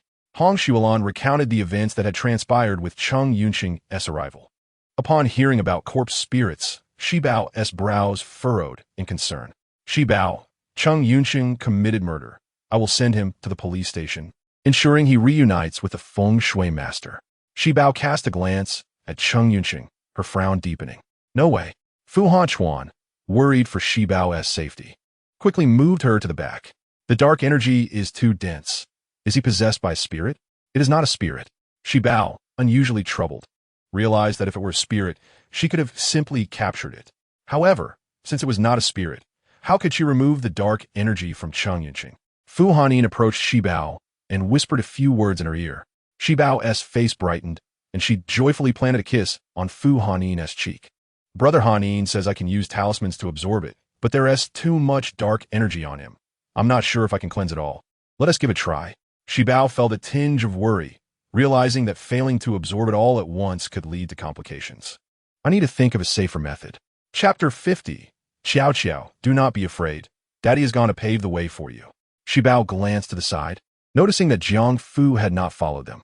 It was a pity that her mother and the ancestral spirit were absent. Otherwise, they would surely have a solution. The dark energy surrounding Cheng Yunqing had begun to spill over, prompting Shi Bao to become serious. "Brother, you must draw the talismans quickly." This particular talisman was exceptionally challenging to create. Fu Hanin wasted several sheets before producing a satisfactory one. As he handed the talisman to Shi Bao, it was still 5 or 6 meters away from Cheng Yunqing, yet the paper had already turned black. Observing Cheng Yunqing's dark energy, there was no sign of it diminishing. The dark energy is too concentrated. Without countless talismans, this will likely be futile. Fu Hanin remained undeterred, drawing one talisman after another. As time passed, the unconscious Cheng Yunqing began to show signs of awakening. "Who is interrupting my plans?" Cheng Yunqing opened his eyes, which glowed a fierce red. "I was so close to success. Regardless of who interfered, I will kill her." Cheng Yunqing thrashed violently, as if suddenly infused with immense strength, and he broke free from the ropes binding him. "You little rascal, may you meet a terrible end." Clearly, Fu Hanchuan and Fu Hanin stood before Shi Bao, yet Cheng Yunqing seemed oblivious to their presence, heading straight for Shi Bao. "Be careful, sister." Fu Hanin swiftly turned to embrace Shi Bao, shielding her. Fu Hanchuan would never allow Cheng Yunqing to harm Shi Bao, and he delivered another fierce kick. Cheng Yunqing contorted his body in a bizarre manner, narrowly evading the blow. Fu Hanchuan reached out once more, this time seizing his hair. He yanked Cheng Yunqing backward, thinking, "You dare to approach Shi Bao?" The makeshift rope had already been severed by Cheng Yunqing, so Fu Hanchuan unfastened his belt, binding his hands together. He then removed his military green jacket, tearing it into strips to further secure him to the chair. At that moment, Cheng Yunqing regained some lucidity. "Shi Bao, you are nothing but a jinx. You released Hong Minmin, caused my Qiao Qiao to fall ill, and brought disaster upon my Chung Corporation. Cheng Yunqing remained unrepentant, blaming Shi Bao for everything. Si Bao, uninterested in Cheng Yunqing's tirade, pushed aside Fu Hanyin upon hearing Qiao Qiao's name. Is Qiao Qiao sick again? That shouldn't be the case. Cheng Yunqing spat. Qiao Qiao has been burning with fever for several days, visiting major municipal and provincial hospitals, receiving countless antipyretic injections, all to no avail. This is all you're doing. Shi Bao felt a profound sense of injustice. I told you before, the reason Qiao Qiao fell ill is due to your misdeeds. You must bear the consequences of your actions. This time, Qiao Qiao's sickness is undoubtedly because you have engaged in immoral activities again. If you continue down this path, Qiao Qiao may truly lose her life. However, there is still a chance for redemption. If you relinquish the company immediately, I will give you a talisman that can turn your fortune around, and Qiao Qiao will recover. A talisman? You do not wish to save Qiao Qiao? Shi Bao's eyes widened in disbelief, astonished that he would prioritize the company over his own daughter. Cheng Yunqing seemed to find the notion laughable, asserting that a daughter pales in comparison to a profitable company. Qiao Qiao is your biological daughter, is she not? Shi Bao had long assumed that Zhang Taizhu and the others treated her poorly because she was adopted, yet Qiao Qiao was Cheng Yunqing's own flesh and blood. Why did he not care for her? Shi Bao, Fu Hanchuan shot Cheng Yunqing a glare, holding Shi Bao close. Not all parents love their children, but neither do all parents harbor disdain for them. A daughter is a treasure. You are the gem of the Fu family. Shi Bao found the convoluted words somewhat perplexing, yet she understood the last sentiment, feeling pity for Qiao Qiao. I want to help Qiao Qiao. She buried her head in Fu Hanchuan's embrace. All right, Daddy will help you think of ways to assist Qiao Qiao, okay? Come, let's make a promise. Shi Bao's smile returned. All right, Shi Bao, Annie implores you. Please save Qiao Qiao. Just as Shi Bao emerged from Fu Hanchuan's arms, a disheveled and frantic woman lunged toward her. Upon closer inspection, it was Tang Wan'er. Auntie, I've finally found you. Quickly, come help save Qiao Qiao. Only you can help her. Auntie, it's not that I don't wish to save Qiao Qiao, but Uncle Cheng refuses to give up the company. Only if he is willing to relinquish it can the talisman take effect. Matters inscribed in the Book of Life and Death cannot be altered, and her only option was to choose between alternatives. All right, as long as it saves Qiao Qiao. Annie will agree to anything. Tang Wan'er had spent days weeping, her eyes swollen like walnuts. Witnessing her state, Hong Shuolan felt the resentment she harbored towards Tang Wan'er dissipate. After all, both were victims of Cheng Yunqing's deceit. Wan'er, you should rest well. Do not collapse before Qiao Qiao recovers. Qiao Qiao will not recover. No one can prevent me from making money. I must save the company. Tang Wan'er felt an immense anger towards Cheng Yunqing, who remained indifferent while their daughter lay in peril. Driven by maternal instinct, she confronted him, inching closer. What did you say? You dare curse our daughter? You are unworthy of being a father. I will kill you. Tang Wan'er seized a dagger, slashing Cheng Yunqing's throat with blinding speed. Fu Hanchuan merely had time to cover Shi Bao's eyes, shouting for Fu Hanyin and Fu Hanyin to close theirs. Hong Shuolan attempted to shield them, but it was too late. Fu Hanyin, having witnessed much, turned pale at the sight, while Fu Hanyin, unaccustomed to such horror, collapsed to the ground in fright. After killing Cheng Yunqing, Tang Wan'er appeared drained, collapsing to the floor, murmuring, Qiao Qiao, do not fear. Daddy's gone to pave the way for you. Mommy will soon join you. Chapter 51. Qiao Qiao still has hope. Hong Shuolan held Fu Hanyin and Fu Hanyin close. Madam Cheng, Qiao Qiao still has hope.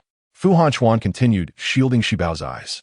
Although Shi Bao could not see what had transpired, her acute sense of smell detected the metallic tang of blood, prompting her to shrink behind Fu Hanchuan. Daddy, it's all right, Daddy is here. Fu Hanchuan nodded. Let us move to another location.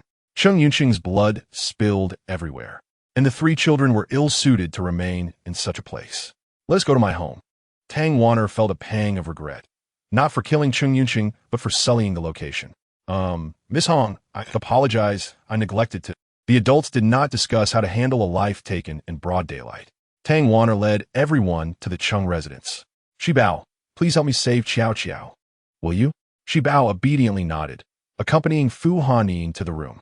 Lying in bed, Cheng Qiao Qiao had stopped convulsing but remained in a deep coma. Brother, quickly draw more talismans to extend her life. Cheng Qiao Qiao appeared even thinner than when they last met, her chest rising and falling with labored breaths. Yet, Shi Bao noticed that the aura of death surrounding her had diminished significantly. Perhaps it was because Cheng Yunqing had perished, and the moral debts he owed had dissipated along with him. After employing several life-extending talismans, color returned to Cheng Xiaoqiao's face. It was merely a matter of time before she awoke. When Tang Wanner entered to see Cheng Xiaoqiao, she erupted into tears once more. But this time they were tears of joy. She kissed Cheng Xiaoqiao's cheeks and small hands, finally tucking her under the covers. "Mr. Fu, I entrust Xiaoqiao to you, and Shi Bao from now on. With Cheng Yunqing's demise, someone must bear the responsibility." As Shi Bao saved Cheng Xiaoqiao, Tang Wanner had already conveyed this thought to him. Fu Hanchuan nodded. "Rest assured, I will care for Xiaoqiao and help you find a lawyer to seek leniency." "Thank you." Tang Wanner deeply bowed to Fu Hanchuan, and Shi Bao before rising and turning to leave. "Any Wanner, where are you going? Do you not want Xiaoqiao anymore?" "Oh, if that's the case, does that mean I can have an older sister?" "Yes." "How wonderful. I will have an older sister to play with." Si Bao notet en tu sitasti, smiling as she took his hand. "Yes, I will accompany you, and my older brother will too. We will all be together." "All right." Fu Hanyin sniffled. Wanted to say that having a sister was enough for him, but seeing his sister so eager for an older sister, he reluctantly accepted the idea. "Mommy, why hasn't Ti Xiaoqiao woken up yet?" Jiang Wu, chewing on a duck neck, replied, "She has been weak for too long. She is still young. But do not worry. She will definitely awaken within 5 days." "All right, I want to eat duck neck too." Cheng Xiaoqiao looked at Jiang Wu with longing. Jiang Wu chuckled softly, taking a hearty bite of duck neck, but alas, it was not meant for you. "Umph, I shall seek out some beef jerky instead," as if summoned by her words. Shi Bao had scarcely finished speaking when Fu Hanyin appeared, one hand clutching beef jerky and the other a workbook. "Shi Bao, I'm here." Shi Bao glanced behind him. "Has Gij Hanming not come?" "No matter. We shall disregard him." Shi Bao transformed into a larger size, and both Fu Hanyin and Shi Bao sprawled atop it. While Shi Bao munched on beef jerky, she listened to Fu Hanming read aloud from the workbook. "Brother, this phrase means a journey of 1,000 miles begins with a single step, does it not?" Every sentence Fu Hanming read was instantly memorized by Shi Bao. Her cleverness was commendable. The two joyously high-fived when they caught sight of Fu Hanming standing in the doorway. Shi Bao scrambled up and dashed over. "Brother, are you feeling better?" Fu Hanming nodded. Indeed, the first day had startled him, yet in the following days, he felt remorse for not having protected Shi Bao well. While Fu Hanyin could assist in drawing talismans, he felt powerless. "Sister, I will ensure your safety from now on."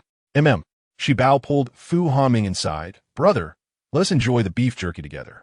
"Oh dear, someone is calling for you." Fu Hanming suddenly remembered the purpose of his visit. "Someone called for me?" He said his surname is Si. "Siin? Brother Siin, what troubles you?"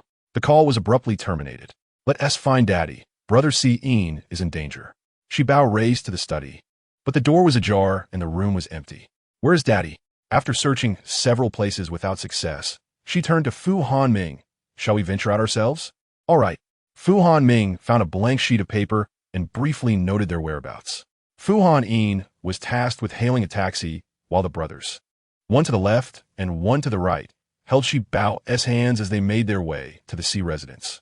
The main gate of the Si household stood firmly shut, and the three siblings knocked vigorously, yet the door remained unyielding. "Siin, where are you?" "I'm right here." Siin called from the window, waving at them. "Brother Siin, please open the door for us. I am locked in.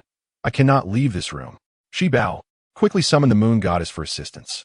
The Si family was away on a mission, and to prevent Siin from escaping, they devised a plan to lock him up. Siin had tried every method available, yet could not budge an inch from the room. Shi Bao shrugged. "Mummy did not come with me." The elderly lady was at home, stewing pig trotters, and the enticing aroma had made Jiang Wu quite ravenous. Before leaving, Shi Bao had consulted her ancestor, who had foreseen no danger. Thus she felt justified in staying home to await the feast. Chapter 52. I will rescue you. Siin felt somewhat disheartened. "Very well. I shall have to wait for another opportunity to visit you." After waiting so long, this was his chance to sneak out, yet it seemed destined to be squandered. With no knowledge of when the Si family would embark on another collective mission, Shi Bao, not fully comprehending Siin's disappointment at the moon goddess's absence, pondered for a moment, concluding that he must indeed wish to find their mother. With her chin resting on her hand, she affirmed her suspicion. But how can you let me out? Fu Han and Fu Hanming looked at Shi Bao and Xin chatting. Perplexed. Why didn't the sister go to find her brother? Or why didn't he come down to find her? Was this a new game? Was it enjoyable? After a brief contemplation, Fu Han eagerly joined in the game, calling out, Brother Xin, please come out. Grandma's beef jerky is incredibly delicious. I will share half with you, and the other half is for my sister. I cannot leave. The room is locked. No witties. I shall kick the door open for you. Fu Hanming, intent on protecting his sister, pulled Fu Han towards the main door. Brother, let us kick the door. As they both raised their feet to kick, it felt as though they were striking a cloud. How curious. Why is this door so soft? And we cannot break it. Shi Bao and Xin exchanged glances, realizing that the softness was indeed a barrier. Shi Bao rejected the notion of needing her mother's help, proclaiming her own capabilities. She approached the door and gently pressed against the barrier, leaving a faint blue mark where her palm met the door. Oh, barrier, may we negotiate? Would you kindly open? The barrier showed no response. Undeterred, Shi Bao leaned closer, exhaling softly against the door. Barrier, I wish to play with Brother Xin. If you disperse, you can come out to play with me. All right? Xin had expected Shi Bao to recite some incantation, but instead, she was bargaining with the barrier. He thought to himself that if the barrier could comprehend human speech, he would have pleaded for freedom long ago. However, in the next moment, a miracle occurred. The door flickered with blue light 3 times before a crack appeared in the blue membrane. The barrier shattered. Shi Bao merely conversed with it, and it broke? What an extraordinary method to dismantle a barrier. Shi Bao did not perceive any fault in her actions as she pushed the door open, beaming at Xin. Brother, see? I can break the barrier without needing Mummy's assistance. You are truly impressive. Xin noticed a barrier on his bedroom door as he dashed from his bed to the entrance, mimicking Shi Bao's approach. Oh, barrier. May we negotiate? Would you kindly open? The barrier remained unresponsive. Xin, undeterred, pressed again. Oh, barrier, my sister Shi Bao has come to find me. If you disperse, I can go out to play with her, all right? 1 second, 2 seconds, 3 seconds, the blue light flickered. Xin's eyes brightened. Could it be that sweet-talking the barrier would work? In the next moment, however, as he awaited a miracle, Xin was unexpectedly flung back onto his bed. The mattress was thick and cushioned, causing no pain, yet he was indignant. Why had Shi Bao succeeded where he had failed? Was it his tone that had been incorrect? Determined to try once more, Xin scrambled back to his feet just as he heard Shi Bao's voice outside. Oh, barrier, you let the brothers downstairs come in? So please open the door for me? I can see Brother Xin soon. The blue light flickered thrice, and once again, a miracle occurred. Brother Xin, we are coming in. Shi Bao's radiant smile appeared before him. Fu Hanming and Fu Han did not follow her inside. The two brothers marveled at their sister's prowess. Before Shi Bao arrived, they had attempted to open the door, but to no avail. Yet her few words had caused it to swing open effortlessly. Surely, this door must adore their sister. Indeed, it seemed the whole world favored her. Being children, they quickly cast aside their small grievances.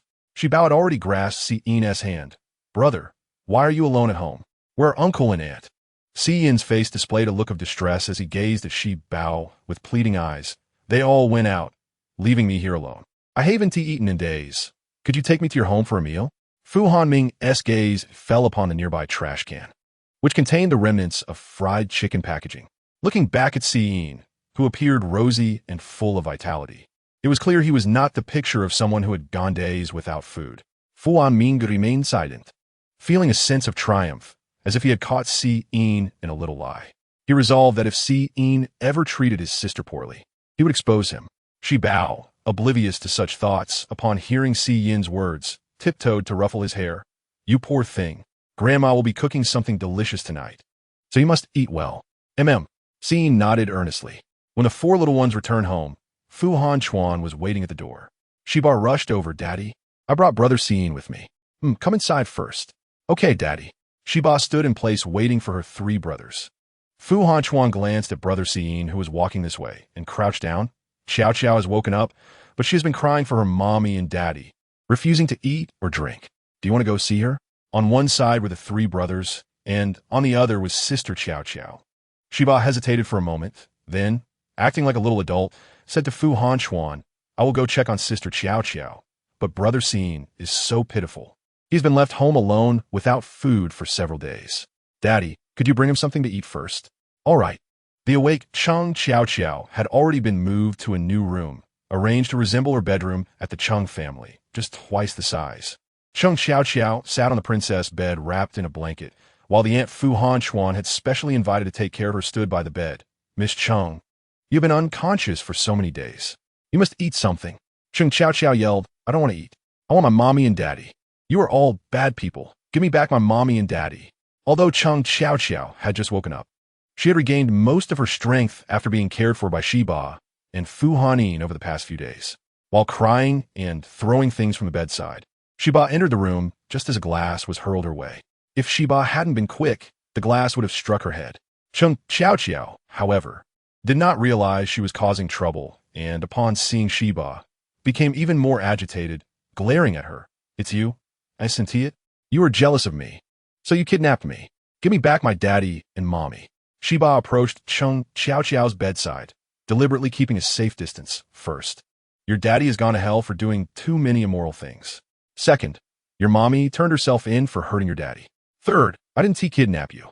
I saved you, so you should thank me. Fourth, you will be living in my house from now on, and I will treat you like an older sister. And as an older sister, you need to take good care of your younger sister. After all, Shiba was still young, and she spoke slowly and logically, listing her points one by one. You are a liar. You are a liar. Get away from me. I don't want to see you. Chung Xiao Xiao didn't listen to any of what Shiba said and began throwing things again. Shiba couldn't comprehend why Chung Xiao Xiao harbored such animosity towards her, but she felt that it was truly pitiful for sister Xiao Xiao to be without her parents. She wanted to hold Chung Xiao Xiao's little hand to comfort her, but under the onslaught of glassware, she had to refrain. Recalling the last time at the Chung family, Chung Xiao Xiao had also been throwing things. Did sister Xiao Xiao enjoy breaking things? Or did she find the sound of shattering glass pleasing? With that thought, Shiba kindly told the aunt, please buy a few more glass cups for sister Xiao Xiao to play with. Meanwhile, Fu Han Chuan took Xin to the study. Xin was still a bit afraid of Fu Han Chuan and recounted how he had called Shiba, how Shiba came to find him, and how he broke through the barrier, explaining everything in detail. I have money. I can pay for living expenses. Xin put down the small backpack he had been carrying, unzipped it, and pulled out a cute pink piggy bank. This is my saved pocket money. I will give it all to you. Fu Han Chuan twitched his lips. Their family wasn't in need of financial assistance from a child. I can manage, he replied dismissively. Both understood the underlying reasons for their conversation, and Fu Han Chuan found it amusing that the boy was clever enough to grasp why he couldn't stay here. Since Shiba was willing to play with Xin, he decided to turn a blind eye. Fu Han Chuan remained silent, and Xin thought he still disagreed, so he added, I will take good care of Shiba and won't let her parents bully her. Go ahead. This is my savings for buying a house in the future. Xin dashed out, just as Shiba emerged from Chung Xiao Xiao's room. Brother Xin, are you full? Xin wanted to impress Fu Han Chuan, so he spoke without blinking. Yes. Uncle Fu took me to his study and gave me a lot of delicious food. Shiba, trusting him, replied, that's good. Let us go find Daba. Daba was still in his enlarged state. With no sunlight by the bed, he lay there waiting for his little master to arrive. Half asleep, he dreamed of a large meat bone. Just as he was about to take a bite, he caught a whiff of an unfamiliar scent. The dream bone vanished, and Daba opened his eyes to see a strange little boy next to Shiba. Woof woof. Who is he? Shiba then remembered that Xin and Daba had yet to properly meet. She crouched down in front of Daba, with Xin, earnestly introducing them. Daba, this is Brother Xin. My good friend, just like Brother Hanin and Brother Hanming. Woof woof. I understand. Confirming that the unfamiliar boy posed no threat to Shiba, Daba lazily laid down again. Brother Xin, this is Daba, my little companion. Xin nodded. Hello, Daba. Daba wagged his tail in greeting. He is so big. This is the first time I've seen such a large dog. I made him bigger. If we go out, I can make him smaller. Can dogs really grow and shrink? Xin was skeptical. Although he knew magic and could change the size of objects, living beings had fixed forms. I can show you. Shiba shielded Xin as she made Daba shrink. Wow, you are amazing. It's just ordinary. Can you make me bigger? Xin wished to grow up quickly so he could go on missions with his parents. I can only make Daba bigger. I can't change anything else. Over the next few days, Fu Hanming and Fu Hanin went to school, while Shiba and Xin spent their days indoors basking in the sun with Daba. Chung Chow Chow remained in her room, refusing to eat or drink. She managed to stay lively on daily glucose infusions. Each evening, the aunt would relay Chung Chow Chow's antics to Fu Hanchuan. For days, all that was reported was Chung Chow Chow's tantrums and broken cups, lacking any novelty. Starting tomorrow, you don't need to care for her anymore. Just ensure she doesn't starve. It's a matter of accountability for Tang Waner. However, if Chung Chow Chow can accept Shiba as her sister and they get along well, I may consider treating her kindly. There is some truth to the idea that children shouldn't be overly spoiled. Chung Chow Chow had been excessively indulged since childhood, leading her to believe that everyone in the world should cater to her whims. The next day, Chung Chow Chow woke up, waiting for the unfamiliar aunt to call her. She had already planned to make her smell her socks, unwilling to get up otherwise. After so long without food, she wasn't particularly hungry, but she felt a bit tempted. If the aunt coaxed her well today, she might reluctantly eat a bite. Chung Chow Chow had her mind set. But after lying there for a long time, she still didn't hear the call to get up. She sat up on her own, glanced at the time, and realized it was already past 10. Usually, at this time, the aunt would bring her milk, which she would then spill all over herself. Is anyone there? Growing impatient, Chung Chow Chow got up to dress herself, wanted to open the door to check, thinking perhaps the aunt was waiting outside. Another hour passed, and no one spoke to her. Even if she wanted to express her frustration, she found herself unable to do so. Growing increasingly bored, she wandered around the room until she reached the window. Outside, the sunlight was just right, illuminating the lush green grass and vibrant flowers that outshone the Chung family garden in both size and beauty. Chung Chow Chow couldn't help but feel a twinge of jealousy toward Shibao. Why did she have such a wonderful father and such a splendid courtyard? Not to mention a lovely room? If her guest accommodations were this delightful, surely hers must be even better. Furthermore, Shibao had previously claimed she would treat her like an elder sister, yet after all these days, she had not come to see her. What a deceitful person. Meanwhile, Shibao was inside, basking in the sun with Fu Hanming and Fu Hanin, listening to Si Yin tell stories. She felt a tickle in her nose and sneezed several times in succession. Fu Hanming quickly jumped up. Sister, you're not catching a cold, are you? I'll get you some hot water. Thank you, brother. As Fu Hanming went to fetch the hot water, he inadvertently disturbed Fu Hanchuan, who noticed that the children had been cooped up in the room all day. Realizing this was not ideal, he called them out to the courtyard, hoping they would run around and play. However, as soon as they stepped outside, Shibao announced her desire to swing on the swing set. Si Ingij, let us go swing. All right. Fu Hanming and Fu Hanin readily agreed. Once at the swing set, Shibao realized she had forgotten to bring the beef jerky. Si Ingij, wait here for me. I'll go grab the beef jerky. Chung Chow Chow happened to see the group playing on the swings, and the boy sitting on the far right grew increasingly familiar to her. Wasn't he that Si Yin? I'm going to find Si Ingij. The room was unlocked, and there was no aunt outside. Chung Chow Chow dashed to the courtyard and ran straight up to Si Yin. Upon seeing him, she threw herself at him, crying, Si Ingij, I finally found you. Si Yin was pushing Shibao on the swing when Chung Chow Chow suddenly leaped at him, causing him to lose his grip and nearly drop Shibao. Luckily, Fu Hanin was there to steady the swing. Si Yin pushed Chung Chow Chow away and hurriedly apologized to Shibao. I'm sorry, I didn't hold on tight enough. It's all right, I didn't fall. Shibao jumped off the swing, eager to let Chung Chow Chow take her place. Sister Chow Chow, are you feeling better? Come swing with us. However, Chung Chow Chow completely ignored Shibao and gazed longingly at Si Yin. Si Ingij, you don't want me anymore, do you? Who are you? Si Yin felt no affection for this sudden apparition. It was because of her that he nearly dropped his sister. I'm your fiancé. Chung Chow Chow's declaration left everyone else, except for Shibao, who remained somewhat composed, stunned into silence. Fu Hanming was the first to chuckle. Si Yin already has a fiancé. How scandalous. Si Yin felt embarrassed. What nonsense are you spouting? I don't even know you. How could you be my fiancé? Chung Chow Chow insisted. We were betrothed as children, so I am indeed your fiancé. Si Ingij. I don't have parents anymore. Only you left. You'll protect me, right? Chung Chow Chow continued to weep, though her tears appeared far more delicate in front of Si Yin. Stop talking nonsense, Si Yin said, pushing her away. He swore he had only gently pushed Chung Chow Chow, yet she fell to the ground, tears sparkling in her eyes. Brother. Shi Bao approached Cheng Qiao Qiao and effortlessly lifted her up with one hand. Sister Qiao Qiao, don't worry. I'll protect you from now on. I don't need your protection. Cheng Qiao Qiao shrugged off Shi Bao's hand. Humph. You're the bad person who stole Si Yin Gij away. That is why he treats me this way. Fearing being entangled by Cheng Qiao Qiao, Si Yin had already hidden behind Shi Bao. Cheng Qiao Qiao, feeling utterly humiliated, turned to run back inside. Sister Qiao Qiao, come swing with us. Shi Bao called out, hoping to bridge the gap between them since it was rare for Qiao Qiao to be outside. Sister, I'll go find her, Fu Hanyin said, blocking Shi Bao from chasing after Cheng Qiao Qiao. After she left, Si Yin finally sighed in relief. Shi Bao, I really didn't have a betrothal with Cheng Qiao Qiao?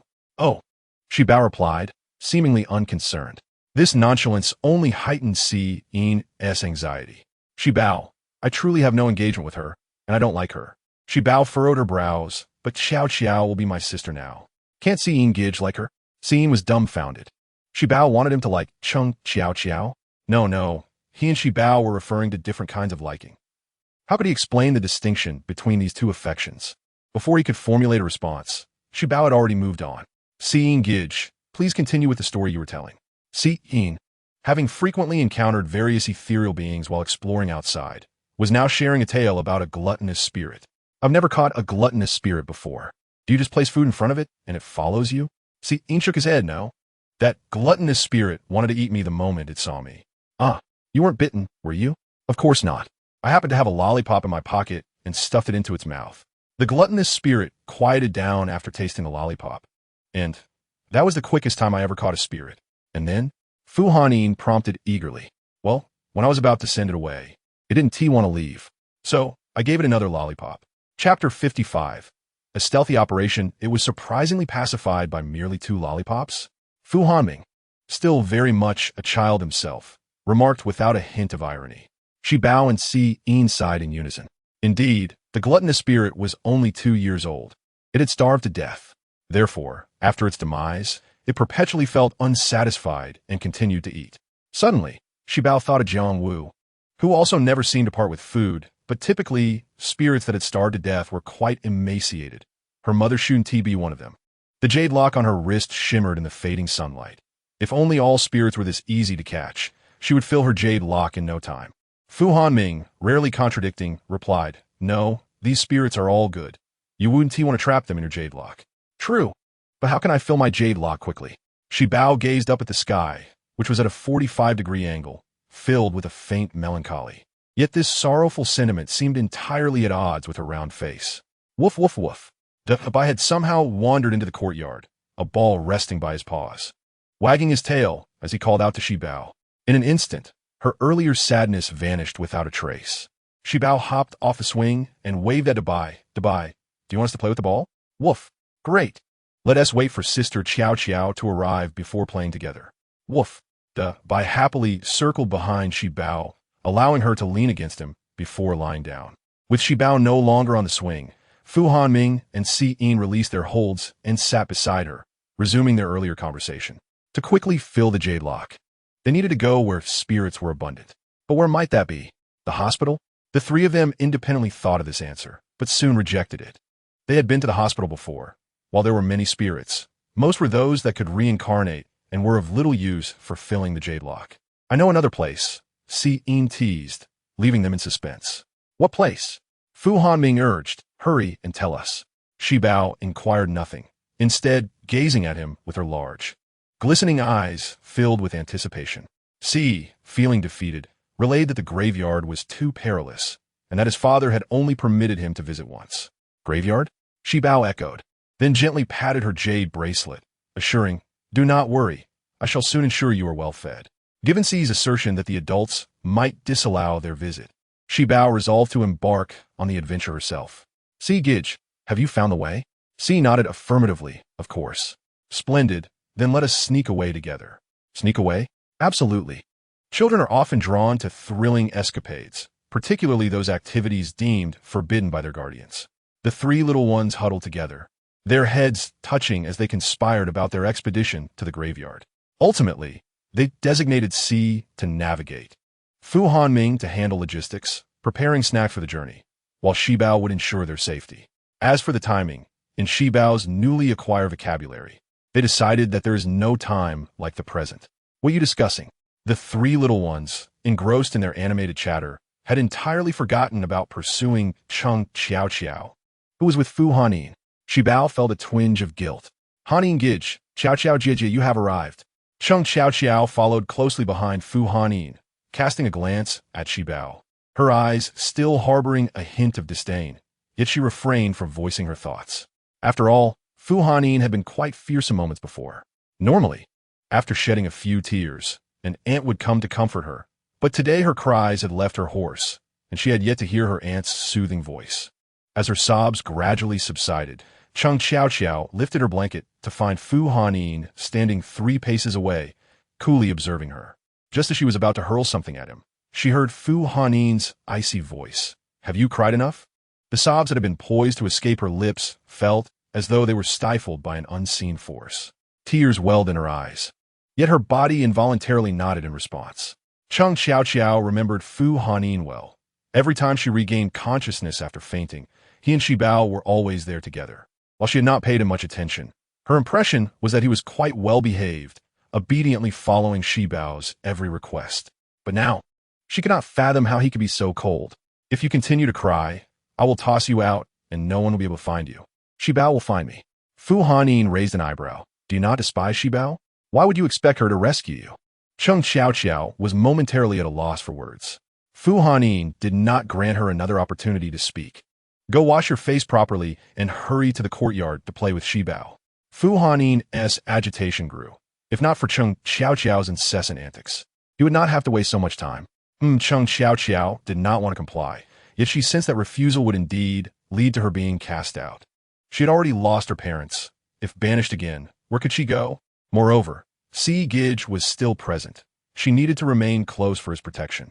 Resolving to endure, Chung Xiao Xiao decided to acquiesce. Upon hearing Shibao's words, Fu Hanyin swiftly moved beside her, now 4 individuals leaning against the large white figure. Sister. Chung Xiao Xiao remained rooted in place. Witnessing this scene, she could not help but feel a pang of jealousy. Why did everyone treat Shibao so kindly? Fu Hanyin had just been so indifferent towards her, yet now he smiled so warmly. Si Gij, who had clearly promised to be betrothed to her, was seated beside Shibao. Chung Xiao Xiao kept her head down, and the other children remained oblivious to the intense jealousy flickering in her eyes. Naturally, Fu Hanyin would not miss out on the nocturnal excursion to the graveyard. Fu Hanming recounted the previously devised plan to Fu Hanyin, who intended to prepare several talismans for everyone that night. After this, Shibao looked up to see Chung Xiao Xiao still standing there. Xiao Xiao Jie, come join us in our play. Chung Xiao Xiao inhaled deeply. Were you discussing about where to go tonight? May I join? Shibao and the others spoke in hushed tones, and Chung Xiao Xiao did not catch every word. No one anticipated that the usually raucous Chung Xiao Xiao would actively seek to participate in their activities. Chapter 56. Xiao Xiao also wishes to eat crayfish. Si and the others were uncertain whether to agree, so they all looked toward Shibao. After contemplating, Shibao concluded that she could manage to protect one more person. All right. Chung Xiao Xiao struggled to utter the words of gratitude. Finally approaching, she settled beside them against the large white figure. She longed to sit beside Si, but he was flanked by Shibao on one side and Fu Hanyin on the other, leaving no space for her. Chung Xiao Xiao chose to sit beside Fu Hanming, wishing to keep a distance from the intimidating Fu Hanyin, leaning against the large white figure. She found it soft and warm. The physical comfort, however, could not overshadow the discomfort churning within her. Shibao and Si continued refining their plans for the graveyard visit, while Chung Xiao Xiao sat with a cold expression nearby, creating an oddly harmonious atmosphere. Chung Xiao Xiao had always been perceived as the child who cried incessantly, yet her silence now merely manifested as a frosty demeanor, which did not seem to trouble the others. When Fu Hanchuan came to summon the little ones for dinner, he was surprised to see Chung Xiao Xiao and said nothing further. Dinner is ready. Si was the first to jump up. Dinner is served. I want to eat the crayfish Grandma made. Since arriving at the Fu residence, Si had developed an immense fondness for the old lady's cooking, his appetite doubling. This was Chung Xiao Xiao's first time in the dining room after many days. No utensils had been prepared for her, but fortunately, An ant promptly fetched a chair and filled a bowl with rice. Chung Chao Chiao observed all this with discontent, pouting slightly. When she raised her head again, a smile graced her face. "May I sit with Shi Bao?" "Of course." Chung Chao Chiao took the seat usually occupied by Fu Hanyin, although Fu Hanyin was somewhat displeased. He had no choice but to sit beside Si, as his sister had consented. As soon as the fourth aunt arrived at the table, she feigned surprise. "Oh, whose porcelain doll is this? How stunning." Chung Chao Chiao, charmed by the aunt's compliments on her first meeting, shyly replied, "I am Chung Chao Chiao. Lovely to meet you, Chao Chiao." The fourth aunt removed a jade bracelet from her wrist and handed it to Chung Chao Chiao. "I did not know you were at the Chung residence when I came, so I did not bring a gift. Please accept this bracelet as a token of our meeting." Chung Chao Chiao had spent much time by Tang Wanner's side and had seen her fair share of valuable items. This bracelet, devoid of any blemishes, was evidently quite precious. Chung Chao Chiao felt tempted but did not wish to appear too covetous. "Thank you, aunt, but I cannot accept this. Just take it. If you need anything in the future, feel free to ask your fourth aunt." "Thank you, fourth aunt." The old lady had long been aware of Chung Chao Chiao's stay at the Fu residence, yet, as a senior, it was not customary for her to visit juniors. Furthermore, Chung Chao Chiao was the child of Chung Yunxin and Tang Wanner, individuals who had disrupted Minmin's marriage, intentionally or not. Additionally, the aunt responsible for Chung Chao Chiao's care had frequently remarked on her temper, which further soured the old lady's impression of her. Had it not been for Shi Bao's insistence on her staying, the old lady would have certainly sent her away, hiring someone else for her care. However, seeing Chung Chao Chiao now behaving obediently and sensibly, the old lady felt she was merely a child caught in the adult's conflicts. The old lady, easily swayed by her emotions, thought to herself, and thus used the public chopsticks to place several pieces of braised pork into Chung Chao Chiao's bowl, remarking, "You look so thin, eat more." Chung Chao Chiao, spotting the fatty meat atop the braised pork, felt a wave of distaste. Suppressing her impatience, she sweetly replied, "Thank you, Grandma. Good child. For now on you may comfortably reside in the Fu family, treating this place as your own home, for we are all your kin." Chung Chao Chiao sweetly nodded, expressing her gratitude with a simple "Okay, thank you, Grandma." While the elderly lady conversed with Chung Chao Chiao, Shi Bao was already deeply engrossed in her battle with the crayfish. Shi Bao delighted in peeling the crayfish and then devouring them all at once, resulting in a bowl that was piled high with her spoils. Among the mound were a few she had peeled herself, but the majority had been prepared by Fu Hanchuan, Fu Hanyin, Fu Hanming, and Siyin. "I also wish to become good friends with Sister Shi Bao and Abai. Let us play together." Chung Chao Chiao gazed at Shi Bao with an innocent expression, though her heart brimmed with malice. Chung Chao Chiao relished the crayfish as well. In the past, her mother would peel them for her, but now, Shi Bao's bowl overflowed, while she had none at all. It was simply too unfair. Upon hearing her name called, Shi Bao lifted her head from the mountain of crayfish. All right, with great effort, she cleared away the top layer to reveal the few she had peeled herself. "Sister Chao Chiao, here are some crayfish for you." Chung Chao Chiao's rare display of obedience made the meal quite joyful. Fu Hanchuan and the others remained oblivious to the silent exchanges among the children. Jiang Wu and Qing Yan had been closely following Shi Bao, so the matter of their visit to the graveyard certainly would not escape Jiang Wu's notice. Once the room was left with only Shi Bao, she conspired with Jiang Wu. "Mommy, please do not tell Daddy about this, all right? Is teaching you spells meant for you to engage in such activities?" Jiang Wu addressed Shi Bao with a seriousness she had never shown before. This was prompted by Shi Bao's concern that she might disturb Fu Hanchuan and the elderly lady later that night, leading her to set up a formation in front of each person's room. "I was wrong, but I also do not wish for Grandpa, Grandma, or Daddy to worry about us. And what if you truly encounter danger?" Without waiting for Jiang Wu to respond, Shi Bao blinked innocently and continued. "Would Mommy and the ancestors allow Shi Bao to get hurt?" "Of course not." Jiang Wu inadvertently acknowledged Shi Bao's point, realizing she had been outmaneuvered. This child had become increasingly cunning after just a few days of study. "Very well, if you wish to go, then go. But do not let this happen again in the future." Shi Bao nodded obediently. None of the children slept that night. In the stillness, a whistle pierced the air, and the children quickly sprang from their beds, converging in the hallway with Siyin. Siyin had brought a whistle in his backpack, taking on the responsibility of rallying their companions. Shi Bao, with her short legs, ran slower and by the time she arrived, Fu Hanming and Fu Hanyin were already waiting for her. Chapter 57. In her prime, she was unparalleled in beauty. Shi Bao scanned the area and immediately noticed Cheng Qiao was absent. "Where's Sister Qiao?" Fu Hanyin, harboring no fondness for Cheng Qiao, remarked. "She probably did not wish to come. Let us not concern ourselves with her. Let's wait a little longer," Shi Bao replied. Just as she finished speaking, a voice filled with despair cried out, "Help." The children turned to see a figure in a white dress, with long hair, darting from Cheng Qiao's room to Si Yin's. "Is that Sister Qiao?" Shi Bao gulped. The midnight hour, coupled with a white dress and black hair, created an eerily ghostly scene. Though she had the ability to capture spirits, she was still fearful of ghosts. Fu Hanyin feigned composure and nodded. "It is she. But why did she run into Si Yin's room?" Quickly diverting the topic to mask her own unease, she thought, "I must not let my sister see that I am afraid.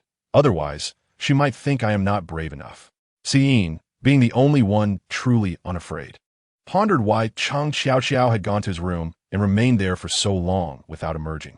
"I will go take a look." He needed to swiftly retrieve Cheng Qiao to prevent any misunderstandings from Shi Bao. Shi Bao nodded in agreement. As Si Yin entered the room, Cheng Qiao clung to him. Sobbing, "Si Yin Gij, are you here to protect me? I just saw a ghost. It scared me to death." Si Yin attempted to extricate himself from her grasp, but she held on too tightly. "There is no ghost. Let go of me."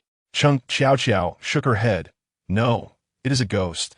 She was hanging from the beam, suspended by a rope, with a tongue so long and dark that it was not pink. "Si Yin Gij, I am so scared. Can I sleep here tonight?" Si Yin paused, considering her description. It seemed to be a spirit of someone who had hanged themselves, but how could she have seen such a thing? "Si Yin Gij, what are you and Sister Qiao doing?" Shi Bao's slightly perplexed voice broke through Si Yin's thoughts. "Oh no." Shi Bao saw us together. She must think something is amiss. Ignoring the potential discomfort he might cause Cheng Qiao, he swiftly pried her off him. "I was just trying to understand why Cheng Qiao said there was a spirit in her room, which is why I was holding her." "Oh, there's a spirit in the house? Then let's go take a look." After all, they intended to capture spirits at the graveyard, so it would be prudent to start with the one in the house. Si Yin's explanation primarily focused on why he was holding Cheng Qiao. Yet Shi Bao only heard about the spirit. "Si Yin Gij, don't go. I am scared." Cheng Qiao clung to him again, with Shi Bao present. Si Yin would not allow Cheng Qiao to come near. As she took a step closer, he jumped back 3 steps. Shi Bao looked at Si Yin with curiosity, unsure of his sudden reaction. However, seeing Cheng Qiao's pitiful crying made her step forward to embrace her. "It's okay, we are all here. We won't let the spirit bully you." Cheng Qiao, truly frightened by the vision of the hanging spirit, had her eyes tightly shut. When Shi Bao hugged her, she initially thought it was Si Yin and held on tightly. Upon hearing Shi Bao's voice, she immediately released her grip, exclaiming, "Why are you here? I don't want to see you. Get out." Cheng Qiao's earlier pretense of obedience at the dining table crumbled under fear, and she began to shout at Shi Bao again. "Cheng Qiao, I will not allow you to speak to Sister Shi Bao in that manner," Si Yin admonished firmly. Cheng Qiao seized her harsh words toward Shi Bao, but cried even more intensely. All right, Si Yin Gij. Let us go check if there are any spirits in Sister Qiao's room." Si Yin refused to let her cling to him, so she quietly grasped a corner of his clothing, feeling reassured with him nearby. Fu Hanming and Fu Hanyin expressed understanding as the 4 of them made their way to Cheng Qiao's room. Despite the air conditioning being on, a chill lingered in Cheng Qiao's room. Although Fu Hanming and Fu Hanyin could not see any spirits, they could distinctly feel the drop in temperature. Shi Bao and Si Yin, however, immediately spotted the spirit hanging from the beam. The spirit, sensing the presence of more people, floated toward them with a gleeful expression. With a long tongue hanging out, it spoke in a muffled tone, "More little ghosts have arrived?" The spirit seemed taken aback that someone could see her, pausing momentarily. "You little ghost can actually see me. This night shall be even more entertaining. Why are you here to scare Sister Qiao?" Shi Bao inquired. She had to admit, this spirit appeared exceptionally hideous, as if it had not washed its hair in ages, with strands tangled together. "Another one who can see me?" The spirit, once amused, now felt a tinge of defeat. Fu Hanyin and Fu Hanming could only hear Shi Bao, Si Yin, and the spirit conversing, but they remained oblivious to the spirit's presence. Fu Hanyin lightly nudged Shibao. Shibao, did you bring that powder? The one they apply on their foreheads to see the otherworldly spirits. Yes, but the spirit is rather unsightly. So brace yourselves, Shibao replied. Even Fu Hanyin and Fu Hanming, prepared as they were still taken aback by the spirit's ugliness. Ugh, how can the spirit be so hideous? The spirit, known as the hanged spirit, could no longer contain its frustration, exclaiming, in my former life, I was stunningly beautiful. How dare you little brats call me ugly? Go to hell. Be careful. Seeing swiftly pulled Fu Hanming and Fu Hanyin behind him as Shibao stepped forward, positioning herself protectively in front of Cheng Qiao. Since you refuse to leave, you may as well remain here. Shibao quickly drew a talisman and hurled it at the hanged spirit. The spirit evaded the paper, sneering, just a talisman? You think you can bind me with that? But just as it finished boasting, the talisman flew back from the ground, striking the spirit directly. Shibao stuck out her tongue and made a face. Where do you think you're going now? Chapter 58. Cheng Qiao faints Qing Nian, who had been observing from the shadows, was utterly astonished. What a genius Shibao is. She had only taught her how to draw the talisman once. Yet Shibao not only grasped it, but also improved upon it, using it to temporarily bind the spirit and launch a surprise attack. The spirit, now restrained, ceased its erratic movements, no longer floating about with its hair disheveled and tongue out. Why do you insist on bothering Sister Qiao? The hanged spirit shot a glance at Shibao, but remained silent. If you don't speak, I will have to take action, Shibao threatened, though her words failed to instill any fear in the spirit. Cheng Qiao collapsed to the ground, but fortunately, Fu Hanyin was right beside her, quickly catching her. Little sister, Qiao has fainted. Fu Hanming placed his hand on Cheng Qiao's forehead to check her temperature, comparing it to his own. She's burning up. Xin followed suit, confirming she must have a fever. What should we do? All eyes turned to Shibao. Despite their indifference toward Cheng Qiao, compassion stirred within them at the sight of her illness. They could not simply abandon her.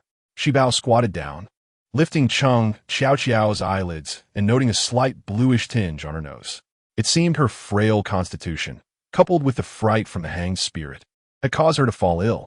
Let's take her to the hospital. Fu Hanyin exclaimed, Sister, can't we just treat her ourselves? Shibao shook her head. We are not doctors. But previously, Sister Qiao did not have a fever due to illness. This time, it is indeed due to sickness. If she is unwell, she must go to the hospital. All right, I will call for an ambulance. Once the decision was made, Xin noticed that the hanged spirit, previously restrained by the talisman, had vanished. Shibao, the spirit has escaped. Impossible. The ancestor said that talisman was extremely powerful. Yet, upon observing the spot where the spirit had been bound, it was evident that she was no longer present. Closing his eyes to sense the atmosphere, Xin confirmed the absence of the spirit's aura. Brother Xin, I sense something is amiss with this spirit. Indeed, Xin bit his fingertip and drew a butterfly in the air. It shouldn't have gone far. I will send the butterfly to follow it and ascertain its whereabouts. Shibao nodded. With Cheng Qiao unconscious and feverish, there was no time to pursue the spirit.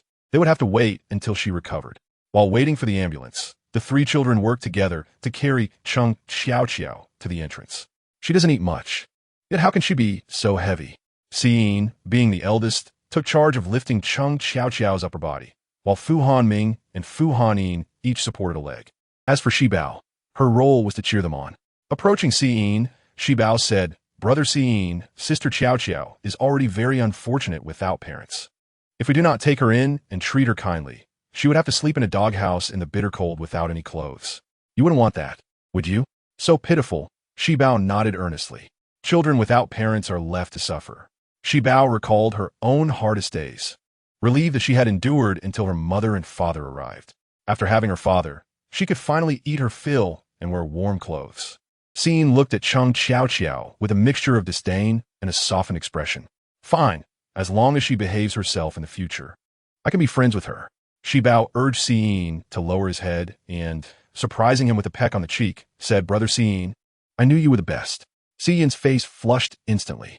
Observing Shibao's self-satisfied grin and the bewildered expressions of Fu Hanming and Fu Hanyin, he retreated to a corner to compose himself. Yet Shibao pursued him, asking, Brother Xin, why is your face so red? You aren't getting a fever too, are you? Shibao mimicked Fu Hanming and placed her hand on Si Yin's forehead, finding no fever. Everything's fine. Upon reaching the entrance, Fu Hanming hesitated to speak. When the ambulance driver rang the doorbell, he finally blurted out, "Are we the only ones taking her to the hospital? Don't we need our parents?" Fu Hanming added, "I snuck out to watch cartoons last night, and as soon as I turned on the TV, I was caught. Why has anyone noticed us this time? Since we're older, it's best not to disturb them." Shibao averted her gaze to the floor, feeling guilty. After her conversation with Jiang Wu, she too felt that their actions were inappropriate. As Si Yin passed by Fu Hanchuan's room, he noticed the formation on the floor. Since Shibao was unwilling to speak, he chose not to expose her. "I know how to go to the hospital for treatment. We can manage on our own." The ambulance driver assisted in lifting Cheng Xiao into the vehicle, then helped the children inside before waiting. Shibao urged, "Uncle, when are we going to the hospital?" The driver smiled. "Don't rush. Your parents haven't arrived yet. Can we not go to the hospital? We don't have parents." Shibao's intention was to convey that their parents were not accompanying them, but the driver misunderstood and thought they were orphans. Si Yin approached and added, "We are her guardians." He pointed at Cheng Xiao, lifting his chin defiantly. The driver frowned. "No parents? Then where do you all live?" The children nodded in response.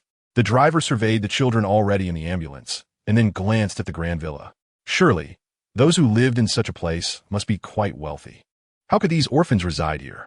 However, it didn't matter. Children were often easily deceived. Thinking this, the driver wore a troubled expression.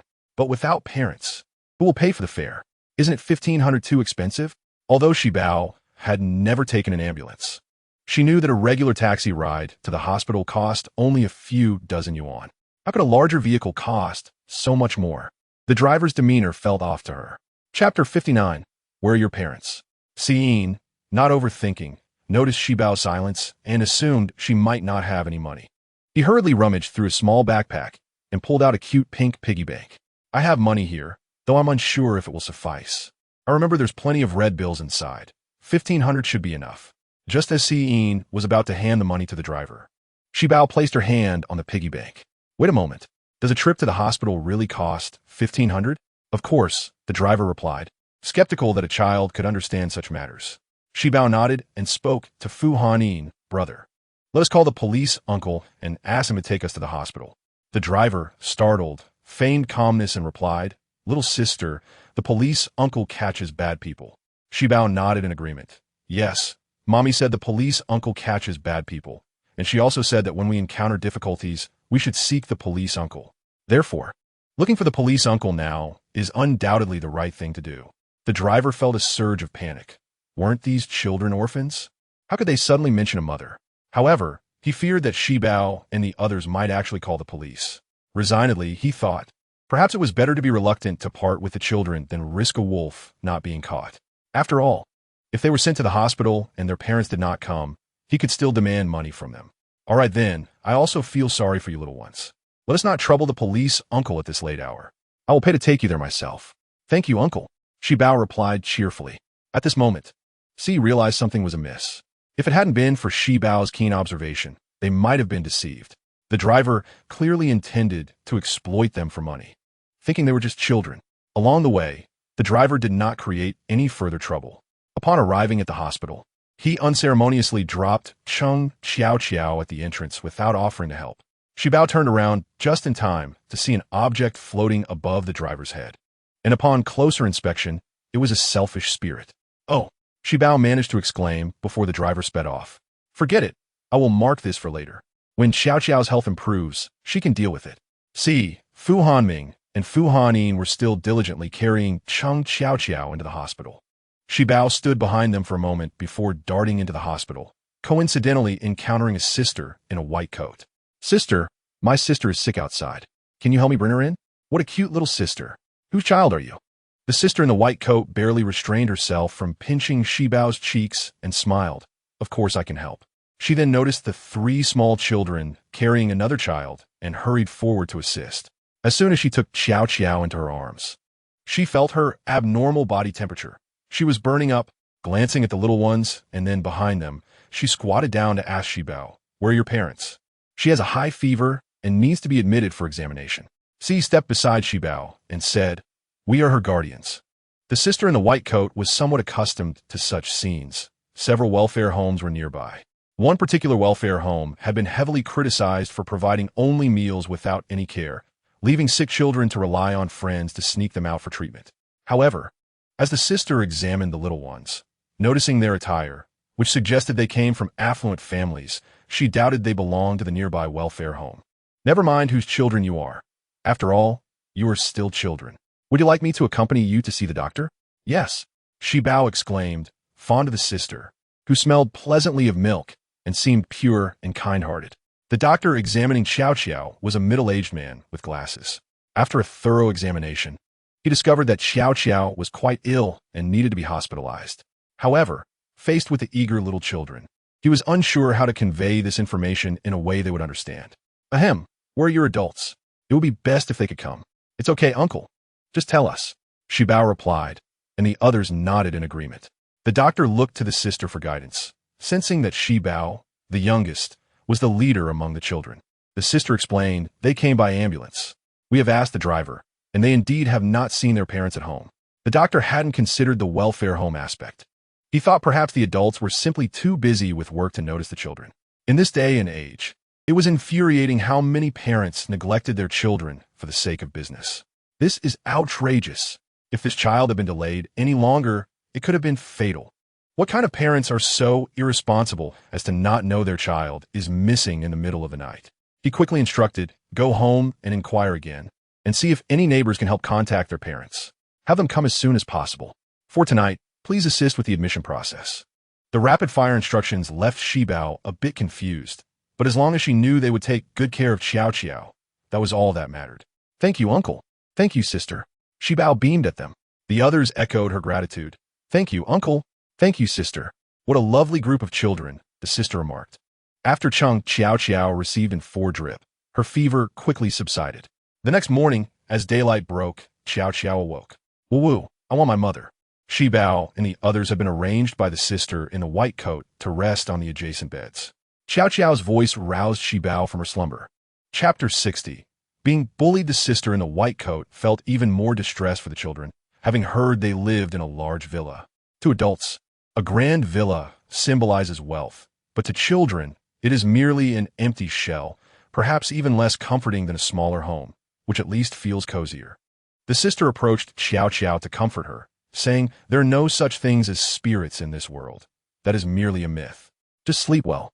Unbeknownst to her, Shibao, who had been unknowingly perceived as a little pitiful child, shook her head earnestly and corrected her.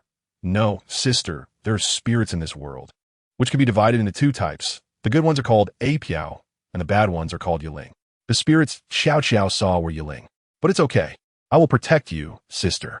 The sister swallowed hard. Shibao's earnestness was almost convincing enough to sway her beliefs. After speaking with the sister, Shibao ran back to Xiao Xiao and earnestly stated, Sister Xiao Xiao, you can see the spirits now because you are too weak. Once you regain your strength, you won't see them anymore. Ooh, they're spirits. Xiao Xiao, for once, displayed a glimmer of wisdom. Just because she could not see them, it did not mean they were not there. It rather affirmed the existence of spirits in the world. Will the spirits take me away? Xiao Xiao asked. Her eyes filled with panic. No, I am here. Shibao reassured her. Sister Xiao Xiao, eat something delicious first. The night before, they had purchased ample fruits and snacks at the hospital supermarket. Shibao held an orange in one hand and a longan in the other, presenting them to Xiao Xiao. Sister Xiao Xiao, which one would you like to eat? Fu Han Ming and Fu Hanin each held an apple and a bunch of grapes, offering them to Xiao Xiao. In the past, when Xiao Xiao was sick, only Tang Wanner would cry while caring for her. This was her first experience of being surrounded by so many people. The fact that she was receiving such attention was due to Shibao, whom she had always disliked. Yet, upon reflection, Shibao did not seem so intolerable after all. Xiao Xiao wanted to express her gratitude to Shibao, but the words stuck in her throat, unable to be uttered. Under the guidance of Shibao, even Si-in wore a displeased expression as he handed over a can of 8 treasure porridge, suggesting that she should drink more for her health. Her fiancé spoke to her. Cheng Xiao Xiao's inner turmoil evaporated in an instant. She desired the porridge. All right. Si-in helped her remove the lid and placed it in her hands. Cheng Xiao Xiao began to sip it slowly, savoring the sweetness of the porridge. Once she started, Si-in discreetly retreated from the crowd, fearing that staying too close would lead to misunderstandings from Shibao. Where is Shibao? Hearing a familiar voice, Shibao slipped outside the patient's room and spotted the driver from last night's ambulance. The selfish spirit still lingered around him, and it was uncertain whether he sensed something as he rubbed his neck before letting his hand drop. Leaning against the nurse's station, the driver pulled out a handful of sunflower seeds and whistled at the nurse inside. "Did you hear what I just said?" The nurse, visibly annoyed, replied, Yes. We heard. Just hurry up and leave." "How can I leave? You haven't introduced any clients to me yet." The nurse rolled her eyes, saying, "Stop wasting my time. It's fruitless. I won't agree to anything. Aren't you ashamed to covet someone else's medical fees?" "Ashamed? How much can I really get?" "Just 8,000 at most. Here's the deal. You introduce me to clients, and we'll split the profits 70-30. The nurse remained silent, intrigued yet hesitant. The driver cracked a few more seeds, asking, "Did you receive a group of special patients last night?" "What do you mean by special patients?" "Children who came without adults. Just a bunch of kids seeing the doctor." The nurse recalled Shibao and the others, as they were indeed strikingly good-looking children, and the director had specifically instructed them to take extra care of the blood work. "You know them?" she asked the driver. "Of course, I brought them in." "So, have the parents arrived? Has the medical fee been settled?" The nurse shook her head. "Not yet. The director is getting furious, insisting on educating the parents when they come." The driver frowned. "So, just these few children, have they paid the medical fees?" The nurse nodded. "Yes, they did. They're still in the hospital. I heard from the supermarket staff that they nearly cleaned out the store last night." "What kind of family do they come from, with such young kids possessing so much money?" The driver's expression darkened with every word she spoke. Once she finished, he slapped his thigh in frustration, cursing, "I was fooled last night, letting such a big fish slip away. Which room are they in?" As everyone in the hospital, the nurse didn't hesitate to point. "In this room." The director said to take good care of them. Indeed, they were children and deserved special attention. "You go on with your work. I'll check on them." Just then, the phone at the nurse's station rang, summoning her to room 507 to remove a needle. She left, clutching her notebook. The driver, pulling out a cigarette from his pocket, did not light it but swaggered into Chung Xiao's room. The moment he entered, the room fell silent. Shibao blinked. "Uncle, did you walk into the wrong room?" "How could I? Last night, I felt for you kids and covered your fare. Now that you're in a hospital room and can buy so much food, shouldn't you return the fare to me?" As he spoke, his eyes darted around the room. Spotting a bag of cherries on the nightstand, he seized it without hesitation. "Consider this my thank you gift." Looking down, he noticed imported chocolates on Chung Xiao's bedside. He recalled how his daughter had begged for them many times, but their price had always deterred him from purchasing. This time, he thought he could use the chocolate to barter for some small favors. In Chapter 61, the children vanished. The driver wasted no time in stuffing the chocolate into his pocket and, without uttering another word, began devouring the sunflower seeds. "You kids sure know how to eat. This flavor is quite delightful. What else do you have? Show me." The driver was puzzled as to why he only saw a few bags when a nurse mentioned they had almost emptied the supermarket. "Uncle, are you begging for food? Where's your iron bowl and crutch?" Shibao's innocent question elicited suppressed laughter from the other children, even causing a slight smile to curve Chung Xiao's lips. "How ridiculous. Your fare hasn't been paid. This is just interest. And how can sick people consume such junk food? Here's the deal. Hand over all your money, and I'll take care of your meals. The cafeteria will send you nutritious meals daily." The driver believed the children surely had more than $1,500 among them, and he aimed to collect it all for a substantial gain. Shibao observed the selfish spirit hovering above the driver, now eagerly awaiting something. "Really? Will you prepare nutritious meals for us?" Shibao gazed up at the driver, her expression innocent and enticing. The driver, feeling pleased with himself, nodded. "I'm a good person. You can trust me." "All right." Shibao turned to Seein. "Brother, let us give him our money." The children had no money on them, so the previous night's medical fees had come from Sein's piggy bank. After breaking it open, he found mostly red bills and a few checks. Realizing he had saved over 100,000, Sein wasn't reluctant to spend it. He merely sensed that the driver was a fraud.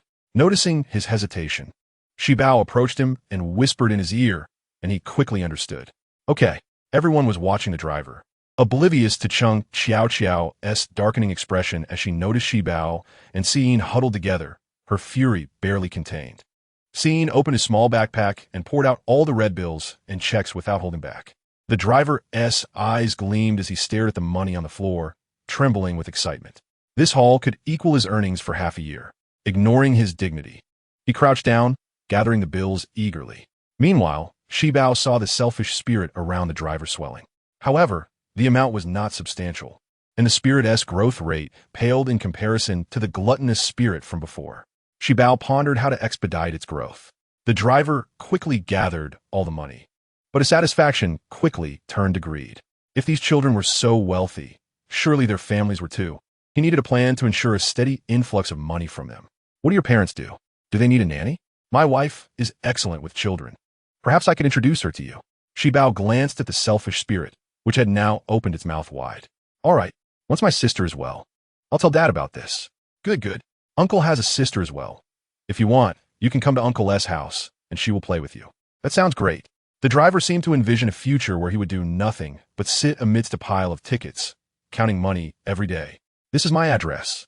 You can come to my home to find me later. The driver voluntarily provided the address of Shibao's residence. Thank you, Uncle. While the driver was giving her the address, Shibao discreetly placed a marker on him, enabling her to monitor the state of the self-centered supernatural entity at any time. After the driver departed, Shibao and her companions promptly sat down on the ground. Fu Hanming wore a sulky expression, clearly annoyed with the driver. The others nodded in agreement. Only Cheng Xiao remained silent, lying down with her hands concealed beneath the blanket, her eyes tightly shut, lost in her own thoughts. When the Fu family awoke that morning, they noticed not a single child in sight. However, they paid it no mind, assuming the children had merely stayed up too late the previous night and were now sleeping in.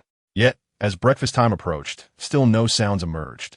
The housekeeper, as usual, went to deliver food to Cheng Xiao, only to discover she was not in her room. Touching the blanket, she found it cold, indicating she had been gone for quite some time. Alarmed, the housekeeper hurried to the dining room. Sir, Miss Xiao is missing. Missing? Where could child possibly go? Surely she is still in the villa.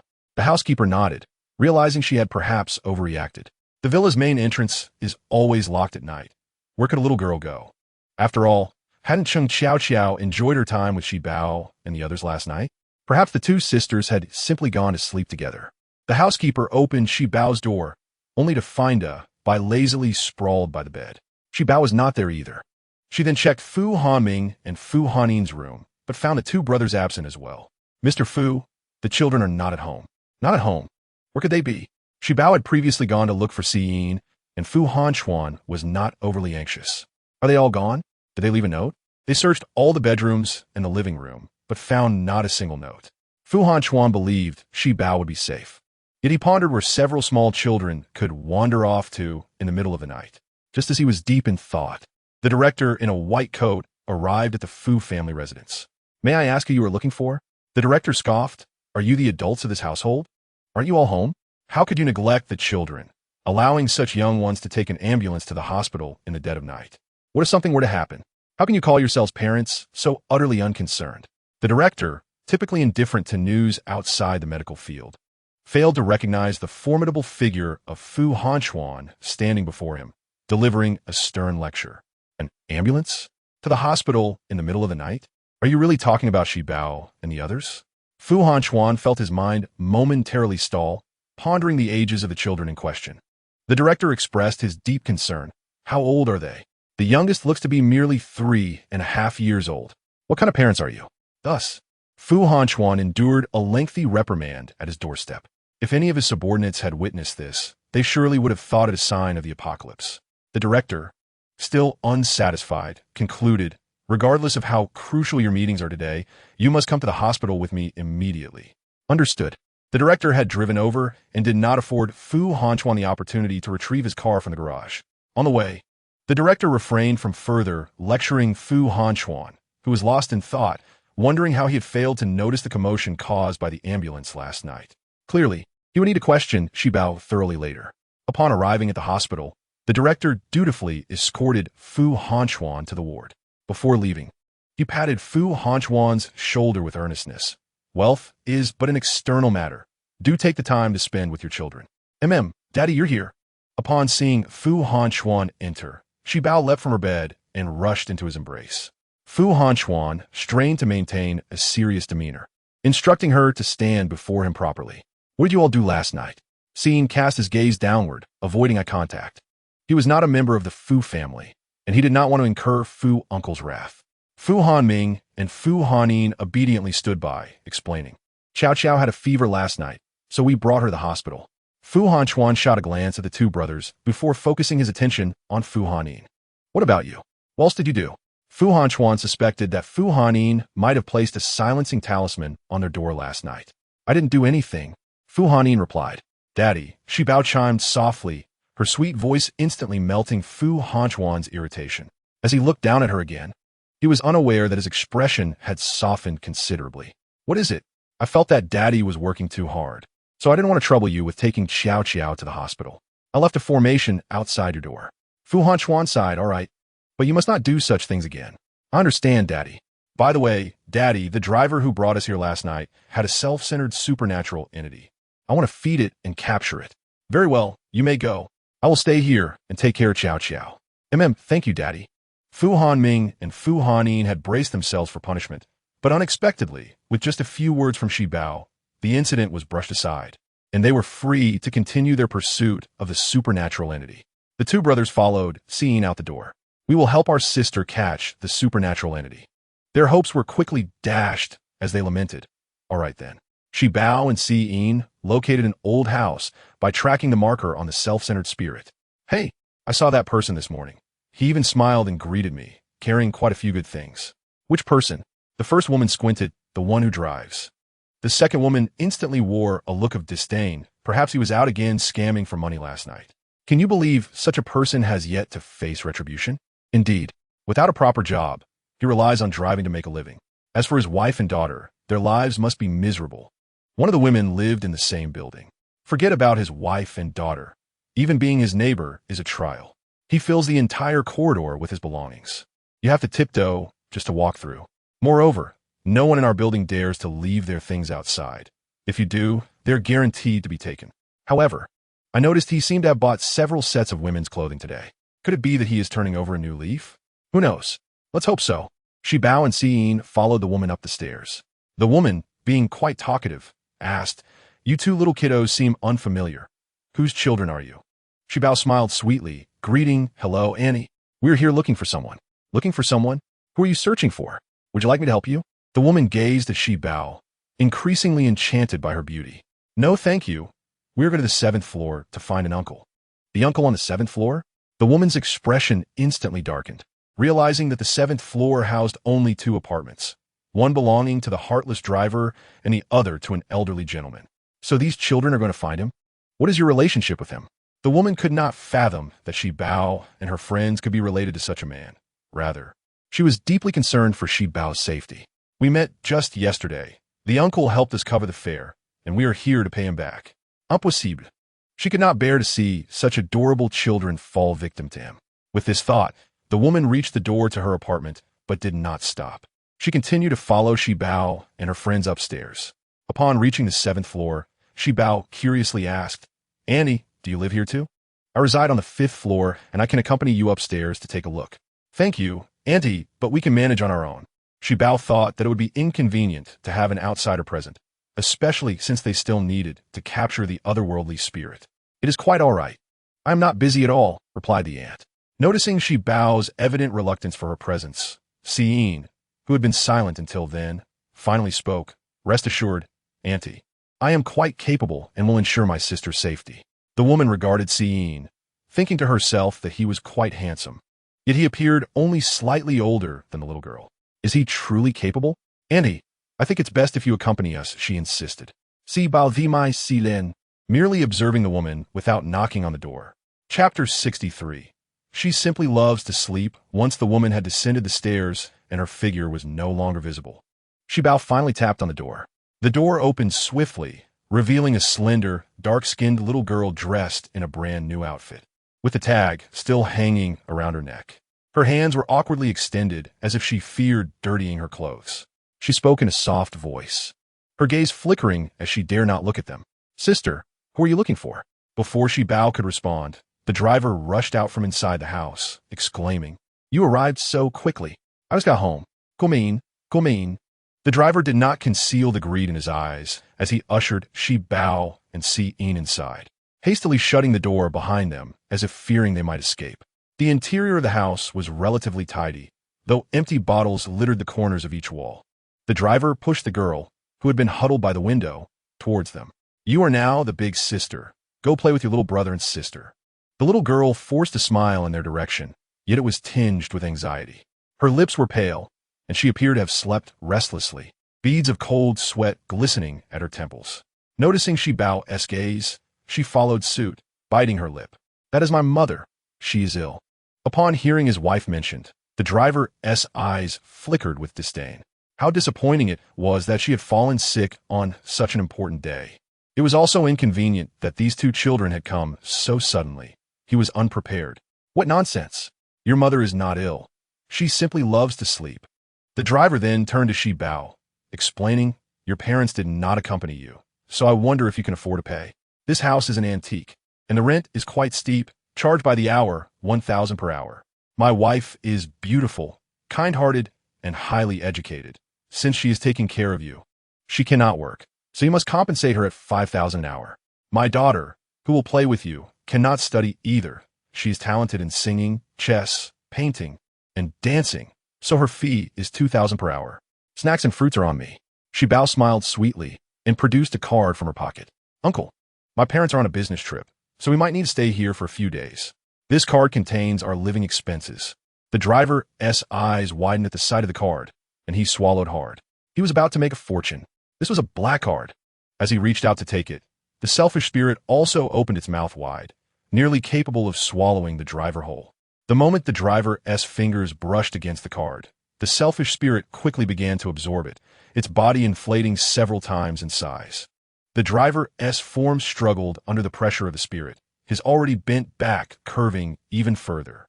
"That's enough," Si Yin declared, retrieving a talisman and a peachwood sword from his backpack, hurling them directly at the selfish spirit. The spirit, caught off guard while indulging, let out a wail and turned its gaze toward Shi Bao and Si Yin. "You two, not even fully grown, dare to disrupt my plans."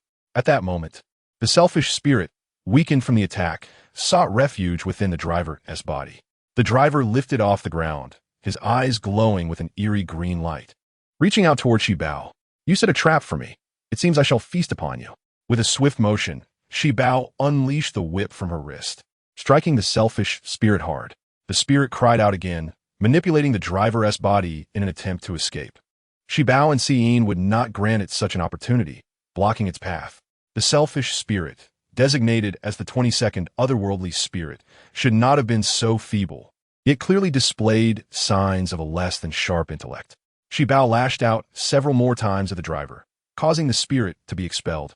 Hovering in the air, seizing the moment, Si Yin affixed a binding talisman and a truth talisman onto the selfish spirit. The driver lay unconscious on the floor, and the little girl, unable to see the spirit, was oblivious to what Shi Bao and Si Yin were doing. Instead, she felt a sense of relief at her father's unconsciousness, thinking that if he could remain like this for a day, she and her mother would be spared from punishment. Having stood for so long, Shi Bao was fatigued. She searched the room and finally retrieved 2 small stools, one for herself and one for Si Yin. After settling down properly, they began to interrogate the spirit.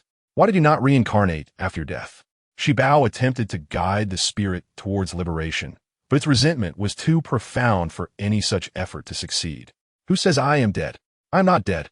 It was Shi Bao's first encounter with a spirit that refused to acknowledge its demise.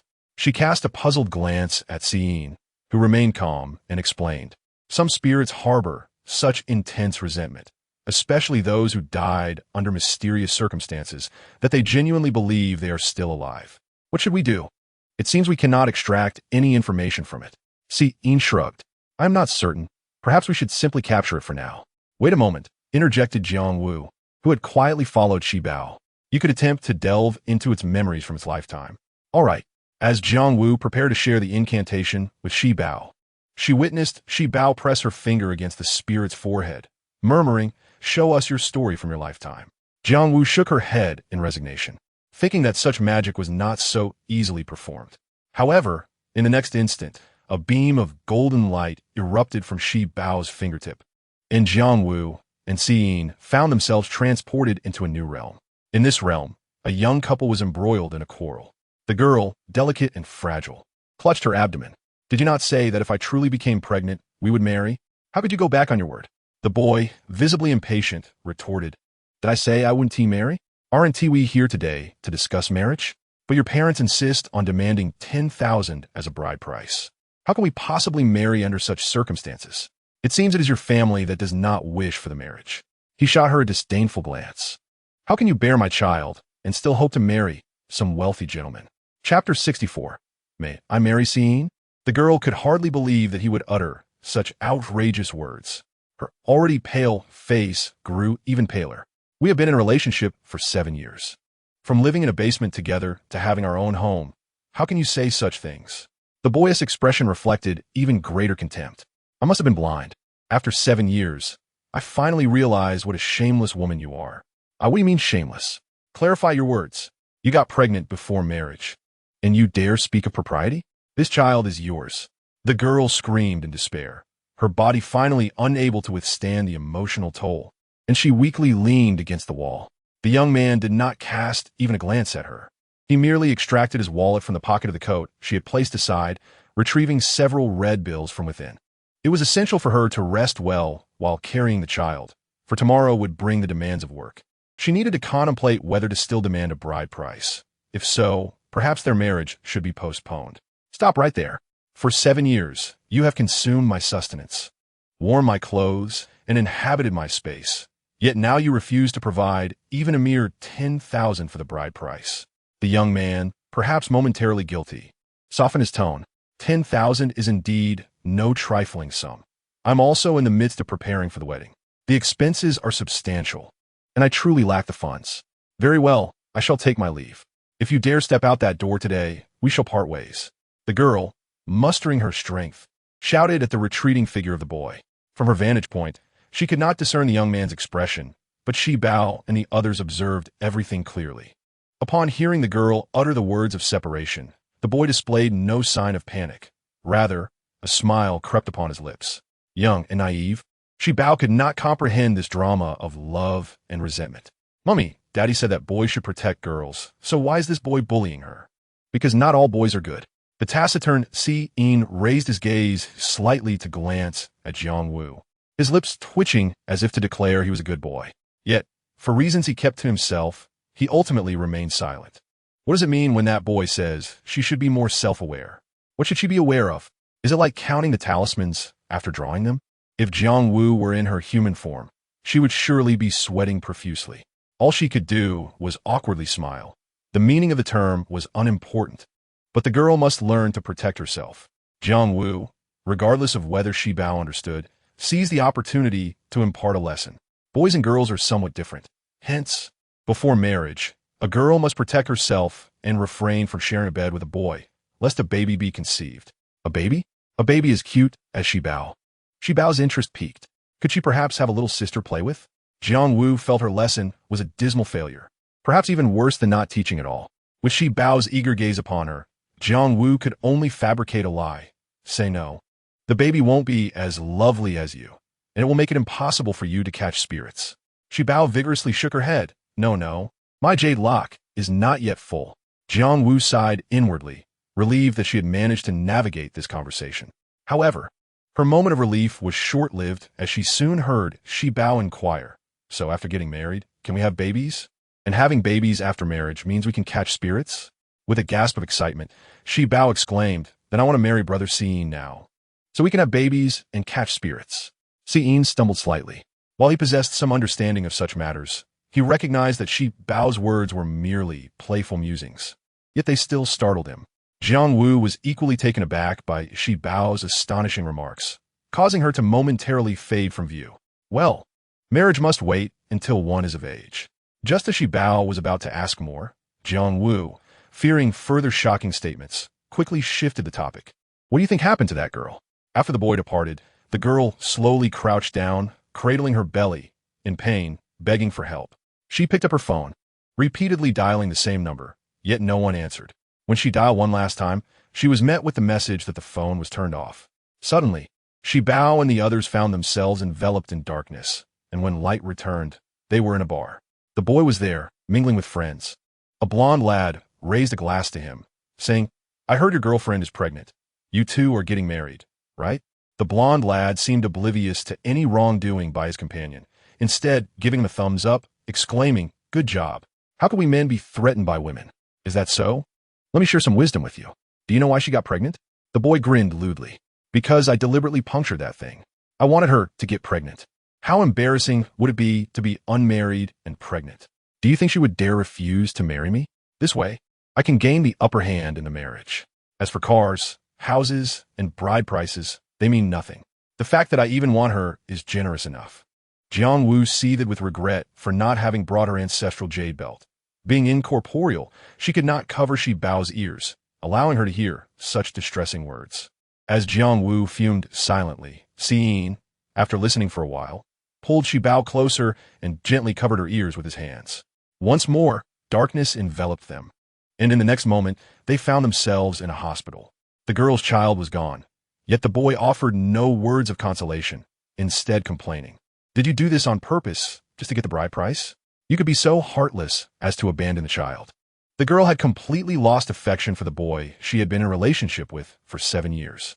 "I don't want the bride price. I won't marry you. We are breaking up. From now on, you and I are no longer connected." Chapter 65. Saving a life. The boy continued to berate her, but the girl remained silent. Her eyes closed. After a seemingly endless tirade, the boy finally grasped the gravity of the situation. "Are you certain you want to break up with me?" The girl's only response was a single word: "Leave." At this juncture, Shi Bao, Xiyin, and Jiang Wu were abruptly thrust back into reality. With her head bowed, Shi Bao pondered the matter seriously. Though she understood little, she sensed the profound sorrow of the girl they had just witnessed. Jiang Wu felt an urge to slap the boy, hoping it would wake him up. However, as incorporeal beings, she could not carry out such an action. Yet, there are methods to deal with spirits, and Jiang Wu seized Shi Bao's whip, striking at him.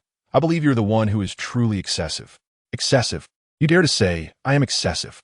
Jiang Wu's words incited the selfish spirit, causing its form to swell, nearly breaking free from the binding talisman. Shi Bao promptly threw the whip, ensnaring it. The selfish spirit ranted, "She bore my child and demanded a bride price, then terminated the pregnancy and broke up with me. The most despicable part is that 2 months after our breakup, she found a new boyfriend. Perhaps the child she carried was never even mine. How dare she deceive me?" Xiyin affixed a truth talisman to it and inquired, "What did you do next?" The malevolence in the selfish spirit's gaze began to dissipate as it fixed its stare ahead. "Of course, I could not allow her to have peace.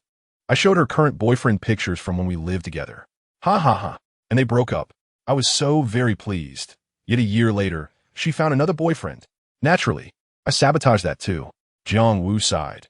This was a classic case of someone who does not cherish what they have, nor allow others to have it. "And how did you meet your end?" The selfish spirit shook its head. "I do not know. I only remember being elated after ruining her boyfriend, drinking a bit at home, and falling asleep. When I awoke, I was in this state. How did I die? During those 7 years with her, I amassed a great deal of wealth, yet now that I am dead, I can spend none of it." Having heard the entire story, Shi Bao raised her wrist, opening the jade lock to store it away. A spirit that has yet to repent cannot be saved. Moreover, even if forcibly redeemed, it would only return to wreak havoc upon the world. With each step closer to filling her jade lock, Shi Bao felt a surge of happiness. As for this uncle, devoid of the selfish spirit that once accompanied him, although he would continue to exhibit selfishness, it would likely be tempered. There was no need to concern oneself further with him. The 3 individuals remained unaware that the unconscious driver had awakened at some point. Upon regaining consciousness, he beheld the scene of Shi Bao and Xiyin holding hands, preparing to open the door. Shi Bao and Xiyin were now his source of fortune, and he could not allow such a lucrative opportunity to slip away. Ignoring the pain in his body, the driver scrambled to his feet, intent on grasping Shi Bao and Xiyin. "Be careful! Be careful!" Xiyin reacted swiftly, pushing Shi Bao aside at the moment the driver made a move. The other Shi Bao came from the driver's daughter. She could not bear to witness her father harm such a young sister and brother. Even knowing that her warning would surely lead to her being beaten, she spoke up, fearing that Shi Bao and Xiyin might not react in time. She seized a beer bottle from the corner and struck it against her father's head. Aware of her own limited strength, She put forth every ounce of effort she could muster. In an instant, the driver collapsed to the ground. Seeing the blood on her father's head caused her to tremble in fear, and the bottle slipped from her grasp. Despite this, she forced a smile towards Shi Bao and Yin, urging them to flee, assuring them that she would handle the situation. Her eyes, however, kept darting towards her father. Would she really have to kill him? Or worse, her own flesh and blood? A fleeting thought crossed her mind. Perhaps it would be for the best, as it would spare her and her mother from living in constant fear. Yet, she recalled her teacher's words about the consequences of taking a life. If she were to do that, she could not stay with her mother. Would her mother be lonely alone? Glancing at her mother, who lay in bed and remained undisturbed by the commotion, she felt a pang of sorrow. Sister. In that moment of distraction, Shi Bao had already approached her. She quickly wiped her nose, not wanting to frighten Shi Bao. It's fine. Uncle just had too much to drink. You all should leave now, be good. She reached out to pat Shi Bao's hair, but hesitated, fearing rejection, and lowered her hand. Shi Bao, with a sweet smile, grasped her hand, saying, Sister, your father and mother will be fine, trust me. Really? Yes, but I have no money to pay for their treatment. It's all right, we will help. Initially, Shi Bao did not wish to interfere, as everyone had their own fate, and her involvement might not yield positive outcomes. However, since this sister had shown her kindness, she felt compelled to repay that kindness, hoping for her to lead a better life soon. Yin had already set down his backpack and was tending to the driver's injuries with bandages. The driver had not sustained any life-threatening injuries. He had merely lost consciousness due to a combination of pain and weakness. Shi Bao approached the bed to check on the woman lying there. Though she was not a professional doctor, she wished she could cure all ailments. Seizing a moment when the driver's daughter was not paying attention, she secretly drew a talisman capable of healing all ailments, found a chipped bowl, filled it with water, and placed the talisman inside. As the talisman dissolved in the water, she administered it to the woman. The woman, who had been struggling to breathe, suddenly found relief, and after a short while, color returned to her face. Task accomplished.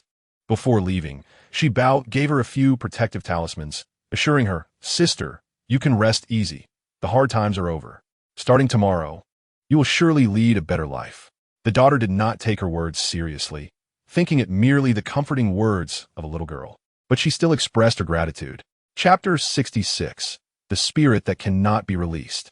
Upon leaving the uncle's home, Shi Bao and Yin encountered the aunt they had seen earlier waiting at the entrance of the 5th floor.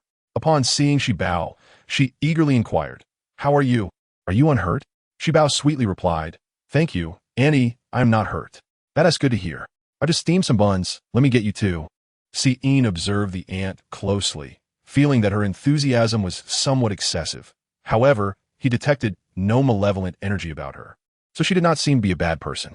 I once had a daughter as well, but unfortunately, she fell ill and passed away when she was just a year old. Otherwise, she would be around your age now. Seeing you today brings back memories of her.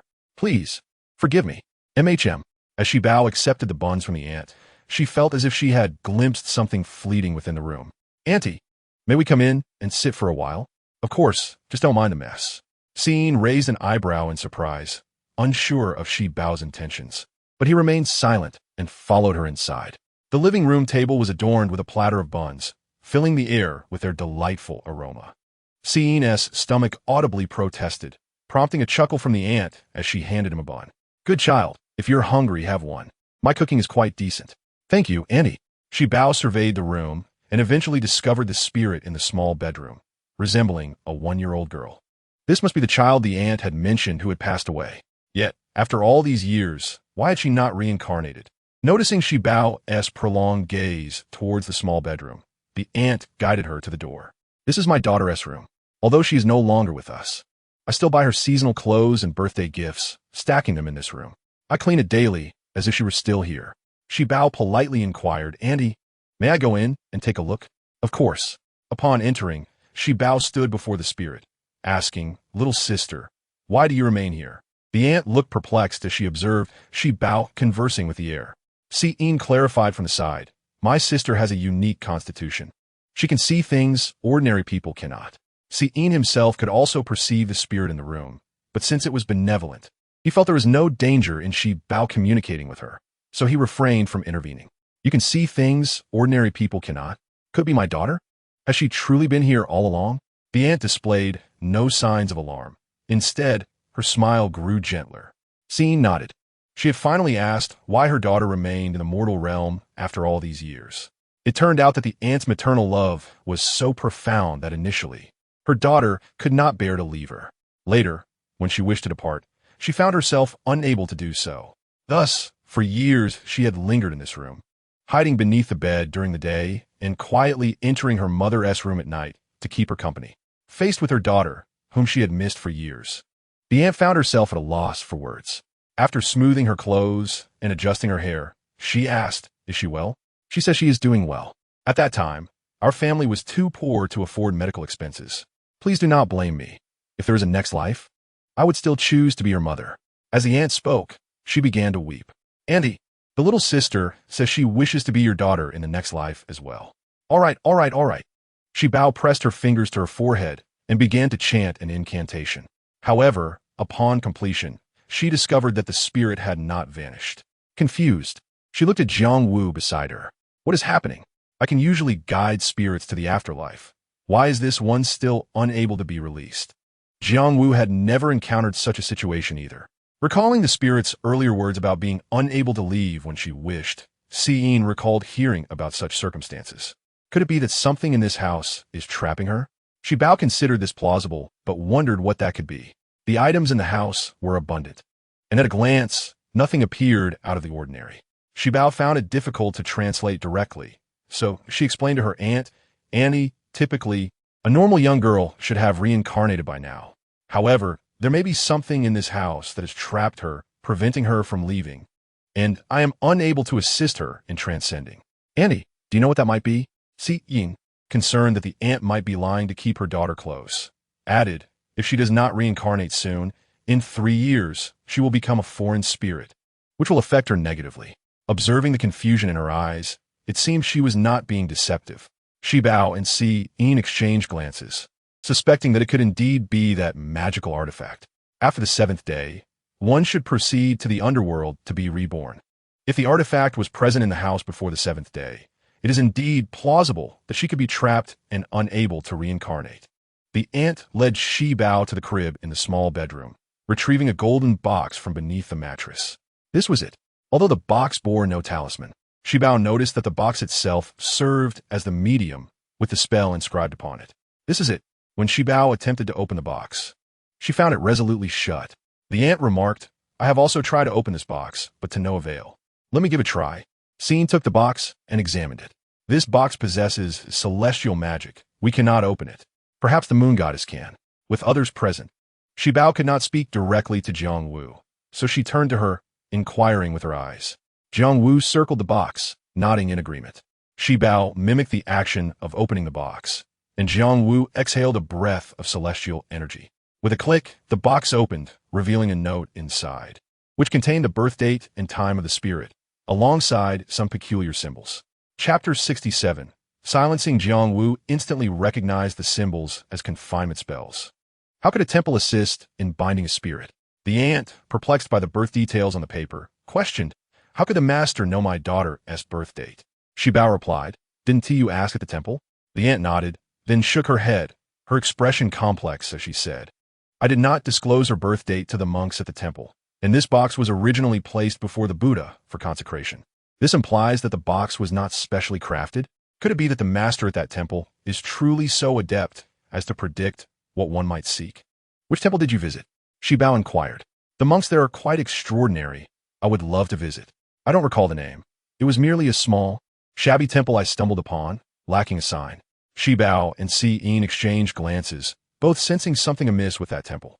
Ian burned the note, and the spirit's presence faded slightly. Sister, thank you. I feel as though I can leave now. Please thank my mother for me. All right. Shi Bao placed her index finger on her forehead, performing a ritual for the spirit. After concluding, she turned to the aunt. Your daughter has departed. Before she left, she asked me to convey her gratitude to you. Good, good, good. I hope she finds a good family in her next life. Thank you both. You're welcome. Fu Hanchuan had promised Shi Bao that he would look after Cheng Xiao, and he indeed remained at the hospital for the entire day. Cheng Xiao still felt somewhat apprehensive around Fu Hanchuan, spending the day quietly lying down and sleeping, while Fu Hanchuan enjoyed the peace, sitting beside her, engrossed in a magazine.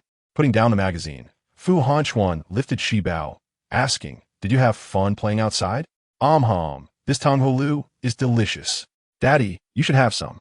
Fu Hanchuan did not refuse. Taking the Tang Holu from Shi Bao and biting into a hawthorn berry, its sugary coating tangy and sweet. Delicious. "This was given to me by Brother Siin. He said I did a good deed today and deserved a reward." "All right." As soon as Shi Bao and Siin entered the room, Cheng Xiao opened her eyes, contemplating that her fiancé should have come to check on her. However, as she waited and waited, Siin never appeared, not even bringing her a Tang Holu. After all, she was the one with the betrothal.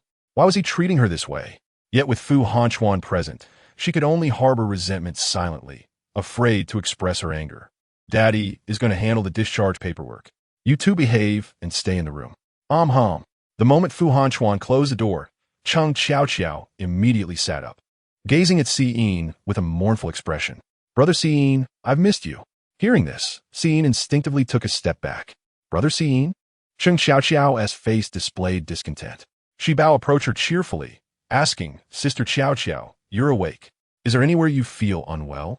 Although her concern was genuine, it only elicited annoyance from Cheng Xiao. "I don't want to see you. Go away." Cheng Xiao's disdainful attitude was not new to Shi Bao. Not wishing to stoop to the level of the patient, she shrugged and began tidying up the items in the hospital room. She had bought far too much yesterday, and even after the driver took 2 bags, a considerable amount remained. Shi Bao gathered everything onto one bed, waiting for Fu Hanchuan to come and help pack them for the car. Cheng Xiao sulked while watching Siin, who leaned against the wall, smiling as he observed Shi Bao's busy demeanor. "Brother Siin, you've already been betrothed to me. Don't spend all day with other women anymore." This was something Cheng Xiao had heard from Tang Wan, now rephrased with the first part added for Siin's benefit. "Cheng Xiao, I have no betrothal with you. If you continue to speak nonsense, I will not be kind." Siin quickly glanced at Shi Bao, fearing she might take offense. Shi Bao continued her tasks, seemingly oblivious to Cheng Xiao's words. Siin recalled Shi Bao's remarks about Cheng Xiao being pitiable without parents, and he made an effort to soften his expression as he approached her. Cheng Xiao's face brightened at Siin's approach, yet when she heard his words, the smile vanished instantly. "Xiao, Shi Bao is genuinely kind to you. Can you not harbor such hostility toward her? You are currently living in the Fu household, and Shi Bao sincerely regards you as an elder sister. Can you not act like a true sister and care for her?" This was the first time Siin had spoken so much to her, yet every word revolved around Shi Bao. Cheng Xiao's frustration erupted, and she began hurling apples from the bedside cabinet, which she had not yet put away, around the room, her eyes blazing with an inappropriate malice for her age. "Sister, it's all because of this calamity that I lost my father and mother, and now she is trying to take my fiancé. And now I'm expected to protect her like a good sister? On what grounds?" Cheng Xiao. Shi Bao paused in her activities. Her mother had always taught her to be kind and to repay kindness with kindness. Thus, even when Cheng Xiao targeted her repeatedly, she still wished to befriend her. However, for her to say such things today, Shi Bao no longer referred to her as sister. "Cheng Xiao, have you always thought like this?" Cheng Xiao understood that aside from the Fu family, she had nowhere else to go, so she dared not admit it in response to Shi Bao's inquiry. "Fine, Sister Xiao. I am quite displeased with your earlier words, so let us refrain from talking today." Shi Bao chanted an incantation, casting a silencing spell upon Cheng Xiao. "Woo, what have you done to me?" Siin stifled a laugh nearby. His angry sister was unexpectedly adorable. What had transpired in such a brief span of time? Chapter 68. Subduing the foreign spirit, Fu Hanchuan was left utterly perplexed, but as an adult, he decided to stay out of matters concerning the children. The 2 brothers gathered around Shi Bao, calling her sister as though they had not seen her for years. On a day yet to behold the splendid DBI, he emerged from the bedroom to greet XBO at the door. The miniature DBI playfully circled around XBO, showcasing an endearing charm. The elderly matriarch, adorned in an apron, emerged from the kitchen, calling out, "XBO, quickly wash your hands.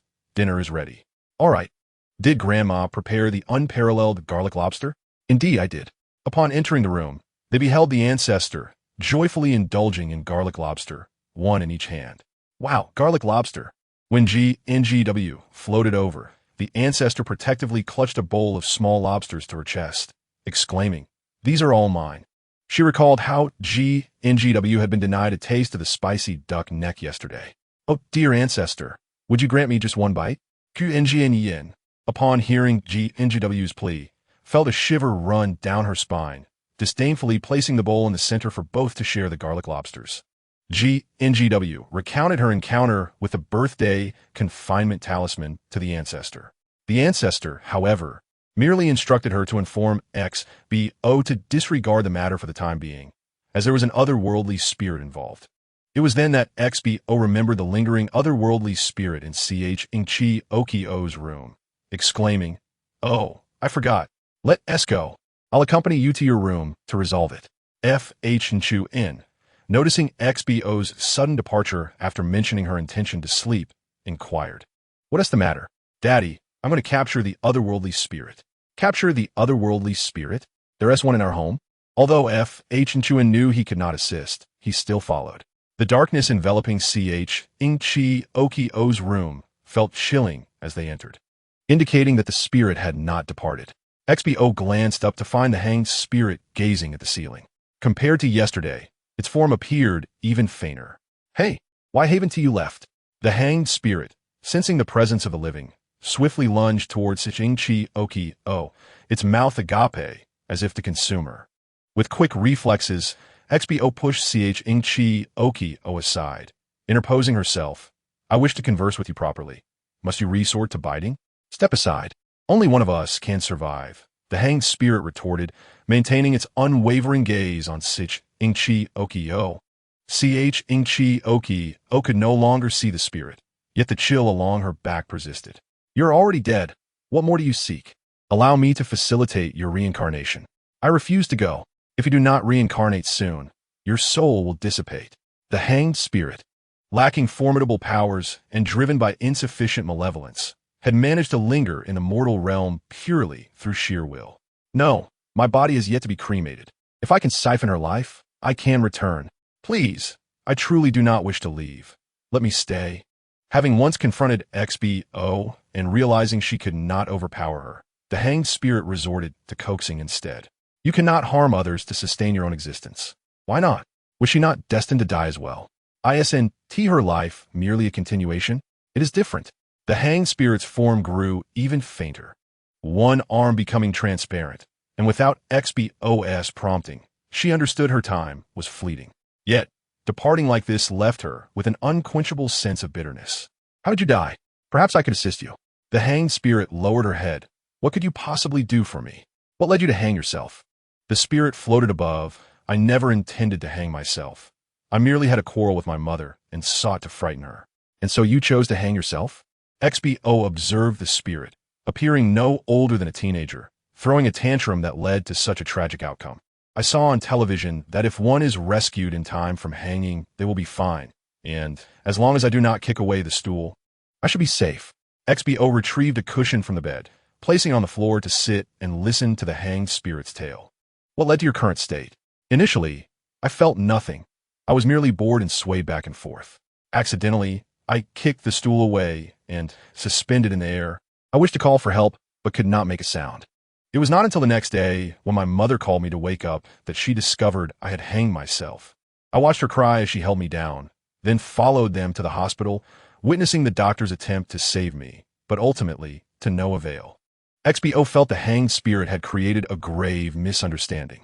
However, upon secretly calculating her fate, it was evident that her time had come, indicating she was born to face this calamity. "Why do you not seek reincarnation? It is customary for spirits like hers not to linger in the mortal realm." "I intended to reincarnate, but I overheard my mother say she could not live without me. She refused to have my body cremated, choosing to guard it daily. I worry for my mother. I do not wish to abandon her. She cannot live without me." Okio, unable to hear the spirit's story, felt the chilling aura behind her, rendering her motionless as she obediently sat beside XBO. FHN had grown accustomed to XBO's spirit-catching endeavors and even took a moment to step out for a bag of chips. Moved by the hanged spirit's story, XBO contemplated and proposed. You cannot siphon Sage Ingchi Okio's life force. But if you wish to avoid reincarnation, I might have a solution. What solution? The hanged spirit's other arm had also turned transparent. Perhaps your mother cannot wait a month for you, and only you can see her. What if they cannot see you? You could convey dreams to them. Agreed. Chapter 69. Does NGW need money? The hanged spirit had been pacified by XBO, and the chilling aura in the room dissipated. Chi Okio, feeling emboldened, wondered if the spirit had truly departed. XBO nodded affirmatively. Chi Okio, after a moment of contemplation, cautiously stepped into the room, reassured that no strange occurrences remained. It's all clear, rest easy, Chi Okio. Had this been the Ing family, she would have insisted never to enter that room again. Yet in just a few days, she had grasped the essence of her current situation. Just as the F family had mentioned at the dining table, they would treat her as their own daughter, but only on the condition that she behaved appropriately. Ing Chi Okio endeavored to convince herself that once her mother arrived to fetch her, she would settle the score with XBO. She did not express her gratitude, hastening to the bed, covering herself with the quilt, and closing her eyes, signaling an end to the conversation. N raised an eyebrow, noting Ing Chi Okio's lack of decorum. However, as she was not his child, he felt little inclination to intervene. Although he felt a pang of sympathy for XBO. All right, Daddy, can you prepare crab roe noodles for Mommy tomorrow? XBO had no expectations of gratitude from Ing Chi Okio, as it was already a relief that she was not being difficult. Having promised XBO to prepare crab roe noodles for NGW, N rose early. Once the dish was complete, he noticed XBO still asleep, so he lit 3 incense sticks and placed them on the table. Upon catching a whiff of the familiar aroma, NGW could no longer resist and floated over. After all, she could enjoy the crab roe noodles without revealing herself. She intended to approach quietly, eat quietly, and depart quietly, leaving behind nothing but the bowl of noodles.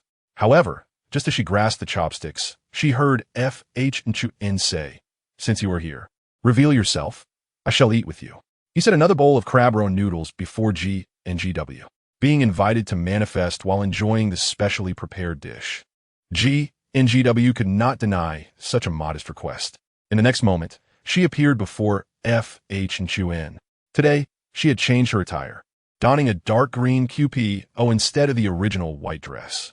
The QPO accentuated her curvaceous figure, exuding an alluring subtlety. Yet NGW remained entirely unaware of her charm. Fu Hanchuan unconsciously cast a few more glances, then forced himself to divert his gaze. "Si Bao, you must be craving the crab roe noodles," he said. "Huh? When did she say that? How could she possibly know?" Clearing his throat, he continued, "I happen to have something I wish to discuss with you. I'm all ears." Fu Hanchuan's serious demeanor left Jiang Wu unsure of how to begin. "Well, yesterday, Shi Bao captured a selfish spirit." Fu Hanchuan nodded. "I am aware. With you by her side, it should have gone smoothly." It was indeed smooth, but I ended up hearing a tale about a scoundrel. I would like to hear the details. As Jiang Wu paused to eat her noodles, she stole a glance at Fu Hanchuan, puzzled by the peculiarity of his speech today. The selfish spirit that Shi Bao apprehended had a girlfriend of 7 years. Yet throughout that time, he squandered her money daily. He refused to provide a dowry for their marriage and even coerced her into an unplanned pregnancy. Ultimately, he abandoned his pregnant girlfriend at home, using her funds for his own indulgence, leading to the tragic loss of their child and their eventual breakup. They should have separated. But that's not all. After their breakup, this selfish spirit spread malicious rumors about his ex-girlfriend, sabotaging her new relationships. Fu Hanchuan's expression remained unchanged. That is truly excessive. Jiang Wu nodded repeatedly. It is indeed excessive. In this day and age, kind and beautiful girls are often deceived. I worry that Shi Bao might fall victim as she grows older. However, she is still young. I spoke to her about it yesterday, but she did not comprehend.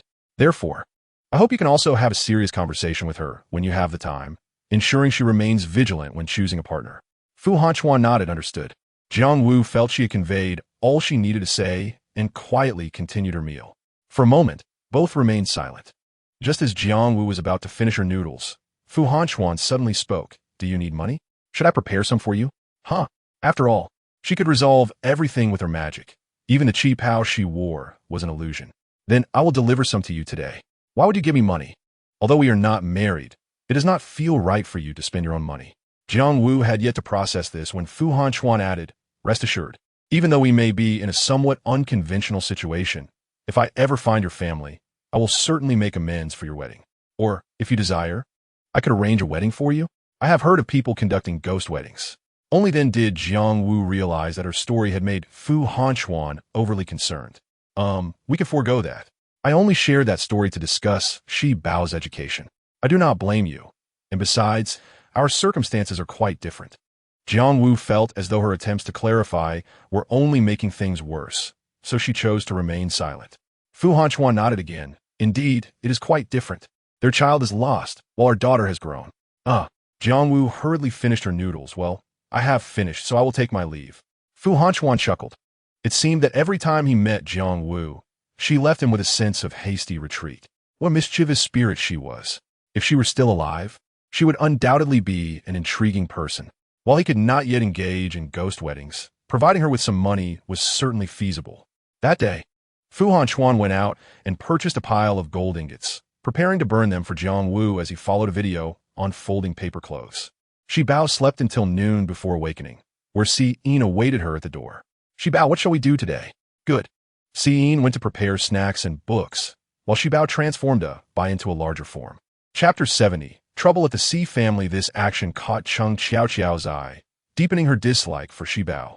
Of course, we can play together, Sister Qiaoqiao, Shi Bao said.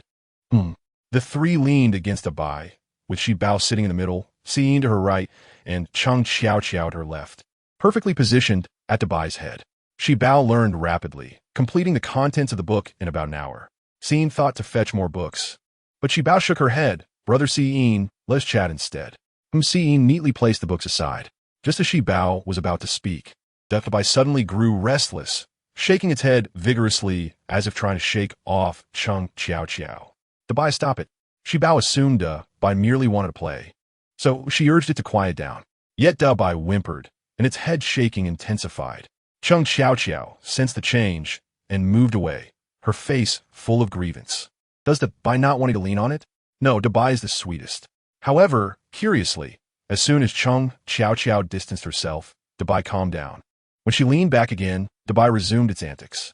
At this point, even Shi Bao found it difficult to defend Bai. Cheng Qiaoqiao's eyes brimmed with tears. It seems Bai does not like me. Perhaps I should leave. After speaking, Cheng Qiaoqiao dashed away, and Shi Bao attempted to stop her but failed. She was uncertain what potion was contained within the glass vial. She had stealthily taken a few vials from the hospital while the nurse was distracted, and today they came in handy. With Cheng Qiaoqiao driven away by Bai, Shi Bao squatted down in front of Bai, beginning to educate it. Bai, Sister Qiaoqiao is very pitiful. She has no parents, only us. Therefore, we must treat her kindly and allow her to play with us, all right? Shi Bao believed Bai understood its mistake and gently patted its head in comfort. She extended her soft little hand in front of Si Yin. Brother Si Yin, what are you thinking about? Si Yin felt a bit shy. I miss Daddy and Mommy a little. Having stayed at the Fu family for several days, he and T felt a while busy, but now that he had some downtime, he began to miss his parents. Yet at his age, longing for his parents might seem childish to Shi Bao. Si Yin shook his head. Not yet, but it should be soon. Let me check their location.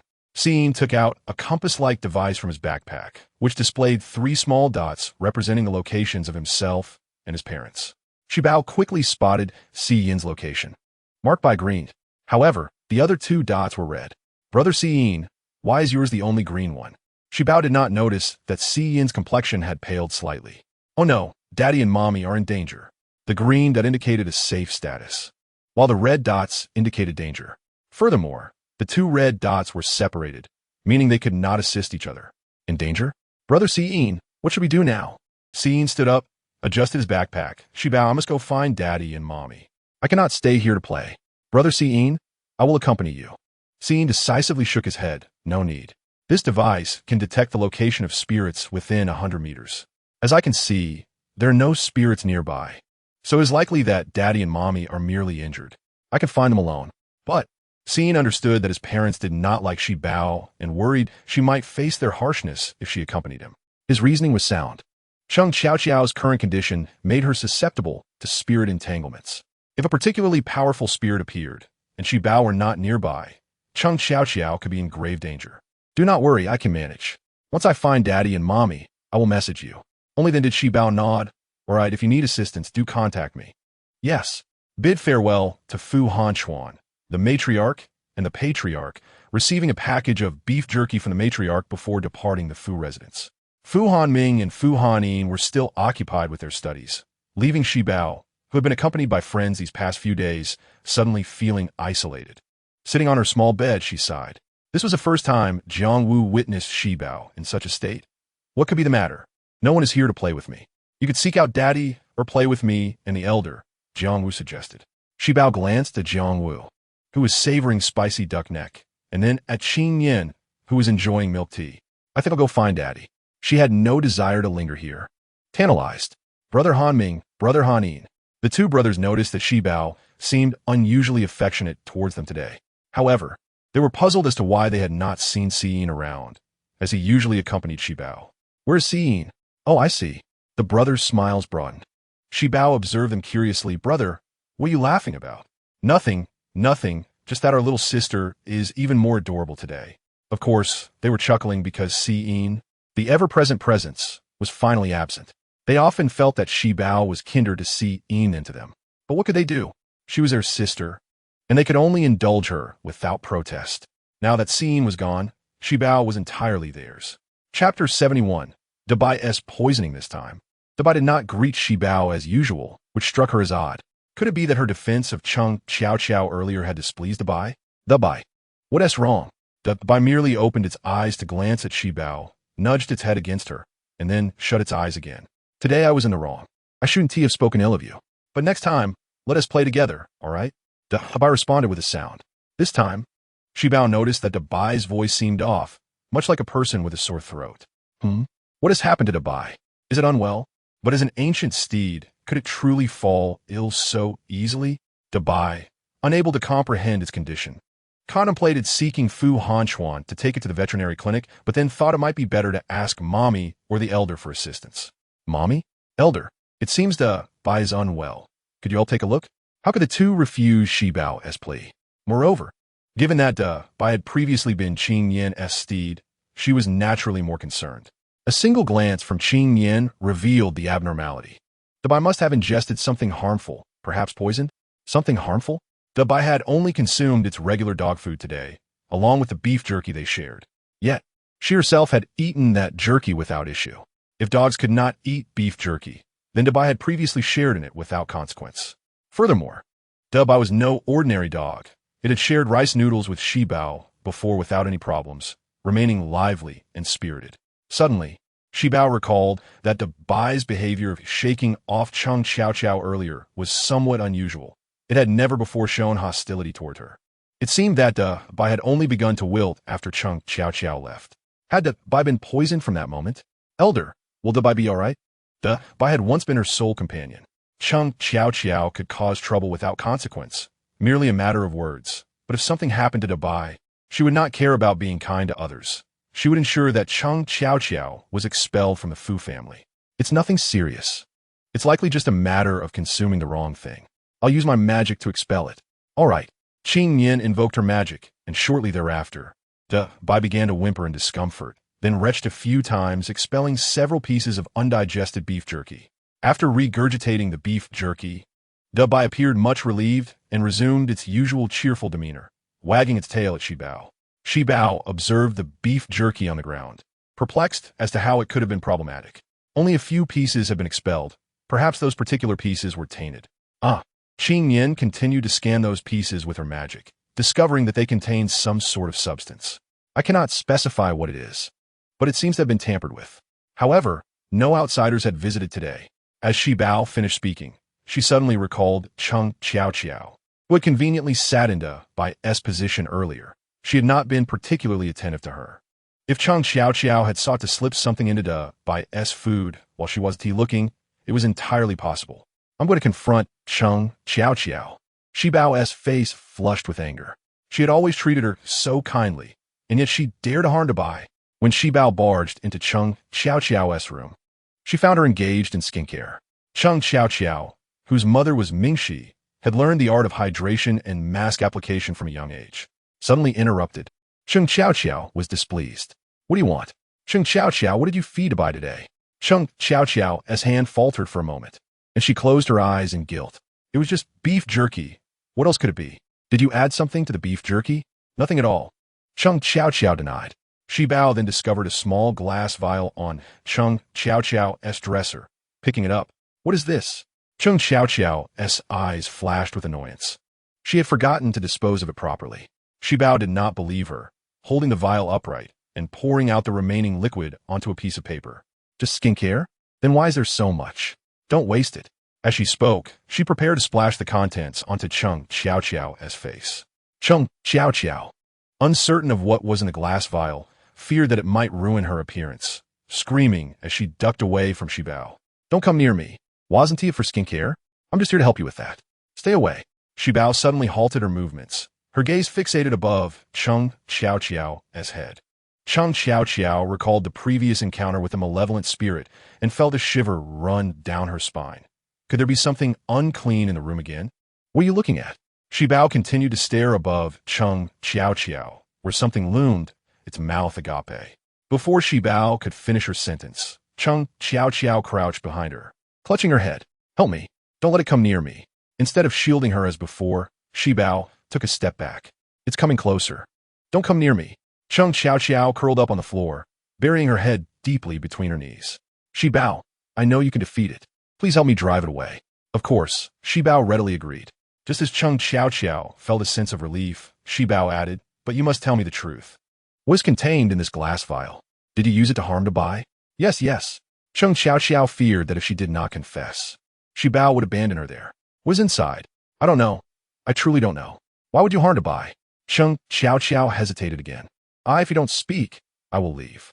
Chung Chao Chao quickly grasped Shi Bao's arm. Don't go. I'll tell you. I initially intended to give it to you, but you ignored me, so I had no choice but to feed it to Dabai. Chung Chao Chao withheld the fact that she wanted Dabai to make Shi Bao experience the grief of losing a companion, considering that Shi Bao was the reason for her losing her parents. Chapter 72.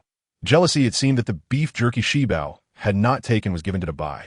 Dabai had not realized anything was amiss while eating. Perhaps it only felt unwell afterward. Being clever, it had only just dismissed Chung Chao Chao. Is there any more of that substance? None left. Dear sister, I have shared everything with you. You must help me eliminate this otherworldly spirit. Rise, for I was deceiving you. There is no spirit lurking in the room. After capturing the hanged spirit to protect Chung Chao Chao, Shi Bao set up a protective array at her door. Typically, spirits would not dare enter her abode, except for the particularly powerful ones or those that might follow her from outside. The look of fear in her eyes transformed into fury. You dared to deceive me? Would you have spoken had I not frightened you? Inside, Shi Bao was anxious. Her mother had taught her that lying is wrong. Yet she had just tricked her sister Chao Chao. If you dare bully Dabai again, I shall not be so lenient. Upon leaving Chung Chao Chao's room, Chao Chao squatted on the floor for a while before standing up, only to be met with a cacophony of crashing sounds. She had been completely fooled by Shi Bao. After the ruckus, her fear returned. Although Shi Bao claimed there was no spirit in the house, how could she be certain of the truth? Thus, Chung Chao Chao spent the night in trepidation, the sounds of wind outside her window disturbing her slumber. Upon awakening the next day, she found herself with a slight fever. Following her exit from Chung Chao Chao's room, Shi Bao sought out Jiang Wu to confess her wrongdoing. Mother, I just lied. After hearing about Shi Bao's conversation with Chung Chao Chao, Jiang Wu did not scold her. Instead, she praised her. Although lying is wrong, the courage to admit one's deceit is commendable. There are various kinds of lies. If one deceives to satisfy personal desires, that is indeed wrong. However, your lie was to elicit information and protect your friend, a deceit that can be forgiven. Really? Shi Bao's heart soared. She had lied, yet her mother deemed her not a bad child. With a sense of joy, Shi Bao enjoyed a restful night. And upon awakening the next day, Dabai had fully recovered, eagerly licking her face. Shi Bao embraced Dabai's head, declaring from now on, I shall not speak ill of you. In the following days, Shi Bao studied with Fu Hanchuan during the day and practiced spells with Jiang Wu and Qing Yan at night. The weekend finally arrived, and with Fu Hanming and Fu Hanin on break, the three children gathered to play. After a week of study, Shi Bao sought relaxation and borrowed a tablet from Fu Hanchuan. The three children nestled against a bai, watching short videos. Food videos delighted Shi Bao, but made Jiang Wu immensely envious. Had she been in human form, she might have drooled. With Fu Hanming and Fu Hanin present, Shi Bao remained silent, quietly noting the dishes to later inform her father to prepare for her mother. They also watched a video depicting supernatural tales, intricately crafted, which frightened even Shi Bao, typically adept at capturing spirits. This story seems familiar, Shi Bao thought, ready to skip the video, when Fu Hanming suddenly exclaimed, "It's a story written by my fifth uncle. How impressive." Suddenly, she felt a pang of longing for him. "We should call him," they suggested, Fu Mingguan. Having experienced a burst of inspiration the previous night and worked through the night, had just fallen asleep for less than an hour when his phone rang. Glancing at the caller ID, he noticed it was an unfamiliar number. His mood soured further as he answered curtly, "Hello, who is this?" Hearing the voice on the other end, Shi Bao felt it was not the usual tone of her fifth uncle. After confirming she had dialed correctly, she exclaimed, "Fifth uncle." Upon recognizing Shi Bao's voice, Fu Mingchuan's fatigue dissipated and his spirits lifted. It's Shi Bao. What prompted you to call?" "We miss you, fifth uncle," chimed Fu Hanming and Fu Hanin in unison. "That's wonderful. Fifth uncle must take care of himself." "Indeed. By the way, fifth uncle, we saw the story you wrote in a video. It was fantastic, and I admire you greatly." "My story?" Fu Mingchuan searched the app Shi Bao mentioned and found an account featuring videos of his tales. Although he had not collaborated with this individual, he felt they were infringing on his work. Nevertheless, seeing Shi Bao admire him so, he chose not to pursue the matter, sending a private message to advise the individual to be cautious. After ending the call, he opened a family group chat, eager to share Shi Bao's affection and admiration. Soon, everyone in the Fu family received a message. "Fu Mingchuan, Shi Bao said she misses me and admires my stories." All who read the message could not help but roll their eyes at Fu Mingchuan's boastfulness. Fu Tangchuan had just emerged from a grave and, upon regaining signal, immediately called Shi Bao. "Shi Bao, it's your second uncle. Do you miss me?" "I do. Thank you, second uncle." After hanging up, Fu Tangchuan also posted in the family group, "Shi Bao said she misses me. I can see her tomorrow." He failed to notice that during the call, he had only sought Shi Bao's attention without inquiring about his own son. Just as Shi Bao ended the call with Fu Tangchuan and picked up the tablet again, the phone rang once more. This time, it was her third uncle, Fu Xingchuan. Fresh from filming, he hadn't yet left the set. Upon seeing the family group messages, he thought of the other two and felt compelled to call Shi Bao. "Hello, Shi Bao. Do you miss your third uncle?" "Of course, I miss you very much." Third uncle. Shi Bao spoke truthfully among the brothers, although they all bore a resemblance. Fu Xingchuan's attention to appearance in the entertainment industry and his amiable demeanor made him the most appealing to little Shi Bao. Who could resist a charming figure? Fu Xingchuan laughed heartily. "That's great. Third uncle has starred in numerous dramas and films. You should look them up online and not just focus on supernatural stories." "All right." Fu Xingchuan listed several of his works and then asked, "What genre of films do you enjoy? Or do you have a favorite character? I can speak to the director about making something for you." "I like everything you make," Shi Bao replied, eliciting a smile from Fu Xingchuan. After hanging up, he too shared in the family group chat. Shi Bao said she misses me and loves every film I've made. He added a proud emoji. Just as Shi Bao finished with Fu Xingchuan, her fourth uncle, Fu Yichuan, called. Without waiting for him to speak, she sweetly exclaimed, "Hello, fourth uncle. I miss you." "All right. I miss my brothers too." After hanging up, Fu Yichuan shared in the family group. Shi Bao expressed she misses me. Shi Bao then decided to set the tablet aside and wait for the next call.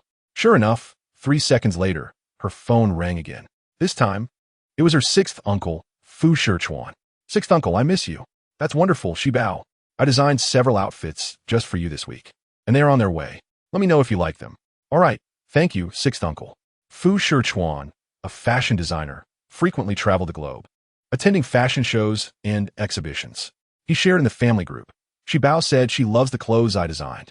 After ending the call with Fu Shichuan, Shi Bao received another call from her seventh uncle, Fu Taochuan. "All right, waiting for you, seventh uncle." Fu Guchuan had been trying to reach Shi Bao, but found her line busy each time.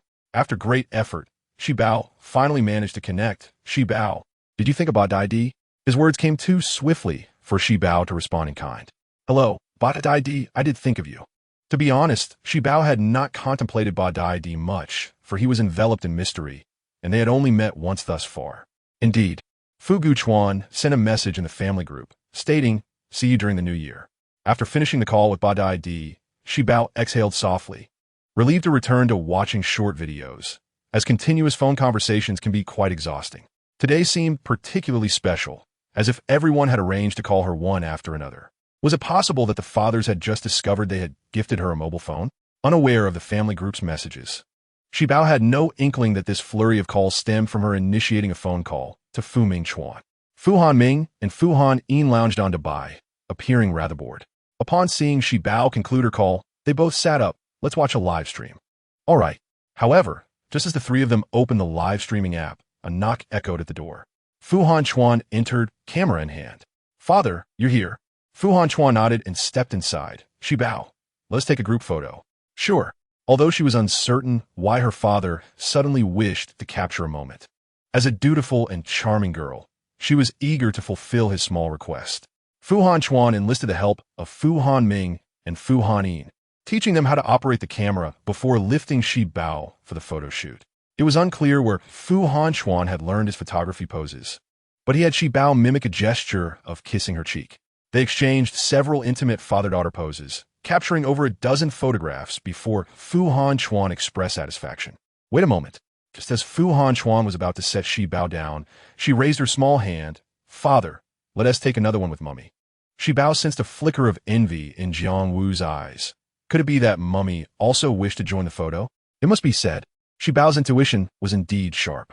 Fu Hanchuan appeared somewhat puzzled, wondering if the camera could indeed capture Jiang Wu, or if her mere presence would suffice. Jiang Wu, standing aside, waved her hands dismissively. No, it won't work. Come on, Mummy. Let's take a picture together. Ultimately, Jiang Wu could not resist Shi Bao's insistence and leaned in. Shi Bao and Fu Hanchuan resumed their original pose, but she stretched out her other hand into the void. She could see Jiang Wu perfectly nestled in Fu Hanchuan's embrace, and she extended her hand to grasp Jiang Wu's. In the camera, Jiang Wu, of course, was invisible. Fu Han-in could only witness the peculiar pose shared by Shi Bao and Fu Hanchuan. All right, Jiang Wu leaned in to peer at the picture, realizing her absence in it. Though she was aware, a tinge of disappointment lingered. Qing Yin beckoned her over, showing her another photograph. This one depicted their family of three, and Jiang Wu exclaimed in delight. How was this photograph taken? With the camera Fu Hanchuan provided. Jiang Wu cherished the image close to her heart, though it was regrettable that Shi Bao could not see it. After shooting more than a dozen photos, Fu Hanchuan left the room contentedly. In the next moment, his name appeared in the family group chat, where he shared two photos, one of him embracing Shi Bao and another of their peculiar family shot. The other family members responded with ellipses, choosing to mute themselves. At last, the three of them were free to enjoy videos and live streams without interruption. Upon reopening the video app, they were met with intermittent knocks at the door. Leaning against Dubai, the trio simultaneously placed their hands to their foreheads in exasperation. Xiao Xiao Jia Chung Xiao Xiao stood at the door, her fingers tapping lightly, her gaze evasive, her expression reminiscent of someone who had been wronged. Shi Bao recalled how Chung Xiao Xiao had bullied Dubai, her tone cooling as she asked, "What do you want?" Chung Xiao Xiao finally looked up, as if summoning courage, and glared at Shi Bao. "You all aren't, including me in your fun. You're isolating me." Shi Bao rolled her eyes. "I didn't lock you out, did I? Furthermore, do we need to perform rituals to invite you while we play?"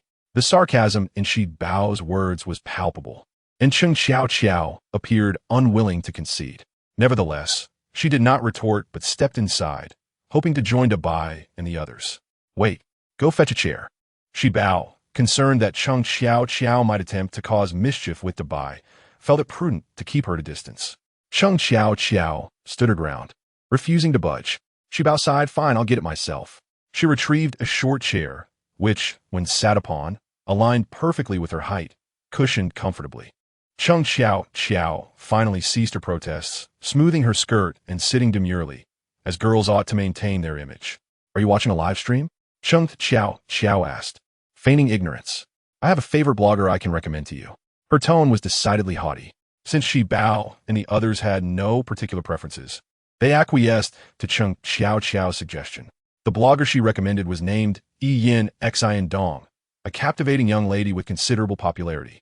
She had only greeted her online followers, and her view count had already surpassed 10,000. Fu Hanming, glancing at the stream's title, was the first to voice his critique. Teaching you how to pamper your boyfriend? What is the use of this? It's utterly pointless. Cheng Xiao clutched the tablet tightly, as though fearing it would be snatched away. How is this of no use? Love must begin from a young age. Both Shi Bao and I will eventually date. We ought to learn how to pamper our boyfriends. Fu Hanyin countered, Sister Shi Bao doesn't need to learn, as she will be the one being pampered. Cheng Xiao retorted, Love is reciprocal. Boys should pamper girls, and girls should cherish their boys. Moreover, I have already arranged a betrothal.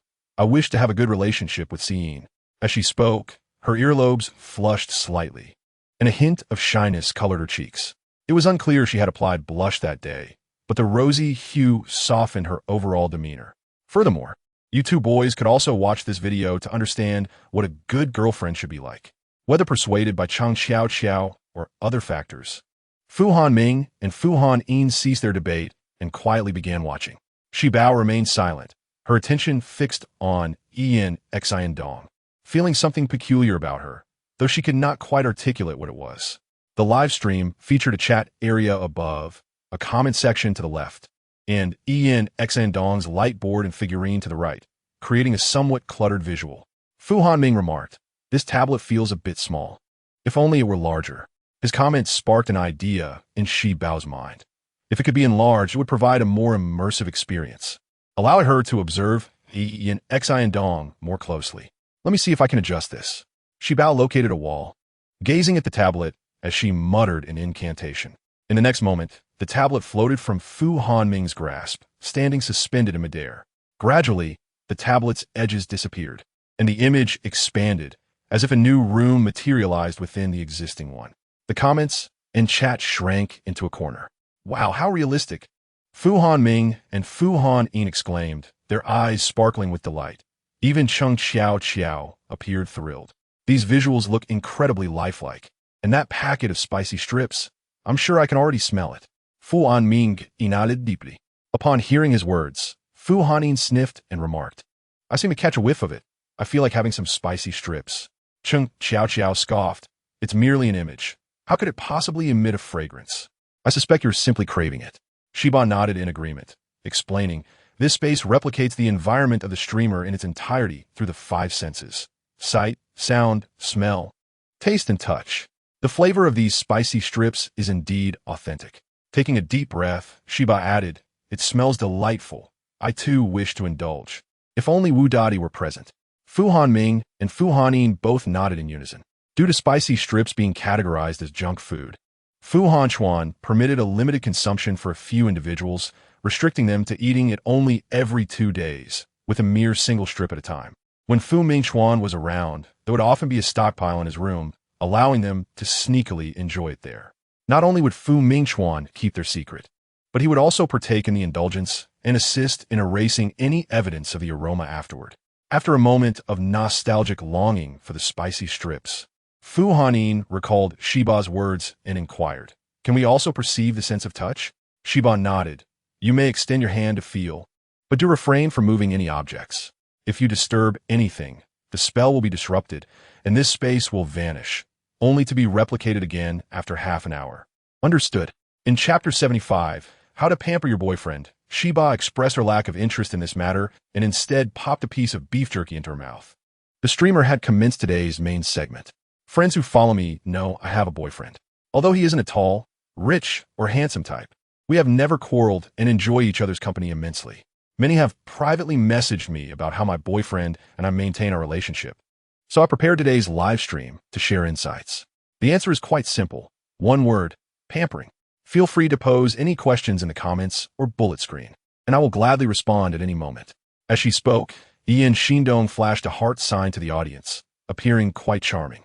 In their immersive scene, Shi Bao and the others did not notice the comments and bullet screen. Cheng Xiao voiced her dissatisfaction. There are so many gems in the comments. Without them, this live stream lacks soul. That could be easily resolved. Shi Bao snapped her finger softly. In an instant, comments and bullet screens appeared on the floor. Shiba pouted slightly, dissatisfied with how her fingers couldn't produce a sound as crisp as Fu Hanchuan's despite her practice.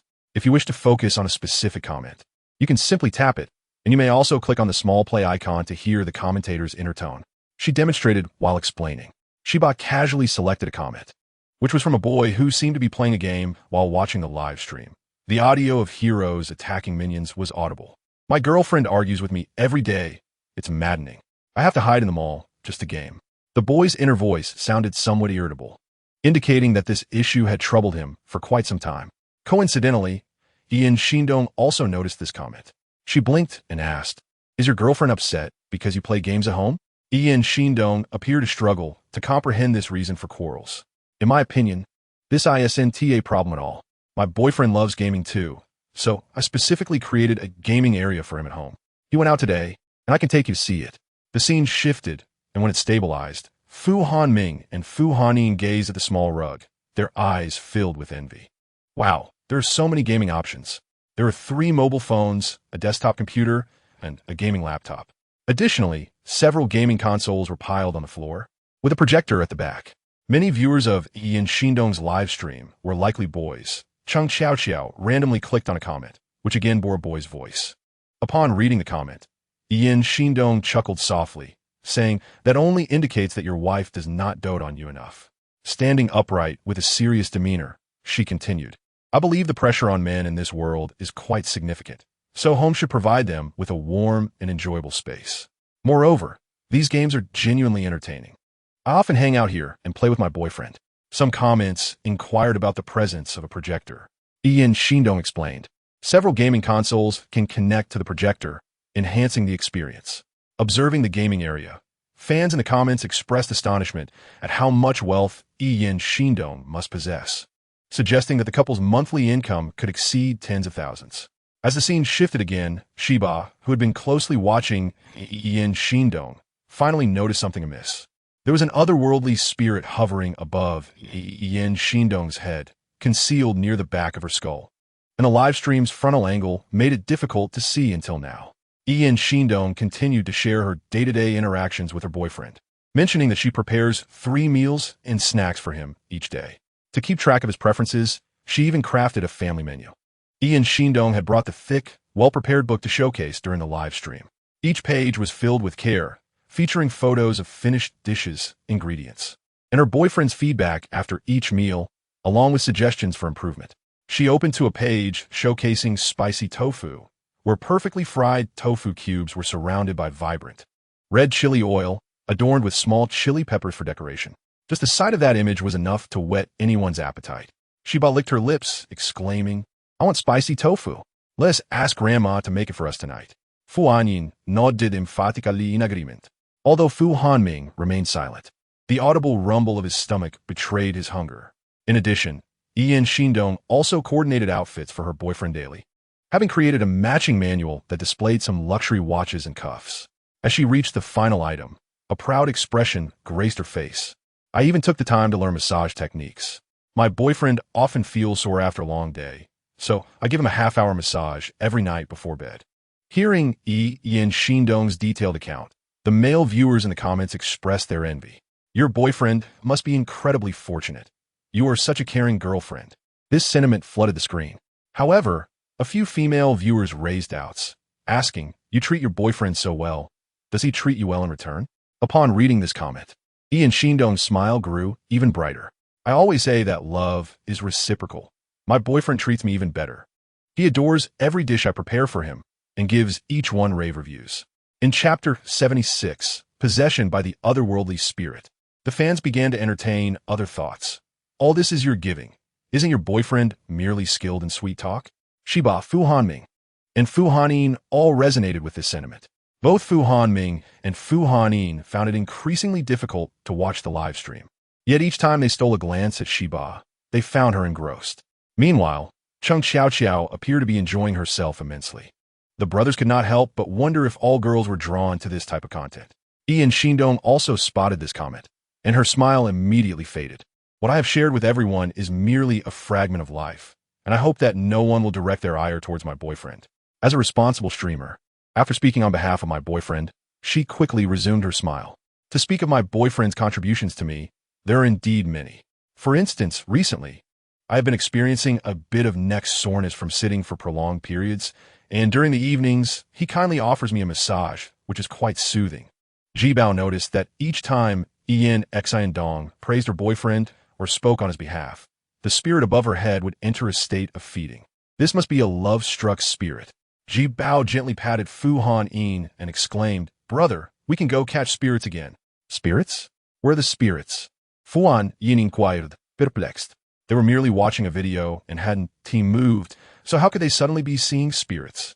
Thus, Jibao, who had been so engrossed in the live stream, was actually watching for spirits. Capturing spirits must be far more entertaining than this live broadcast. Fu Han Yin and Fu Han Ming instantly became excited. "Sister, when can we go catch spirits? We are already prepared. No rush. I need to check the address with Daddy first. We will go tomorrow." "All right," she replied. Tomorrow is Sunday, so there is no school, and they can join too. Chung Xiao, upon hearing the term spirit, was already trembling with anxiety, finding it difficult to voice her thoughts. After a long pause, she finally managed to speak. "The spirit, Ian Xiandong, has been possessed by a spirit. Is that true?" Chung Xiao would rather believe that Ji Bao was playing a trick on her, just as she did last time. She had been following Ian Xiandong for quite some time, even setting her alarm to wake up from midnight streams. Now being told that Ian Xiandong was possessed by a spirit, wasn't it equivalent to saying that she had been following a spirit all this time? It is indeed a spirit possession. You can join me in catching spirits. However, I find her interactions with her boyfriend to be quite blissful. Chung Xiao murmured this. But Ji Bao, Fu Han Ming, and Fu Han Yin did not hear, as they had already rushed to Fu Han Chuan's study. Daddy, before seeing Ji Bao's figure. They already heard her voice.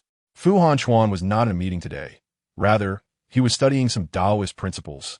With 2 stacks of yellow paper on his mahogany desk, one stack already drawn upon, clearly flawed, while the other remained pristine. Fu Han Chuan left his desk and picked up the approaching Ji Bao, asking what is wrong. "Daddy, I discovered a spirit, but I don't know the address. Can you help me look it up?" Ji Bao activated her adorable mode. Faced with such a charming Ji Bao, Fu Han Chuan couldn't resist lightly pinching her cheek. "Of course, where is it?" Ji Bao handed over her tablet. Ian Xiandong had already ended the live stream, and Ji Bao tapped the homepage, showing him the sister. "All right." Fu Han Chuan did not ask further questions, transferring the information to his computer. "It might take a little time. Can I tell you after dinner?" Ji Bao nodded, unhurried. "Tonight, I still need to prepare some things. As long as we can set off tomorrow, that's fine." MHM. As Ji Bao exited the study, she caught a whiff of a delightful aroma while passing through the kitchen. Following the scent, she walked in and saw her grandmother busily working at the stove. Ji Bao tiptoed over and hugged her from behind. Although she intended to wrap her arms around her grandmother's waist, her petite stature meant she ended up hugging her thighs instead. Grandma, the elderly lady, concerned about Ji Bao falling, stood still and said, "Ji Bao, I learned how to make cloud cakes today. You must try it." "Sure." Ji Bao released her grandmother's legs, obediently fetching her apron and waiting for her to take the cloud cake from the oven. The cloud cake was adorned with numerous raisins and cranberries, with the grandmother having skillfully crafted a cartoon rabbit design with them. Ji Bao poked at the rabbit with her fingertip. "This little rabbit is so adorable." "Indeed. Now hurry and eat it, and its cuteness will become yours." The grandmother smiled warmly. However, Ji Bao shook her head, saying, "I'm already quite cute. With the little rabbit-esque charm, you would be even cuter." The grandmother remarked as she broke apart the cloud cake, revealing its light and snowy interior, devoid of any impurities, evoking joy at first glance. Ji Bao tore a piece and placed it in her mouth. It was fragrant, soft, and delicate, melting instantly, delicious, even better than beef jerky. The grandmother, who loved culinary exploration and relished praise, suggested, "Let us replace the beef jerky with cloud cakes for next week's snacks. And we can also try egg tarts and double skim milk." Ji Bao hesitated for a moment, but couldn't bear to part with the beef jerky. "I really like beef jerky too. Can we have both?" Jiang Wu, who was nearby, couldn't help but cover her face upon hearing Ji Bao's words. It seemed her foodie traits had been entirely inherited by Ji Bao. How had she not noticed this love for food earlier? Of course, at 4 in the afternoon, Fu Yichuan arrived with the family, the car packed with gifts. There were nutritional supplements for the elderly, a business pen for Fu Han Chuan, a gaming console for Fu Han Ming and Fu Han Yin, and a lovely doll for Cheng Xiao Xiao. Chapter 77. Preparing to depart. Most notably, there were seasonal clothes prepared for Ji Bao. For Mommy took Ji Bao's little hand. When I heard we were coming over tonight, while shopping for clothes at the mall with Lin and Su Yu, I selected a few outfits for you. Let us see if you like them. I like them all. For Mommy was amused by Ji Bao's obedience. You are such a sweet talker. You haven't even tried them on yet, and already know you like them. Ji Bao tilted her head towards For Mommy, reasoning that since the clothes she wore were beautiful, those prepared for her must also be lovely. This sentiment made For Mommy beam with delight. I know Fu Shi Chuan has prepared many outfits for you, but he is still an unmarried man. I primarily picked out comfortable thermal underwear and little socks for you. Shall we go inside to try them on? Yes. Jiang Wu followed them inside, feeling a pang in her heart as she observed the items For Mommy had prepared for Ji Bao and their cheerful banter. Although she constantly reminded herself that Fu Han Chuan treated Ji Bao well and that every member of the Fu family was good to her, and that she was accompanying Ji Bao in her own way. Witnessing For Mommy's preparations and her laughter still made her feel that Ji Bao lacked maternal affection. Fortunately, with For Mommy caring for Ji Bao, some of that maternal void could be filled. After dinner, Ji Bao followed Fu Han Chuan to study, with Fu Han Ming and Fu Han Yin hastily trailing behind, while Cheng Xiao Xiao, after some hesitation, quietly entered as well. Fu Han Chuan observed the sudden influx of people, but said nothing. I have located the position. We are in the same city, but it is rather remote.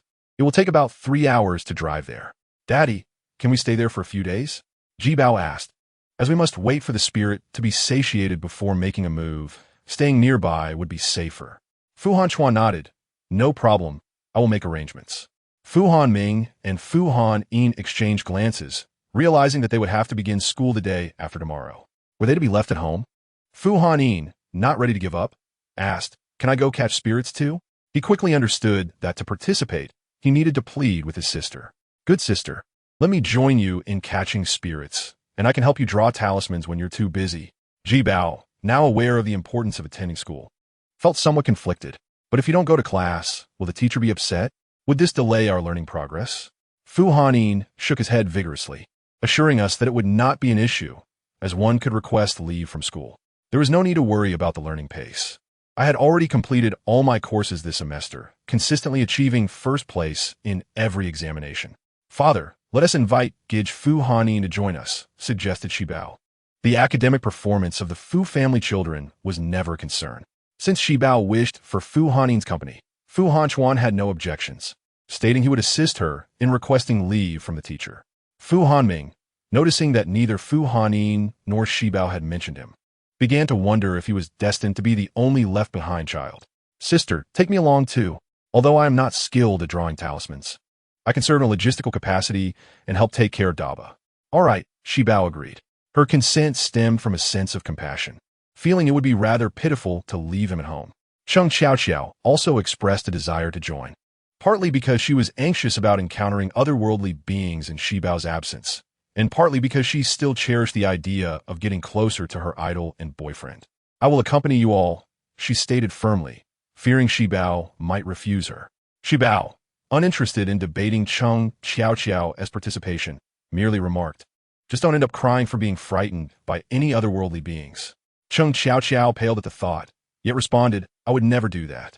True to his word, Fu Han Ming busied himself with logistical tasks, rummaging through cupboards for snacks and packing them neatly in the living room to be loaded into the car the following morning. Fu Han Chuan observed his diligent efforts without comment.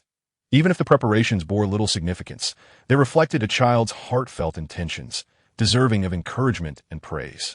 In contrast, Cheng Xiao Xiao appeared more leisurely, having heard that their destination was a village, likely to be dirty and dilapidated, prompting her to pack an abundance of cosmetics and her own mattress and sleeping bag. Her belongings filled a 40-inch suitcase to the brim. Shi Bao planned to take Daba along. As the dog usually confined its activities to the yard, it was a rare opportunity for Daba to venture further afield and enjoy a change of scenery. Once everything was prepared, Shi Bao, lying in bed, thought of Si Yin and wondered how he was faring. Were his parents safe?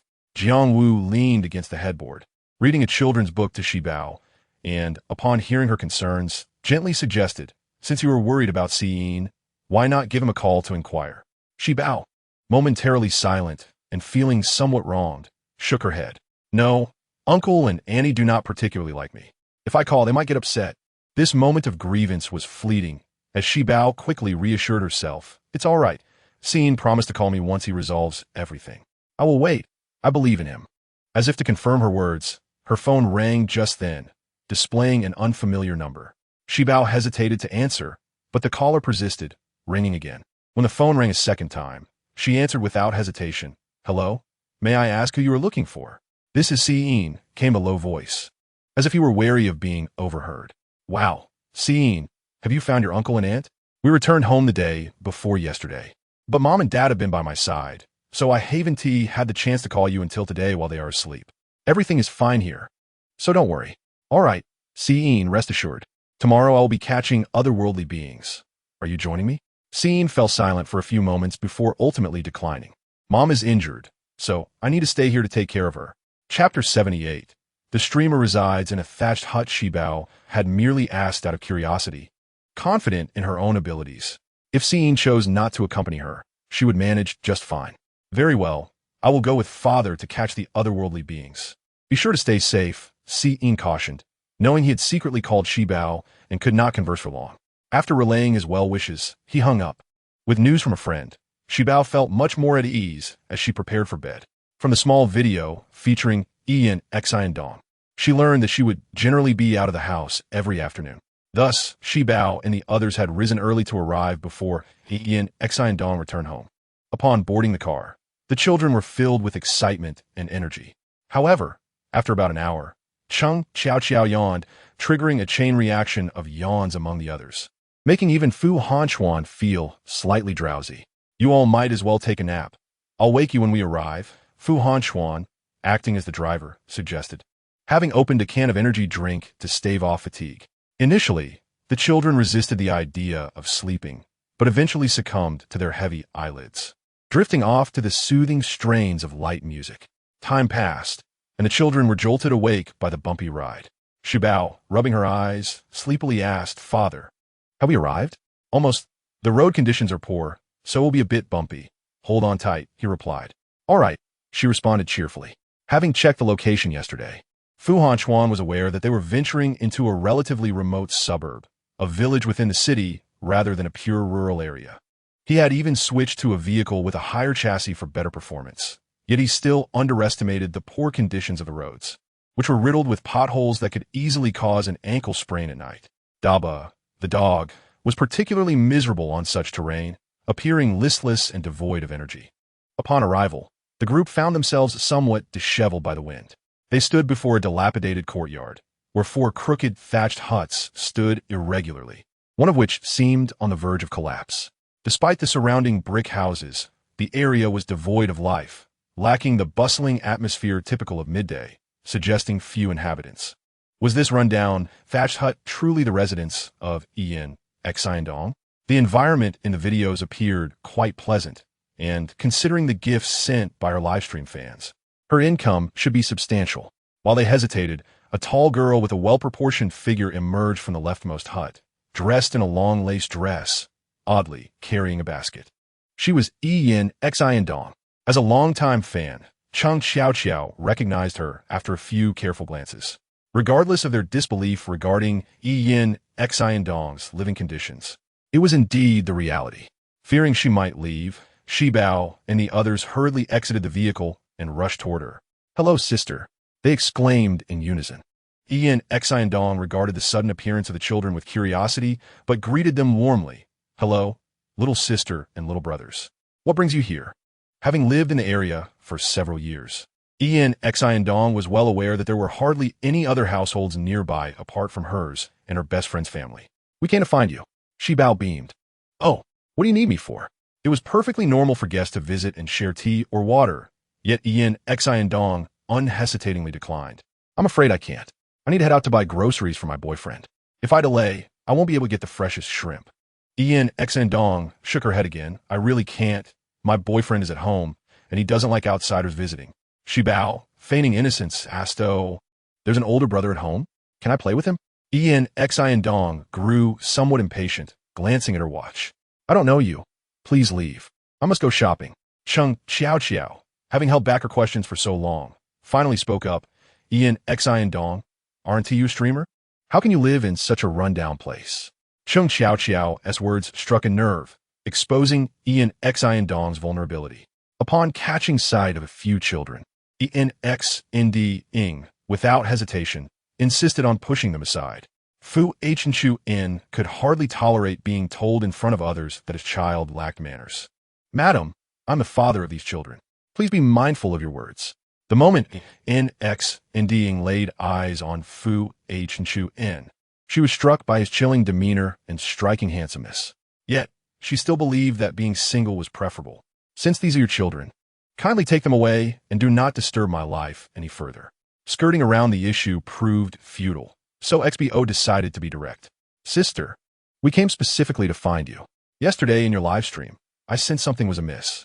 To use our professional terminology, you appear to be possessed by an otherworldly spirit." Before XBO could elaborate, Ing erupted with anger, her cheeks flushed. "How dare you speak such nonsense, child? Possessed? Have you been watching too many cartoons?" "Sister, you must believe me. I speak the truth. Have you not noticed that your interactions with your boyfriend are rather pathological?" Ian Ing was particularly sensitive to any criticism regarding her boyfriend. "Are you perhaps sent by some woman to sow discord because you envy our happiness?" XBO was momentarily at a loss for words. Even the melodramatic series she had watched with Jing W could not compare to this absurdity.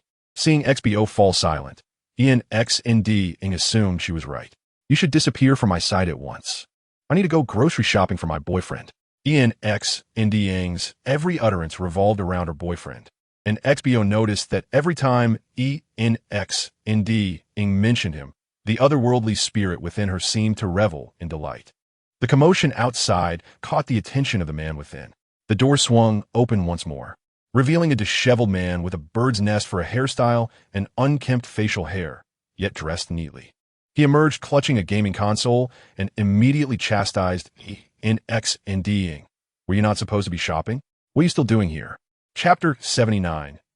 Ian Ing exhibited no reluctance in her boyfriend's presence.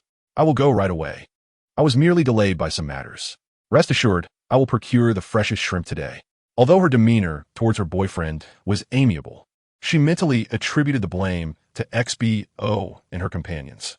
When her boyfriend was not looking, she shot a glare at them. However, her boyfriend remained skeptical of her words, remarking, "Who failed to buy fresh fish yesterday? Have you become so arrogant since starting your streaming career? Would you be where you are without me?" No. I will go right now," Ian Ing insisted, shaking her head vigorously. Impatiently, Ian Ing addressed XBO, who was blocking her path. "My boyfriend is already angry. You should leave at once." After uttering this, her seemingly imperious boyfriend finally took notice of XBO and the others. His vacant gaze lacked any spark. "You are disrupting my girlfriend's grocery shopping. Shoo! You little brats, go back to where you came from." With such an uncommunicative pair, XBO felt compelled to concede, seizing the opportunity to place a tracking talisman on Ian Ing and her boyfriend. Ian Ing's boyfriend shoved the children outside, slamming the small wooden door with such force that it felt as though it might come off its hinges. "What do we do now?" Fuaka in Epsilon inquired. Fu Henshu In had already rented a nearby house, merely 2 courtyards away from the thatched cottage. Prior to their arrival, the house had been thoroughly cleaned and the Kong warmed. Fu Ing opened his suitcase, presenting an assortment of snacks he had prepared the previous day. "Sister, I brought you jerky, jelly, nuts, and little cakes. What would you like?" "Anything is fine. Thank you, brother Ing." XBO leaned over the edge of the Kong, her arms propped up, her little legs kicking in vain, her face reddening with exertion, yet unable to climb up. Already seated on the Kong, Fu In slid down to stand behind XBO, giving her a gentle push upward. Fuaka nanometri niji, having set down the snacks, came to assist as well. At last, XBO succeeded in perching atop the Kong, clapping her hands joyfully. "This is so warm."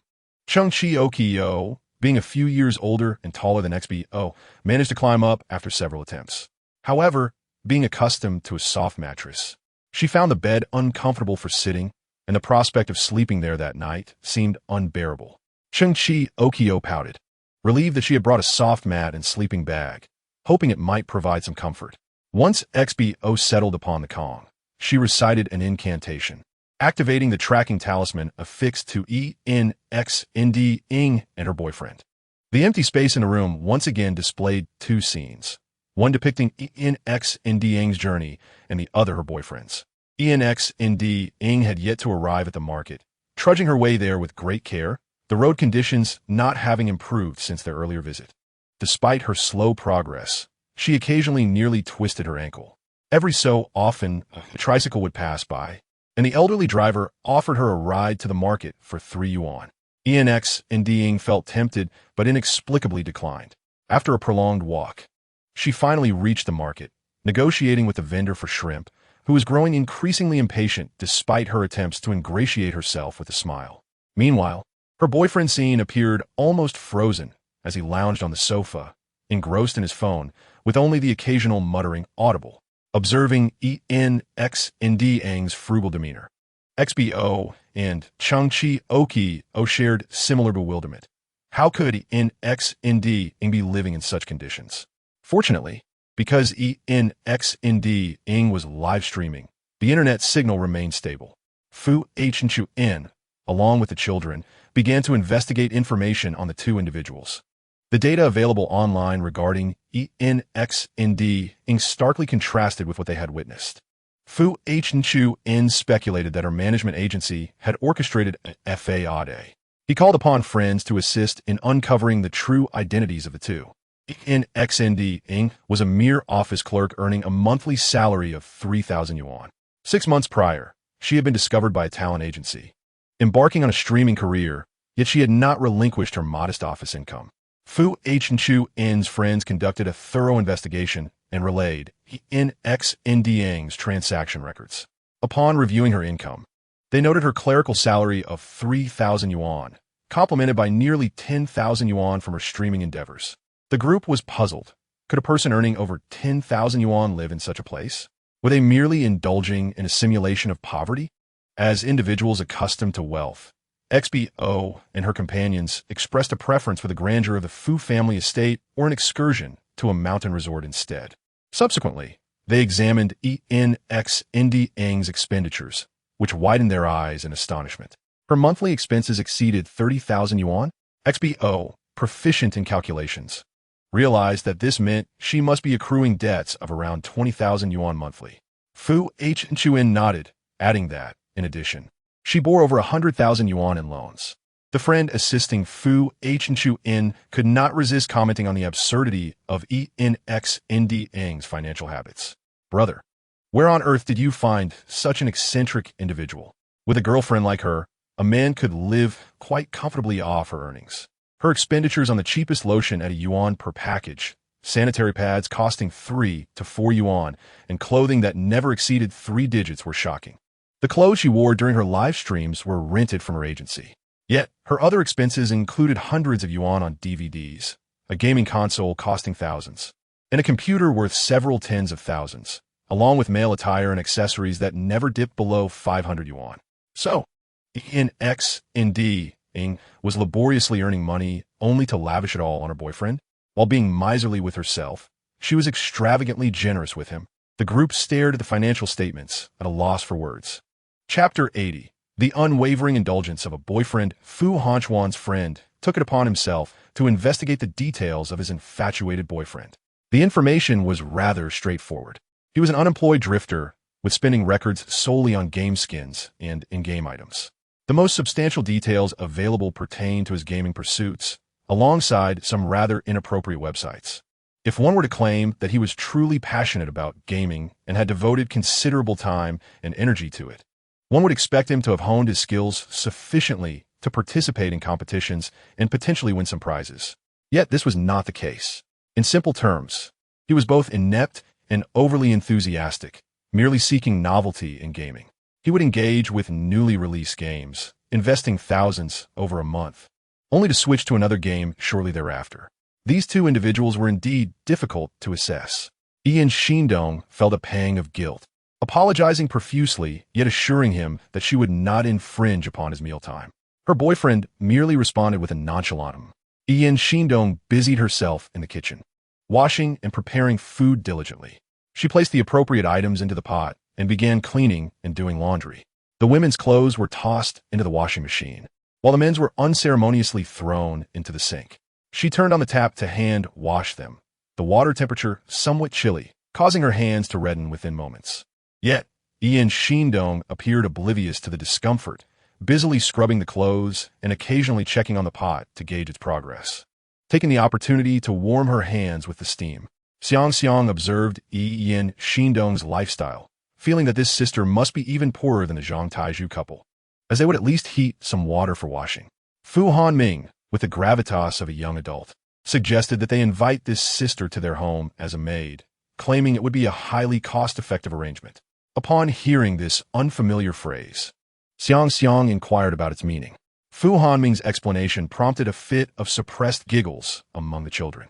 Having prepared dinner, Ian Shindong did not serve the food on plates, but rather filled a multi-compartment thermal lunchbox, delivering it to her boyfriend's side.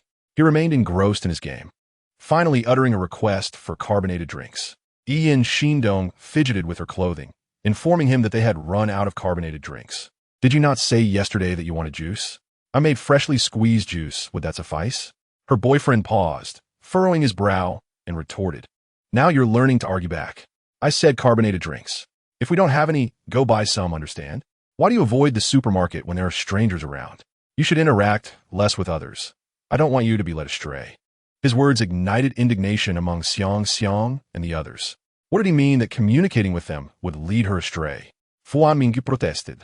Was he trying to restrict his girlfriend's interactions with the outside world? Xiang Xiang questioned. Yet, Ian Shindong seemed unconcerned, responding, "I understand. I will go buy carbonated drinks now."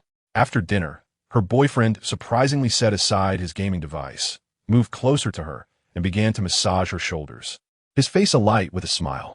"You work hard today. The dishes you made are delicious." Ian Shindong, radiating warmth, replied, "Your enjoyment is my happiness.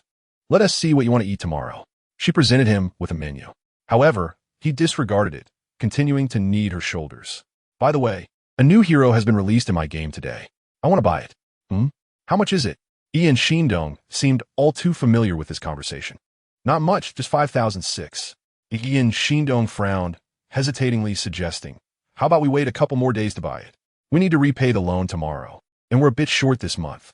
We haven't been able to pay for several consecutive months, and if we don't pay this time, the interest will double next month. We've already doubled it several times. We really can't afford to double it again." Her boyfriend's expression darkened incrementally as he withdrew his hand from her shoulder. "After all that, you simply refuse to spend this money on me." "No, that's not it," Ian Shindong frantically explained. "Stop talking. I understand. You're a big streamer now, so naturally you look down on me. You used to spend 10,000 on a game account without batting an eye, and now you can't bear to part with this little amount? Fine. If it's like this, let us break up." Upon hearing the word break up, Ian Shindong's face went pale. No, please don't break up. Give me 3 days. I'll find a way, all right? That's not good. The launch is tomorrow. I must buy it today to seize the opportunity." Seeing Ian Shindong wavering, her boyfriend pressed on, "You know, my dream is to create a game that everyone in the world will love, which is why I work hard playing games every day. While your care for me is physically taxing, I'm expending mental energy." Ian Shindong longed to agree with her boyfriend, but she had only 5 yuan left, and 5,006 was simply unattainable for her. "Just give me one more day. I promise I'll have it for you tomorrow." "Forget it. Let us break up." Her boyfriend turned to leave. In a moment of desperation, Ian Shindong knelt down and clung tightly to his leg, pleading, "Please don't go. Don't break up. I'll think of a way. I'll have the money for you by 6 in the morning. That's more like it." Thus, Ian Shindong's earlier statements about her boyfriend praising her cooking and giving her massages were set against this backdrop. Meanwhile, the otherworldly spirit attached to Ian Shindong was rapidly expanding. Initially, Xiang Xiang had estimated 10 days, but at this rate, it seemed the spirit would be satiated by tomorrow night, allowing her to reap the rewards. That night, Ian Shindong remained awake, tirelessly singing and dancing in a live stream to gather the required 5,600 yuan. Chapter 81. A visit from a close friend after a sweet night's slumber. Xiang awoke to the sight of Yin Shindong, instantly alerting her to the urgency of the situation. The otherworldly spirit had been well fed, and she needed to act swiftly to eliminate it. Yesterday, she had struggled to climb onto the bed, but with a deep breath, she prepared to leap down, only to be swiftly caught by Fu Hanxuan, who safely set her on the ground. What's wrong? It's still early. You can sleep a bit more. Xiang shook her head vigorously, exclaiming that there was no time to waste. If she did not deal with the spirit, she would perish within 6 hours. But there are still 6 hours left. Just wait until you finish breakfast. No, if the spirit finds a new host within those 6 hours, it will leave early. The sooner, the better. Xiang was genuinely anxious, disregarding Fu Hanxuan's words. Fu Hanxuan understood her urgency, but remained concerned about breakfast. 10 minutes for breakfast. You want to know how long it will take afterward. Fu Hanming, Fu Hanin, and Cheng Xiaoqiao were also awakened by the commotion, and upon hearing Xiang's words, they quickly jumped out of bed. Sister, I'll go with you, they declared. Fu Hanxuan halted them, instructing, first wash your faces, have breakfast, and I promise you'll be out in 10 minutes. The two boys sprinted out like the wind, splashing cold water on their faces as they hastily completed their morning routine. Xiang, however, waited for Fu Hanxuan to bring her a warm towel to wipe her face. Only Cheng Xiaoqiao remained in bed, despite the soft mat. The bed was still quite hard. After finally falling asleep last night, she now awoke feeling sore all over. She wished to join Xiang and the others in capturing the spirit, but found herself too achy to move. She wanted someone to carry her, but received no attention. By the time she finally managed to rise, Xiang and the others had already finished washing up and were seated at the dining table, enjoying breakfast. 9 minutes later, a ravenous Xiang, along with Fu Hanming and Fu Hanin, who still felt hungry, set off on time with Dubai, while Fu Hanxuan stayed behind at home. On their way, Xiang applied medicinal powder to their foreheads, ensuring they would be able to see the spirit later. Cheng Xiaoqiao was torn between her desire to witness the supernatural and her fear of it. After much deliberation, she finally allowed Shibao to apply the medicinal powder to her forehead. Fu Hanming, being the eldest, pondered the situation more deeply, recalling how the sister from yesterday had been reluctant to engage with them. Would they encounter the same closed door today? Sister, will we be able to enter the house today? Shibao mused, finding a pertinent question. If Yin Shindong refused to open the door, how could they capture the supernatural entity? Cheng Xiaoqiao suddenly chuckled. How foolish. We can simply offer them money. It must be said that Cheng Xiaoqiao had hit the nail on the head this time. Yin Shindong had streamed for an entire night to gather the required sum of 5,600 yuan, but had only managed to accumulate a little over 3,000, still falling short by 2,000. Coupled with the need to repay debts, she was indeed in a financial bind. Upon arriving at the thatched cottage courtyard, they stood at the entrance and heard a voice filled with curses. What good are you? Can't you earn over 5,000 in a night? You promised me yesterday that you would have it by 6 today. What time is it now? Can you even read the clock? Yin Shindong offered no resistance, instead pleading desperately for more time, insisting she would surely manage. Hurry up and earn some money. If it weren't for the pursuit of the supernatural, Shibao would have genuinely considered tossing these two into the river to teach them a lesson, one for a good scare and the other for a much-needed wake-up call. As they reached the door, Shibao began to knock. Yin Shindong cracked the door open, saw Shibao and the others, and quickly shut it again. Why are you back? I'm busy today and don't have time to waste with you. Just leave. Shibao forced a smile, her voice sweet. Sister, you must really need money, right? We can lend you some. After a moment of hesitation, Yin Shindong opened the door a crack again, neglecting to inquire how they knew of her financial troubles. You want to lend me money? How much can you lend? Sister, we can lend you over 100,000. Yin Shindong was indeed intrigued. Do you really have that much? To quell any doubts, Shibao presented the carefully prepared financial details. Sister, look, and what do you want in return? Could we perhaps discuss it inside? Yin Shindong fell silent for a moment before closing the door again. Wait a moment. I'll ask my boyfriend. Initially, her boyfriend had grumbled about the arrival of several children, but upon hearing that they had money to lend, he quieted down. Let them in then. Finally, Yin Shindong opened the door wide, warmly inviting them into the dining area where she prepared sandwiches, even offering to buy a leftover bone from the previous night. Shibao noted a peculiar change in Yin Shindong's boyfriend today. Yesterday, he had been disheveled and unkempt, lost in gaming on the sofa all day and even dozing off while playing. Yet now, he was diligently grooming himself, styling his hair, and checking his appearance in the mirror as if today were a momentous occasion. Can you really lend me money? I need it urgently. I can write you an IOU. And I promise to repay you, Yin Shindong implored earnestly, her tone so sincere that one might think the funds were a matter of life and death. Actions speak louder than words, and Shibao promptly scanned and transferred 10,000 yuan. With this, Yin Shindong felt reassured and became even more attentive to her guests. You all sit here. My friend is coming over, and I need to buy more groceries. Let's have dinner together later. As if summoned, a knock echoed, just as Yin Shindong finished her sentence. That must be my friend. I'll go open the door.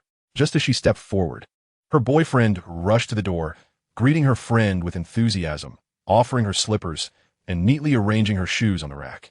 He even went to the kitchen to prepare a cup of honey water, knowing her preference. In stark contrast to Yin Shindong, her friend was stylishly dressed. Her hair meticulously styled and adorned with branded items that exuded both purity and allure. Her luscious lips were a captivating hue, drawing attention.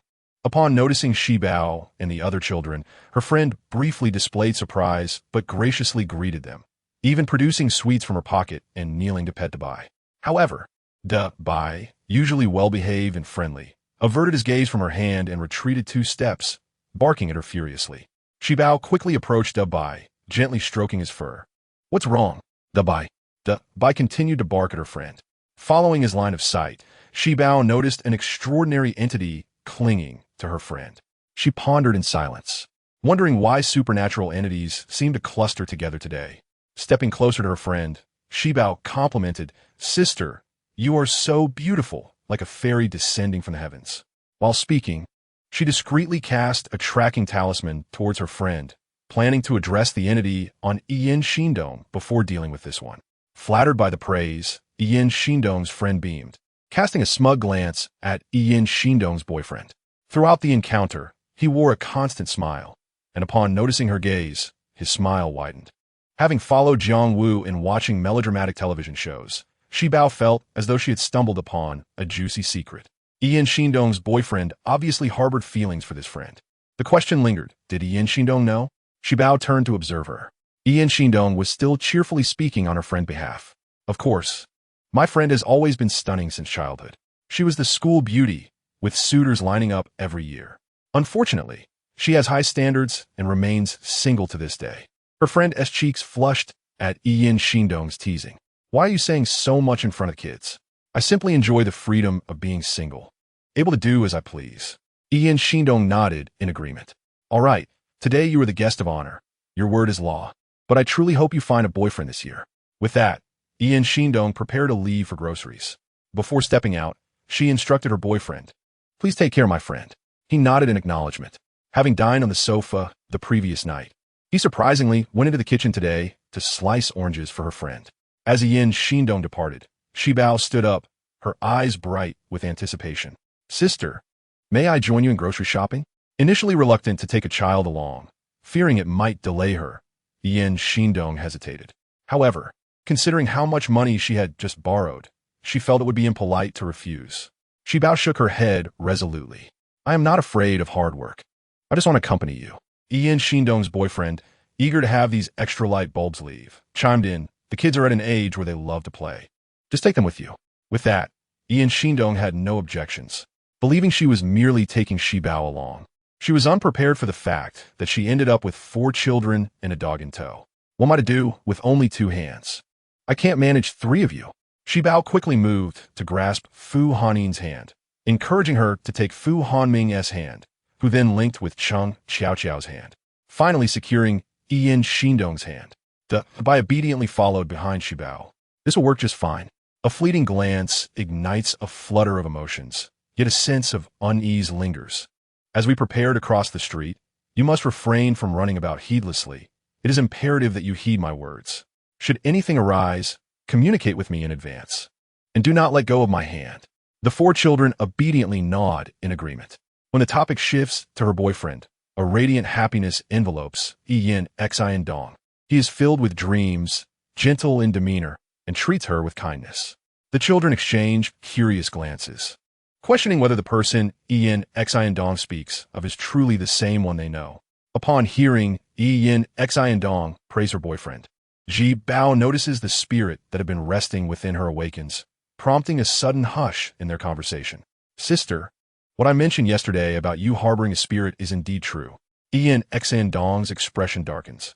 Although she is grateful for the money lent to her, she warns, if you continue to speak recklessly, I will be angered.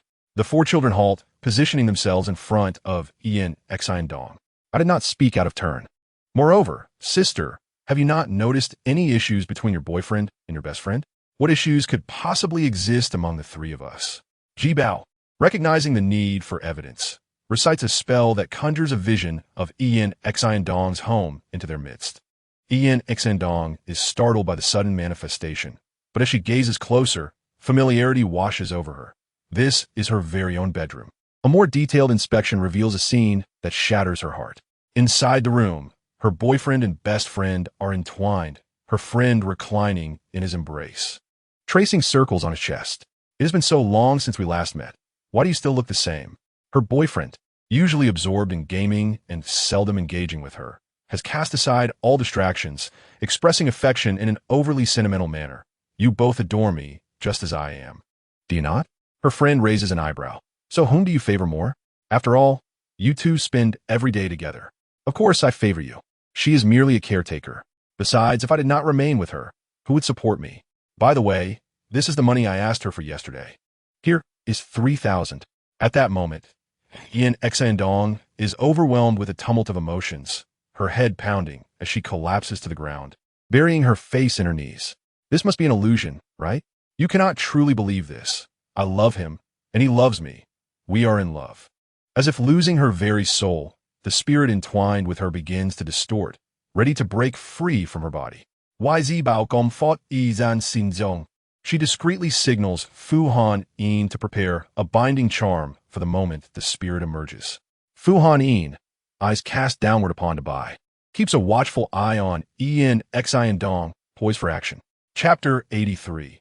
The emotional wounds of the spirit. This emotional spirit cautiously reveals half of its form, swaying in the air, believing itself unnoticed, before swiftly materializing entirely. In that instant, Fu Han Yin presses the binding charm onto it, while Ji Bao lashes out with her whip. The spirit, just emerging from Ian Xiandong, finds itself securely bound. A sense of lightness washes over Ian Xiandong, her headache fading, but before she can rise, she succumbs to unconsciousness. Fu Han Ming, quick on his feet, catches her. Sister, what shall we do if this lady faints? Fear not, she will awaken shortly. Just as Ian Xiandong regains consciousness, she expels the emotional spirit, which, not entirely malevolent, opts against a destructive confrontation. Bound by the charm and the whip, the spirit grows agitated. What do you little brats think you are doing? Thwarting my plans?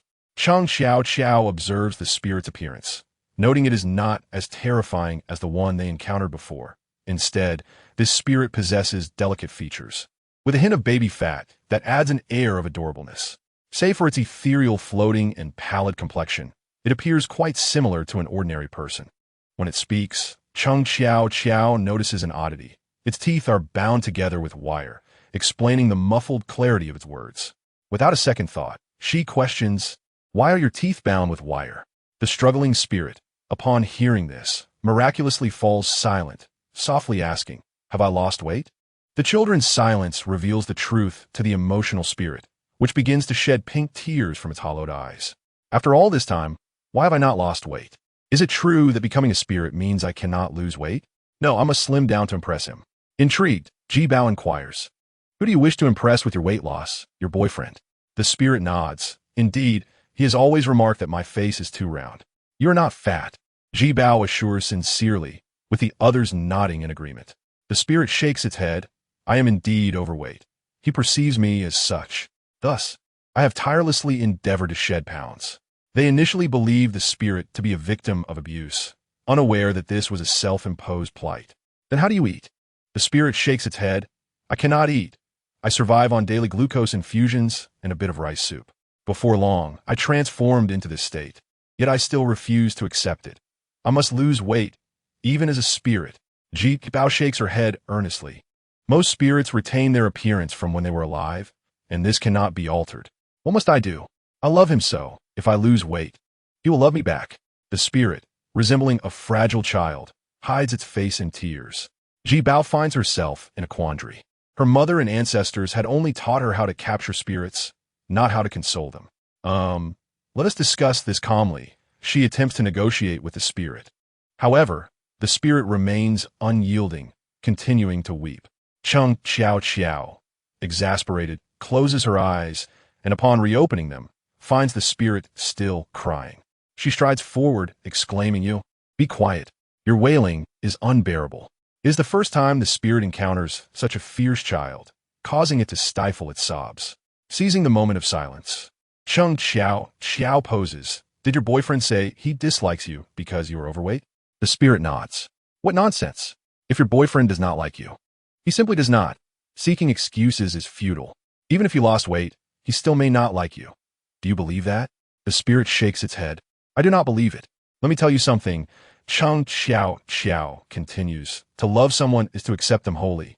How could he possibly cease to love you simply because of your weight? You are foolish to undergo such torment to lose weight for him, even binding your teeth with wire. He will only find you ridiculous." The spirit stands bewildered, pink tears glistening on its pale face, evoking a peculiar sensation. Zibao, Fu Han Ming, and Fu Han Yin share a moment of astonishment at Chung Xiao's insightful words.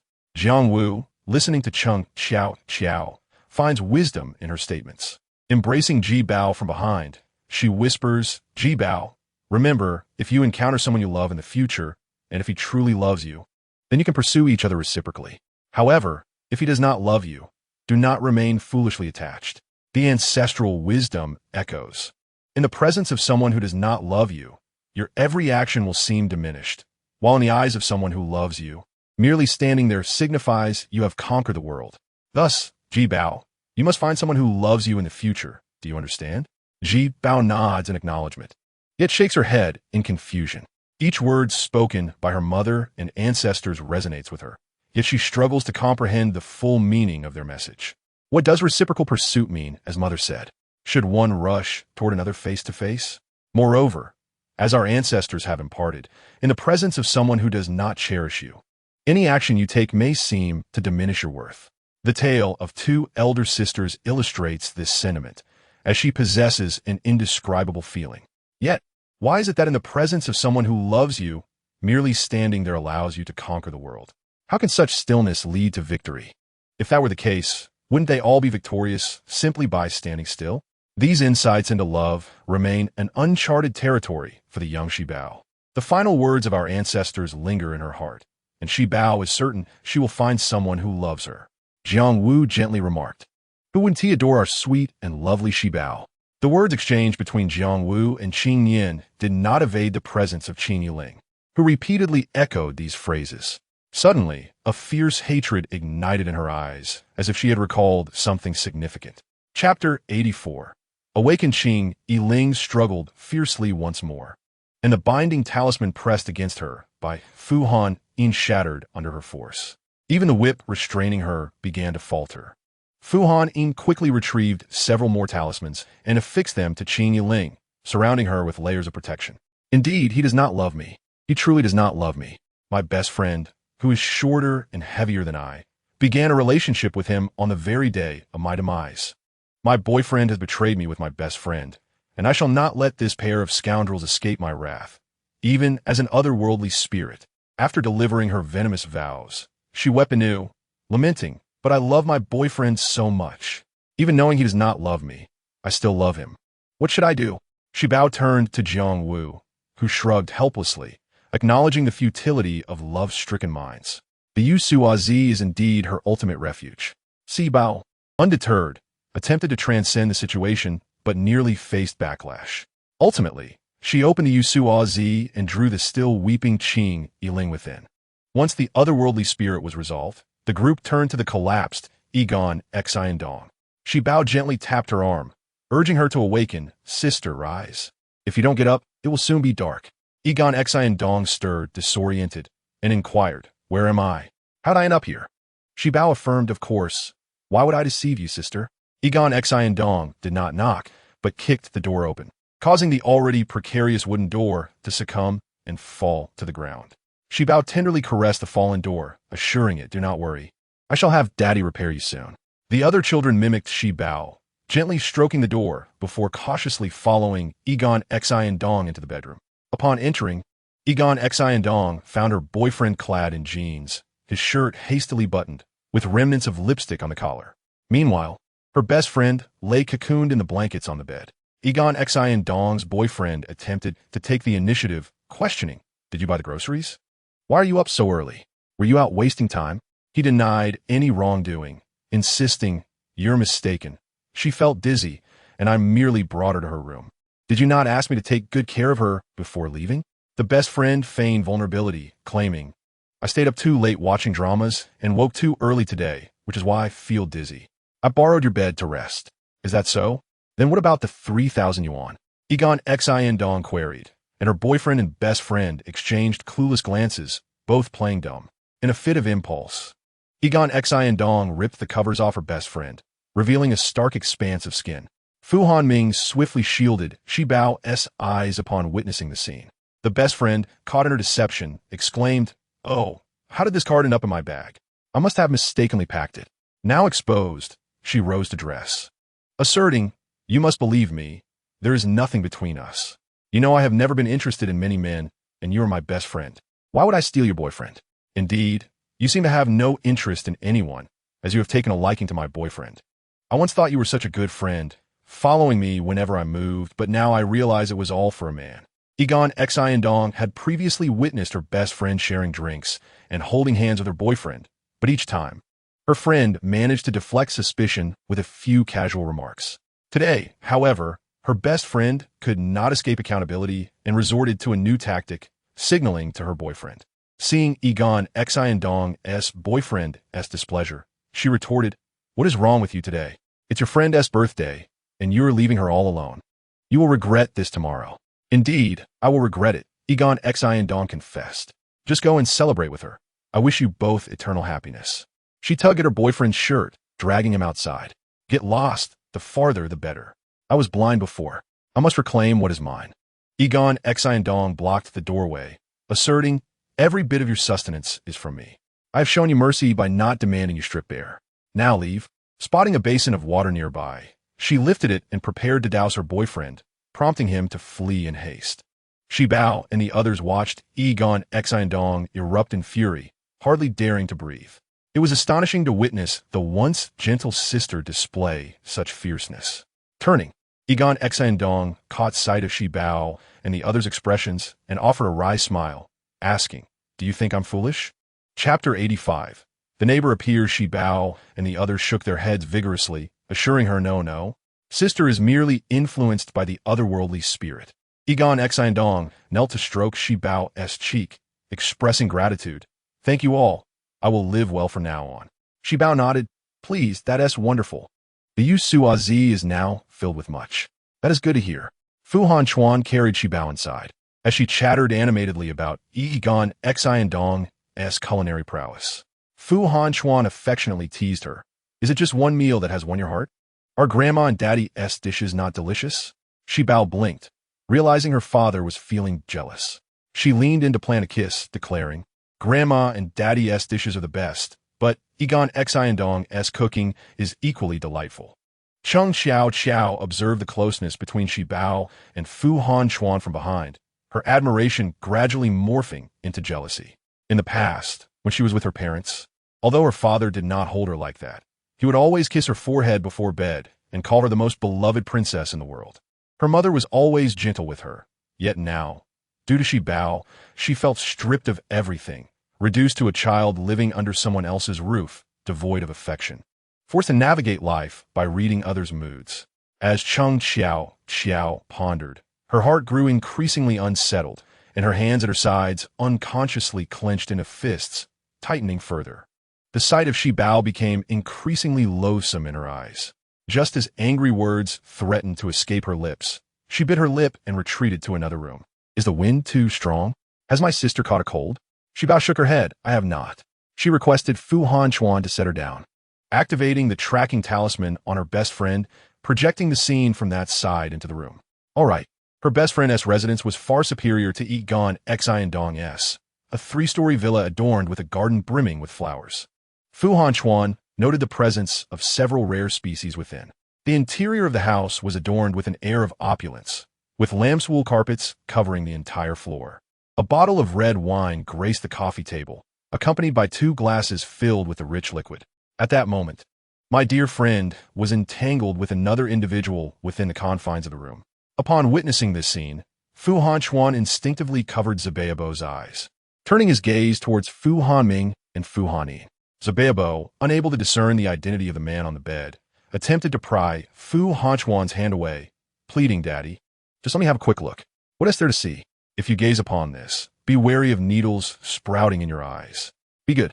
Why would needles sprout? Zabeabo was perplexed. Fu Hanchuan, at a loss for how to elucidate, sought to calm his emotions first. Then tell Daddy. Why do you wish to see? I want to see if this uncle is the boyfriend who makes my heart flutter at first sight. If he has indeed made my boyfriend leave, he should come looking for me. Fu Hanchuan continued to shield Zabeabo's eyes, stealing a glance himself. Despite having only seen her heart throb once in passing, it was evident that the man in the scene was clearly not him. The heartthrob was slender, while the man before them was robustly built. Is that so? Are they engaged in activities meant solely for lovers? Zabeabo remained unaware of the peculiar spirit that dwelled within her friend. Fu Hanchuan's response was ambiguous, and only when Zabeabo pressed him a second time did he grimly affirm, yes. So, a person without a boyfriend engages in such intimate activities with 2 different men on the same day? Could this spirit be a romantic one? As the 2 individuals in the scene showed no signs of halting their actions, Fu Hanchuan decided to abruptly cut off the visual display. Zabeabo wished to continue her observations. Yet noting her father's displeasure, she complied and ceased the viewing. Only then did Fu Hanchuan's expression soften somewhat. No one anticipated that the following morning, a knock would resonate from the door. Upon opening it, Fu Hanchuan beheld the very person from the previous day's scene. He was inclined to close the door immediately, but she wedged her foot in the gap, saying, You must be the new neighbors. I brought you some homemade cakes this morning. Having gathered information from her friend the day prior about Zabeabo's residence, she initially aimed to give them a taste of their own medicine, only to discover a remarkably fine man within the house. This man was far superior to those she currently associated with. If possible, she would genuinely consider marriage this time. As for failing to win this man over, that was out of the question. Fu Hanchuan had no interest in her cake, stating coldly, Miss, you jest. I know for a fact that these 2 buildings next to mine are uninhabited. Caught off guard, she shrugged off the revelation. We have few residents here, so we're practically neighbors in this village. She presented the cake once more. You wouldn't deny me this small courtesy, would you? I am merely renting this place, not a resident. You may leave now. Fu Hanchuan's demeanor was frosty as he issued his dismissal. That's quite all right. Even a day as neighbors is a form of fate. Don't worry, this is a treat for you. If you like it, you'll have to buy it next time. She cheekily winked. Fu Hanchuan was resolute in preventing Zabeabo from encountering this woman. She was lost. As he uttered this, he moved to close the door. Chapter 86. No awakening for those pretending to sleep. Zabeabo sensed that this strange sister harbored ill intentions towards her father. Adopting a stern expression, she inquired, Do we know each other? The woman feigned a wounded demeanor. Has my little sister already forgotten me? We just met yesterday. Zabeabo tilted her head in thought. Oh, it's you, the friend who stole a glance at my heartthrob's boyfriend. Hearing Zabeabo make such a remark in front of Fu Hanchuan, the woman's heart sank, fearing a misunderstanding. Little sister, you must believe your elder sister. I was merely dizzy yesterday. I am still single and wouldn't engage in such activities, would I? Also, how does a little girl like you understand such matters? Don't let bad people lead you astray. She began to lecture Zabeabo with feigned concern. Had it not been for witnessing her interaction with another man the day prior, both Zabeabo and Fu Hanchuan might have been swayed by her words. Fu Hanchuan, listening to this woman lecture Zabeabo, felt an increasing annoyance. My daughter does not require your guidance. Please leave. This time, Fu Hanchuan showed no regard for her foot, decisively shutting the door. The woman, however, was resolute, leaving her foot planted firmly in the doorway. Zabayabo watched in sympathy, feeling a twinge of pain for her. Ouch! My foot! Upon hearing her cry of pain, Fu Hanchuan slightly reopened the door to allow her to withdraw her foot. Once she was free, he quickly closed the door once more. Ouch! This man truly has a temper. He is indeed my type. After declaring her thoughts at the threshold, she limped back to her home. By midday, delivery riders began to knock on her door, bringing with them an array of takeout and flowers. Fu Hanyin observed in astonishment. Sister, has this lady been possessed by a spirit of gluttony? How could she consume so much? Moreover, given the remoteness of this place, it was unlikely to receive such deliveries. These were likely all from couriers, which must have cost a fortune in delivery fees. Next, Zabayabo and the others watched as she discarded the flowers into the trash, then opened the takeout boxes to arrange them on the table. She sampled a bite, then picked up her phone to message someone. Brother, I received your takeout. It's delicious. This braised pork is incredibly tender. But please, don't spend so extravagantly in the future. After sending the message, she tasted another dish, then messaged again. Little brother, I enjoyed your takeout. The spice level is perfect. But since you're still in school, you mustn't spend so much money. If you keep this up, I might get angry. This cycle repeated, as she sent messages to a dozen individuals, each one praising a dish while sincerely asking them not to splurge next time. The addresses ranged from brother to little brother, uncle, and even father. Chung Xiao Xiao watched her actions with wide eyes, an idea blossoming in her mind. If she could learn from this sister how to win a man's affection, Yin would surely take a liking to her as well. Contemplating how to stealthily seek this sister's advice, Chung Xiao Xiao resolved to do so early the next morning when no one else was awake. With her decision made, she glanced at Zabayabo, Fu Hanming, and Fu Hanyin, relieved to find that none of them were focused on her. Meanwhile, Zabayabo noticed that the spirit residing within her was visibly expanding. She finally confirmed that it too was a romantic spirit. However, this spirit differed from the one associated with her heartthrob.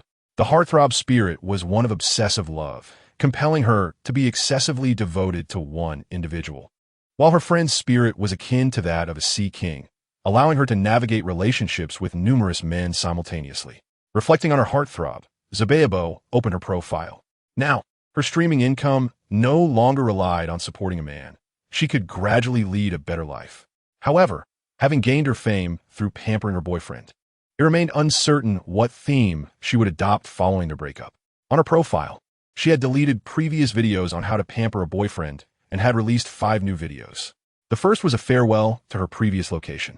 After bidding farewell to Zabayabo and the others, she packed her belongings and departed.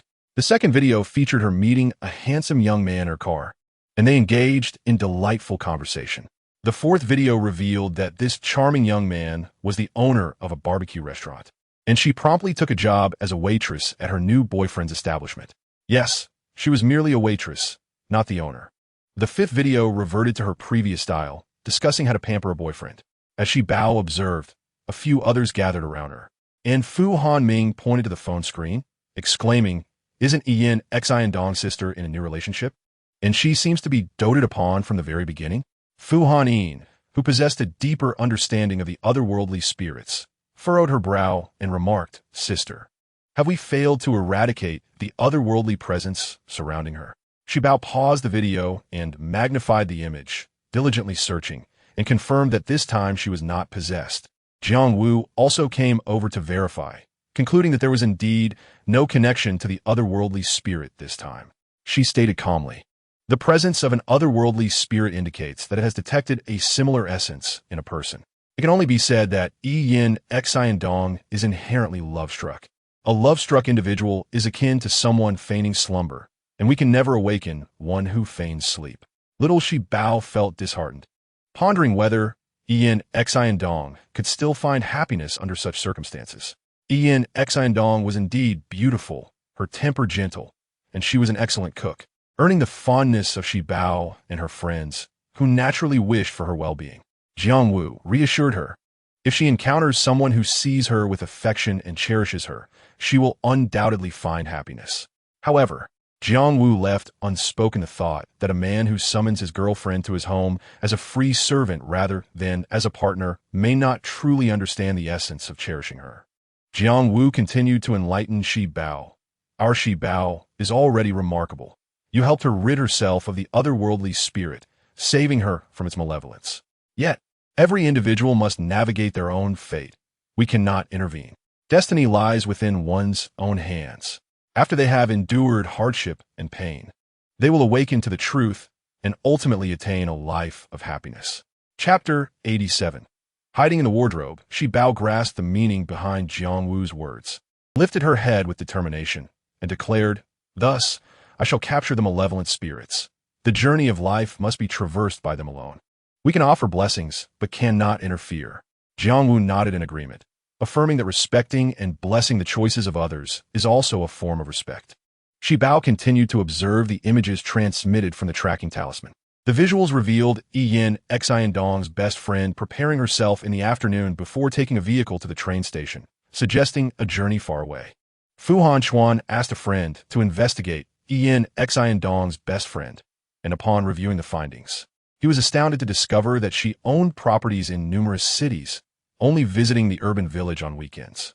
Fu Hanchuan began packing his luggage and instructed the younger ones to gather their belongings as they were likely to relocate, given that she had just purchased a ticket to the city.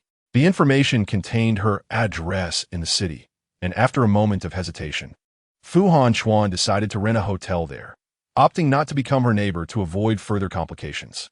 Chung Xiao pouted in displeasure, lamenting that her plan to secretly visit and study with him the next morning had been thwarted. Fu Hanchuan drove Shi Bao to the city, arriving slightly earlier than Yin Xiandong's best friend. The group settled into the hotel, monitoring her movements through the tracking talisman. It remained uncertain whether she had engaged with others in the vehicle, causing the otherworldly spirit attached to her to swell further. Upon her descent from the vehicle, a man driving a luxury car beckoned her over. She removed her sunglasses with delight, greeting him warmly and sauntering towards him. As she approached, she opened her arms and called out, "Darling," and they embraced. She glanced at the time, feeling a bit weary from the journey, and suggested, "Shall we grab a quick bite? Don't you have a meeting this afternoon?" The man reassured her, "It's just a meeting, since you prefer not to host a party. I shall cook for you instead. What would you like to eat?" The best friend glanced at the clock again, exclaiming, "Of course, we must have longevity noodles for my birthday. Let's go for the simplest option, the long noodles. Thank you in advance, dear brother. You are so wonderful." After making her request, she checked the time once more. Shi Bao, watching her incessantly glance at the time, couldn't help but feel puzzled. Why was she so fixated on the clock? Fu Hanming speculated, could she have arranged another meeting? According to the information gathered by Fu Hanchuan's friend, Yin Xiandong's best friend had more than one boyfriend in the city, and given that yesterday was her birthday, it was plausible that her various suitors were eager to impress her. The luxury car driver initially intended to stop by the market for groceries, but was rebuffed by her, who insisted that they could simply prepare the noodles with what was available at home, and if they desired any vegetables, they could order delivery. Throughout the journey, she continued to check the time. After multiple glances, the luxury car driver began to sense something amiss. "Do you have other matters to attend to? Why do you keep looking at the clock?" His inquiry greatly assuaged the luxury car driver, who replied, "No worries. Once we arrive home, you can rest first, and I will handle everything else." The best friend smiled in agreement, while inwardly she was cursing his ancestors. Realizing she might be under scrutiny, her heart raced slightly as she casually remarked, "I didn't want to trouble you today, so I didn't share my arrival time. You must have waited quite a while." The luxury car driver, feeling proud, responded, "I had no idea when you would arrive, so I've been waiting since 7 this morning." Goodness, what dedication. Fu Hanming couldn't help but blur out a comment. "Si Bao not that?" Wishing Yin Xiandong had encountered a man of similar caliber. Chung Xiao, enviously daydreaming, envisioned her Si Yin Gij waiting for her at the train station or airport the entire day. In contrast to her urgency, the luxury car driver remained completely unperturbed, preparing longevity noodles from scratch. He rolled the dough into strands, occasionally breaking them in the process. Just as the doorbell rang, he was still grappling with the dough. Upon hearing the doorbell, he rushed to answer, but the best friend dashed out of the bedroom at lightning speed. "Darling, wait. I have something to tell you." The more she spoke, the more pitiful her expression became, tears almost spilling from her eyes. The luxury car driver, forgetting to open the door, quickly wrapped his arms around her waist, soothingly asking, "What's wrong? Is there anything we cannot discuss? You know, my godmother has always believed we are mismatched, and disapproves of our relationship. He nodded. But I will prove through my actions that I genuinely love you and have no qualms about your family situation. In disbelief, he released her, asking, "Shall we drive her away right now?" The best friend shook her head, tearfully insisting, "No, I cannot upset my godmother. I am merely pretending to be in a relationship with him, but I assure you, I have gained nothing from it. I will always belong to you." He took a deep breath, asking, "What do you want to do now? Could you hide for a moment? Would it be all right to conceal yourself in the wardrobe?" "All right." The luxury car driver, feeling somewhat frustrated yet reluctant to cause her any distress, obediently tucked himself into the wardrobe of the master bedroom. After closing the bedroom door and drying her tears, she touched up her makeup. Once everything was prepared, she opened the door, exclaiming, "Oh no, did you wait long? I was so engrossed in the kitchen that I didn't hear the sound." Chapter 88. A collision. The newcomer was a sunny boy, sporting a baseball cap and holding a large bouquet of roses. Whenever the best friend spoke to him, his ears would flush with embarrassment. "No, not at all. I didn't wait long." The best friend moved aside to let him enter, reminding him, "I've tidied up some clothes in the master bedroom, so you cannot go in there." The sunny boy nodded. Having heard this request from her before, he did not offer to assist with the tidying. "Oh, and the neighbor's child is home today, so we must speak and act quietly," she continued to advise. The sunny boy nodded once more, appearing exceedingly obedient. The best friend then ventured into the kitchen to tackle the remnants left by the luxury car driver. To her, the kitchen was merely a display. Faced with the heap of wasted dough, she had no choice but to muster her courage and knead it. The sunny boy found a vase for the roses and entered the kitchen, offering to help. The best friend visibly exhaled in relief, her movements subtle. "Wasn't it my birthday yesterday?" she remarked, "but there was a minor mishap, so I want to make up for it with a longevity noodle today. However, my hands are too clumsy." The sunshine boy smiled gently. "No worries, let me handle it. Just give me 5 minutes." It proved that the sunshine boy was indeed quite reliable. Soon, a long and evenly thick strand of longevity noodle was formed. He drizzled some scallion oil over the freshly cooked noodles, making it look and smell exquisite. This simple bowl of longevity noodles made Shi Bao and her companion's stomachs growl in anticipation. Shi Bao nudged the magazine in Fu Hanchuan's hands. "Daddy, when will our takeout arrive?" "Soon," he replied. "Are you hungry, Shi Bao? Would you like some snacks?" Fu Hanchuan handed out a few bags of potato chips to each child. Shi Bao sighed softly. "I miss the beef jerky Grandma made and the cloud cake." Items without preservatives spoil quickly, and they devoured everything they brought home on the same day. Among them, Jiang Wu and Qing Yin had been the most well-fed these past few days. These two could find food wherever they went, munching while giving evaluations, which made Shi Bao envious. Fortunately, after finishing a bag of chips, the takeout finally arrived. The food prepared by a 5-star hotel chef was decent but lacked the homely flavor of Grandma's cooking. As they gathered to enjoy their meal, they looked up to see the live feed from the tracking talisman and were all taken aback. How had the room filled with so many people while they were eating? Besides the luxury car man and the sunshine boy, there were now a suited man, a sunglasses-wearing man, and a rotund man. What was even more absurd was that all 5 men appeared on the screen simultaneously. The 5 men surrounded the best friend, who now wore a hint of panic on her face. The luxury car man, with a stern expression, said, "Are these 4 suitors introduced to you by your family?" The other 4 stared intently at the best friend. "We are your suitors?" The sunglasses-wearing man removed his shades with a scoff. "I knew yesterday was your birthday and took special leave from the city to surprise you. Now, this is quite a surprise. This isn't what it looks like. Let me explain," the best friend stammered, unsure of how to clarify. The time management expert had never encountered such a collision of events before, let alone a 5-car pileup. Jiang Wu watched the scene with delight while munching on chicken wings. "This is thrilling. Juggling 5 boats. Even a drama wouldn't dare to portray this." She lamented, "If only I hadn't gone to find food, I would have seen how these 5 men were hiding." Qing Yin, who had been quietly knitting, remarked softly, "The space isn't ample enough. The 4th person's hiding spot just happened to collide with the 1st person." Their argument startled the others. Qing Yin spoke calmly, but Jiang Wu seemed to have uncovered a significant secret. "Old ancestor, didn't you say you weren't interested in such melodramas? Are you secretly watching them?" Qing Yin coughed awkwardly. "Of course not. Shi Bao just wanted to eat. I was keeping an eye on the otherworldly spirit." Jiang Wu remained skeptical. That spirit isn't developing quickly. How could it possibly be full after just a meal?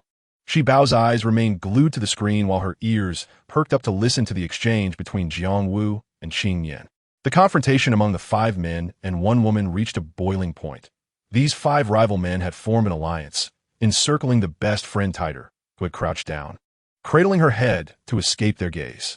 It was unclear which of the 5 first seized the best friend's hair, but the other 4 quickly intervened, demanding, "What do you want?" The Sunshine Boy declared, "Sister said she would always belong to me. I believe she has her reasons, so I must take her away. Let go of her." The best friend felt a moment of relief at the prospect of someone willing to give her a chance. Just as she was about to breathe out fully, the other 4 began to voice their opinions. The sunglasses-wearing man stated, "If you like her, you should respect her. I met her at the nightclub. Since she enjoys the nightlife, I'll let her live there." The rotund man added, "My family has the best chef. I can fatten her up so she won't want anyone else." What did it mean to live in a nightclub? Weren't women in nightclubs often at the mercy of other patrons?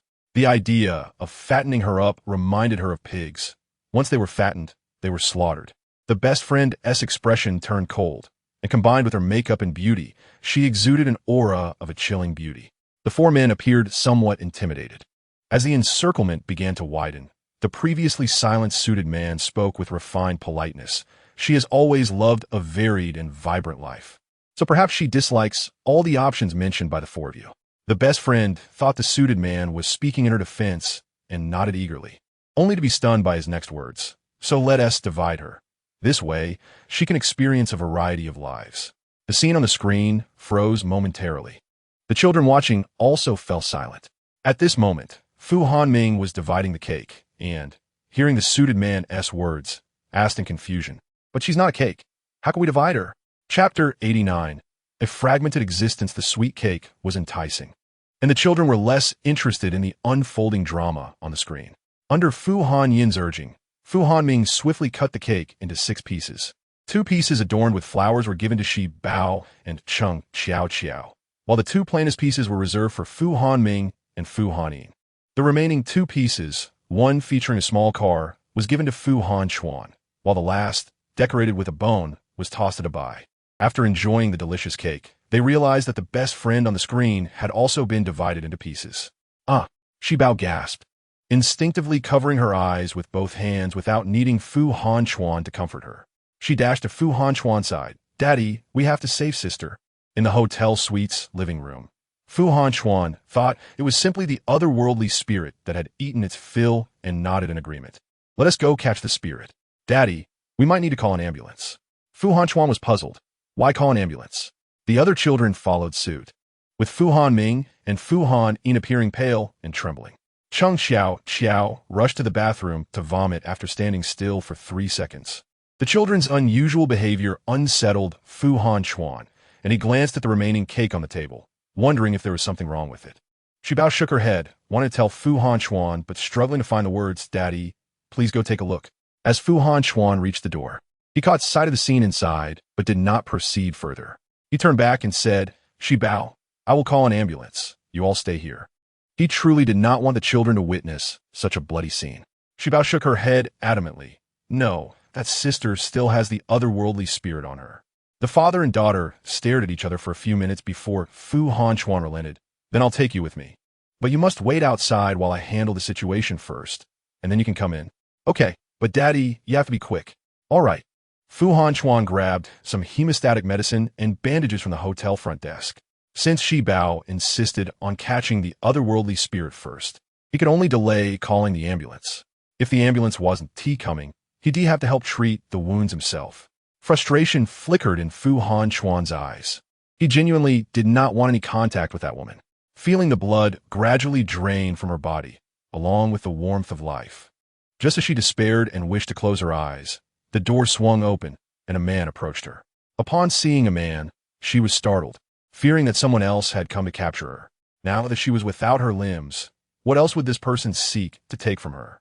When the man entered, she discovered that he was, in fact, a distinguished gentleman from the urban village. "Help me, save me," she pleaded.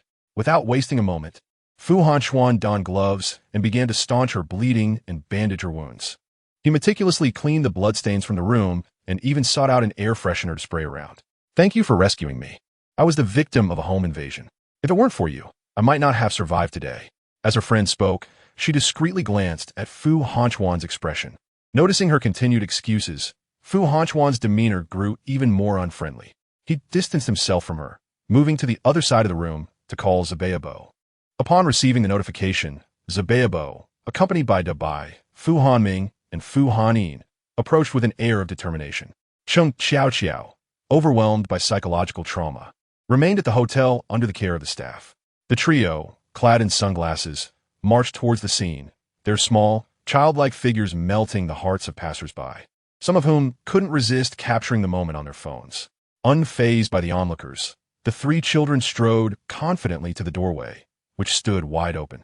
However, upon reaching the threshold, they recoiled in shock at the sight before them. Fu Hanchuan assumed they were startled by the sight of her friend on the floor and fetched a blanket to cover her. Little did he know that it was the ethereal being attached to her that frightened Zabayabo and the others.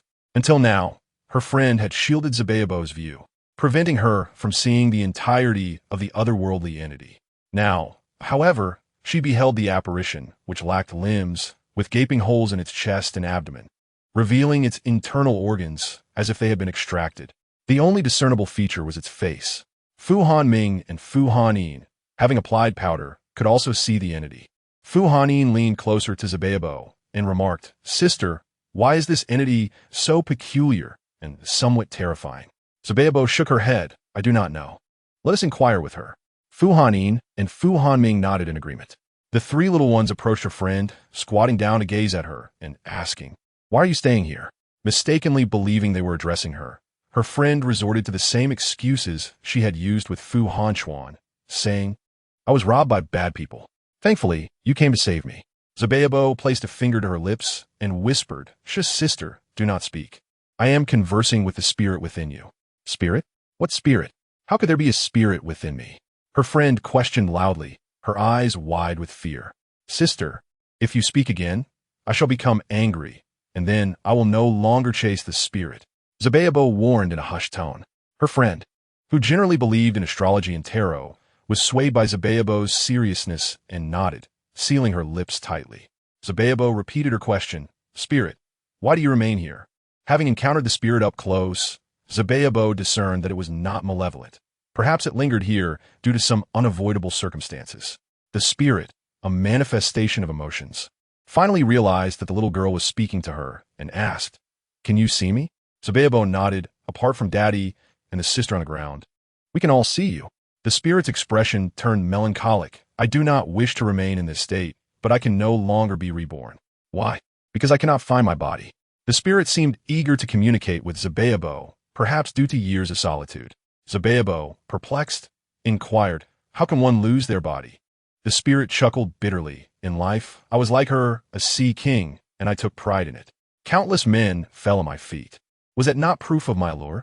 Yet, when they collided, no matter how I tried to explain, I was ultimately torn apart. I was never close to my family. Perhaps they still do not know I'm no longer alive. No one collected my remains, and I was left fragmented. Yet, I yearn to be reborn. I wish to live well in my next life. I searched countless places, but could not find my body. I have wandered as a spirit for 3 years. One night, I suddenly found myself transparent. If I do not act now, I will cease to exist." At this juncture, Zabayabo grasped the essence of her words and continued. "At that moment, you encountered her, another sea king. She could nourish you, allowing you to inhabit her body." The spirit smiled ruefully. "I understand that this is wrong, but I have no other choice." Watching her experiences, I realized how similar they are to mine. "What realization?" Zabayabo asked. The spirit turned towards the window. "In life, I must have had hundreds of men behind me, yet I did not care for any of them. I merely toyed with their affections. Now, I understand that to manipulate others' feelings ultimately leads to backlash. In playing with others, I was but a plaything myself." The spirit's words prompted her friend to reflect as well. She pondered her numerous boyfriends, none of whom she truly cherished. She had chosen to be with them partly for the ease of gaining without effort, and partly to satisfy her vanity. The wealthy car owner and the suited gentleman were both more than willing to shower her with gifts. The corpulent man wielded power, making her feel secure. The sunny boy was youthful, and who could resist a charming younger brother? The cool sunglasses-wearing man added allure. As having a motorcycle boyfriend was certainly stylish. Her relationship with the infatuating boyfriend was merely a result of envy for her friend's happiness. In truth, her infatuating boyfriend had been doing well until her friend entered the picture, altering everything. Was what she did truly wrong? She had once mocked the infatuating boyfriend for being love-stricken, clinging to a man who did not love him, while she prided herself on her carefree, unencumbered lifestyle. Yet now, she found herself envying the devotion of true love. If life could begin anew, she would seek a partner she loved, one who loved her in return. Cherishing each other wholeheartedly, she still desired rebirth but could not locate her body. Gazing at the 3 children who could see her, she placed her final hope in them. Can you help me be reborn? Zebebo pondered. I can attempt to guide you to the afterlife. Hearing this, Fu Hanchuan felt compelled to intervene. As their primary objective for being there was to capture the spirit for Yuswozi.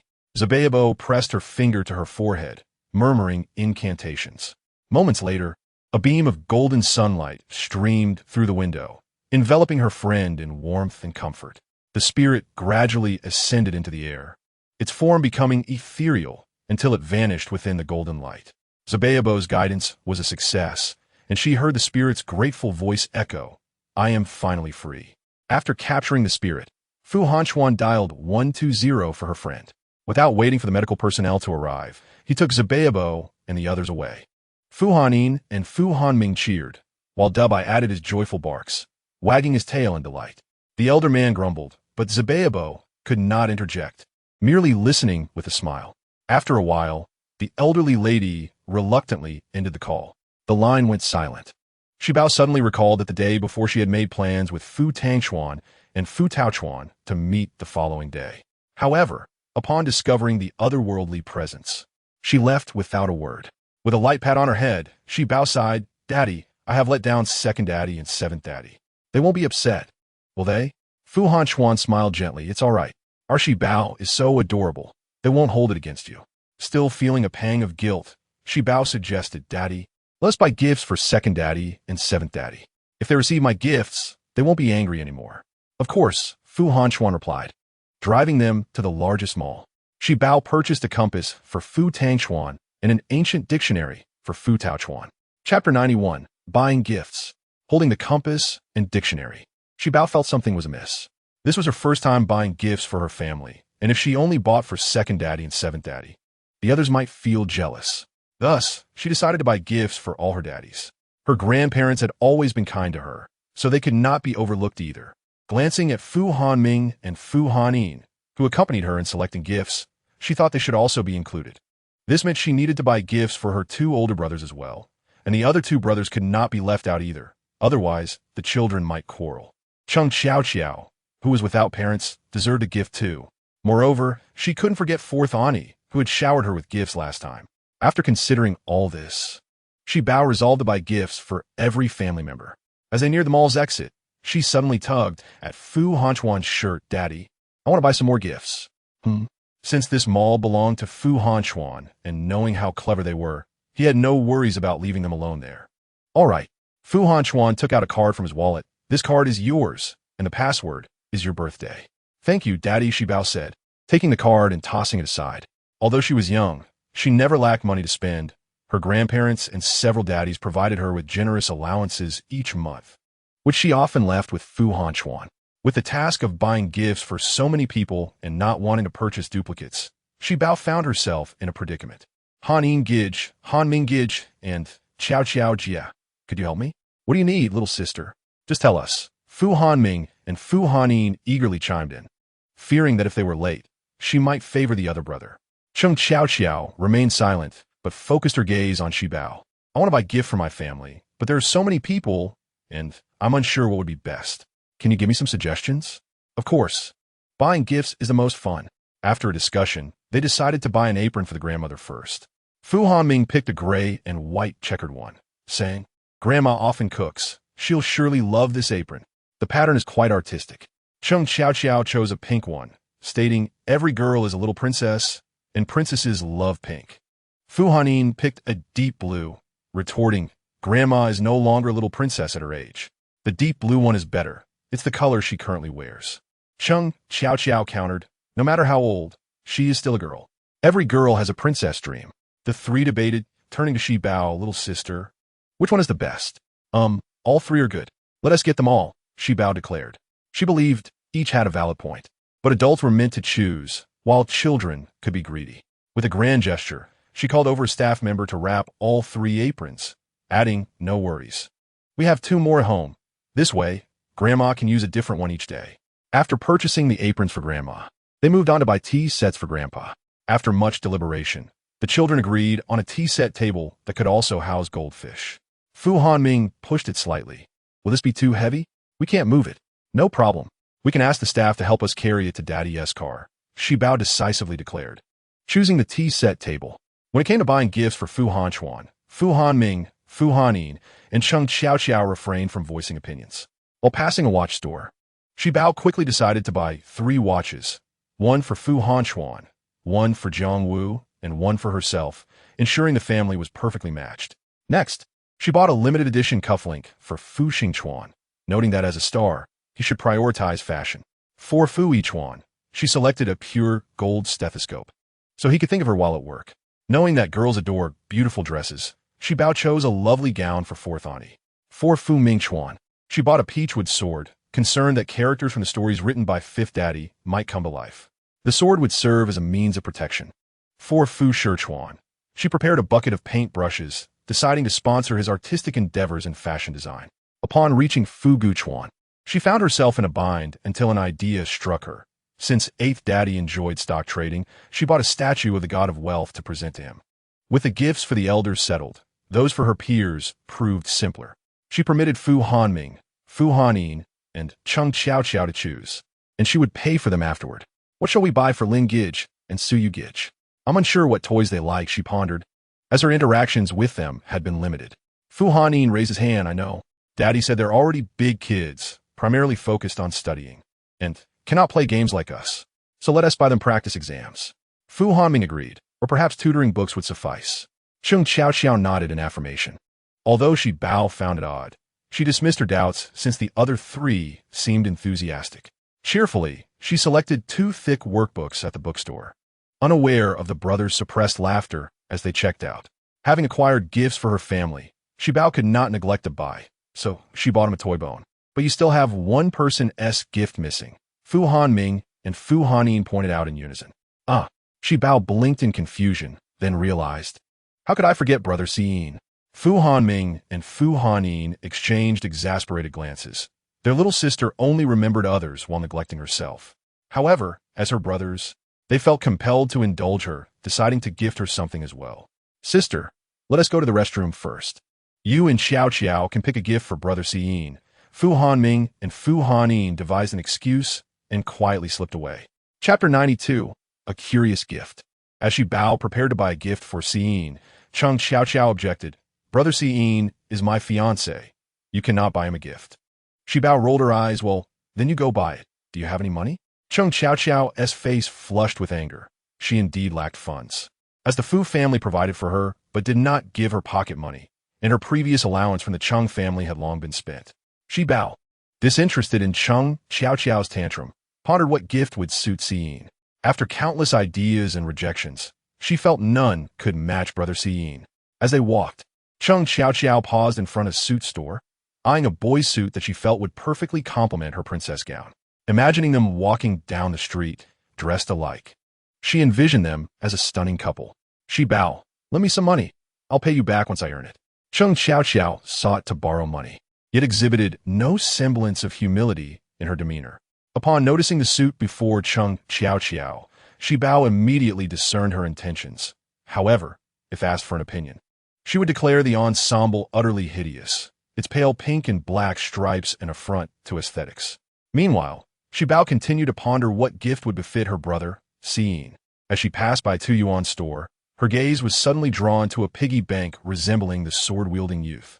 That day, in the hospital, Siin had shattered a piggy bank. Thus, it was only fitting that she replace it. With a heart full of joy, Shi Bao cradled the piggy bank as she approached the cashier, leaving Cheng Xiaoqiao behind, eyes wide with disbelief. You're buying this for Siin? A mere Tuyuan trinket? Shi Bao, standing on her tiptoes, nodded at the shopkeeper, sweetly proclaiming, Auntie, I'll take this. Cheng Xiaoqiao felt a swell of pride in her heart. convinced that Si-in would surely appreciate her chosen gift, while she regarded Shi Bao's choice as rather trivial. As Shi Bao and Cheng Xiao exited the store, they encountered the stealthy Fu Hanming and his brother, Fu Hanin. The other three nodded in acknowledgement. Due to the items Shi Bao had purchased, which she had arranged to be delivered directly to Fu Hanchuan's vehicle, the trunk was now overflowing, leaving no space to sit. Nestled in the embrace of an elderly lady, Shi Bao rested her head on her shoulder, expressing her longing for her grandparents. Fu Tangchuan emerged from the house, questioning whether she missed her daddies. With a broad smile, Shi Bao replied, "Of course. Grandparents, daddies, I brought you gifts." The elderly lady eagerly responded, "Oh, dear. You brought us gifts? Let's see what they are." Upon learning of the gifts, Fu Tangchuan's expression softened. It was noteworthy that he had rushed home from the grave, only to find that Shi Bao had already departed half an hour prior. Shi Bao distributed gifts to everyone, and aside from Fu Yulin, who sulked while clutching a workbook, the others were filled with joy. The old gentleman even intended to replace the antique tea table in the tea room with the one Shi Bao had gifted him. Though the value of Shi Bao's gift was but a fraction of the antique's worth, her heartfelt intentions rendered it priceless. Observing the expressions of his sons, Fu Yichuan stifled a laugh, urging them to thank their sister and to study diligently. Fu Yulin and Fu Shiyu took a deep breath and chorused, "Thank you, sister. We will certainly study hard." The last statement was delivered with a hint of reluctance. Their initial discontent transformed into delight. As they expressed their disbelief that their sweet sister would present them with such a daunting workbook, only to realize it was the mischief of Fu Hanming and Fu Hanin. Within the confines of the house, while playing with toys, Fu Hanming and Fu Hanin simultaneously sneezed, sensing a chill behind them. Wondering if the others had discerned their involvement in the workbook debacle, Fu Hanming, maintaining a serious demeanor, suggested, "Let us observe during dinner. If anything seems amiss, we must make a quick exit." Fu Hanin nodded in agreement. After neatly arranging the toys gifted to them by Shi Bao, they stealthily retrieved the gifts they had prepared for her. Each held a gift bag and approached Shi Bao, stating, "Sister, you've bought gifts for everyone, yet you've forgotten to treat yourself." Shi Bao smiled, responding, "Your happiness is the best gift for me." Her words resonated beautifully within the hearts of those present. The brothers nodded. "We are indeed happy, but we have also prepared gifts for you." "Wow, thank you, brothers." Shi Bao joyfully accepted the gifts and, before everyone, began to unwrap them. Fu Hanin's gift bag contained a rather large box, and upon seeing its exterior, Shi Bao anticipated a doll. However, upon opening it, she was taken aback to find an otherworldly doll. The words "I really like it" lodged in her throat. Meanwhile, Fu Hanin, brimming with excitement, inquired, "What do you think, sister? Isn't this gift special? I knew you would love it at first sight." Shi Bao managed a strained smile. "I like it very much, thank you, brother." Internally, she scoffed at the notion that just because she captured otherworldly beings, she would also cherish an otherworldly doll. Fu Hanming's bag also contained a large box, and upon unwrapping it, Shi Bao discovered yet another box inside, reminiscent of a Russian nesting doll. After unwrapping 7 or 8 boxes, she finally revealed a small gift box. "The gift is inside, sister. Quickly see if you like it." Fu Hanming exclaimed eagerly, as the Fu family craned their necks to witness what treasure lay within. As Shi Bao opened the box, she gasped, struggling to suppress the urge to toss it away. "Hanming, brother, is this really the gift you've given me?" Unbeknownst to Fu Hanming, who lifted the small green snake from a box, it was indeed a baby snake, which he suggested could accompany to buy. Fortunately, Fu Hanchuan noticed Shi Bao's fear and lifted her, stepping back as he reassured her, "I'll take care of this little snake for you. All right?" Relieved at the prospect of not having to house the baby snake in her bedroom, Shi Bao expressed her gratitude. "Thank you, Daddy. You're wonderful." As the hour grew late, Fu Hanchuan shifted the conversation, urging everyone to eat. During the meal, Fu Hanming and Fu Hanin remained vigilant, concerned that Fu Yulin and Fu Shiyu might discover the truth about the workbook, and they carefully avoided any unwanted dishes being placed in their bowls. The meal progressed without incident, allowing them to relax, perhaps having overthought the situation. The children retreated to the large tent to play, when Fu Yulin suddenly turned to Fu Hanin, asking, "Are you going back to school tomorrow?" "Yes. After taking so many days off, I can't miss school any longer," Fu Hanin replied. Fu Yulin nodded gravely, You must be cautious and ensure that adults accompany you to school. Fu Hanyin raised an eyebrow. I'm not a child anymore. I don't need adults to escort me. You don't know, there have been recent cases of children disappearing near the school, and all of them are your age, disobedient little rascals. I'm not a bad kid. Fu Yulin protested, leaning closer. Only bad kids would gift others workbooks. And you made me write 10 extra practice sheets last summer, Fu Hanyin shot back. You're so childish and stingy, Fu Shiyu teased, sticking out his tongue and making a face at Fu Hanyin. Don't you dare bully my brother. Fu Hanming interjected, standing protectively in front of Fu Hanyin. The four children began to squabble, while Shibao quietly slipped away to find Fu Hanchuan. The commotion soon reached the adults, prompting the entire Fu family to gather. After clarifying the situation, Fu Yichuan instructed Fu Yulin and Fu Shiyu to apologize to Fu Hanming and Fu Hanyin. Fu Tangchuan waved his hand dismissively, stating, "We're all family. It's perfectly normal for children to bicker." However, Fu Hanchuan was more concerned about the child disappearance incident that Fu Yulin mentioned. "Is it true that many children have gone missing recently?" he inquired. Fu Yichuan affirmed, "Indeed, it is true. We must ensure that the children do not go out alone. Our little ones are so adorable. They could easily attract unwanted attention. Not a single one of the missing children has been located, and, astonishingly, the police have been investigating for some time without a single lead." Fu Hanming and Fu Hanyin were genuinely frightened, realizing they too could be targets while going to and from school. Dr. Fu Yichuan shook his head, stating that it was not quite so. Strangely enough, some children were peacefully sleeping beside their parents one night, only for their parents to awaken the following morning to find them missing. Could it be that someone had entered their home to abduct the children?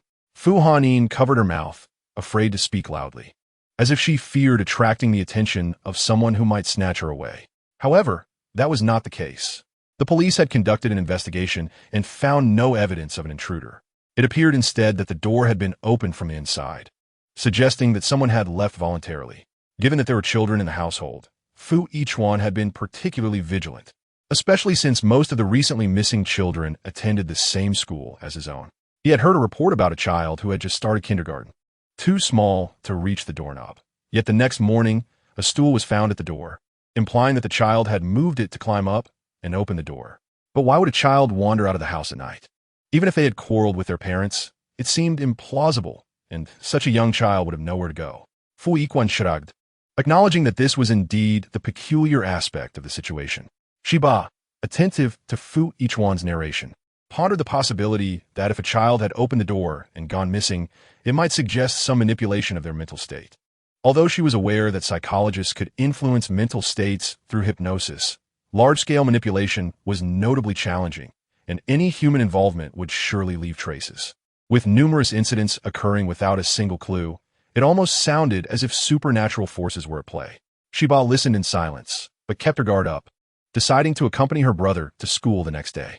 Before sleeping, she did not forget to hand over the watches belonging to Fu Hanchuan and Jiangwu to Fu Hanchuan, asking Daddy, "Can we all wear the same watch?" To which he replied, "Of course." Fu Hanchuan put on the watch she gifted him in her presence, but he was troubled about how to present Jiangwu's watch to her. Should he simply burn it? He was uncertain if it would even survive the flames. What about Mommy's? Shiba reminded, pointing to the last remaining watch.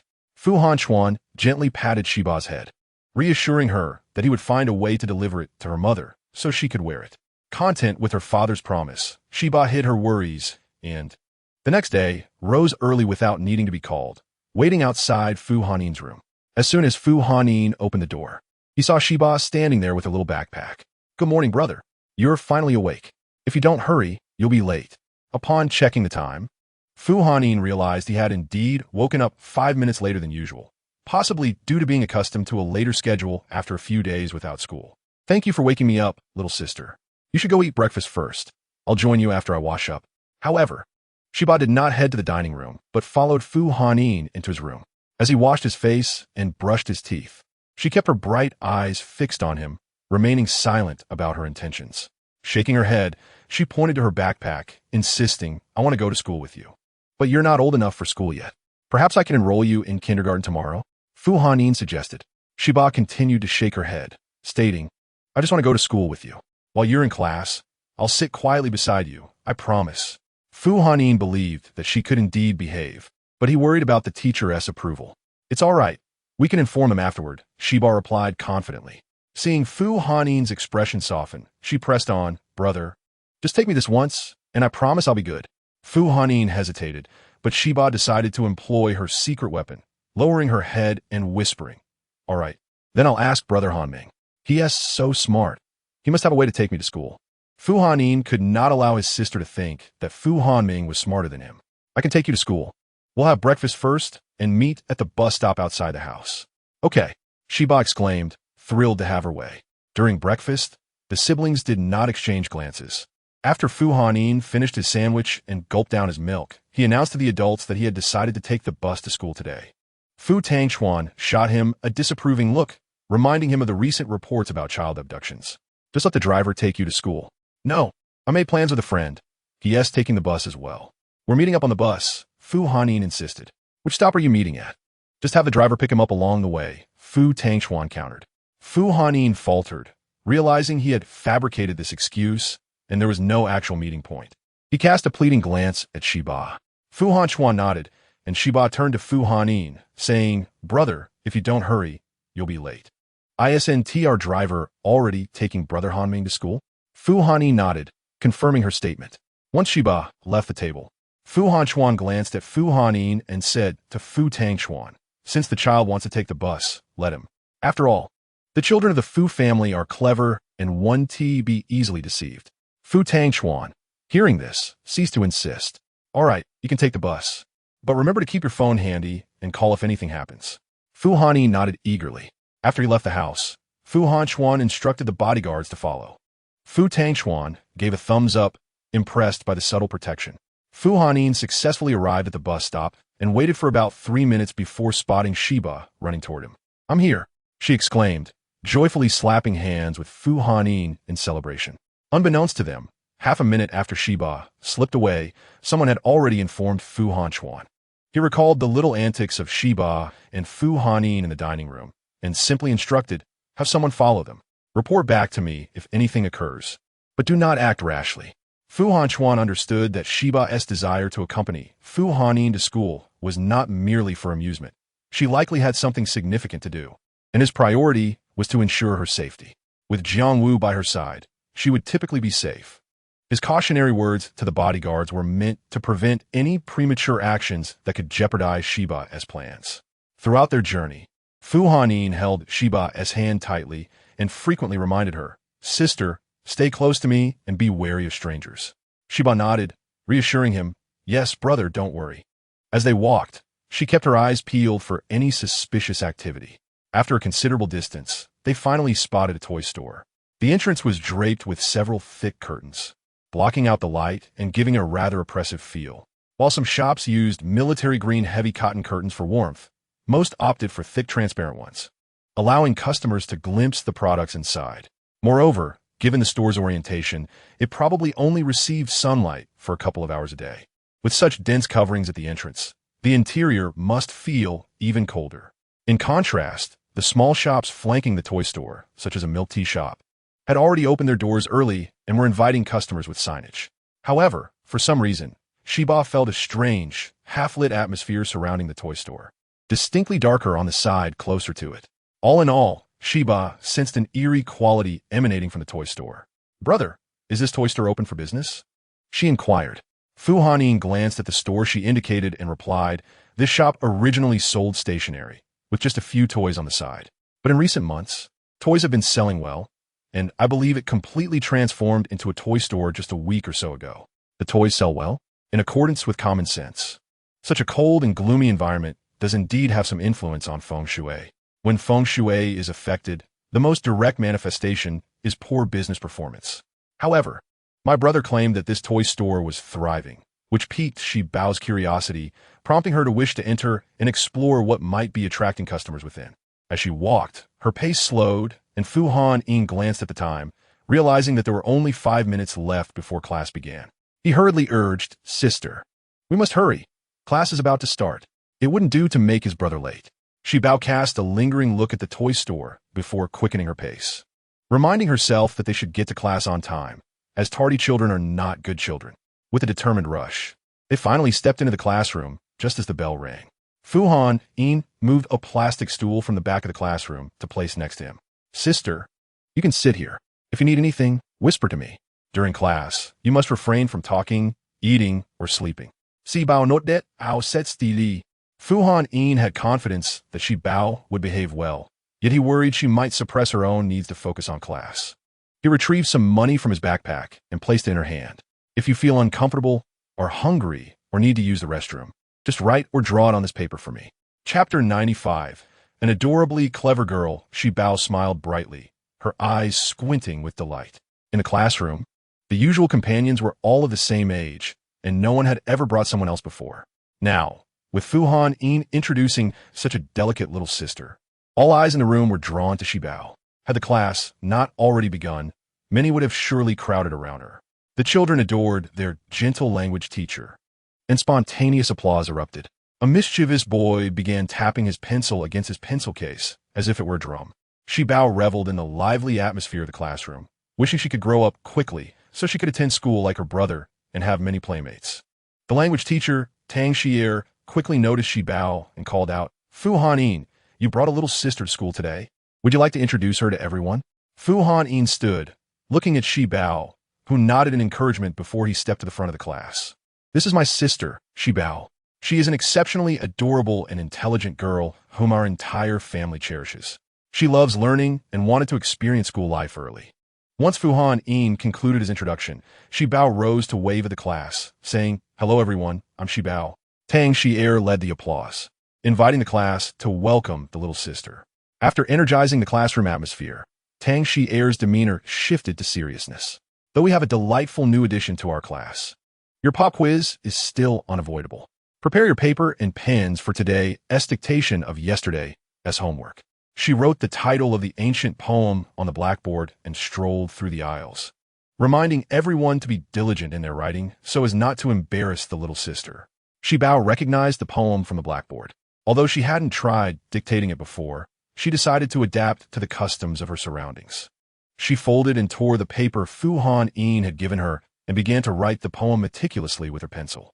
Once finished, she requested Fu Yin to submit it to the teacher. Tang Xier was pleasantly surprised to see Shi Bao participating in the quiz. As she organized the students to read the text, she reviewed Shi Bao's submission. To her astonishment, every character was correct, and the handwriting was neat. This 3-year-old child surpassed many of the students who attended class daily. Tang Xier praised Shi Bao profusely and presented her with a toy store voucher as a reward. Shi Bao clutched the flimsy voucher in her hand. Noticing the address in the corner was for the toy store at the entrance. She wondered why a language teacher would give out vouchers for a toy store, but kept her thoughts to herself, carefully folding the voucher and placing it in her pocket, then continued to sit attentively in class. The children in the class adored Tang Xier, not only for her gentleness, but also because she would play animated films during the last 10 minutes of class each day. While the students enjoyed the cartoons, Tang Xier finished grading the dictation. Every student who scored full marks received a toy voucher as a reward. Fu Yin also received one. After class, curious children gathered around Shi Bao. Fu Yin, is she really your sister? You have such an adorable sister. Why didn't you bring her sooner? Fu Yin pulled Shi Bao behind him, declaring, Such a lovely sister. I must keep her to myself. He wrinkled his nose at the crowd, urging them to step back. Don't crowd around. It's getting stuffy with so many people. A chubby boy sitting in the back row, playing with a yo-yo, chimed in, Hey, Fu Yin, you're not a siscon, are you? A big boy like you being so attached to his little sister might make it hard to find a girlfriend. After mocking Fu Yin, he picked his nose and flicked something out the window, causing nearby classmates to turn pale. Fu Yin whispered to Shi Bao's sister, Ignore him. He's the class troublemaker. Okay, Shi Bao replied, peeking out from behind Fu Yin and smiling at the others. Do you all get to bring toys to school? A little girl responded, It wasn't allowed before. But since the stationery shop turned into a toy store at the school gate, now it is. Many teachers give out vouchers as rewards. Do many teachers do that? Is it the same in other classes? Shi Bao had thought only Tang Xier did this. Many nodded in agreement. One student quietly said, Only the homeroom teacher doesn't tea. He is super strict. He even confiscates our toys and throws them away. Another little boy approached and whispered, But I found out that toy store is run by our homeroom teacher's family. The other students were clearly unaware of this news, exclaiming together, Huh? The boy. proud of his insider information, swayed his head, saying, "I stayed late one day and heard the homeroom teacher's voice outside the toy store." It sounded like he was arguing with someone. Before he could finish his sentence, a piece of chalk flew through the air and interrupted him. Shibao finally understood why everyone feared the homeroom teacher so much. He was truly terrifying. The homeroom teacher, Lu Hongyuan, slammed the eraser down loudly to command the attention of the class before beginning the lesson. "Take out your English books and turn to page 143. Shibao did not have a book, so she shared with her brother, Fu Hanyin. Just as they opened the book, they heard Lu Hongyuan call out, "Fu Hanyin." Shibao felt her brother tense up and quickly stand, responding here. The other classmates looked at Shibao with concern, fearing she might be sent away. Although Fu Hanyin felt apprehensive, he remembered to protect his sister. "Report. She is not a toy. She is my sister." Chapter 96. Skipping class with brother Lu Hongyuan continued. "What class is she in, and why is she here?" He scanned the classroom, adding, "And I have stated that no unrelated items may be present in my classroom. Collect all toys immediately. Now you are bringing people in as well." Fu Hanyin could not stand for Shibao to be spoken about in such a way. "Report. She is not an object." After he spoke, a few snickers erupted from the class. Some students couldn't hold back their laughter. Fu Hanyin himself realized the awkwardness of his words, clarifying, "She is a person. My sister." Lu Hongyuan once again struck the blackboard eraser with a sharp sound. Has she reached the age for school? At her age, she should be properly nursing at home. Fu Hanyin wanted to retort that his younger sister had long since stopped nursing, and she was quite clever. After all, he wasn't afraid of being punished with standing. Lu Hongyuan had not yet finished his tirade when he glanced around, asking why everyone was smiling. Was it really that amusing? All those who had just laughed, get out and stand in the corridor. No one in the class moved. Little Shiba sighed. She hadn't anticipated encountering such a difficult teacher at school. However, it must be said that this little chaos in class was indeed her doing. Shiba resignedly stood up, bowed at a 90-degree angle, and respectfully addressed, "Good day, teacher. I am Fu Hanyin's younger sister. My name is Shiba. I am 3.5 years old, and I love learning. Although I am young, I can keep up with your lessons. If you don't believe me, you can test me." These words flowed more coherently from Shiba than when Fu Hanyin introduced her earlier. Lu Hongyuan's expression softened slightly, but Shiba continued, "Moreover, it is inappropriate for you to punish students." A mere child began to lecture him, and Lu Hongyuan's previously amiable expression darkened once more. The students in the class lowered their heads, not daring to breathe. Lu Hongyuan typically punished 3 to 5 students at the end of each class, yet no one dared to challenge him. Lu Hongyuan, in a fit of rage, smiled sarcastically. "You claim you can keep up with our pace, then I shall test you. Everyone, take out your English textbooks and begin dictating words." Lu Hongyuan glanced at Shiba. "You too." Shiba nodded, her heart calm. She had nothing to fear as long as Lu Hongyuan tested her on the words from the English book. She had memorized every word and text from it. Lu Hongyuan stood beside her, watching as she dictated. Initially, the words were simple, but soon they became longer and marked with asterisks. Yet Shiba wrote them down flawlessly. Lu Hongyuan flipped through the book and began dictating sentences. Once again, Shiba wrote down every letter and punctuation mark correctly. After finishing a page, Shiba looked up and asked, "Teacher, do you think I can stay for class now?" Lu Hongyuan felt humiliated. He was not the magnanimous type and did not genuinely appreciate talent as he pretended before his superiors. Shiba's correct answers only served to embarrass him further. "Perhaps you are cheating, and even if you truly can, you are not of age to be in the classroom. Go wait outside." Shiba was utterly exasperated. She was dictating right under his nose, and he still accused her of cheating. Was she using telepathy to cheat? Shiba was quite displeased and was contemplating whether to educate this teacher when Fu Hanyin spoke up. "If my sister is cheating, it only proves that some people are blind." Lu Hongyuan immediately caught the undertone in Fu Hanyin's words. "Who are you calling blind? Such uncivilized language at such a young age. Haven't you learned any better?" Fu Hanyin maintained a nonchalant tone, exuding a hint of Fu Hanchuan's demeanor. "First, whoever speaks lies is the one who is blind. Second, with a teacher who casually slanders others, how can students possibly learn?" Lu Hongyuan, infuriated, reached out to strike Shiba and Fu Hanyin. Fu Hanyin swiftly pulled Shiba behind him and deftly dodged Lu Hongyuan's hand. Well, Shiba knew that skipping class was wrong, but she also understood that if they didn't escape, this terrible teacher would certainly not let them off easily. It was better to flee. After saying this, they both skipped out of the classroom. Having escaped from class, they could not leave through the main gate. Fu Hanyin led Shiba to the edge of the playground. Sister, where shall we go now? Shiba pulled out a toy exchange voucher given to her by Tangs here. Let us go exchange for toys. Fu Hanyin thought Shiba wanted to play and wanted to compensate her for the unfair treatment by the teacher. He replied, all right, I know a place where the wall is lower. We can climb over. Shiba nodded and followed Fu Hanyin to a patch of overgrown weeds. It seemed that older students frequently climbed over from here, as the wall had several indents, making it easier to scale. Fu Hanyin climbed up first, steadying himself, while using one hand to help Shiba. Both of them successfully perched atop the wall. Climbing up was easy, but coming down would require a jump. The height of the wall was not significant for older students, but it was a bit high for Fu Hanyin and Shiba. Fu Hanyin decided to jump first and then catch his sister. Sister, wait for me. I'll jump first, then you jump. Shiba agreed verbally, but jumped down simultaneously when Fu Hanyin leaped, unwilling to let him catch her unless he wanted to lose an arm. Of course, Shiba had assessed the height. As long as she landed at the right angle, it would hurt but not injure her. Fu Hanyin and Shiba braced themselves for impact, but when they landed safely on the ground, they felt no pain at all. Shiba turned her head to see Jiangwu looking at them helplessly. Mommy, why are you looking at us like that? Suddenly realizing, she exclaimed, Mommy helped us, didn't she? Jiangwu genuinely wished to pat Shiba's head, wondering how she could have forgotten that they could use magic to assist with the jump, or that both she and Fu Hanyin could draw talismans to ease their descent. Chapter 97.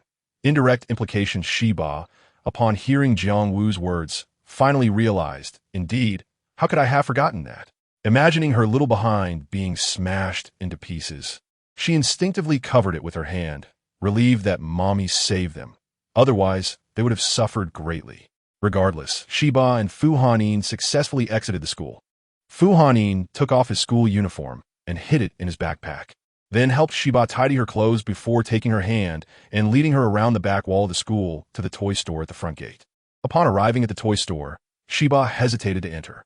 Brother, I want to drink milk tea. All right. Fu Hanyin took Shiba to the milk tea shop first, and after asking her, they each ordered a cup of pearl milk tea. While waiting for the tea to be prepared, Shiba began observing the shop and noticed something peculiar. The shop was not small, but everything was crammed on the right side, leaving the left completely empty. Shiba started chatting with the shop owner. Miss, why is everything piled on this side of the milk tea shop?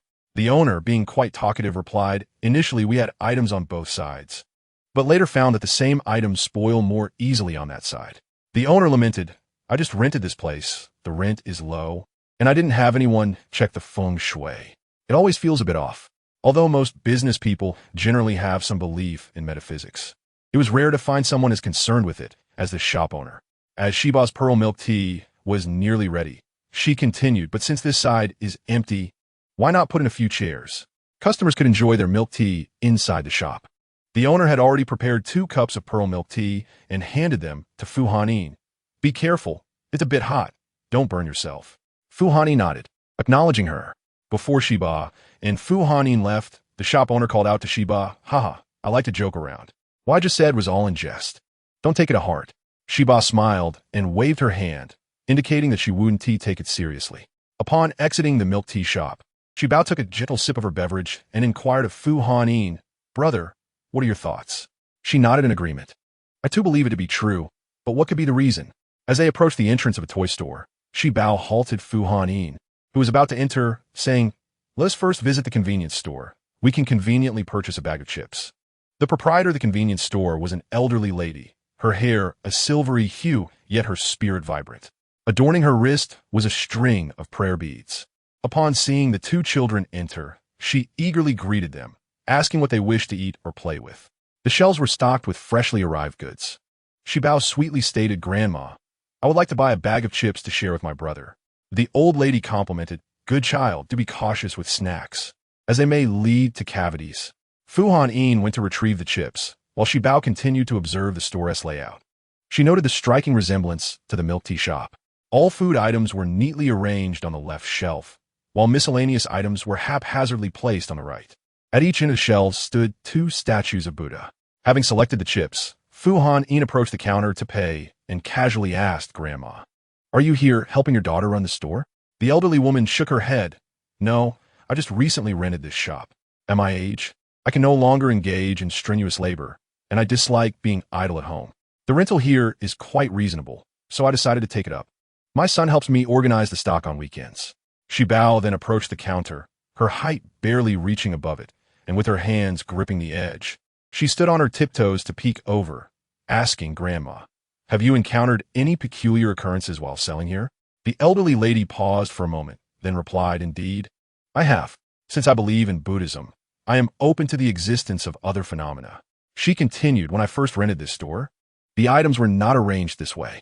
I discovered that the food on the right shelf, despite being within its expiration date, would mold within a week. Therefore, I had my son reorganize the shelves and brought in these Buddha statues for protection. Her son must be a devoted child," as she spoke of him with a smile. "He found the store rather strange and was concerned about unclean entities, urging me not to continue renting it. Yet, since I placed the statues in, business has improved." She murmured a few prayers, continuing, "The elders always say not to believe in easy fortune. Perhaps the low rent is indeed due to some unclean presence." After chatting for a while, she chuckled, "Forgive this old woman for rambling. I hope I haven't delayed you too." Shibao shook her head, "Not at all. We enjoy listening to stories." The old lady smiled, "Then take it as a tale to hear." After visiting the milk tea shop and convenience store, Shibao felt increasingly convinced of her suspicions. "Brother, the stationery shop in between must have something amiss. We should be cautious when we enter." Fu Hanyin abruptly stopped and looked at Shibao, asking, "Sister, did you come with me to school today solely to investigate the supernatural?" Shibao stuck out her tongue, not denying it. "You caught me. I felt something was off when I listened to C die. As we passed the stationery shop this morning, I sensed something wasn't right." Fu Hanyin sighed. "Next time, just tell your brother directly." "All right, I promise," Shibao declared, raising 3 fingers in a pledge, which elicited a smile from Fu Hanyin. After finishing their milk tea and chips on the curb, they wiped their hands with tissues. The duo's antics left the plainclothes bodyguards trailing behind in bewilderment, pondering whether this was the way affluent children experienced life. They had witnessed the young lady and gentleman scaling walls to skip class and sitting on the roadside indulging in snacks. Yet, when they reported back to Fu Han Chuan, he dismissed their concerns. Unbeknownst to Shibao and Fu Hanyin, they were being followed throughout their escapade. Rising from the curb, they dusted off their clothes, and Fu Hanyin disposed of the trash while Shibao waited. With a shared glance, they pushed aside the thick curtain of the toy store and entered. They appeared as ordinary children simply browsing for toys, with Shibao occasionally picking up items to inquire of Fu Hanyin, "Is this one nice? What about that one?" Upon entering, Shibao quickly discerned the store's peculiarities. There were at least a dozen playful spirits among the toys. While these spirits were not particularly powerful, their mischievousness was notable, and being children themselves, they were easily manipulated by others. Shibao felt confident in handling these spirits, yet sensed an underlying secret among them, prompting her to feign ignorance and act like an ordinary child. She was more curious to know whether the shopkeeper was aware of these playful spirits. As the spirits briefly hit upon their entrance, they re-emerged once the curtain fell back into place. It became apparent that the back curtain concealed a light-absorbing array, likely to prevent passers-by with knowledge from discovering it. The playful spirits gathered around Shibao and Fu Hanyin, chattering among themselves. "These 2 children are rather charming. I fancy their style." "Nonsense. The boss hasn't spoken yet. We must follow the order of arrival." The proprietor, a middle-aged man with a scruffy beard, appeared considerably aged, yet his eyes bore a hint of familiarity to Shibao, as if she had encountered him before. After careful thought, she concluded that this was their first meeting. "Uncle, here are our toy exchange vouchers. My brother and I each have one, and we would like to exchange them for toys." "Very well." The shop owner, Tang Hongxin, took the vouchers, searched for the corresponding toys, and presented them to Shibao and Fu Hanyin before placing them in a black gift box. Subsequently, enclosing the box in a black bag, Shibao noticed a playful spirit slipping into the gift box. Handing the bag to Shibao and Fu Hanyin, Tang Hongxin remarked, "Continue to study diligently, and you will earn more vouchers to exchange for additional toys." "We understand. Thank you, uncle." Despite his admonition to study, it seemed he had forgotten that it was indeed class time, and that 2 students ought not to be present there. With the toys in hand, Shibao did not rush to leave, but instead engaged Tang Hongxin in conversation, asking, "Uncle, do you give out many toy exchange vouchers?" Tang Hongxin's earlier patience had waned, responding dismissively with a nod and a grunt. "Wouldn't that lead to a loss in business?" Fu Hanyin hesitated, suggesting, "Sister, perhaps we should find another place to play."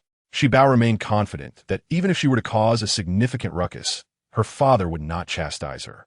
Moreover, she had left a note at home to alleviate any concerns. The fact that her family had not come looking for her indicated her father tacitly approved of her actions. Fu Hanyin, however, felt it unjust to let his sister bear the blame for their mischief. He knew their father would surely reprimand him if he were at home. If Shi Bao could hear Fu Hanyin's inner thoughts, she would undoubtedly be deeply touched and reassure him that it was perfectly fine. Throughout that morning, Fu Hanchuan and the bodyguards were in contact, yet though Fu Tangchuan sat nearby, he remained oblivious to these events. However, the elder brother spoke, and how could he dare to refuse? "All right, send me the address, and I will head over right away." Fu Tangchuan had already driven out of the underground garage when he received the address from Fu Hanchuan. Looking at the text on the message, he was taken aback. Did he really have to order a chi pao from another province? Couldn't the store simply send it via express delivery? Shortly after Fu Tangchuan left, Shi Bao and Fu Hanyin arrived at the Fu residence. Although Fu Hanyin had mentally prepared herself, she still felt a bit apprehensive at the doorstep. Shi Bao, being held in Fu Hanchuan's arms, whispered into his ear, "I have caught an otherworldly spirit." Upon hearing this, Fu Hanchuan gently placed Shi Bao down and, noticing Fu Hanyin peeking around, kindly said, "Tangchuan has been sent out on an errand. He is not here." Chapter 99. Return and continue sleeping. Fu Hanyin instantly relaxed, and a brighter smile adorned her face. Daba, sensing a familiar scent, slowly opened his eyes, squinting and wagging his tail as he made his way towards Shi Bao. As Shi Bao played with the otherworldly spirit, who had a low level of magical power and was fearful of light, she first drew the curtains to block out the light before opening the toy gift box. After a long while of silence upon opening the toy gift box, Shi Bao tapped the box and said, "The light is covered, come out quickly, let us have a chat." The otherworldly spirit hiding in the toy gift box found it strange. Was this young lady really talking to him? How could she know of his existence? The otherworldly spirit remained motionless inside. Losing her patience, Shi Bao called out, "Hey, otherworldly spirit in the toy, if you don't come out soon, I will pull you out myself." At this, the otherworldly spirit confirmed that Shi Bao was indeed speaking to him. First, he cautiously poked his head out, verifying that the light in the room would not harm him, and then floated out entirely, sitting cross-legged in midair. Being small to begin with, sitting cross-legged made him appear even smaller. Shi Bao observed him, suspecting that he might not even be a year old. "Hey, you little missy are a bit fierce, and I have a name. I am called Xiao Haipeng." "Oh." Shi Bao expressed little interest in his name, but, in an effort to elicit more conversation, asked, "Were you called Xiao Haipeng in your previous life? Were you born chubby and dark? Which made your parents name you that?" Xiao Haipeng was quite displeased with Shi Bao's inquiry, rubbing his hands together and casting something towards her head. Brother said that it is very rude to ask about an otherworldly spirit's past. His reasoning was clear, and it was evident that such ideas could not have been learned in the womb. Someone must be training these otherworldly spirits. "Brother, who is it?" Upon hearing Shi Bao's question, Xiao Haipeng quickly covered his mouth. "You don't know, brother? Then you must be a bad person. I don't want to speak to you anymore." Shi Bao continued to ask several questions, but Xiao Haipeng fell silent. He gazed vacantly into space, ignoring Shi Bao. "You don't have to speak, just nod or shake your head. Not speaking doesn't count as communicating with me." Xiao Haipeng made a face at Shi Bao and did a somersault in the air. "Missy, you're so small, yet already deceiving people. How embarrassing. If I could write, would that not count as speaking to you?" Shi Bao sighed in feigned helplessness. "I initially wanted to be gentle with you because of your size, but you are too mischievous. I can only let you taste a bit of hardship." After saying this, Shi Bao silently called out to the spirit of the hanged one, "Are you there? Come out and scare this little rascal for me." Upon hearing the call, the spirit of the hanged one transformed into a long-haired figure with a covered face and a long tongue, floating towards Xiao Haipeng from the corner. As a fellow otherworldly spirit, the sight of the spirit of the hanged one frightened Xiao Haipeng. "What are you? Don't come near." He then shouted at Shi Bao, "You're not raising otherworldly spirits, are you? Why would you raise otherworldly spirits?" Xiao Haipeng was evidently flustered. "No, I'll tell you, but please don't tell brother." If you tell him, we will all be doomed. Shibao asked her first question, who is the brother you speak of? Sensing that Xiao Haipeng was not intentionally concealing information, she assured him, it's all right to share what you know. Xiao Haipeng sighed. Since the day I became an otherworldly spirit, there has been one who teaches us how to win the affection of children, how to punish disobedient children, and how to make children do our bidding. But now that I think about it, we seem to have never seen him. How many others were in class with you? Shibao continued to inquire. Xiao Haipeng replied, no one knows the exact number. Every day, new otherworldly spirits are released, and those who pass the exam are taken away. Shibao was surprised to learn that otherworldly spirits had to take exams. Fu Hanin, who had been sitting quietly, interjected, what happens to those who do not pass the exam? Each otherworldly spirit has 3 chances to take the exam. Those who pass are assigned tasks, while those who do not pass are taken away. But I do not know where they are taken. I was lucky. I passed on my first try. Evidently still a child, Xiao Haipeng began to boast. Shibao recalled seeing those toys in the toy store, all of them under 2 years of age. Is there an age requirement for the otherworldly spirits in your class? Xiao Haipeng nodded. I've heard others discuss it. They say only those under 2 years old are accepted, and the younger the better. Do you remember anything from your past life? How did you become an otherworldly spirit and end up in class? Shibao suspected that these spirits were secretly captured and raised by someone, perhaps an organization. She glanced at the spirit of the hanged one, who had just begun to move. Xiao Haipeng immediately surrendered, covering his eyes with his hands. I'll tell you, we don't remember anything from our past lives, not even our names. When we start learning, we are given new names, and I don't know why they call me Xiao Haipeng. Having gathered some understanding of the existence of these otherworldly spirits, Shibao began to ask about the missing children. Fu Hanin found photos of the currently missing children on her tablet and held it up for Xiao Haipeng to see. Have you seen any of these children? Xiao Haipeng shook his head when looking at the first few children, but nodded when he saw the recently missing children from this week. Chapter 100. Fragmented comments. Shibao, hearing Xiao Haipeng say he had seen these children, asked, where did you see them? Xiao Haipeng was taken aback by the question, of course at the toy store. He added in a low voice, they're not otherworldly spirits. Where else would I have seen them but at the toy store? Though his voice was quiet, Shibao caught every word. It seemed that this batch of otherworldly spirits had their memories erased and were sent for training, which in reality was teaching them how to harm others. Once they learned how to do so, they would be sent directly to the toy store to begin their work. The otherworldly spirits in the toy store would be taken away by children who bought toys, and then new spirits would be replenished. Is it true that new otherworldly spirits are sent to the toy store every day? Shibao speculated. Xiao Haipeng nodded. Yes, I passed the exam last month, but I was only sent to the toy store last week. Do you choose your hosts? However, since these spirits had their past memories erased, how could they select suitable hosts? There's a big brother who stays in the toy store. He helps me choose the right host. Shibao recalled hearing a conversation among the otherworldly spirits in the toy store, which did mention this big brother. Could he be the same brother who trains you? No. The big brother is usually an otherworldly spirit around 3 years old. They also choose their own suitable hosts, and once this big brother leaves with a host, another big brother will be assigned. Shibao understood now. This meant that the big brother likely possessed some insider information, while Xiao Haipeng was merely a pawn, likely unaware of the harmful deeds he was involved in. What did you learn during training? Xiao Haipeng became alert once again. For the knowledge we have acquired is of utmost secrecy and must remain unspoken. Even if you were to send her to intimidate me, I would remain silent. Is that so? Shibao shrugged, lamenting that the information you previously divulged was of no real value to me. Thus, it would be better for her to devour you whole. Xiao Haipeng trembled but remained mute. After a moment, he hesitantly turned, presenting his backside to Shibao and stating, if I were to tell you, I would surely be discovered. It was then that Shibao noticed a peculiar pattern on his rear, presumably meant to monitor those engaging with the Ling. After examining it, she spat on her own backside and declared, now you may speak. Xiao Haipeng wore an expression that seemed to question her seriousness. Seeing his skepticism, Shibao fetched a mirror for him to look into, asking, do you still see it? Who exactly are you?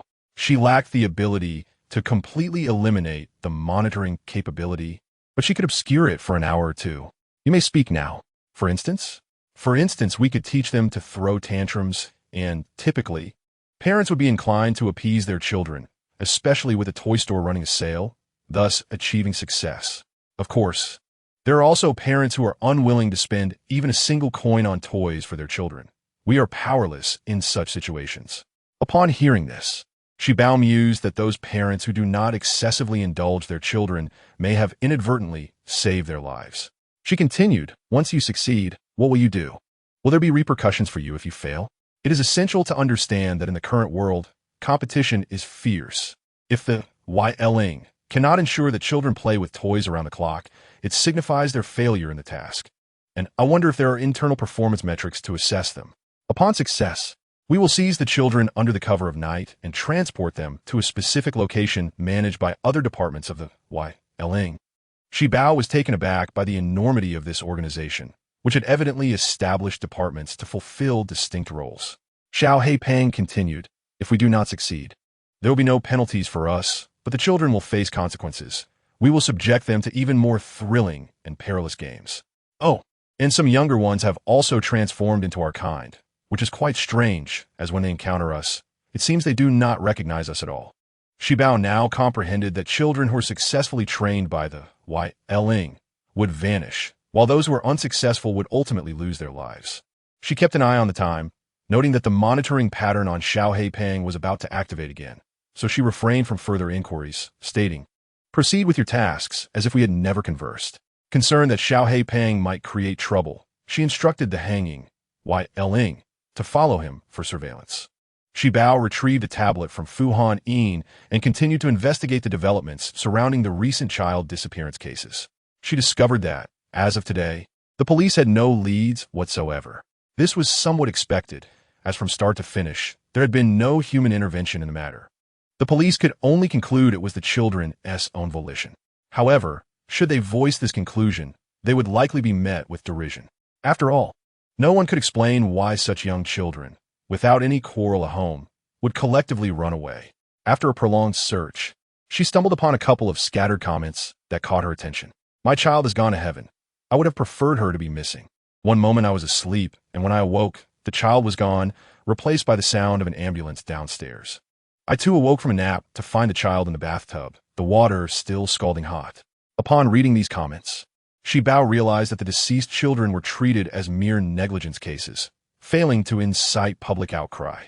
This situation was indeed complicated. It was no longer about merely capturing the YLing, but also about rescuing those children. The YLing in the toy store were continuously replenished. If the individuals behind them could not be identified, capturing one or even two would ultimately be futile. Chapter 101. A bit familiar Fuhan Yin also recognized the gravity of the situation, his expression turning serious. Sister, what should we do? Shibao found herself at a loss for a solution. To put it in a newly learned phrase, we must take things one step at a time. The puppet masters are hidden too deeply. We must first unearth them before formulating any subsequent action plans. As for how to expose the puppet master, Shibao had a method in mind, albeit somewhat perilous, requiring the cooperation of Xiao Heipeng. While she was not afraid of taking risks, as the saying goes, one must venture into the tiger's den to capture a tiger. She decided it would be best for her to handle it alone. Bringing Fuhan Yin along might lead to uncontrollable accidents.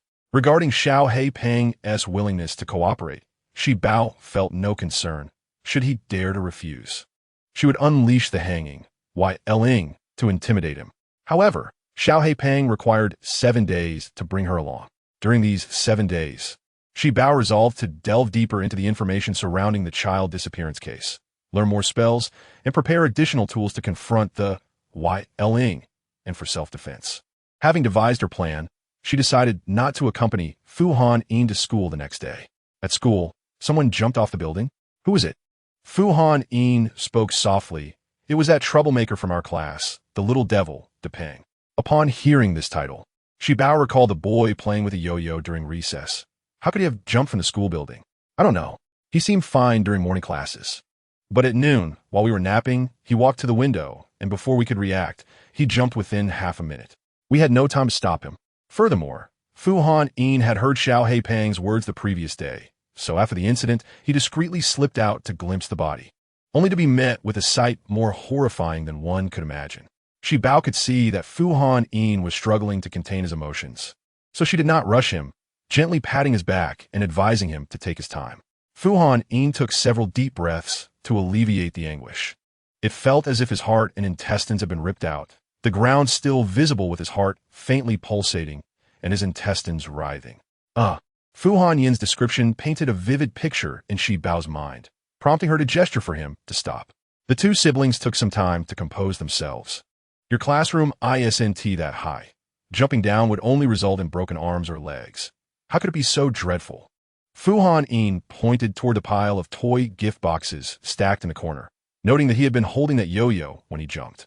Could it be that the YLing had a hand in this? Yet, she had not seen any YLing in the classroom that day. Though it was possible the bright lighting had caused them to hide. Shi Bao quickly summoned Xiao Heipeng and presented him with a photo of Depeng, asking if he recognized this person.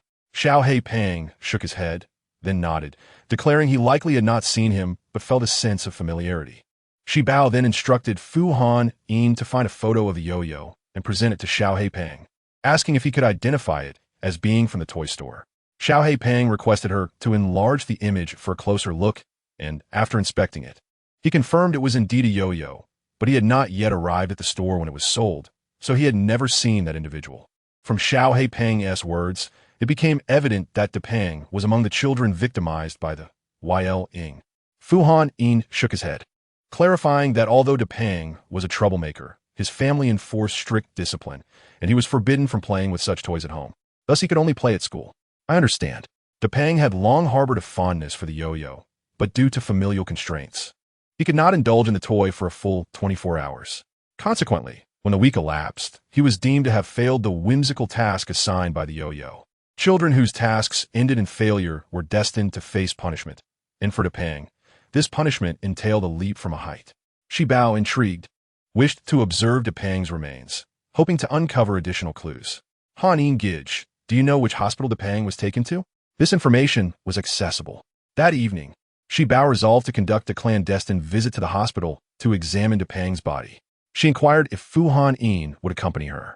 Although he felt trepidation, the thought of letting Shi Bao venture alone filled him with unease, prompting him to reluctantly acquiesce.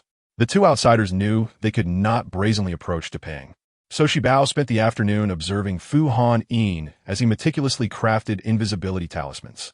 After numerous failed attempts, he finally succeeded in producing 2 usable ones by the time dinner was concluded. However, these talismans were relatively rudimentary, granting invisibility for approximately 1 hour, with the exact duration remaining uncertain. After their meal, Shi Bao urged Fu Han to create 2 more, providing them with a slight sense of security as they held 4 talismans between them. The pair dared not exit through the Fu family's main entrance. Instead, they found a piece of hemp rope in Shi Bao's room, using it to descend stealthily and successfully escape the Fu residence. Meanwhile, the 2 bodyguards who had been trailing Shi Bao and Fu Han since the previous day had anticipated an easy task, only to be surprised when the children stealthily slipped away that night. Upon learning of their escape, Fu Han initially remained oblivious to their intentions. However, after a moment's reflection, he connected their early departure from school with the peculiar patient he had encountered at the hospital that day. It was not difficult for him to surmise that Shi Bao and Fu Han were likely investigating. As long as they could safeguard themselves, it was of little concern. Upon arriving at the hospital and descending to the basement level, they encountered no obstacles, continuing until they reached the vicinity of the morgue, where they discovered it was guarded. Daring not approach too closely, they observed from a distance that 2 medical personnel and 2 police officers were present, along with several individuals who appeared to be Depeng's family. Shi Bao signaled Fu Han to employ the invisibility talisman, allowing them to sneak closer. But the morgue door was closed, making it difficult for them to enter unnoticed. While contemplating a distraction, they heard a commotion nearby, prompting the guards to investigate. Seizing the opportunity, Shi Bao and Fu Han slipped inside. Unbeknownst to them, it was indeed the Fu family bodyguards who had inadvertently created this chance. Following Shi Bao, these bodyguards were taken aback by the audacity of the 2 children, who had stealthily left home in the dead of night to visit the morgue. Having only witnessed such feats in magic shows, they were now confronted with the bizarre reality of individuals disappearing before their eyes, leaving them thoroughly unnerved. When reporting this incident to Fu Han, they could barely suppress the tremors in their voices. Yet Fu Han Chuan seemed unfazed, instructing them to keep the matter confidential and to assist Shi Bao by diverting the guards outside. The two bodyguards were astonished not only by Shi Bao and Fu Han Yin's boldness, but also by Fu Han Chuan's tacit approval. Yet they chose to remain silent and acted decisively. After deliberately creating noise to draw the guards away, they witnessed the door open and close on its own. One bodyguard pinched the other, incredulous. Am I dreaming, or is this real? Do the young lady and young master truly require our protection? Can they possibly wield magic? The pinched individual stifled a cry, his face flushed with embarrassment. Why the fuss? Just do as Fu Zong instructed. This world is rife with peculiar occurrences. Curb your curiosity. Inside the morgue, the lights were off, and the two could only rely on the dim beam of their phone flashlights to survey the surroundings. The morgue housed several stretchers covered with white sheets, each labeled with a name, allowing Shi Bao and Fu Han Yin to avoid the need for individual searches. However, after inspecting the names, they found no sign of Depang. Furrowing his brow, Fu Han Yin questioned why they had not found him, speculating that he might have been transferred to another hospital. After scanning the area and finding nothing amiss, he suggested, "Let us investigate further." Standing beside the wall, Shi Bao noticed a square frame and, upon pushing it, discovered it was indeed movable, an access point. Fortunately, this concealed door posed no significant barrier, and with some effort, they managed to push it open. As the door creaked ajar, a foul odor wafted through the air. Upon fully opening the door, they beheld a disarray of corpses on stretchers, markedly smaller than those outside, and lacking any identifying labels. Han Ingij, do you think Depang could be here? It is possible. Let us search, he replied, observing that the stretchers appeared to belong to children. Despite their resolve to search, neither dared to lift the white sheets first, as confronting a corpse is far more jarring than encountering a spirit. Shi Bao reassured herself, remembering that Han Ingij had come along for her sake, and it would be unfair to let him go first. Fu Han Yin too steeled himself, reminding himself that as an elder brother, it was his duty to protect his younger sister. Almost simultaneously, they inhaled deeply and each lifted a sheet. Fu Han Yin unveiled Depang, while Shi Bao uncovered the remains of a young girl, tragically missing her legs. Having bravely taken the first step, Fu Han Yin found his courage bolstered and proceeded to uncover several more sheets. Each revealed the bodies of children, some mutilated, ears severed, eyes gouged out. Unbeknownst to them, Shi Bao had unconsciously drawn closer to Fu Han Yin. Han Ingij, why are these children's bodies here? Fu Han Yin harbored a suspicion that these children were placed alongside Depang, who had perished due to the malevolent spirit. He pondered whether the fates of these children were similarly tragic. Sister, can you sense if these bodies have come into contact with the spirit? Counting the stretchers, they noted 18 in total. They endured the nausea as they meticulously documented each one. Just as they prepared to leave, a noise echoed from outside the door. Shi Bao quickly restrained Fu Han Yin, whispering, "Let us wait a moment longer." Pressing her ear to the door, she overheard a conversation. A middle-aged woman's voice spoke. "Officer Ma, I have taken care of these children's bodies. They are all placed in that hidden chamber. The families have been informed and reassured. Your interests will remain unaffected. Do not forget your promise to me." Then, a gruff voice responded, "Rest assured, Director Tang. Once these bodies are cremated, you shall receive every penny promised. This matter must not reach the public eye. Or were they conspiring? Was their scheme merely to mitigate societal pressure? Or did they possess knowledge of the spirit, and perhaps even collaborate with it?" Outside the hidden chamber, footsteps approached. With no rear exit, Shi Bao and Fu Han Yin could only remain concealed, hoping to slip away when the two individuals opened the door. As Shi Bao prepared to speak to Fu Han Yin, she caught sight of an arm in the air. "Han Ingij, your invisibility talisman is about to expire." With the individuals mere moments away, the impending exposure loomed ominously. In mere seconds, the sound of the door being pushed open reached their ears. In order to avoid exposure, Fu Han Yin had no choice but to find a place to conceal himself. However, this location was filled solely with corpses. Where else could he possibly hide? At the last moment, Fu Han Yin gritted his teeth and burrowed into the pile of bodies, urging "Sister, you go ahead. I will join you later." How could Shi Bao leave Fu Han Yin behind? Fearing that the invisibility talisman might become unstable and fail, she too squeezed into the heap of corpses to wait. As the door swung open, both Shi Bao and Fu Han Yin successfully concealed themselves. Hearing Director Tang's voice again, Shibao noted that all the children were present. Through a gap, she saw Director Tang point to the corpulent body, stating, "This child was just brought in today. He jumped from the school building, and the parents are quite difficult. I cannot guarantee that we can manage this situation." Chapter 103.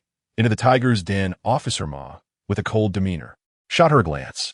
"If you wish to obtain what you desire, do not squander your earlier efforts over this."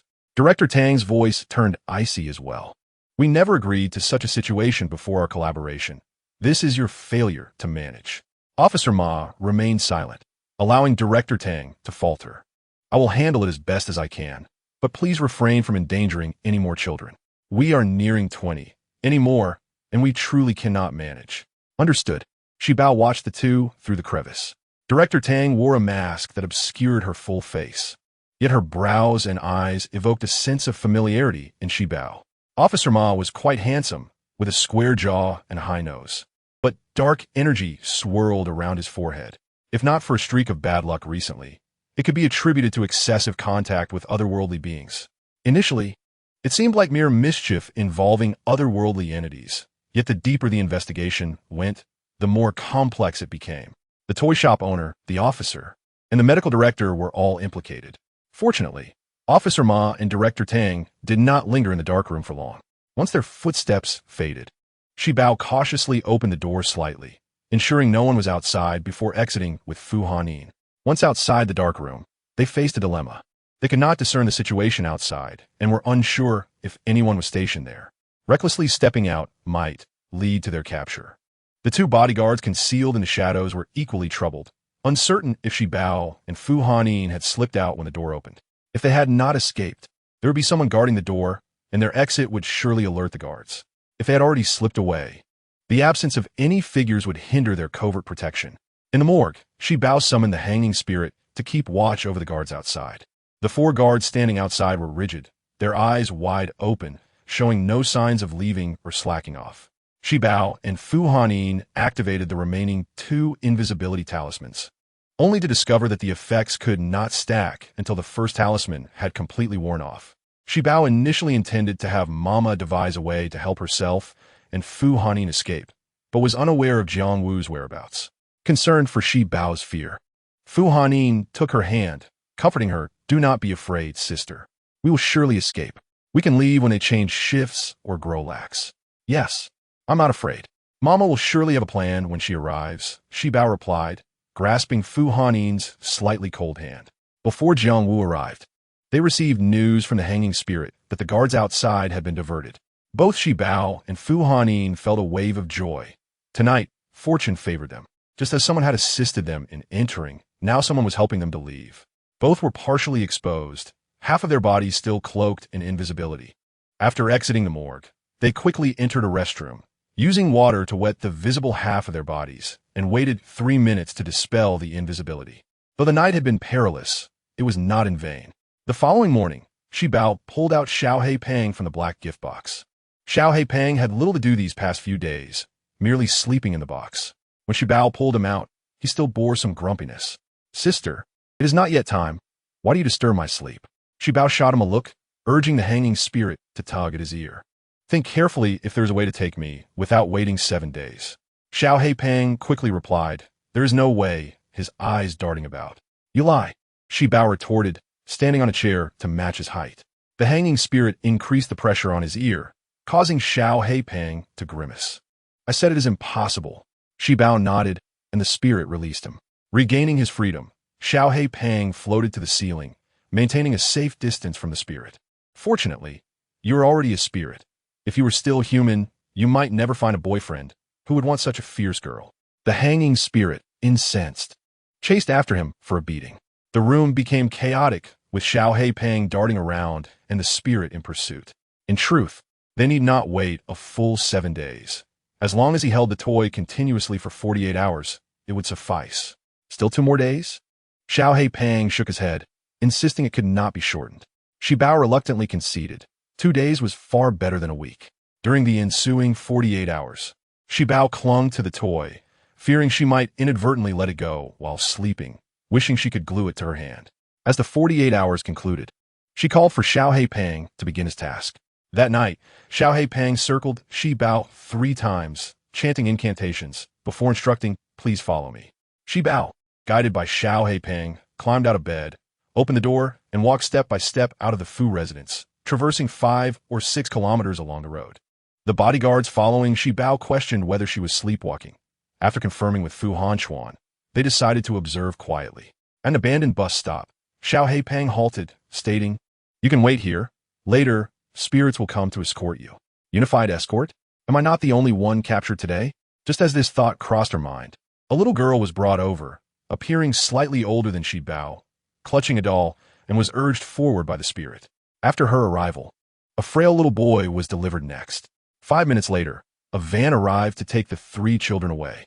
Inside the van were several unconscious children. The driver, upon seeing the 3 successfully board, beamed with joy, declaring that this week's mission was accomplished. After completing this significant task and smuggling them across the border, he will be free from worry for months. Chapter 104. Do you believe in metaphysics? The vehicle entered and exited the highway, stopping beside a bridge.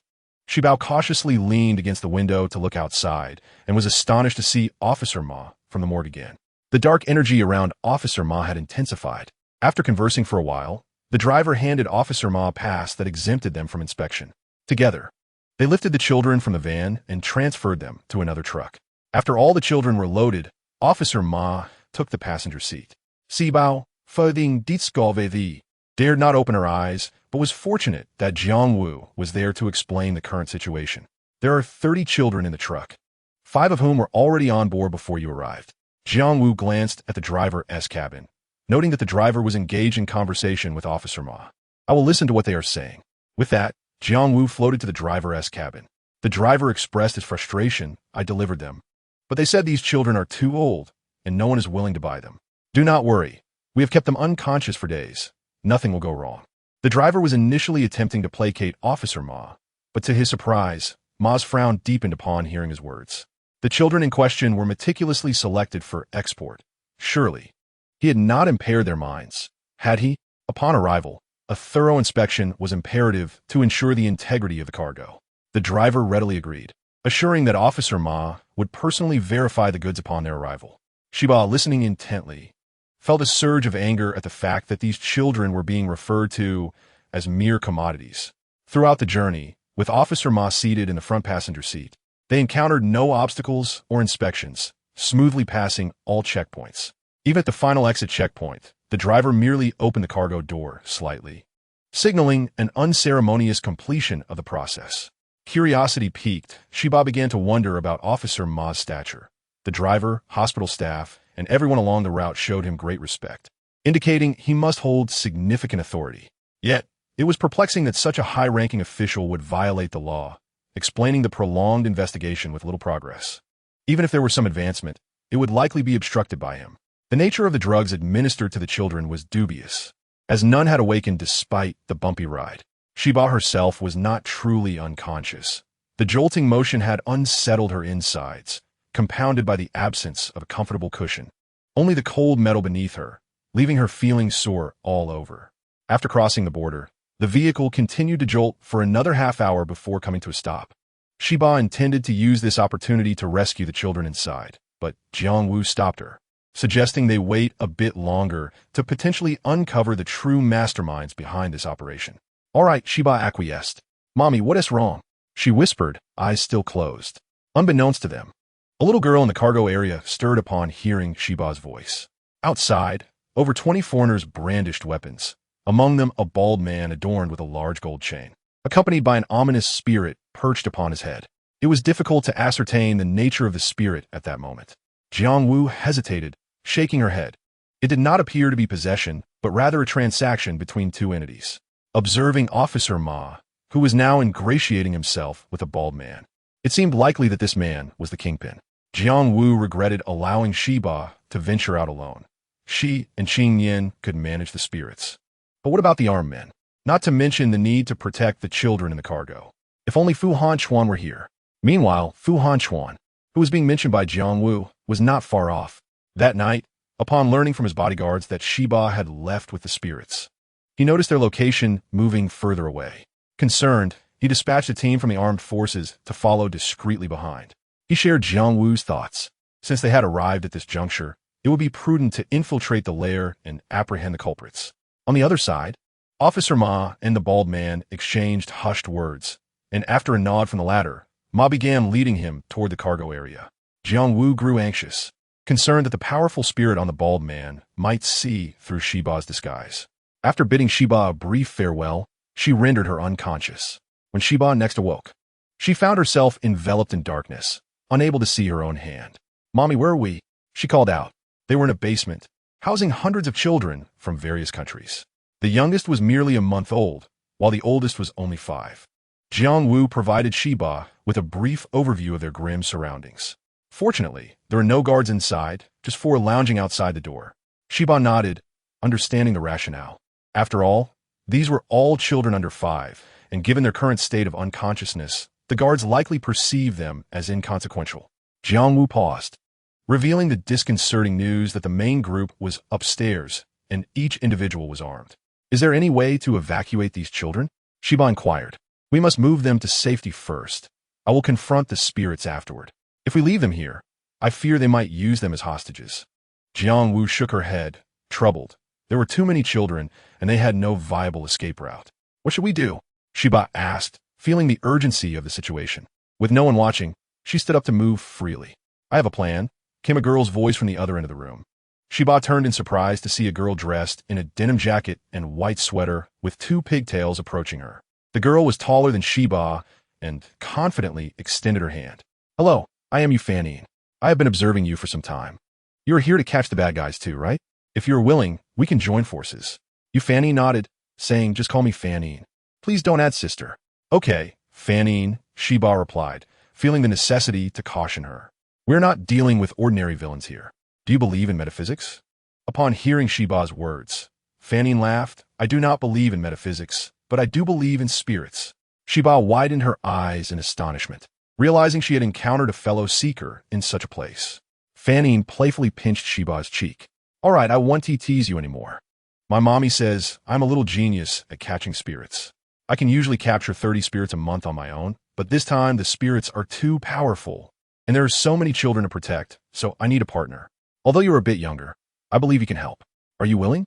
Shiba expressed her willingness through her actions. "What should we do?" Fanine produced a list. "This is the roster I compiled. We can awaken all the children over 4 years old first, then set up a protective formation here. The girls will stay to guard the others, while the boys will fight with us." Shiba understood the protective formation Fanine spoke of, but it required 4 individuals to execute. Fanine, realizing this limitation, looked troubled. "I wonder if we can find 2 more people among them. Otherwise, it may be challenging." Shiba raised her hand. "Actually, we have enough people." Fanine leaned closer, pointing to herself, then to Shiba. "Sweetheart, it's just the 2 of us right now." Shiba turned to Jiang Wu. "Mommy, how about you and the Ancestor Manifest?" Jiang Wu and Qing Yen appeared, greeting the stunned Fanine. "Hello, little girl." After a moment of silence, Fanine exclaimed, "Wow, I thought I was a diamond and you were bronze, but it turns out you were a king? My apologies." Shiba blushed at Fanine's exuberance. "Let us focus on how to catch the spirits." Fanine snapped her fingers. "First, let us draw the formation." She pulled out a thin film from her pocket. "This is a bulletproof vest. Wrap it around yourself, and we will be invulnerable." Following Fanine's instructions, Shiba meticulously tore the film and wrapped it around her body, feeling reassured once it fit snugly.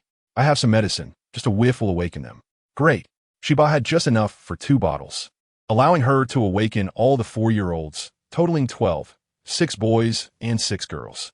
One timid boy, upon hearing they would confront the villains, cried and refused to participate, while the other 5 boys appeared eager. With only 2 bulletproof vests available, Shiba and Fanine decided to go upstairs first to incapacitate the villains, while Jiang Wu and Qing Yen would guard against the spirit's escape. Finally, the 5 boys would be tasked with collecting the weapons.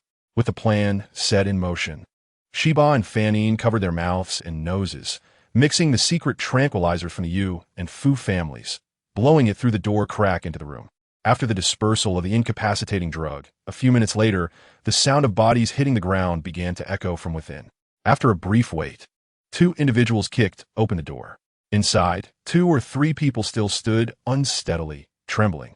"Who are you?" Yu Fanning counted down, 3, 2, 1, fall. As expected, the individuals opposite them collapsed. Kicking a nearby person a few times, Yu Fanning lamented, had I known these individuals were so susceptible to the drug, I wouldn't have wasted the bulletproof vests. She intended to call on the 5 boys to collect the weapons when Sheba grabbed her, saying, wait, the boss isn't here. And Mommy mentioned she didn't detect any abnormal beings. How can this be? Sheba circled the room and eventually spotted 2 small red dots in a corner. It seems there's a camera here. Yu Fanning leaned in for a closer look and exclaimed, oh no, the boss might be watching us from another location. No sooner had she spoken than the red dots began to shift, and a man's voice resonated within the room. I never expected to find 2 such interesting little demons hidden in this vehicle. However, you discovered this too late. My other squad is on its way. The danger had now shifted to Sheba and Yu Fanning. Picking up 4 weapons from the ground, Yu Fanning handed 2 to Sheba, assuring her, it's fine, trust me. We will break through the encirclement together. The boss's laughter was grating, akin to a quacking duck. At the entrance appeared hundreds of armed individuals in bulletproof vests, with the boss surrounded in the center, holding a megaphone to converse with Sheba and Yu Fanning. The malevolent spirit accompanying the boss audaciously protruded part of its body into the air, taunting, I know you too can see me, but what does it matter? You cannot approach us. Attack. Their bulletproof vests are not as good as ours. Yu Fanning initiated a fierce assault, but her attacks merely struck the enemy without any effect.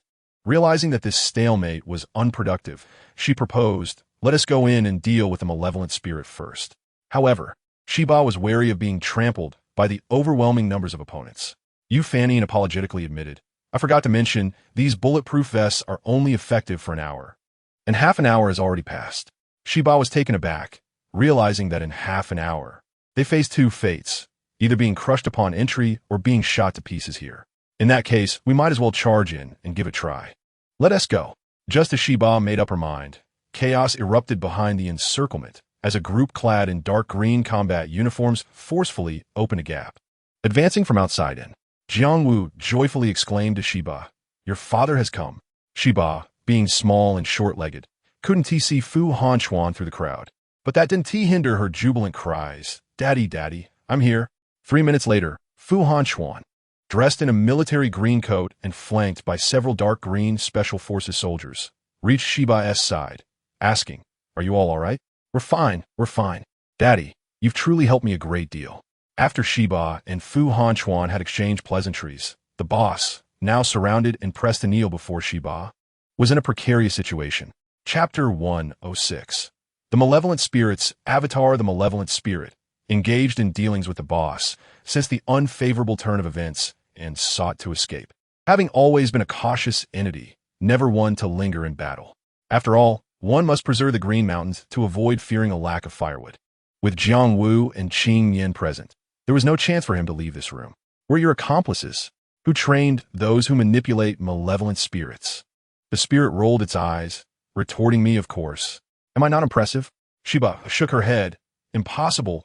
Those who train malevolent spirits do so around the clock. And you've been with the boss all along. At this moment, Fu Hanchuan retrieved the boss's identity information. Initially, he had been involved in the coal mining business domestically, but after a mine collapse trapped all the workers beneath, he was the sole survivor. When the families of the miners sought compensation from him, the coal boss, having just received a final payment, still feigned poverty. Eventually, a group of individuals discovered this and assaulted his home, setting it ablaze. Yet he was conveniently absent at the time. Having lost money in various business ventures, he was desperate and schemed for ways to swindle, barely scraping by. It was only when this malevolent spirit approached him, coupled with the years that had passed since the mine collapse, and with the societal pressure having eased, that he re-established connections within the domestic network and began this deadly trade, devoid of any psychological burden, given his already bloodied hands. Fu Hanchuan's research revealed that Officer Ma was the spirit's contact. He had even played a role in the mine collapse incident. Later, when the boss attempted to flee the country, he was taken to court, but all charges were quashed by Officer Ma. As Sheba perused these documents, Yu Fanning leaned in, and after reviewing them, both remarked, this Officer Ma is truly a vile character. Sheba looked at Fu Hanchuan, who, alongside Yu Fanning, finally felt a sense of relief. Yu Fanning waved her hand, declaring, I will handle the malevolent spirit. The human scourge is yours to deal with." No sooner had she finished speaking than she dashed out, challenging the spirit. "Upon encountering me, you ought to obediently surrender your life." "Oh, wait, you no longer have a life, so hand over everything you possess." Yu Fanine launched her attack, but the spirit remained stationary, effortlessly dissipating her assault with a mere shudder. Shiba could see that Yu Fanine's attack was formidable. Was the spirit truly that powerful, able to deflect it so easily? After realizing her first attack had no effect, Yu Fanine struck again with both hands, delivering successive blows.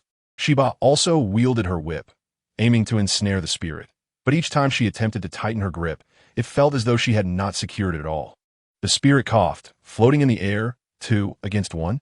"How unfair. I'm not playing with you anymore. I'm leaving." Having observed from the side, Qing Yin suddenly furrowed his brow, realizing that this spirit was not quite right. It should not be its true form. With Qing Yin's warning, Jiang Wu also sensed something amiss, instructing Shiba, "You take her and scatter. This spirit is for me and the ancestor to handle." A spirit with an avatar usually possessed considerable power. If 2 avatars were not in the same location, mismanagement could lead to the emergence of another, with the remaining avatar acquiring formidable resentment and growing stronger by devouring other spirits. The spirit had been reluctant to evade attacks, likely transferring all damage to another avatar, creating a false impression of strength for Shiba and her companions. Now it seemed ready to flee, as its other avatar could no longer bear the burden. As Jiang Wu explained this to Shiba and Yu Fanine, Qing Yin was already in motion, drawing intricate formations with his bare hands and directing them toward the spirit. This time, the spirit found it much harder to resist. "Hee, you've discovered me, but you will never find my other avatar. Even if you kill me now, it will be futile." Qing Yin scoffed. "Then let us see you try." He called to Jiang Wu. "Jiang Wu, it's your turn." Using the same formation as Qing Yin, Jiang Wu executed it from the opposite side, striking the spirit. "That's it." Qing Yin nodded, without a third seal. "We must be cautious." Shiba had been watching Qing Yin and Jiang Wu draw formations, memorizing every stroke. "Mommy, let me give it a try." The 3 sealing formations are of paramount importance. A single error in any of them would render all efforts futile. Qing Yin and Jiang Wu exchanged glances, recalling the prodigious learning capabilities of Shi Bao, and nodded in agreement. Shi Bao meticulously drew each formation. Although her pace lagged behind that of Qing Yin and Jiang Wu, she made no mistakes in her strokes.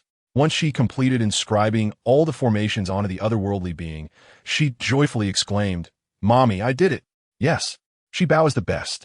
Jiang Wu managed to offer a perfunctory compliment before joining Qing Yin in the next phase of capturing the otherworldly being. Shi Bao then bounced over to Fu Hanchuan and chirped, "Daddy, I succeeded." Yu Fanine observed Shi Bao with a serious expression. She had always believed she was older and certainly superior to Shi Bao, never anticipating that the formations that had left her dizzy after 3 readings could be flawlessly replicated by Shi Bao. Initially, Yu Fanine had intended to discuss the allocation of the otherworldly beings with Shi Bao after capturing one, but now she had entirely abandoned that thought. Acknowledging her inferiority, she accepted defeat, yet she firmly believed that one day she would surpass Shi Bao. Chapter 107. Everything comes back to mind seeing that her assistance was unnecessary. And unable to engage in capturing the otherworldly beings, Yu Fanine decided to depart early in search of new ones. "Shi Bao, I'm leaving," she said. "Fanine, I still want to invite you to my home as a guest. Please don't go yet." Shi Bao, who cherished this straightforward and spirited sister, implored. Yu Fanine shook her head. "No, I must pursue my relentless endeavors. We may meet again if fate allows." Without giving Yu Fanine another chance to linger, she departed. Fu Hanchuan silently observed Shi Bao, causing her heart to flutter with unease. "Daddy, why are you looking at me like that?" Fu Hanchuan sighed. "You worry about others, yet you traverse this distance alone. It's different. I have mommy and ancestors with me. Besides, don't you always manage to arrive just in time when I'm in danger?" Shi Bao transformed into Fu Hanchuan's little bee. "Daddy, how are you so amazing? How do you always know when I'm in danger and find me? Is this our father-daughter telepathy?" Fu Hanchuan, upon witnessing the expectant gleam in Shi Bao's eyes, resolved to preserve the innocence of her childhood dreams and refrain from disclosing the presence of bodyguards. "Indeed, this is our father-daughter telepathy. Qing Yin and Jiang Wu collaborated to summon the other manifestations of the otherworldly being, trembling for a considerable time, but ultimately gained the upper hand. Daddy, I'm going to capture the otherworldly being now. This one has committed numerous misdeeds, Shi Bao declared, entirely disregarding the possibility of redemption, and promptly began to seal the being with her jade lock. The boss, who had been forced to kneel on the ground, trembled like a weeble. The ground beneath him damp from his perspiration as he continuously bowed and begged for mercy. Great deities, I implore you to spare me this time. I promise to be a good person and engage in charity. Although the boss could not see the battle between Shi Bao and the otherworldly being, he understood from the conversation that the entity had lost. More directly, he felt his connection to the being growing increasingly tenuous. Shi Bao blinked earnestly. Uncle, it seems you didn't study your language well in elementary school. There is also a saying, a river may change its course, but a person's nature is hard to alter. Fu Hanchuan had indeed uttered this phrase. Shi Bao lowered her head. Daddy, I recognize my mistake. There will absolutely not be a second time, I swear. Why does that saying sound so familiar? I feel as if someone told me that recently. Who is it? Fu Hanchuan pretended to scratch his ear. Realizing she had lost her father's trust, Shi Bao stuck out her tongue adorably and began to employ her charm. Daddy, you're the best, right? All right. Yes, Fu Hanchuan succumbed to her charms without resistance. Upon returning to the Fu residence, Shi Bao entered the house to find the hanged, otherworldly being comforting the weeping Xiao Haipeng. Shi Bao raised an eyebrow. Isn't Xiao Haipeng terrified of the hanged, otherworldly being? How did they become amicable? What happened to you both? Xiao Haipeng looked up, his face still streaked with tears. Sister, I remember. I recall where I saw the photo you gave me that day. Which photo? Shi Bao had shown Xiao Haipeng many photos, and at that moment, she genuinely did not know which one he meant. It's the chubby one, the one playing with the yo-yo. Xiao Haipeng gestured anxiously. Yes, he's my half-brother. My mother and his mother do not get along well, but our brotherly bond is very strong. We secretly meet behind their backs. The toy that took me away was possessed by the otherworldly being, and that yo-yo was a gift I gave to my brother. Xiao Haipeng recounted many moments shared with Depang, illustrating the depth of their fraternal relationship. Perhaps you can still meet Depang. Really? Xiao Haipeng's excitement caused him to forget his tears, and 2 tiny beads of dark green liquid hung from his face, appearing somewhat eerie. I suspect those children who were harmed by the toy otherworldly being still have their spirits lingering in this world. Can you remember the training location from before? Based on Xiao Haipeng's experience, he had been harmed by the toy otherworldly being and had attended training afterward. Other children must have experienced the same fate. I'll think about it. I remember, sister, come with me. Perhaps we can meet my brother soon. Xiao Haipeng was so enthralled, he forgot about the sunlight outside. However, the hanged otherworldly being reminded him, there is sunlight outside. You cannot go out yet. Xiao Haipeng sighed, but I can't wait to see my brother. Sister, can I stay hidden in the box a little longer? Si Bao not dead? Yes, but wait for me a moment. Remembering her promise to Fu Hanchuan, Shi Bao decided to inform him before heading out, assuring him of her destination and guaranteeing that there would be no danger this time. Only then did Fu Hanchuan allow her to go out alone. Upon reaching their destination, Shi Bao realized they had arrived at the cemetery where they had previously discussed sneaking out at night to capture the otherworldly beings. Xiao Haipeng eagerly led Shi Bao to a grave and pointed below. Sister, they're all here. Chapter 108. Transcending the spirits, Shi Bao circled the grave twice, unable to discern any sign of the otherworldly beings. Is it below this? Xiao Haipeng nodded. All the otherworldly beings undergo training here. Sister, let's go down and take a look. Xiao Haipeng was eager to jump in, but Shi Bao hesitated. How do we get down? I'm not a spirit and can't just pass through. It's all right. If you step down hard, you'll sink in. I saw a big bald man go in from here. Shi Bao understood that the bald man Xiao Haipeng referred to must be the boss. However, the issue was not whether to descend, but rather Shi Bao's reluctance to enter the graveyard. She regretted not asking Xiao Haipeng for the specific location at home. Had she known they would be in such a place, she would have insisted on bringing her father along. The day is getting late. How about we come back tomorrow? Si Bao tentative suget. Xiao Haipeng shook his head. But I can only come out at night.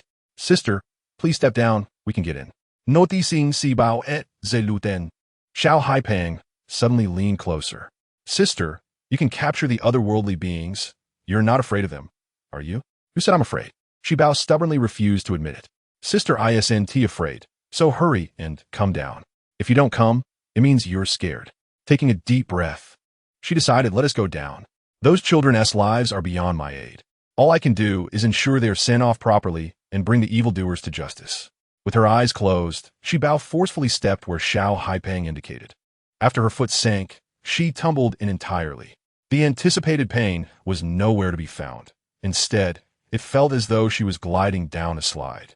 Shi Bao attempted to open her eyes, and, indeed, beheld a spiraling slide. At that moment, Xiao Haipeng floated down the slide, emitting laughter reminiscent of a child's joy. I had always adored playing on slides, and it was delightful to be able to enjoy one once more. As she descended to the bottom of the slide, she noticed the multitude of ethereal beings crowded around, all gazing at her. They had regained their memories and were momentarily stunned, resembling wandering spirits. Depang emerged from the throng, pointing as Shi Bao and inquiring, "Are you Fu Hanyan's sister?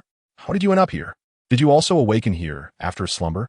After articulating a lengthy string of questions, Depang paused, exclaiming, "Oh, you seem different from us. We have all become mere apparitions." Shi Bao offered a brief explanation of their circumstances, prompting the children to reflect on their parents, leading many to shed tears. After allowing each child to express a message for their families, Shi Bao sent them off one by one. Xiao Haipeng and Depang held hands as they departed, and Shi Bao quietly wished for them to be reborn in the same family, destined to be good brothers once more. Once all the children had been sent away, Shi Bao shivered and wondered how she could ascend. Scanning her surroundings, she found only the spiraling slide leading to the surface, yet climbing it seemed implausible. Jiang Wu and Qing Yin joined her in the search for a way up. Shi Bao turned to Jiang Wu and asked, "Mommy, can you use magic to help me? Like when we jumped over the wall last time?" Jiang Wu furrowed her brow, replying, "This time you need to pass through a wall. How can I help you as a living person?" Qing Yin continued to seek a solution, reasoning that since that big boss had once descended, there must be a way to ascend. In another corner of the room, Qing Yin discovered a protrusion and called out, "Shi Bao, come try this spot." Without hesitation, Shi Bao decided to take a chance. She stepped down firmly, and the original spiraling slide transformed into a spiral staircase. Fu Hanyin and Fu Hanming wore displeased expressions. "Sister, why did you sneak off to catch ethereal beings without us?" Shi Bao chuckled awkwardly. "It was quite sudden, wasn't it? By the way, Grandma promised to prepare crayfish for us today, and we can eat as much as we want. Let us hurry and go." Fu Hanyin's mood lifted, but Fu Hanming still looked unconvinced. "Even if you go alone, what if you encounter danger?" "Si Bao Loget, but isn't there a timely rain, Daddy?" Fu Hanming found it difficult to respond, noting the unpredictability of the situation. "What if one day Daddy doesn't notice you've left home? I will be careful." "No, sister, you must promise me that next time you go out, you will take either me or Fu Hanyin with you." In the kitchen, the elderly lady had just finished cooking the crayfish, and Jiang Wu had already abandoned Shi Bao to seek out the delicacy. The aroma wafted through the air, making Shi Bao's mouth water. I know. Let's go eat crayfish." Fu Hanming finally looked satisfied, suppressing a smile. "Let us go." On the way, Fu Hanyin mysteriously remarked to Shi Bao, "There is someone else at the dining table today." "Who is it?" Fu Hanyin teased. "You'll find out when you enter." She even covered Shi Bao's eyes for added suspense. "6, Daddy. Does that mean I've grown up?" Fu Shichuan pretended to ponder deeply, resting his chin on his hand. You've grown well horizontally, but not much vertically." "Horizontally? Vertically?" Shi Bao protested. "6, Daddy. Are you implying that I'm fat? I've grown a whole centimeter taller. Can't you see that?" In her quest for height, Shi Bao had been diligently drinking milk. Fu Shichuan shook his head. "No, I truly don't see it.